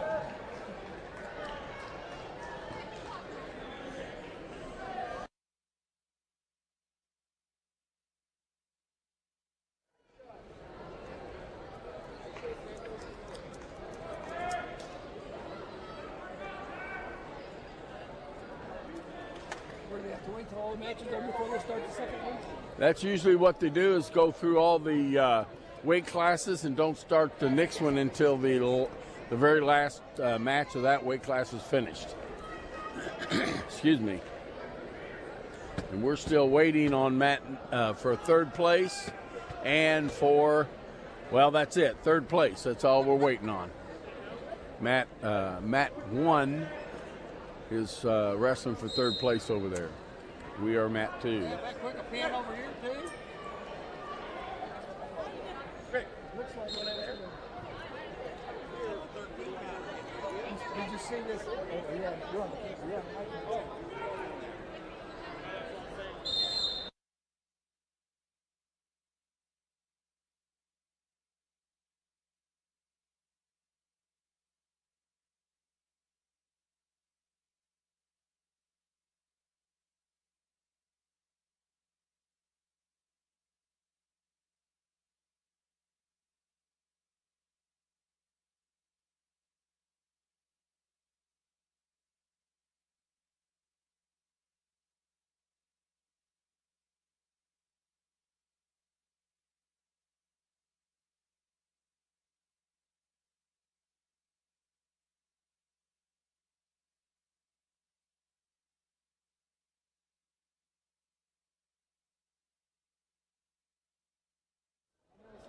Working on names.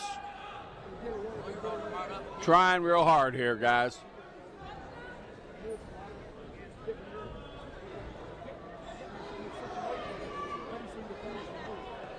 It's way more on their feet than it was when I coached.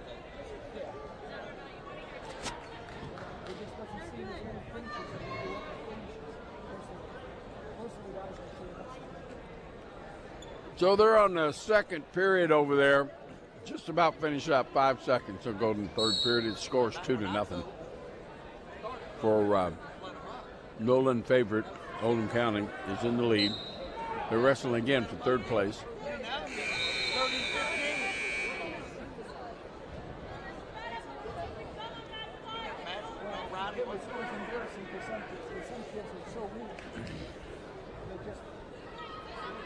Do that out?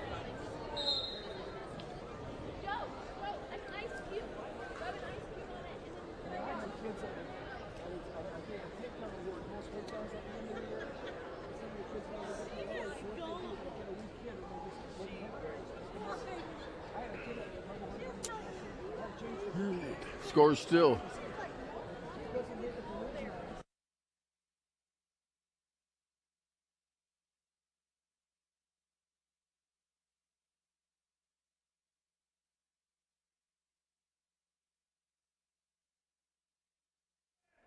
All right, well, while we're waiting for the match to start, let's take a look at our officials. Leonard Collette is going to be your referee for this weight class. His assistant is Rod Johnson. Leonard's from Jennings County originally, wrestled there, coached there. His assistant, Rod Johnson, is from Southport, and he's the only one of the bunch of us looks like he's ever wrestled before. So we pay attention to him. He'll be his assistant. 50 seconds to go over there on mat number 1 for third place. Scores tied 2-2. Somebody needs to score.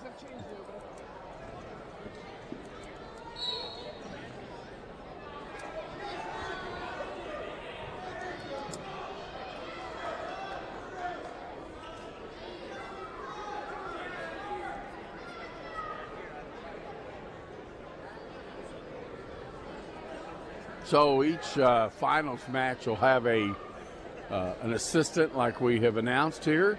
The assistant will move to the center of the mat for the next weight class after this one. And all the referees will take their turn working mat number, well, the first place match.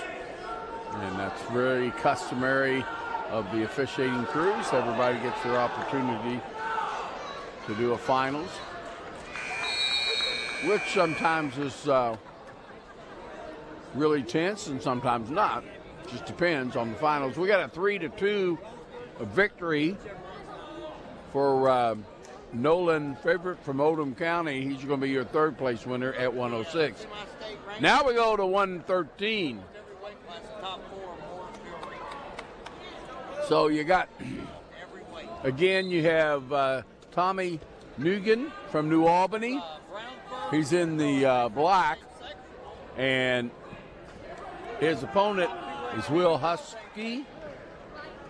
That's wrong too, from Fishers. He's in the white singlet, red bands. Oh, yes, both of them. Oh, my goodness. You haven't heard? Well, I heard that. No, it's Floyd Central and New Albany. New Albany is 12 miles, 12 minutes. Go backward. Main cut. Floyd and New Albany passed buses coming in. Well, he's got that front headlock. He tried to shift him around there so he could spin, but he was very, Tom from New Albany was very good at his defense, very solid in his position.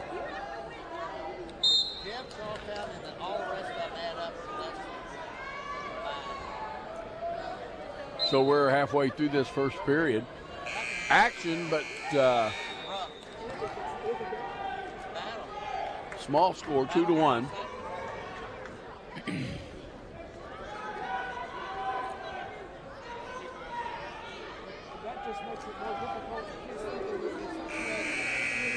So if you're watching there and you can see the assistant referee out on the outer edges, he stays 180 degrees from the official. He's looking for illegal moves or any other things that might be happening, dangerous. Nice little dump. He gets his head out. He'll get two. Well, he's got it out, but his leg is tied up. So there's really no control by either wrestler. 9 seconds to go. Doesn't look like any kind of score is going to happen here. There's time. No score. So we ended up 2-1. 2-1. Tom from New Albany is in the lead. He's going to have choice. He's going to defer. And he's going to take top. Will from Fishers. Right now, Fishers as a team is in close competition with Fishers. They're at 209. Oldham County's at 215. Not sure of the number of participants they have. Either team has in the weight classes yet to come.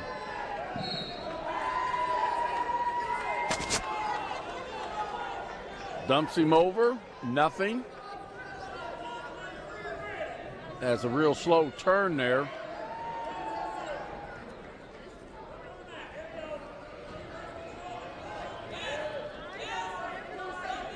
Nice cross face, legal. Just firm, legal and firm, trying to get his head back to his knee. Excuse me, gives up on that. Brings him back down to the mat. The assistant referee was in position. He was looking for locked hands. Did not see any, for there was none. This is interesting. Stalling on Green. Failure to bring him back to the mat, I guess. That's the only thing I can call on that. First stalling warning is a warning. No points assessed. He's going to get 3 near fall. Started on the mat, yeah. You take it off the mat. Started on the mat. So I'm not sure what they're scoring there as a 4.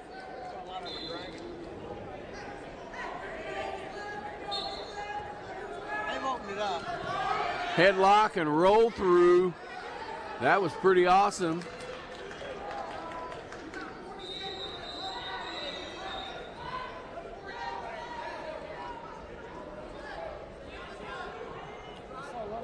Six to 2 now, 6-2.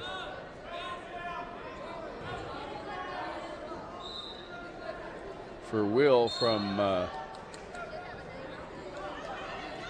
yeah, he does have the green band on. Just checking it.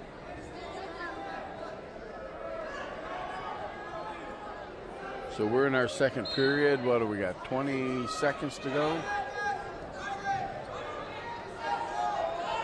I call that the suicide roll. Get caught, you're on your back just like that. But fortunately, they continue to roll through. And Will, he's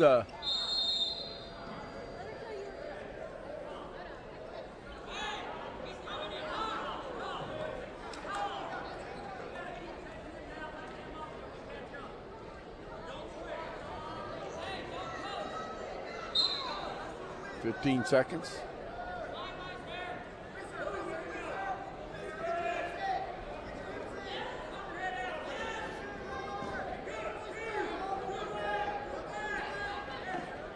There is takedown.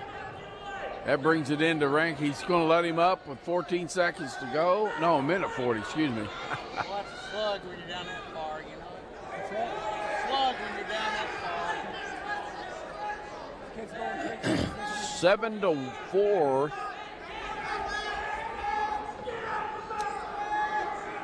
Really high. Oh, he's going to call that a stalemate.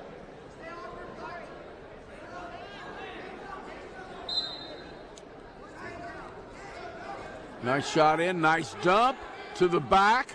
There's a takedown. Nothing, no back points. Couldn't get him over. He lets him up. It's a minute to go.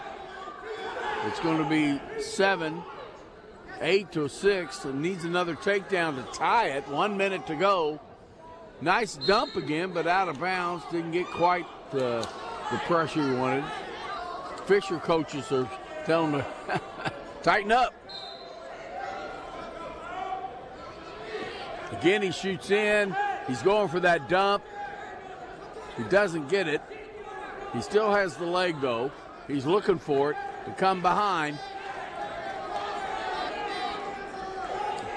Will from Fishers is holding on to that leg. He needs to get that leg broke loose. Stalling on Green. Never get picked down yet. Two takedown. 9:24 seconds to go. 9 to 8. What a match. 113 pounds. Coach is going to ask questions here, I think. 10 seconds. Good comeback. It is an outstanding comeback. All right, you got about less than a second. Coach is calling for the referee to come talk to him. So I'm not real sure what the question's going to be, except for maybe he doesn't have checking the totals on the scoreboard.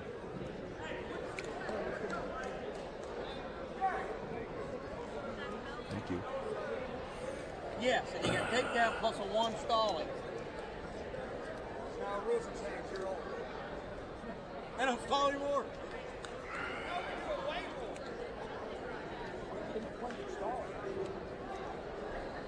So the referee now, he's been questioned. He's going to his assistant to find out what his opinion is. And he can get his opinion, even if it's different, but the referee is the one that gets to make the decision about how to call or what was called. He was just holding his leg. It was 6-2 going in. 6-2. Right, it was 6-2. He took him down, made it 6-4. He cut him, made it 7-4. Took him down again. So here we go. We're going to go. Took him down again, make it. I'm not sure. It looks like they're going to get their way. It looks like it's going to be a tie score when they're done. I think. I don't know. We'll find out when they change the score on the scoreboard. Right now it's still 6 to 8 or 9 to 8. 6.6 seconds to go. Looks like they didn't get a change. We're going to go to the center. Here we go. Here we go. Well, I don't know what it is. It's 8 to 8. It's all right. It's tied to 0.6 of a second. That kid's down. He's got to get out the win. Well, he's got less than a second to get out. 0.6 left? Yes. All right, so we're going to overtime now. 1 minute. 1 minute overtime. Sudden death. First score of any sort is going to be the winner. And understand we have a stalling call on Fishers, Will from Fishers. So one more stalling call, and that's a point that'll end the match. If nothing scored in this 1 minute, then we will go into the tiebreakers, 2:30 seconds. We've done that once today here on the film.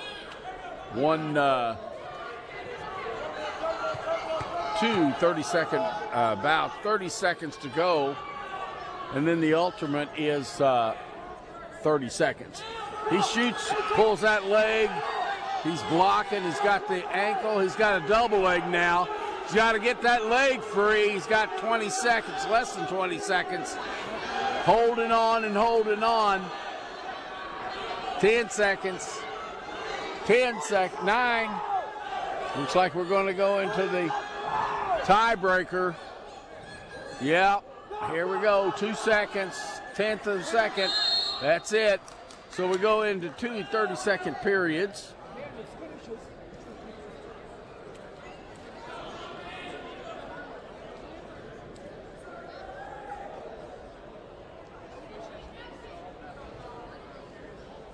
Now, if we're still tied up after 2 30-second periods, then we go into the ultimate. And in the ultimate, whoever scored first will get the choice of position. But we got 2 30-second tiebreakers here to go through.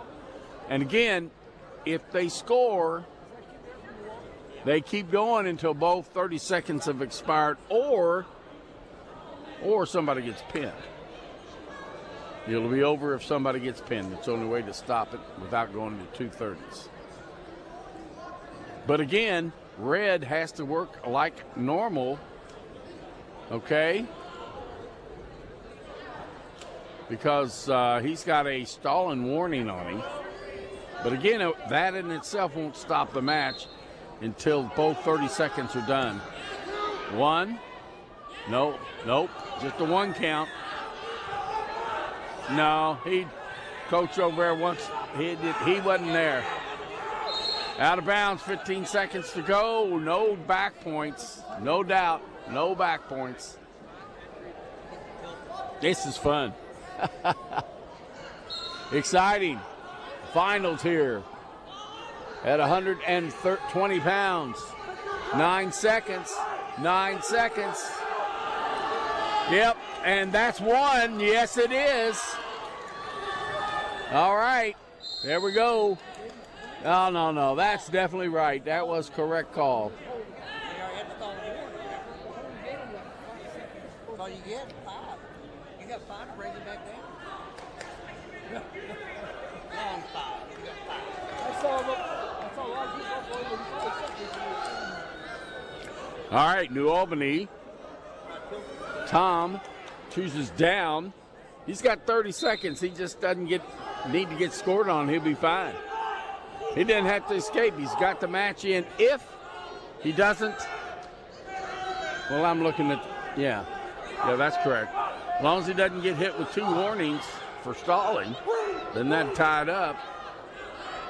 But he's got 10 seconds now to fight through this, and he's going to be fine. He doesn't have to do anything. He really doesn't. And he's going to walk away the champion here. There it is. Tom Negan. Tom Negan from New Albany stays undefeated,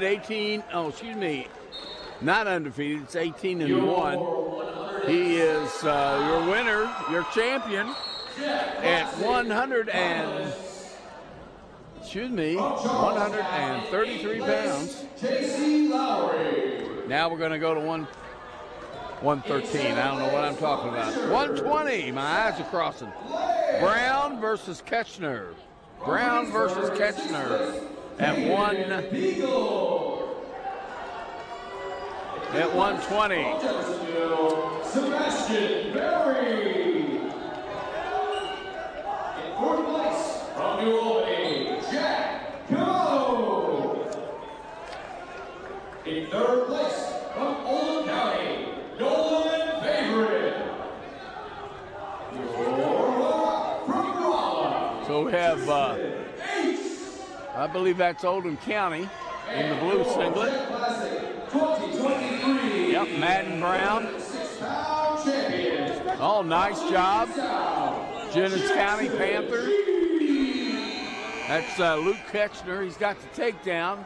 Almost had back points. Did not get him. Didn't get his count.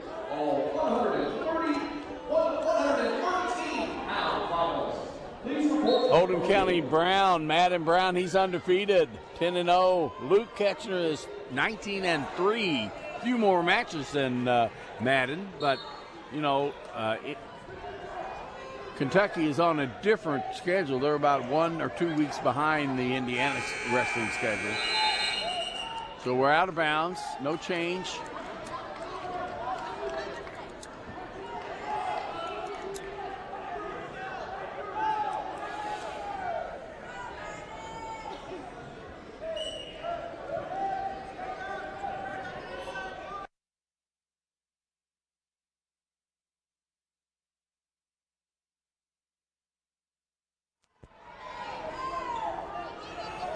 Trying to get that sit out.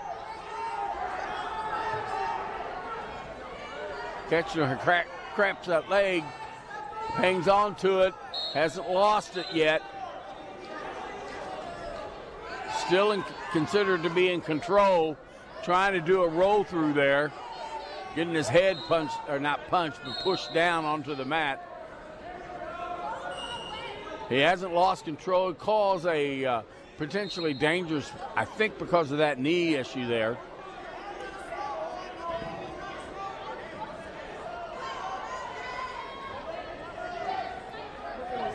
Yeah, he's going to back him off. He's going to warn him for his illegal alignment. His hand needs to be behind the elbow, not over top of the bicep.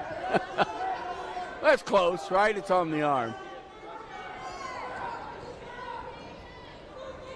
Gets exciting out there. You get a little adrenaline flow. Again, he's got to attempt to bring him down. Time ran out, so he didn't get charged with any penalty for stalling. Green has got choice. Oldham County defers. Jennings County is going to take the down position. Luke Kirchner. Well, we're going to go back again. We're going to warn Green. Okay. They get 2 warnings. Get 2 warnings. No penalty points. Third one, you get a penalty point given to your opponent. False start or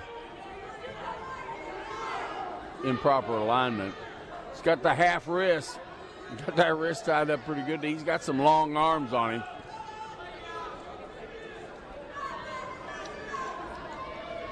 He's got a grip on that wrist there for sure.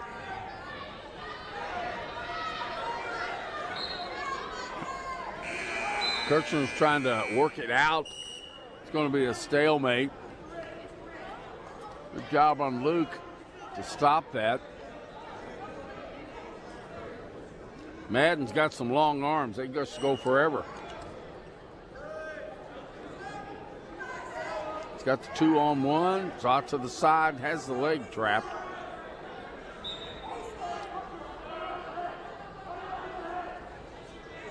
He's got double wrist tied up. Again, he has that leg trapped with his leg. So not really much he can do with that. Kirchner stands up and goes behind. Gets a 2 reversal. That puts him up 4-0 here in this second period. 45 seconds. Warning, stalling. 1 point. Okay. I guess that's the second stalling call.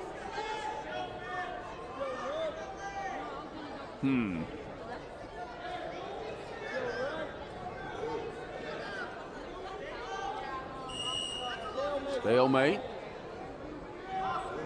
So the scoreboard shows 4-1. There it is.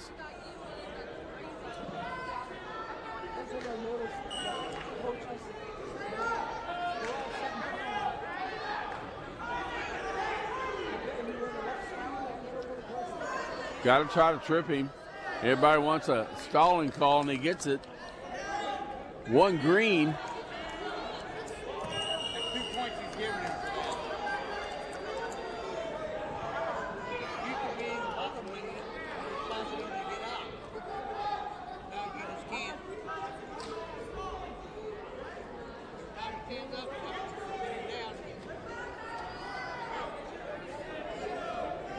Referee talking to him, probably letting them know that they both have some cautions for misalignment.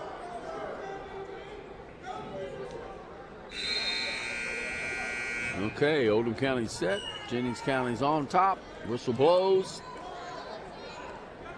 Trying to get him back down. He has make an effort. That's all he has to do is make an effort. He lets go. He comes back in and grabs that leg. There's no change because they weren't apart long enough.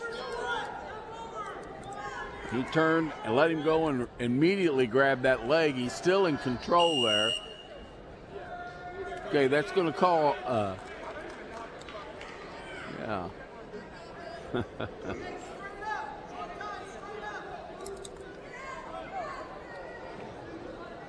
Potentially dangerous. I can't get that word out. Called it potentially dangerous because of his knee, the way his knee was being turned. Oh, comes around with a 2-point reversal. Nice move. Nice move. So we got a tie score, 4-4. Minute 20 left in this third period. I have on the computer third. I think on the scoreboard it says second, but light might be dim. I don't know. There we go. Oh, nice.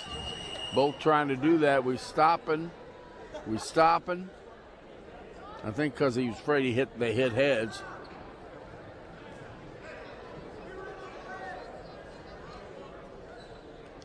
Making sure both wrestlers are in good shape. No contact on the head.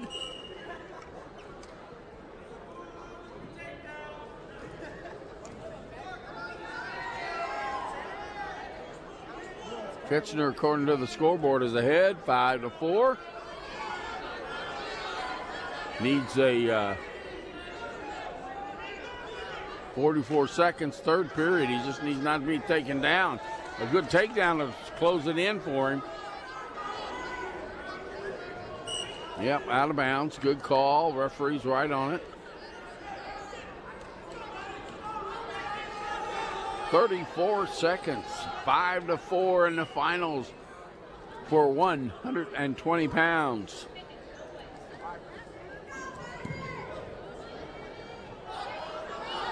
Has that leg hook, that far leg hook.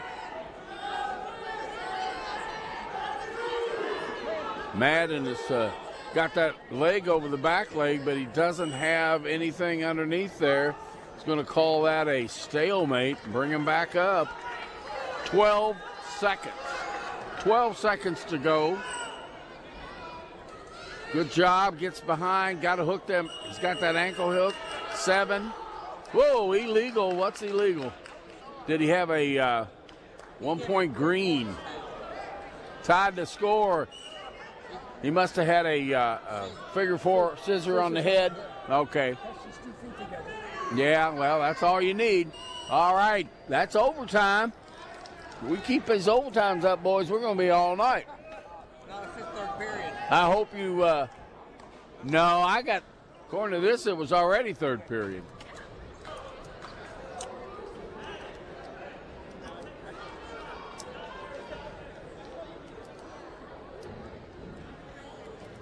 There it is. So they didn't have the marker set on the scoreboard over there. It was the third period. This is sudden death. First point scores.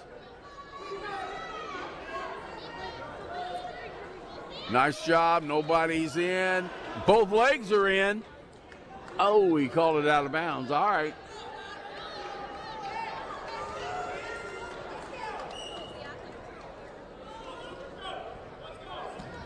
Nice shot. Go behind.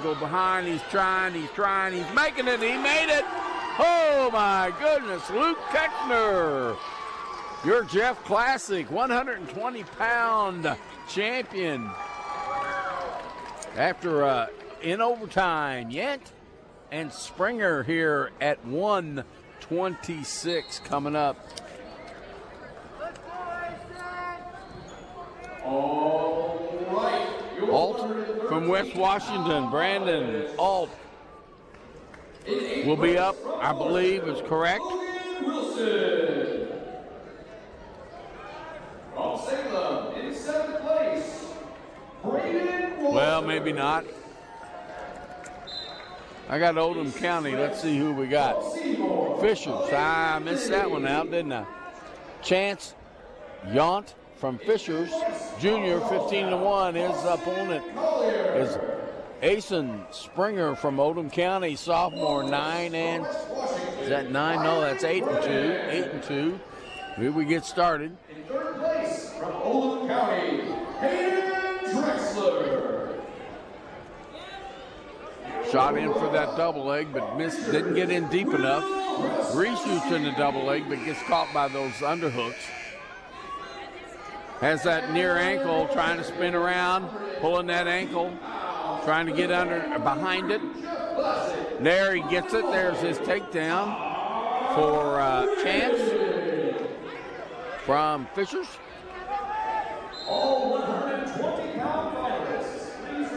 Fishers right now is in third place at 212 points. So every victory in the finals here or in the consolations will be more points. Sometimes tournaments are really won in the consolation matches. Nice roll. Again, that little suicide roll. Did he get two? I'm going to go with, well, he's holding it because he still has that same hold. He's waiting. 1, 2, 3. All right, looks like he got a count of 5 with that. That's pretty much all he can get with that. I don't think he can get a pin, but he's holding it. As soon as he keeps that hold, or breaks it, he'll get the 3 points. There it is, 3 near fall. 5-0 now. If they score it, there you go back again. Boy, that's a dangerous move. He's closer to his back than his opponent.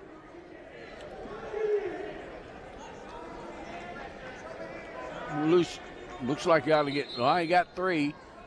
So that's 9 now, I think. 5, 8. Yeah, 8, not 9. 8 seconds.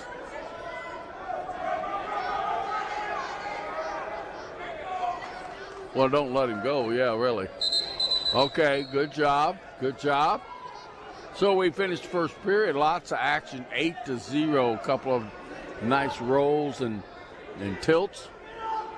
Red had choice. I assume he chose up. We couldn't tell. Shoots in for a low angle.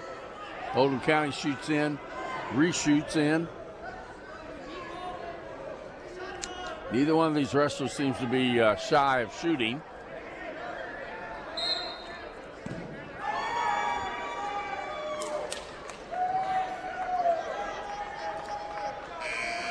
Spinning around, still crossface. Still has that leg, still hasn't given him that takedown. There it is. He's got the hips controlled. That's 10-0.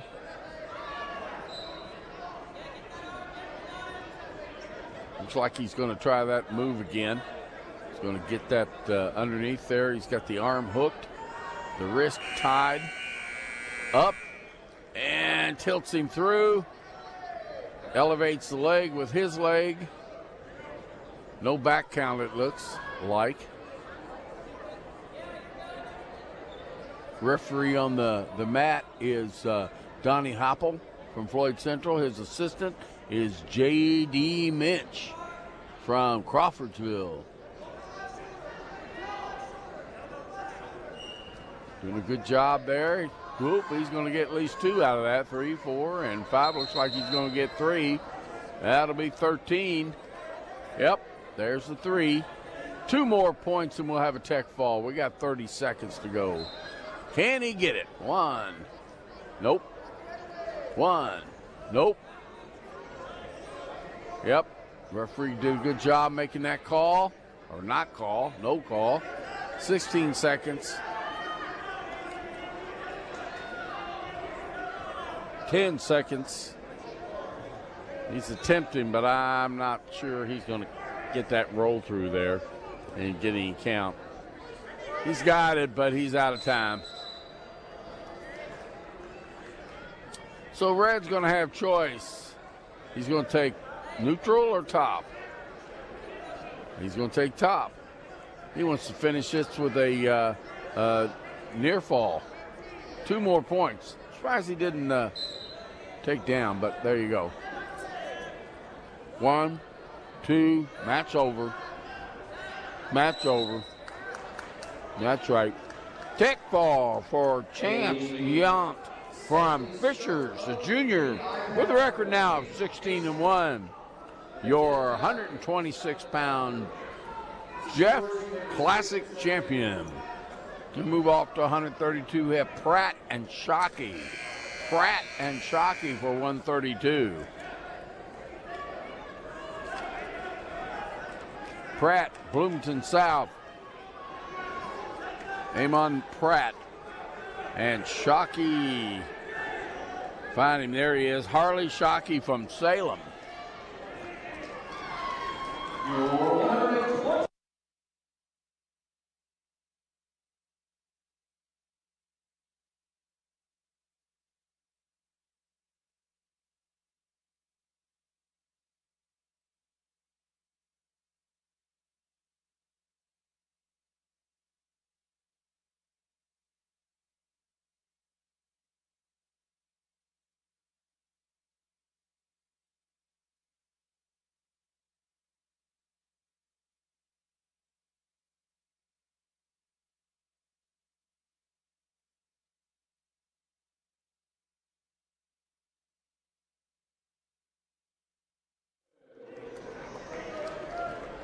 Okay. Third place from Rolla. From Bloomington South at 132 pounds in the finals, Amen Pratt. His opponent from Salem, Harley Shockey. We go out of bounds. What do we got here? Tech 1 for fleeing the mat. Wow, looking out now, looking out now. Already a point on the board.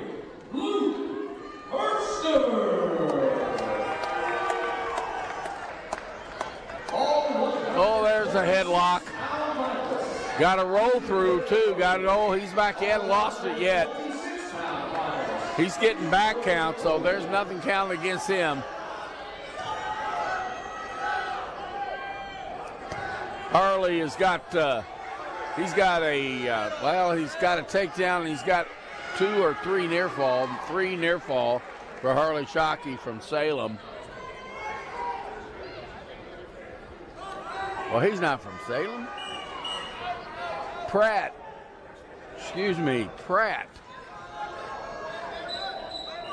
He's on top. We got to figure out the score here. All right, it's 4-5. Pratt got a reversal. That makes sense now.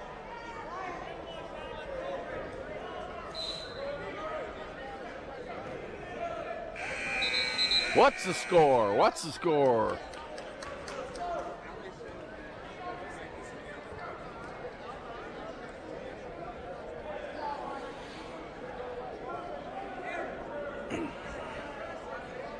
So our officials on the mat is J.D. Minch from Crawfordsville. His assistant is Tris Davis from Floyd Central.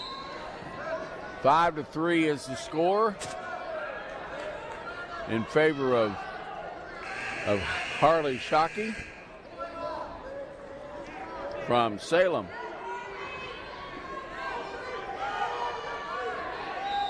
Okay, we're going to be out of bounds.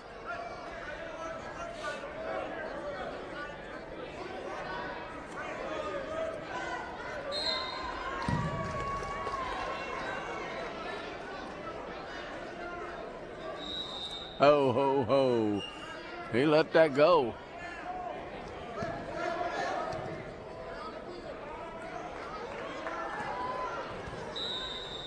Out of bounds. JD's doing a good job, as always. JD's one of our state tournament referees. Has participated in all the different levels. Made it to the individual state tournament. Coached for 28 years in the Hall of Fame, Indiana Wrestling Coaches Hall of Fame. Oh, nice. Oh, my goodness, he's got it tight. That's a fall. That's a pin. Yeah, baby. Oh, my goodness, look at that. Amon Pratt come out from behind and pins Harley Shockey to take the championship at 132 pounds at the Jeffersonville Classic. Okay, we're going to step up. Let's see, that was 32. We're going to go, what, 44? No, 38. I'll get it here in a minute. Okay, who do we have on the mat here? And I'll figure out their names. We got Moore At 138, that's going to be more. That's Gonzalez, Xavier Gonzalez. And I believe that gentleman there is the Scottsburg. And Scottsburg is Kellen Carter. When we step up for Scottsburg, this is we've seen some good placements by some of the smaller schools, and this is awesome for their program. It's awesome for the coaches to bring their programs up to this level. And we're glad to be here. So the next round we'll have, as our official will be Chris Davis. I'm not sure who his assistant's going to be at this point. We're still working on mat number 1, which has the third place. They're in the third period, a minute 38. It's 11-0 right now. You got, looks like that's Charlestown. It is. Doing a good job of scoring.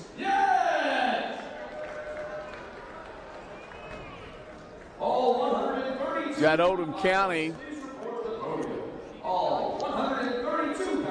Oldham County is Paxton Slayton. And that's John Lakotas from Charlestown. There's 2 more. That'll put it at 13. He's come back over and go back again. He can get him a tech fall. He's got 53 seconds to go. We're having a good job with our camera people. They're moving the camera so we can continue to watch action. And that's pretty awesome.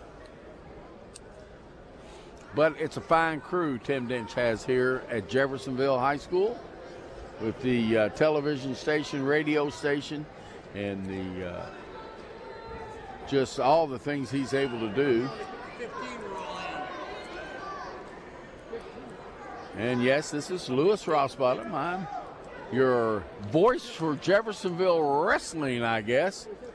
I don't think it's ever yet. Freestyle. They didn't have it. So it's great to be here. It's a long day, but I enjoy it greatly. So there's 3 seconds. Surely he'll be able to hear that. And that'll be the end of that match, 13-3. Now we move back over to mat number 2. Okay, so Chris Davis jumps into the center ring here at 138 pounds. His assistant referee is Rick Stefnagel from Jasper. We got from Moore, Xavier Gonzalez. He's 12-1 so far today. His opponent is Kellen Carter, a senior, 21-0, coming into this finals match from Scottsburg. He gets that single leg. He's got that tight.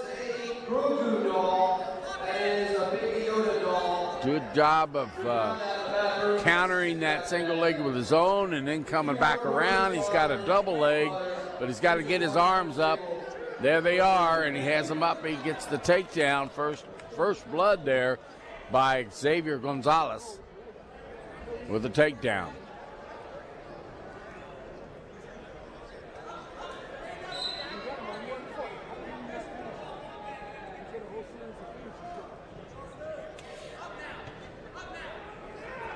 Nice little cross face. Going to let him up, though. That's one. He goes for the takedown. He has a single leg trying to get him back in the mat so he can finish that. Oh, he does. And he gets it. 2. He got a 1 count on the back, but that's all. So we're going to 3-2. 3-2. He got an escape and a takedown.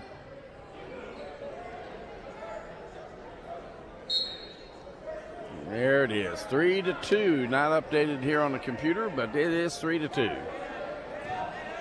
Has him down, got a back count of 1.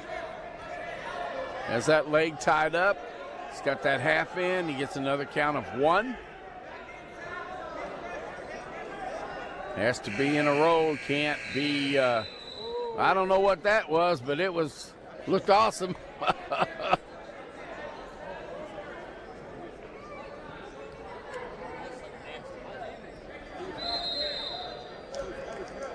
All right, that's the end of the first period. We got some tough wrestling going on here at 138. Xavier Gonzalez from Moore High School in Kentucky, Louisville, Kentucky.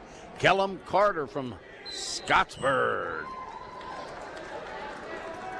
So Xavier is going to take in the down position.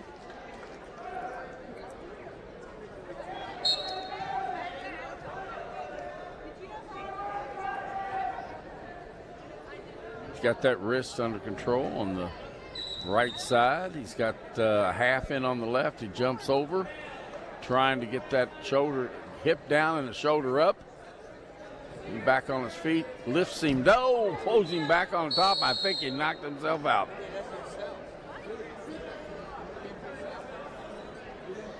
I do believe he knocked himself out, boys. This is Dr. Lewis talking. All my medical experience equals 0. But he landed right on his head. Well, he did it himself, too. Well, I know. He pulled him back and he landed right on his head. He was just too high. He was off balance. He couldn't control it. Got too far. So that's why you get into Greco and you learn how to make that throw, which is illegal in folk style, but at least why you don't throw them on your head, right? I don't know what they're going to do. If he is actually knocked out, he'd be done. I think what he did is the kid came right on his face. Yeah, I know. Little kids, Greco, the little ones. They know how to throw. They were really good kids. Talking about little kids at Greco. They make them throws and they do great. But this, he dropped his opponent right on his head. They're doing a concussion protocol right now. Now, under concussion protocol, they have all the time they need. There's no limit. Not like an injury time, which is a minute and a half, but this is a compression protocol. To see what we're going on here. Let's see, we don't have any matches on mat number 1. We can't go to that, and there's no matches on mat number 3, so we're kind of down right now until they finish their protocol on the mat.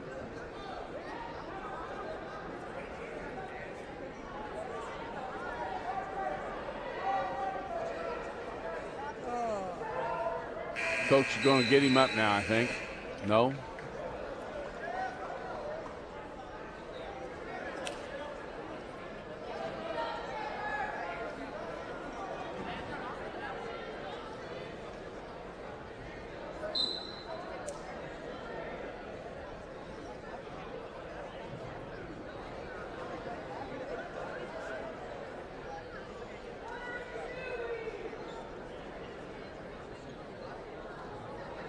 Yep, they're going to call it.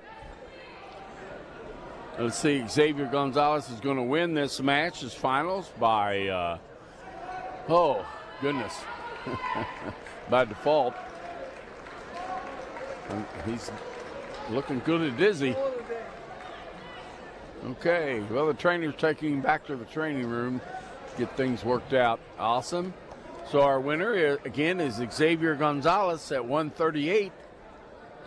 And from Moore High School from Louisville, Kentucky. So now we're going to go to 144. They changed him again. 144 is the weight class. 44. So there's still 14. So why did they change him?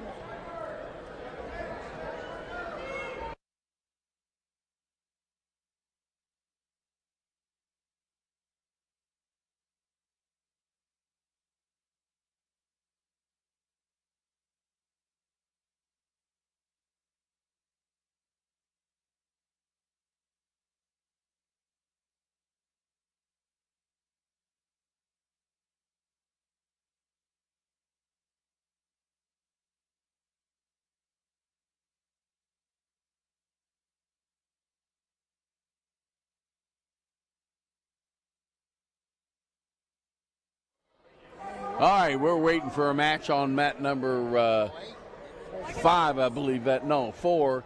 But they're down to 15 seconds, third period, and that'll be over here in 15 seconds. So you have Dawson from Jeffersonville Dawson Slaughter, he's going to take a victory there, 5-3 against Landon Shepard from Greensburg. And that should be the end of the match right there. Ended up 7-3 for Dawson Slaughter, Jeffersonville. He'll take second or 7th place. Here we get started with Matt Cooksey from Bloomington South. He's in the dark-colored singlet. His opponent is from Gibson Southern, Deacon Dressler. He's a freshman, 18-2. Very impressive for a freshman at this weight class. Wyatt, not too far off. He's a sophomore. And he's got a 12-3 record. So, you know, not too shabby. Nice. He got that leg. He gets that take. He got to come off of ankles. Oh, he did give the takedown to him. Well, there you go. It's out of bounds with the takedown.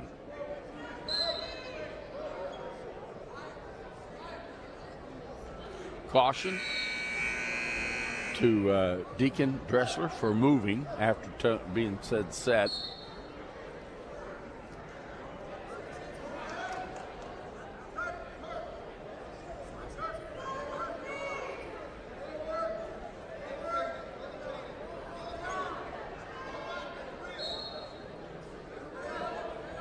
Has that arm, has that leg.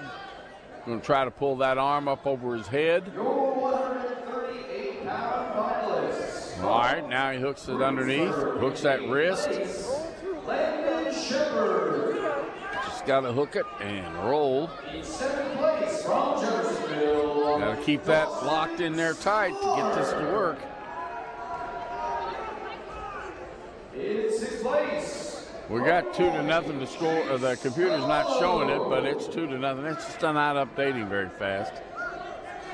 31 seconds.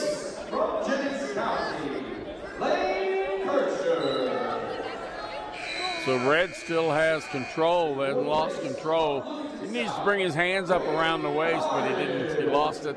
So here he comes. He's trying to get there. He's got 15 seconds to get there. That's it. Get them hands up around the body, and that'll be a takedown. Still doesn't have them arms around the body. They're around the legs. That's 2 reversal right at the end of the period. So it's 2-2 going into the second period. At 103 pounds, from Moore, Kentucky, Xavier Gonzalez. So Gibson Southern's Deacon Dressler takes down going into the second period.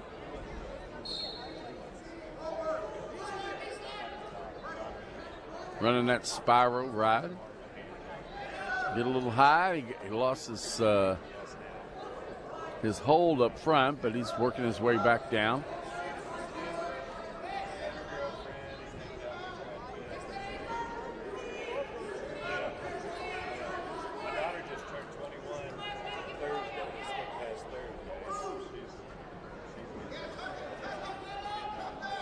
So he's got that arm tied up, but I don't know what he's going to do with it. He lets go, and that helps him get that turn, but he didn't get quite all the way over. So no score. Ran into Mark the other day. He came over to the brewery. Got everything tied up underneath there. Oh, Bledow time. Oh, there's a split. All right, first run and got a pin. All right, they're kind of explaining to Gibson Southern about where the pinning area was. You know, it's not just the shoulders. It goes all the way down to the tip of the scapula. And so Bloomington South takes that as a victory. Deacon Dressler, a freshman, he wins the Jeff Classic at 144. We're going to be at 150 now. 150. We got Mooresville. Griffin Sanders is out there. He's wrestling Bloomington South, Carson Bohall.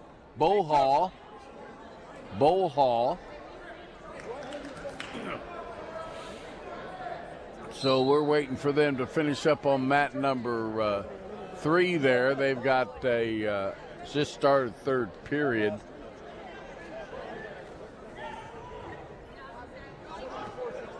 It's 2-2 on the scoreboard. And that must be that's for 5th place.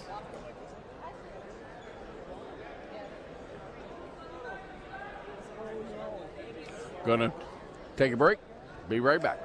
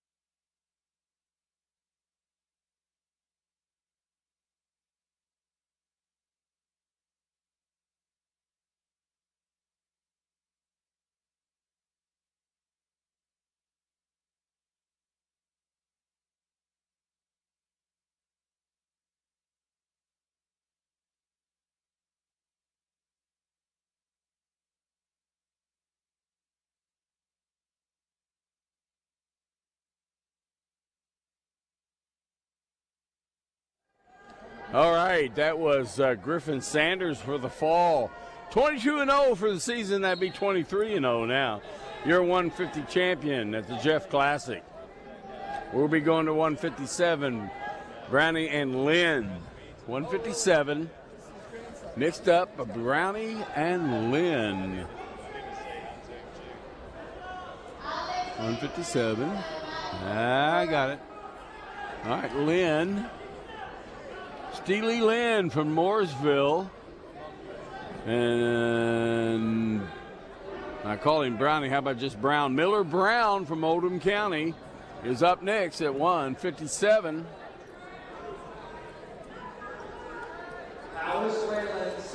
So we're looking at the team scores. Boy, oh boy, now Bloomington moved ahead at 226.5.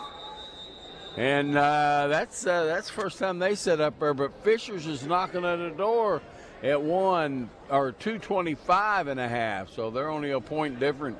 Oldham County's dropped down there at 221. Jeffersonville still holding firm at 4th at 198. And Mooresville's at 175.5. And, of course, they're out there on the map, so they could score some more points right now, and Oldham County as well. So the battle's not over. There's 4.5 points between Oldham County and Fishers, and only 1 point ahead, between Fishers and Bloomington South. We're on mat number, what is that? Mat number 1, third place finish. Sawyer Black from Rolla And R.J. Barbers from Jennings County scores 5-0 for Sawyer Black. And we're going to the third period now. And Sawyer Black is going to take the down position. This is for third place. Reaching across, trying to get that lock up that leg. We just saw that move over here that went for a fall. Three-quarter Nelson, but really not in good position to actually finish that move.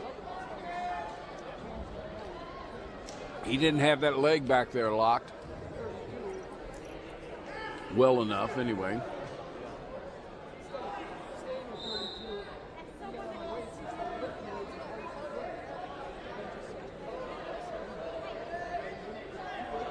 So Miller Brown, a junior from Oldham County, is going to be up for first place.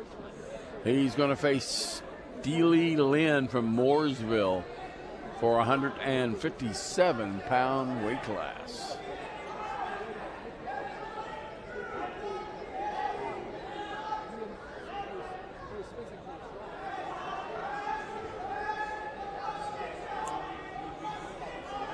Oh, we got stalling being called on the man on the bottom.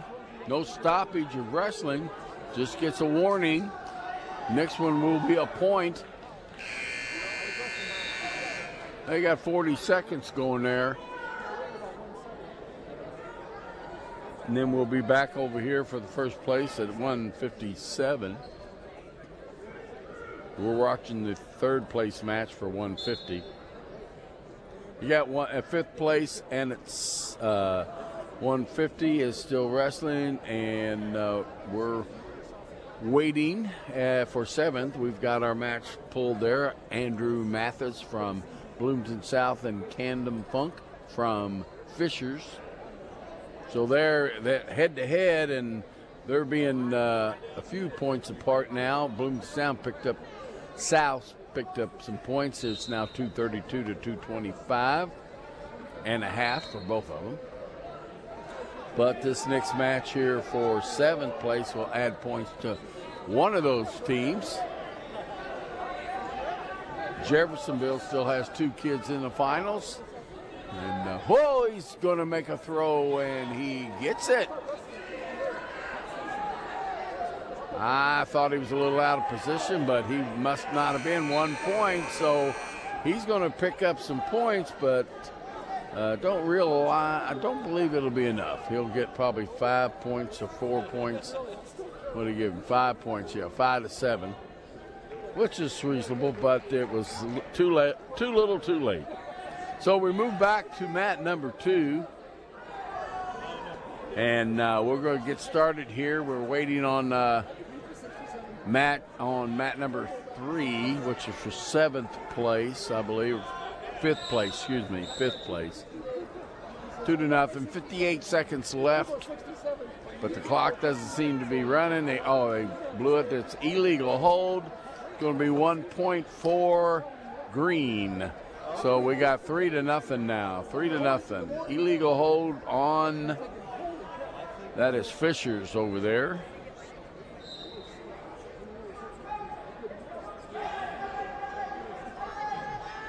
That's for fifth place. Stephen Breck is from Fishers. Tyler Hildebrandt from Oldham County. Indiana had some Hildebrandts. Sarah Hildebrandt, for one, who's on the top of the ladder for the Olympics and the world team. Has a few world medals in her pocket. She's from Penn High School and around Southport.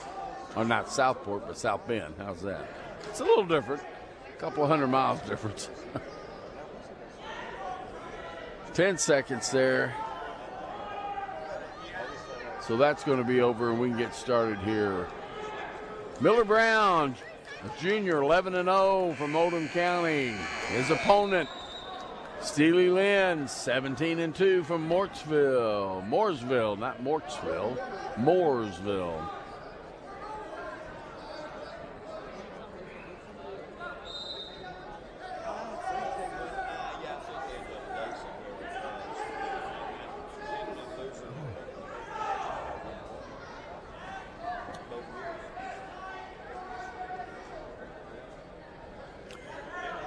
Well, they tied, and they're in overtime now, 44 seconds into the sudden death.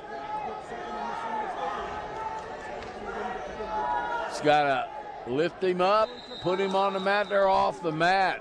Wow. 33 seconds to go. Coach is getting a warning from the referee to get in the corner. They aren't messing. You're messing with the wrong referee, boys. I'm going to tell you.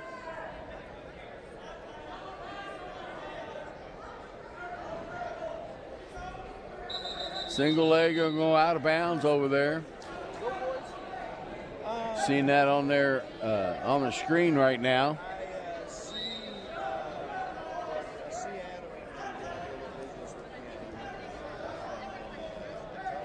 Is that Oldham County and Fishers? Yep. Well, that's 2. Yep, that's over. That's over. Oh, the Fishers coach is over there going to call him down, want to question him on his call. It ain't going to change. I'm going to tell you right now that was a good call by J.D. Minch.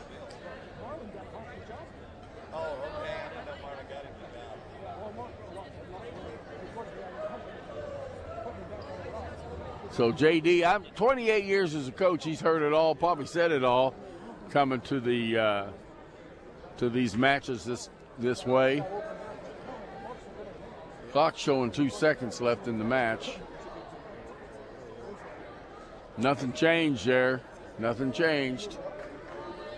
Yep, there it's over. And oh, that was right. It was in overtime, sudden death. Duh. Okay, here we go. We're back on mat number. We're mat number 2, but this is the first place match for 157. Miller Brown, Oldham County in the blue singlet. Steely Lynn from Mooresville, he's in a blue and yellow singlet. There's a takedown for Miller Brown. They're out of bounds now. This late in the day, I'm seeing a lot of energy out there right now. Of course, it's early in the match, right?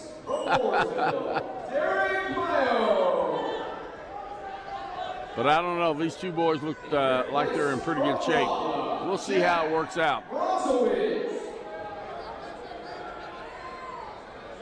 In fourth place from Bale, Kentucky, Okay, he has that arm up, but he lost it. In third place, trying to get that head to the knee, get that cradle in.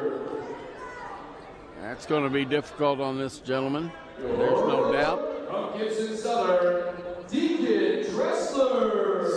Steely Lynn from Mooresville. He's on the bottom.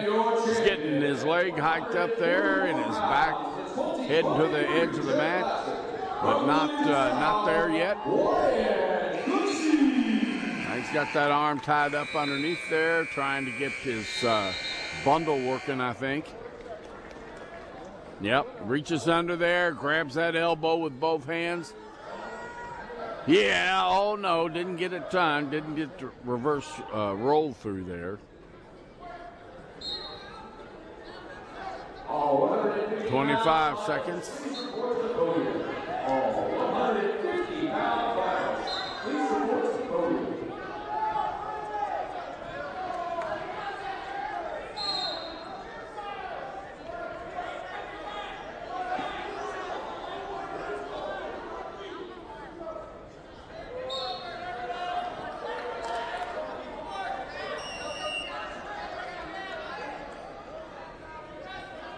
All right, finish that first period 2-0. Miller Brown from Oldham County in the lead.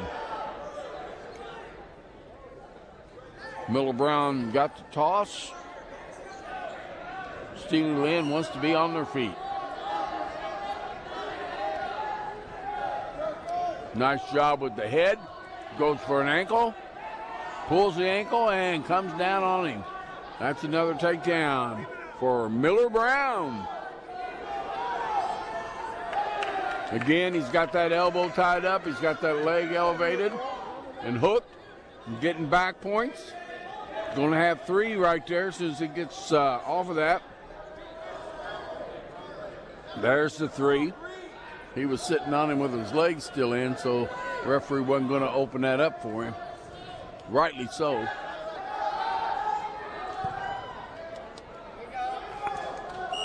There's out of bounds.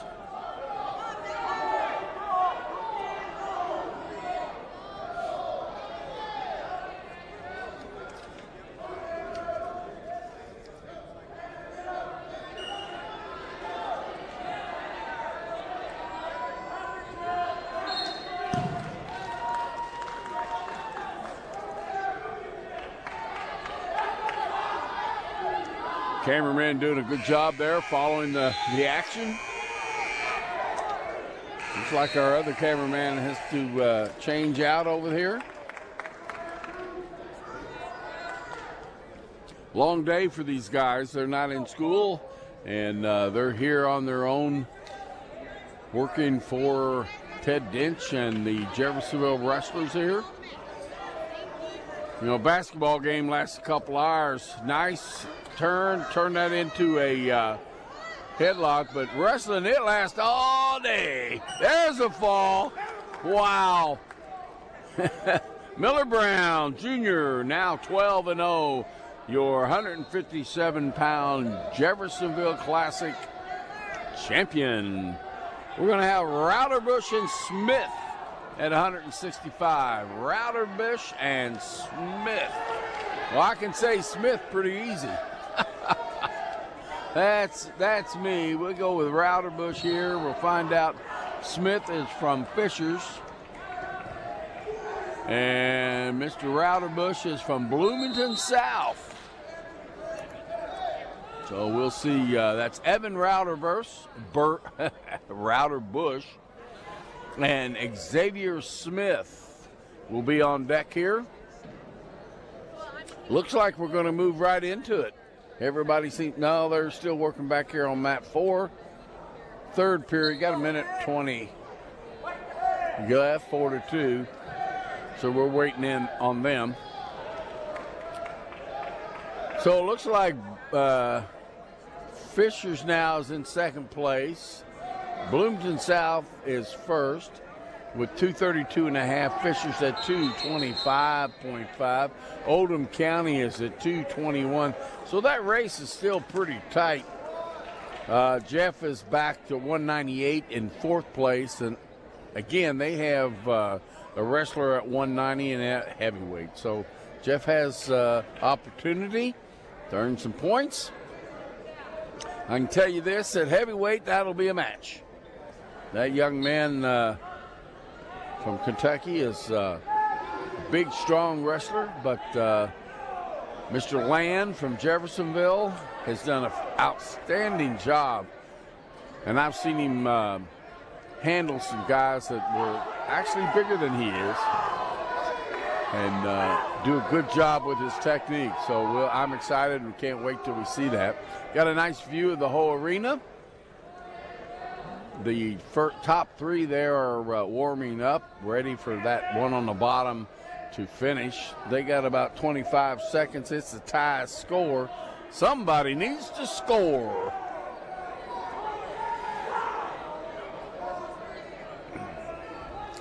Five to 5. Third period. They're going to go in overtime. That's for seventh place. Whoa, whoa, whoa. Somebody got a takedown. It's 7-5. 4 seconds. 3, 2. They must have heard me, Larry. 2 seconds to go. Went out of bounds. It's 7-5. Andrew Mathis from Bloomington South took the lead out of that tie. He's wrestling Camden Funk from Fishers. That means a lot for them because their point spread is not that far apart. 7 points. So this is going to go to Bloomington. That'll help Bloomington open up the lead. You got Fishers. They're coming up here in the center mat against Bloomington South at 165. Evan Routerbush. Bloomington South, Xavier Smith, Fishers. Again, this race for first place is not totally out of the running for Fishers. Jacking him up, out of bounds. Looking for the big throw.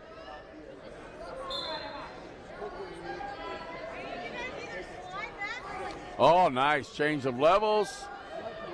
Didn't get it. Bloomington's behind him, but no takedown yet. Out of bounds. That'll be a takedown. Yes, sir. Good move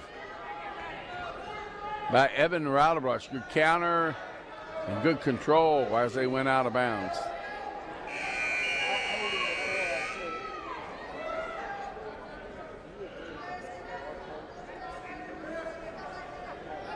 He's got that bar in, trying to get that half. He does have that bar in deep. He's looking to get a double bar there. And that's going to be potentially dangerous because of the position of the shoulder. Good call by the referee. Being very watchful. Minute 1 left here in this first period. 2-0. Evan Rauderbrush from Bloomington leading the way right now.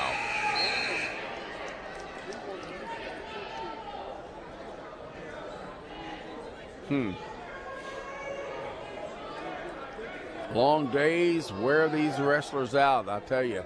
They need to be in top condition for these. This tournament is probably tougher than any of his, as the length of time and everything, any other tournament that they'll get involved in. So this is good training for them to be in shape and be ready for the conference play in January, and then the sectional, regional, semi-state, and state in February.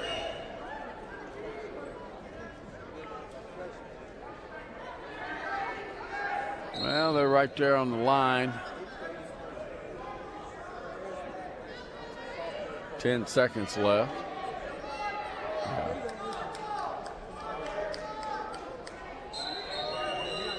Going to call him out of bounds. Going to have roughly 3 seconds left.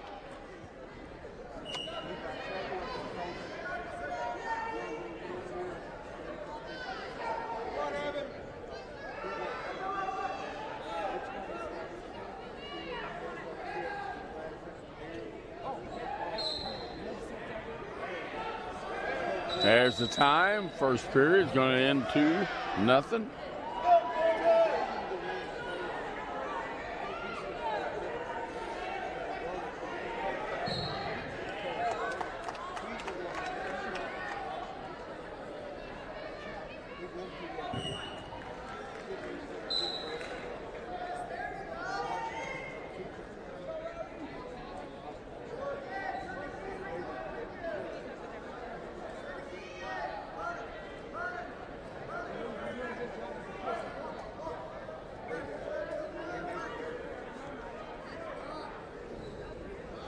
So they finished up on 5th place at 175. Oh, no. That had to be 165.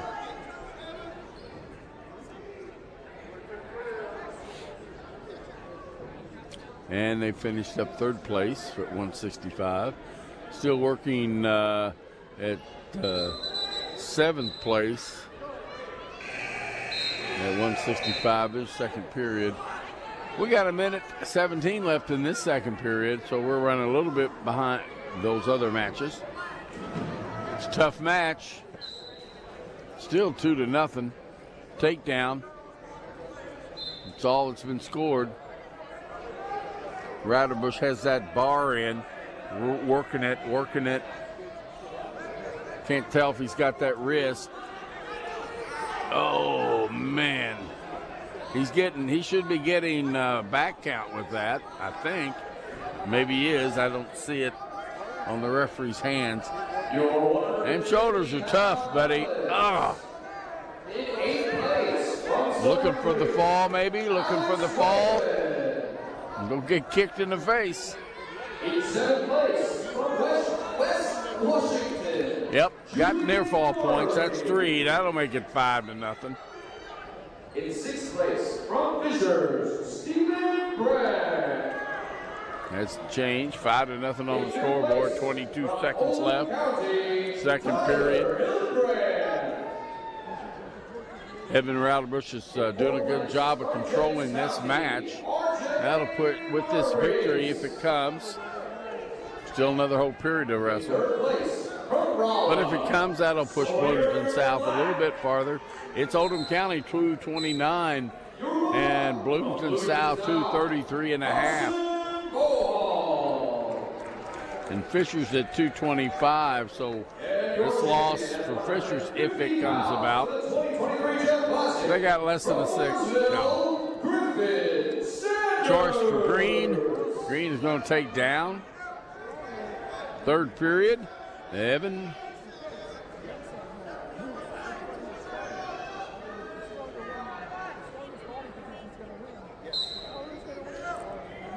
All 157-pound finalists report the stage. Well, he can't pull that back like that.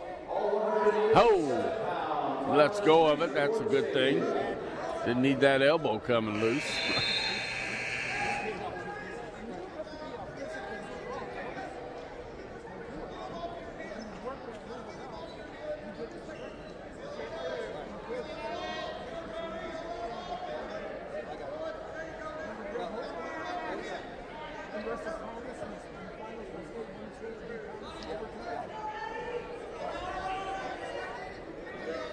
Well, Xavier needs to be working on some other things other than I don't know what he's doing. He's down 5-0. We're in the third period. He got a minute left, minute 10. He's behind there. Roudabush comes in. He grabs that ankle underneath. Comes up on top. He's got a single leg now. No control yet, but he's just running that clock now. Holding that ankle. Reaching back on that head. Oh, he just slides and gets the takedown or a reversal. That'll be 7-0. 38 seconds to go. Roudabush is going to be your champion unless something blows up here. Yeah, 28 seconds. He gets that bar back.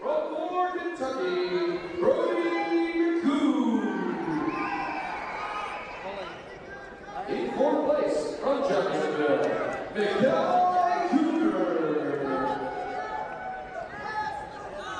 In third place from Salem, Evan Foley. Well, he gets a reversal. He gets that 2 points.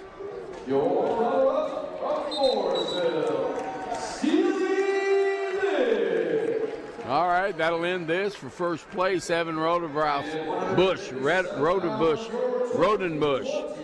Say it right, for Bloomington South. That'll help them move up in their team score to secure their first place.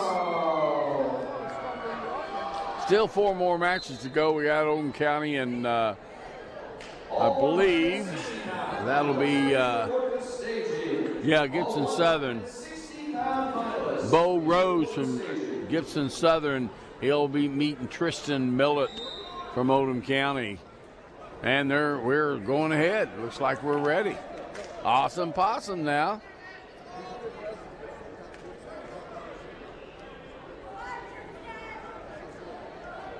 Waiting for team scores to update on the screen. Takes just a little bit of drag time to get those team scores calculated in there for the program to run it, really. Okay. 40 seconds gone in this period. Really haven't accomplished any scoring, but a lot of pushing and shoving and trying to get things open up. Bew Rose from Gibson Southern and Tristan Millett from Oldham County. Tristan is 10-0 and Bew Rose is 19-2 here in the finals of the Jeff Classic.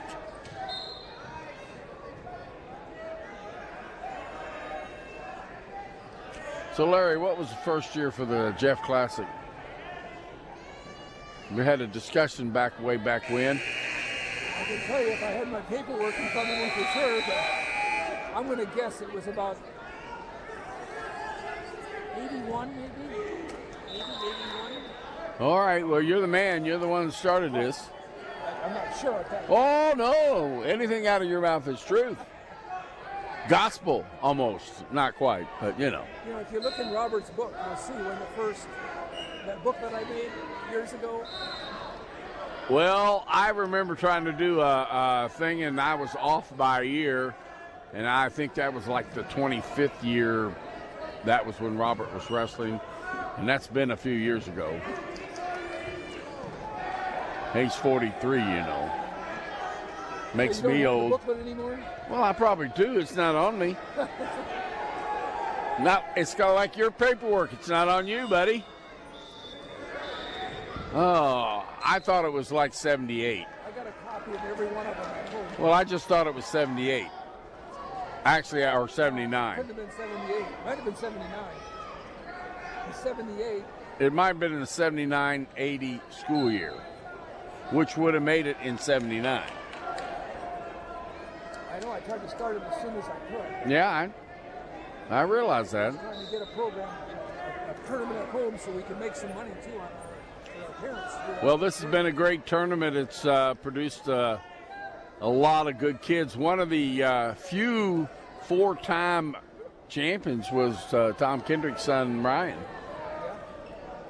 Beat the first year as a freshman, beat Brad Spine. That was an upset. Oh, I mean, that was awesome. I'm friends with both of them, was friends with both parents at the time, but that was a headlock.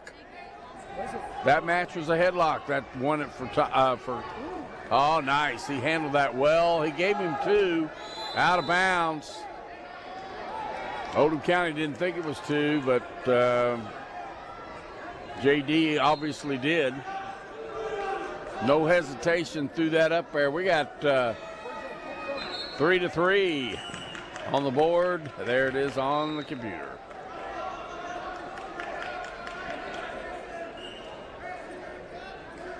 Oh, nice. That boy is strong now. Yes, well, I don't know about farm, but he's a strong boy. That's for sure. He gives away that escape. 54 seconds, really a lot of time in wrestling.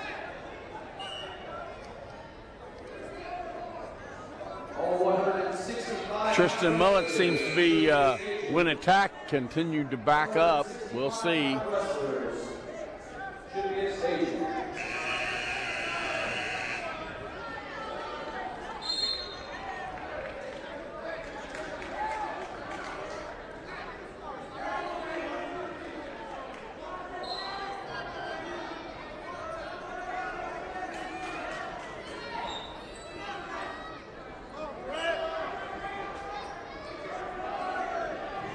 Oh, he was looking for a throw there. He didn't quite get the grip he wanted.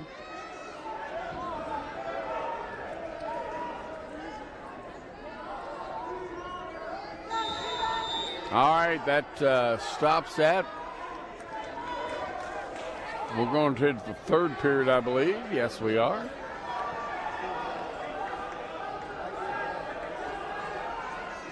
View Rose. Gibson Southern, his choice. He takes down. He's down by 1 point right now. He's looking for escape or reversal. Escape to tie it, and there he does. Now it's the takedown. Takedown battle.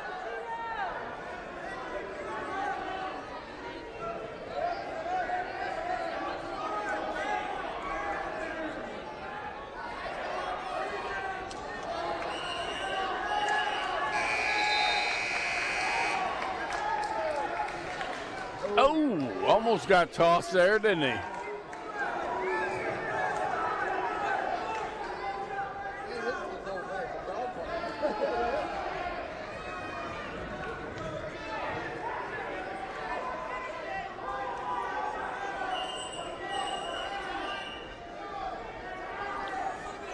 So in my best calculations in my head, this tournament's either 42 or 43 or 44 years in the making.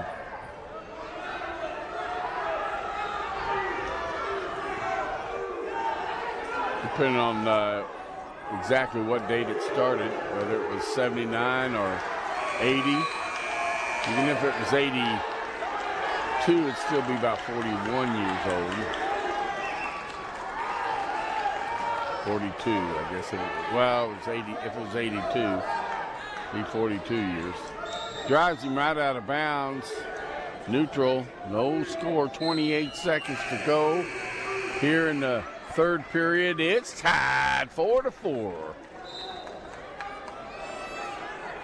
Will we go into overtime? Somebody's going to want this earlier. We got blood. We got blood. He got kind of clipped on the nose, I guess. Yep. Yep, he'd be bleeding.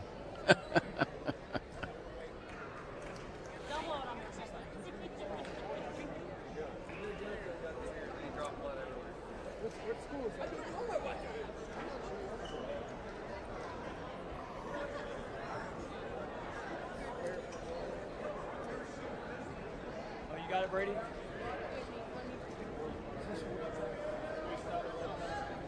Stop blood time, Mr. Official.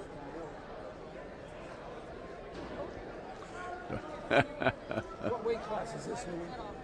I mean, what school is One, it from? 175. We got Gibson Southern over there. And Oldham County right here. Right, be ready for the flurry. There's something. He's going to come out hard. No, Justin's going to try to steal it.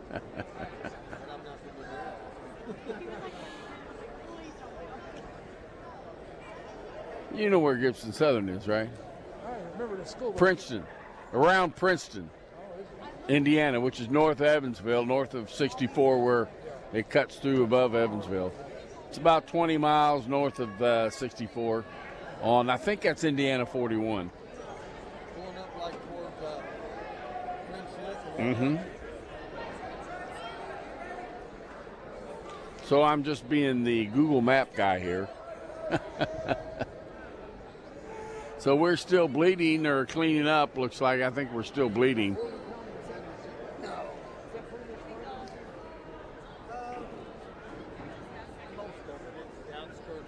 So blood rule, here it is. You got 5 minutes, each wrestler, 5 minutes in each match to be bleeding. Once bleeding stops, cleanup can continue, not charged against the wrestler.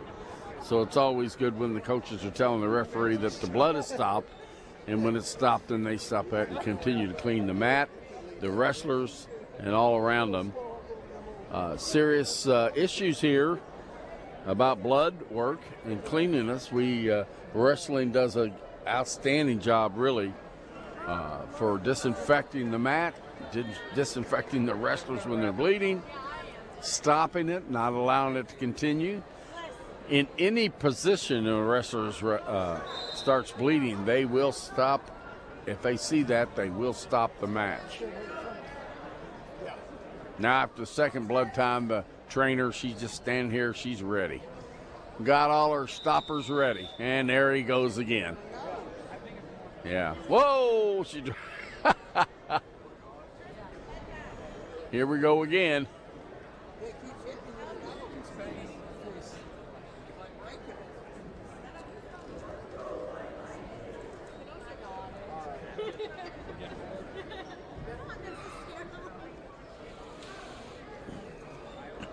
Well, let's see. They got all three trainers out there right now.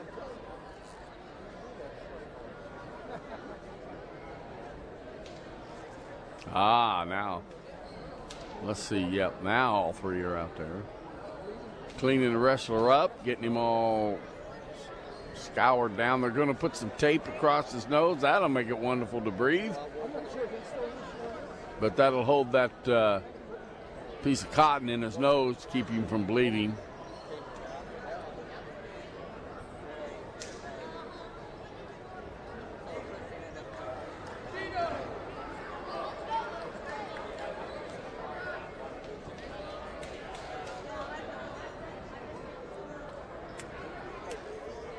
So we got 46 seconds, tied score left in this match. Now what? Time up. Excuse me, I guess it was only 4.6 seconds. Oh, 1 minute. 1 minute. Sudden death. Sudden death. First point scored, no matter what or how it's scored, is the victor.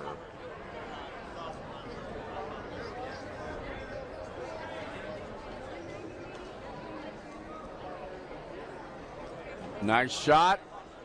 Countered well, thrown. Didn't get the throw, out of bounds. No takedown. Good scramble. Good scramble. Let's see, 39 seconds left in this overtime. First overtime sudden death period.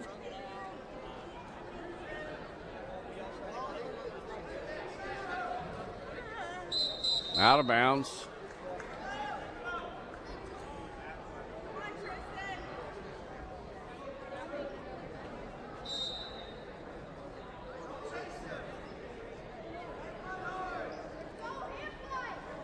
Looking the heads.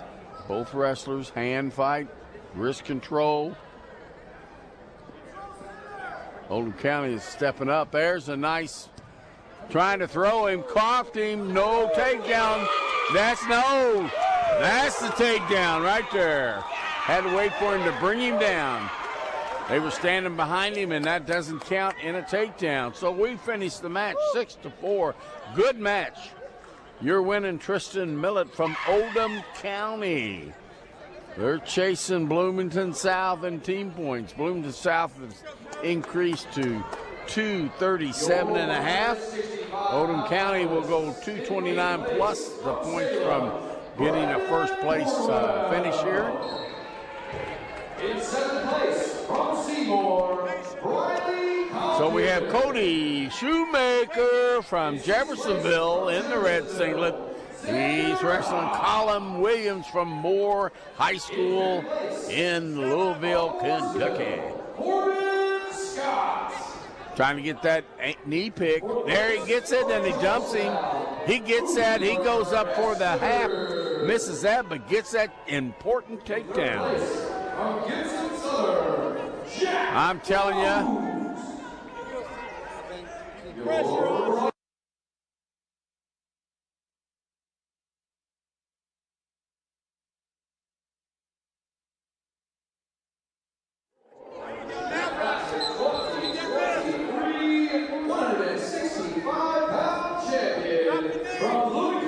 So he's working that. He's doing a good job of controlling him. We were at, where were we at? Under a minute now. Got the takedown fairly quick and has been riding him for almost a full minute. Got that head down. He's going to reach under there again and do his thing. We were talking about this earlier. This is a move that was used for a while until, everybody figured out how to counter it, and then they quit using it, and it's kind of creeping back into their tools, if you will. So he let him up. He should be taking him down. It's 23 seconds. Is he looking for that throw again? Inside trip right through his back. He's getting count. That's 2. Plus 3, I think. Out of bounds. He's got 2 and 2. Nice, Cody. No, 3 and. Okay, is it? It's 2 and 3. That makes sense. That's right. 7-1. A lot of points scored there. 8 seconds to go. He did a good job with that, getting him up, giving him that. Well, he's trying to drive him, but ain't going to get it timed. It's going to run out. Second period. We got Green. Moore has the choice. He defers to Jeffersonville. Cody Shoemaker steps down. He chooses the down position. Don't reach back. Oh, he grabs that elbow. He's looking for that leg and missed it. Up and gets his escape. Now it's 8-1. Something happens to an athlete's psychic, when he gets taken down a couple times like that, he gets a little gun shy. It happens. Not to all, but it happens. There's that inside trip right to the back again. So he's getting back points again. He's got the takedown. That's going to be I guess 10. Yeah, now it's going to get 3 near fall.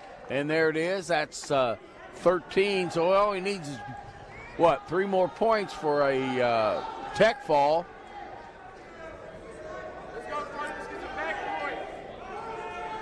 So the update on team points right now looks like he's going to get that right here. He may get the fall. Oh, yeah, look at that. Oh, that'll be a fall. He lots of time, 50 seconds. Well, he's got that up. He needs to pull that arm up. He needs to pull that arm up. He let go of it. There you go. Get your weight back up on that shoulder. All right, that's 3, and that should be it. 16 to, is that right? 16 to 35, what is that? 16 to 1, I see the green now. Just don't mind me, I'm blind. That's why I refereed for so many years. Good job, Cody Shoemaker. Did an excellent job. Tech fall picks up a little extra points for the Jeffersonville. They're not going to catch Fishers, but awesome. So we're going to go to, that was 190. Now we're going to go to 215. 215. We got, is that Moore back on there? They just keep coming out. Yep, Michael Williams from Moore High School in Kentucky, 15-1. He's a senior. He's wrestling Jesus Aguilar from Seymour, 17-3, senior. So this will be a fight between states, I guess. So right now, I don't know that all the points have tallied for Odom, but right now the team points, Bloomington 237.5, and they're not back in it again. They don't have any more points to earn. Nobody else in there.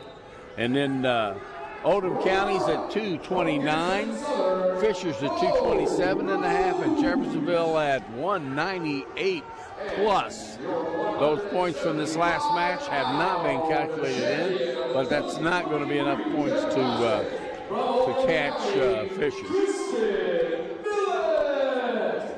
So really the race is, let's see, we got an Oldham County here. They got an opportunity to earn points here. And I believe their heavyweight, yeah, their heavyweight is up too. They're wrestling Jeff, so we hope he doesn't earn any more points. How's that? Yeah. No, that Oldham County, nope, I am incorrect.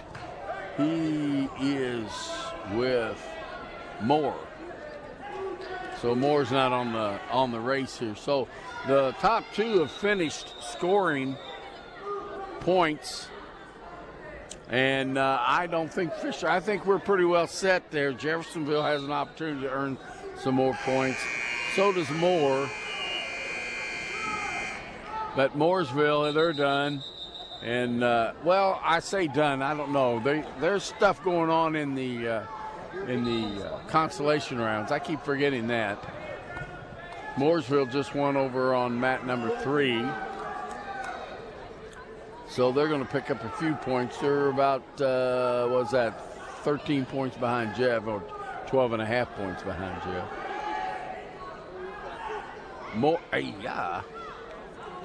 Moore is at 180, so even with 2 victories, they're not going to climb up into the top 5.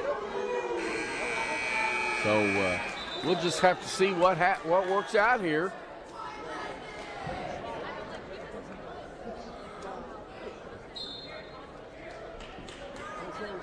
Is that third place or is that, what's that meant for? Third?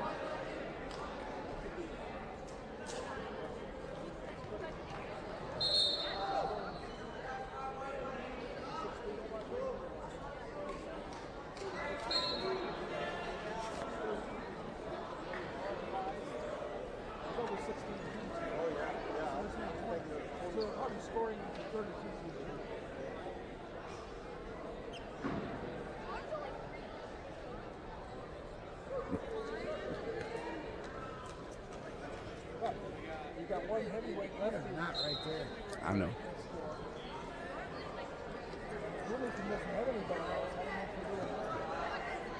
Gotta have one of those machines.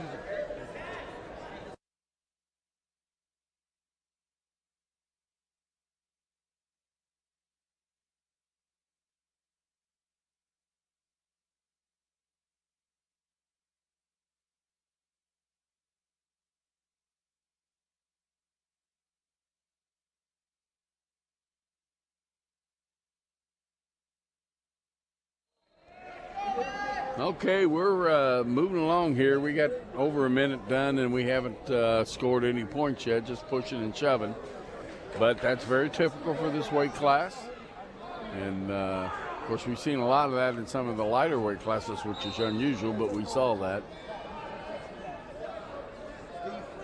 All 190-pound wrestlers, with the Well, Jeffersonville has crowned her first champion this year. One more to go in the heavyweight. And Land, he'll be wrestling up next on this mat. He's going to face the young man, Nadaf. He told me how to say that now. I asked him, and look at me.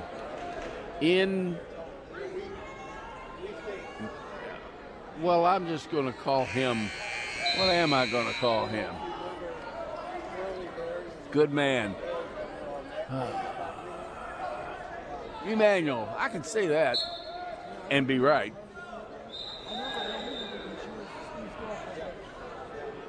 And it's an awesome name if you know the meaning of Emmanuel.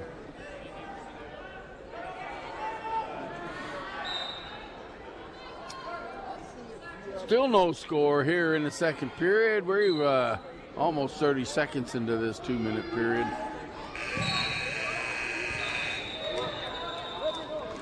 Be surprised the bottom man don't get called for stalling, laying there, not getting up. Now he gets up. That's what you got to do, and then get your head up off the mat. But the top man has obligation to keep working. He gets the stalling. There he goes. He's just laying there prone. He's right. Good call by the referee. In seventh place, from Merritt, Kentucky, Tyler Hawkins. In sixth place, from Bloomington South, Mason Grubb. In fifth place, from Morrisville, Hunter Phillips. In fourth place, from Oldham County, Bree Johnson. In third place, from Fishers, Julian Burgess. Well, they're inbounds, but barely inbounds. They're certainly not doing anything. From Kentucky, Paulie Williams. Michael Williams from Moore. And Jesus Aguilar is on top. He's got what? 23 seconds to do something to score some points. He's Mr. Michael Williams from Moore. He's still just kind of laying there. Head down, buried in the mat. Flat all the way across. Really not doing anything. So we're going to go into third period with no score. Woo! Well, Mr. Aguilar has an opportunity to be in a down position to get out and score well, he's going to be called, somebody here, green. That'll be Michael Williams called for improper starting position.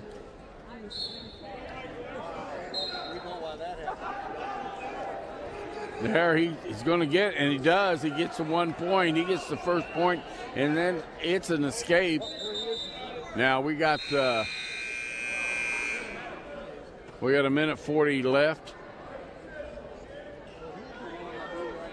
He just has to not get called for stalling twice to tie it. Takedown would be wonderful. Not stop wrestling. Some wrestlers make the mistake that they'll just back off and not be aggressive. And There's a fine line. Oh, there's my cookie queen. My daughter. Oh, excuse me, my cookie princess. Thank you so much.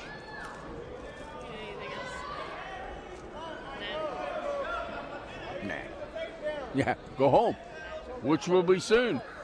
This is 2:15. We got one more match after this.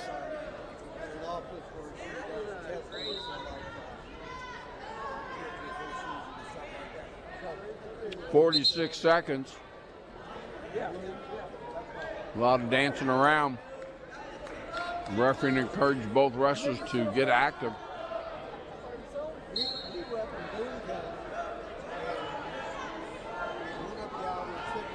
Nice single leg.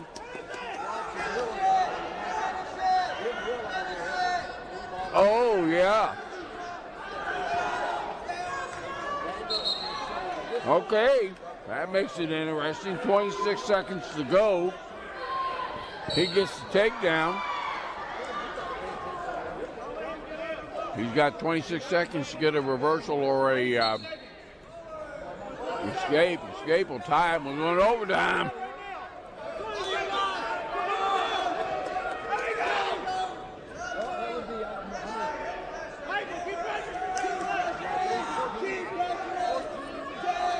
Ten seconds. 5. Time.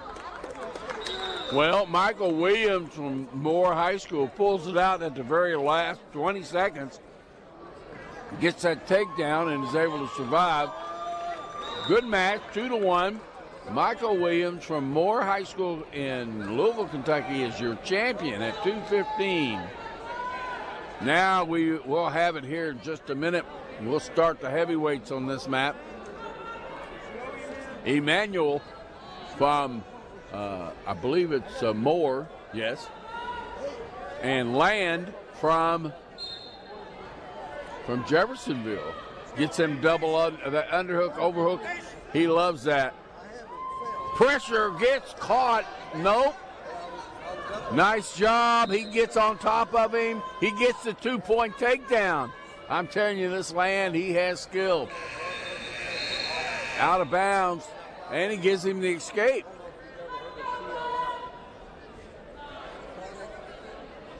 So 2-1.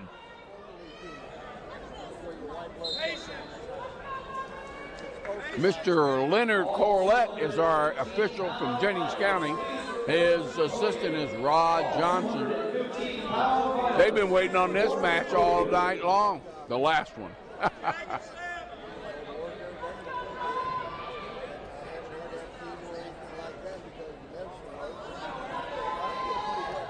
Oh, look out.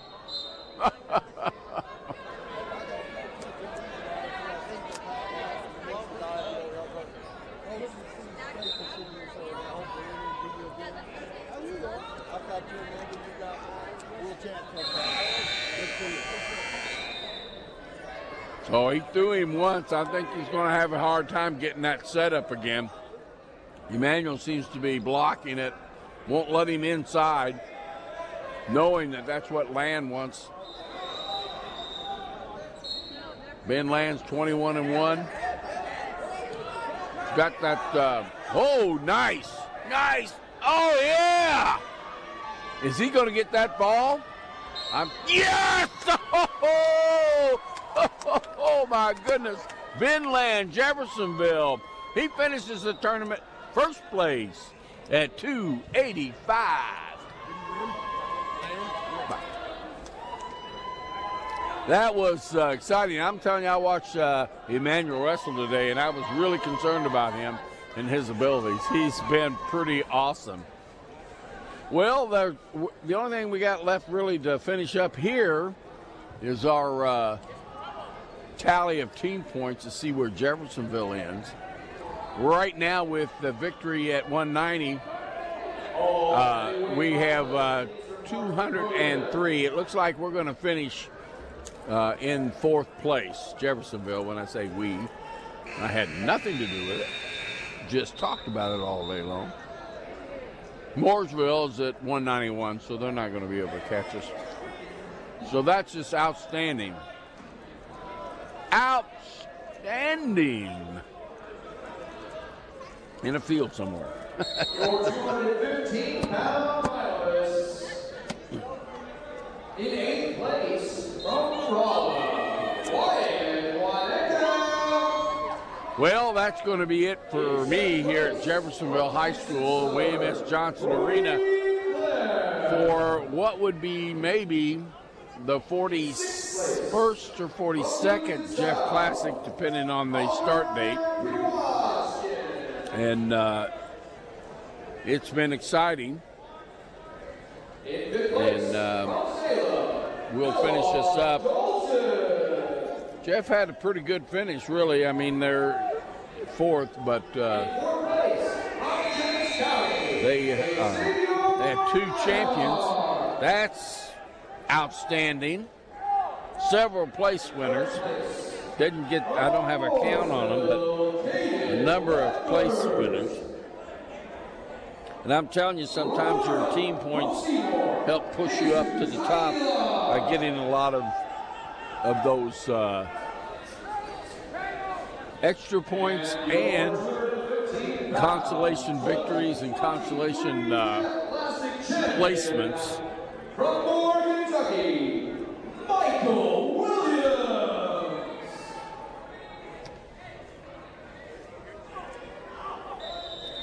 So we're finishing up. I'm just waiting to see the final team score there.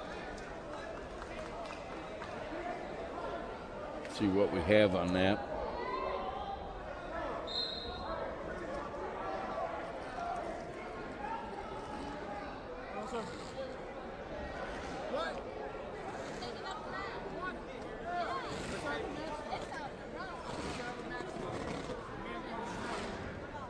Well, I'm going to sign off here.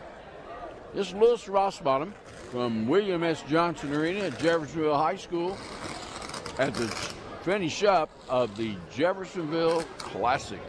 First year for women, maybe the 42nd, 41st for the men, the boys.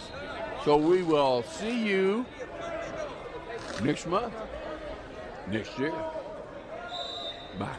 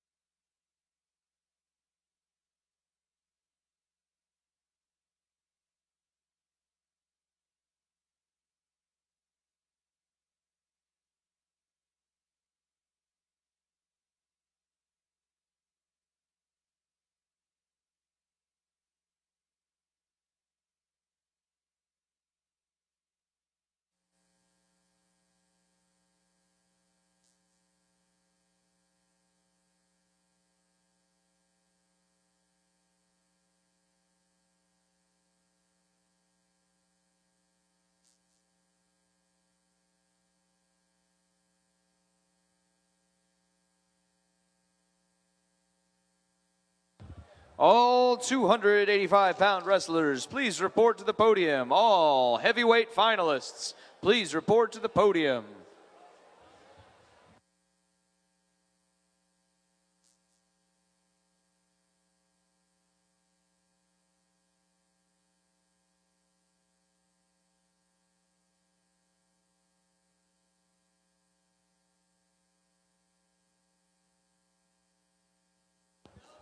Jeffersonville wrestlers, the sooner we roll up these mats, the sooner we can get out of here.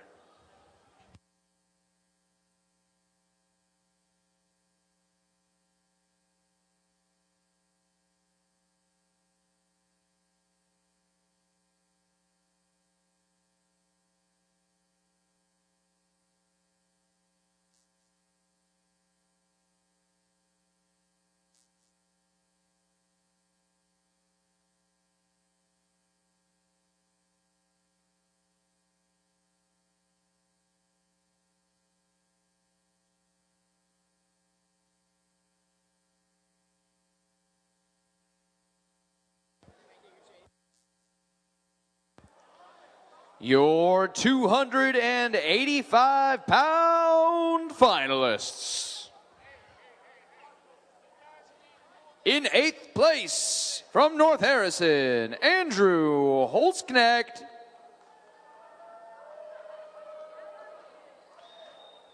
In 7th place, from Jennings County, Cameron Carney. In 6th place, from Clarksville, Luke Kane. In 5th place, from Scottsburg, Ben Craig. In 4th place, from Mooresville, Josh Campron. In 3rd place, from Oldham County, Joe Scarborough.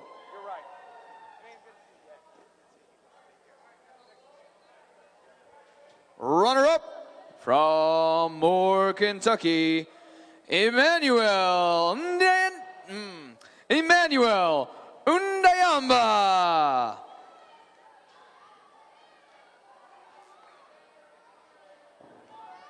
And your heavyweight champion of the 2023 Jeff Classic from Jeffersonville, Big Bad Ben Land.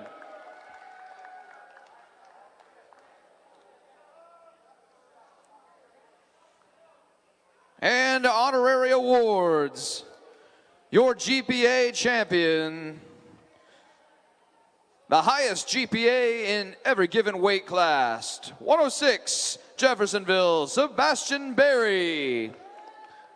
113 pounds, Jeffersonville's Maverick McAllister. 120 pounds, Fisher's Owen Engles. 126 pounds, Jeffersonville's John Stivers. 132 pounds, Fisher's Aiden Lamb. 138 pounds, Jeffersonville's Dawson Slaughter. 144 pounds, Fisher's Zeke Kramer. 150 pounds, Moore's Brody McCoon. 157 pounds, Charlestown's Boomer Hester. 165 pounds, Jeffersonville's Xander Hobbs. 175 pounds, Jeffersonville's Cade Williams.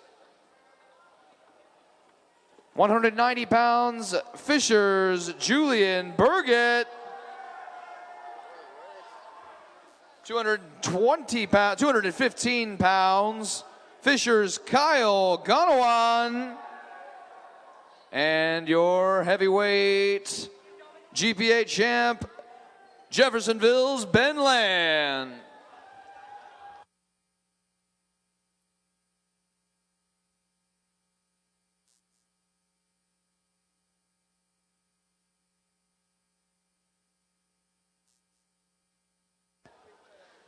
And now, your 2023 Jeff Classic top 5 teams.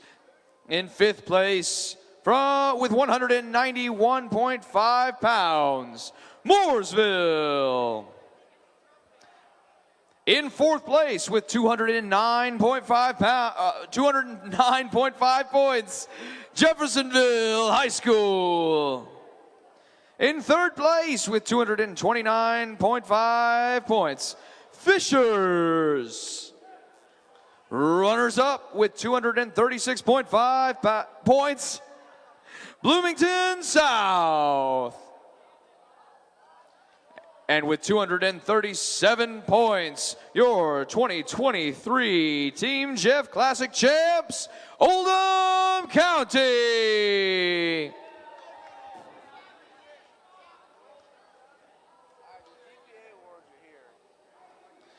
If you received a GPA award, if I called your name, please report to the center table to receive your plaque.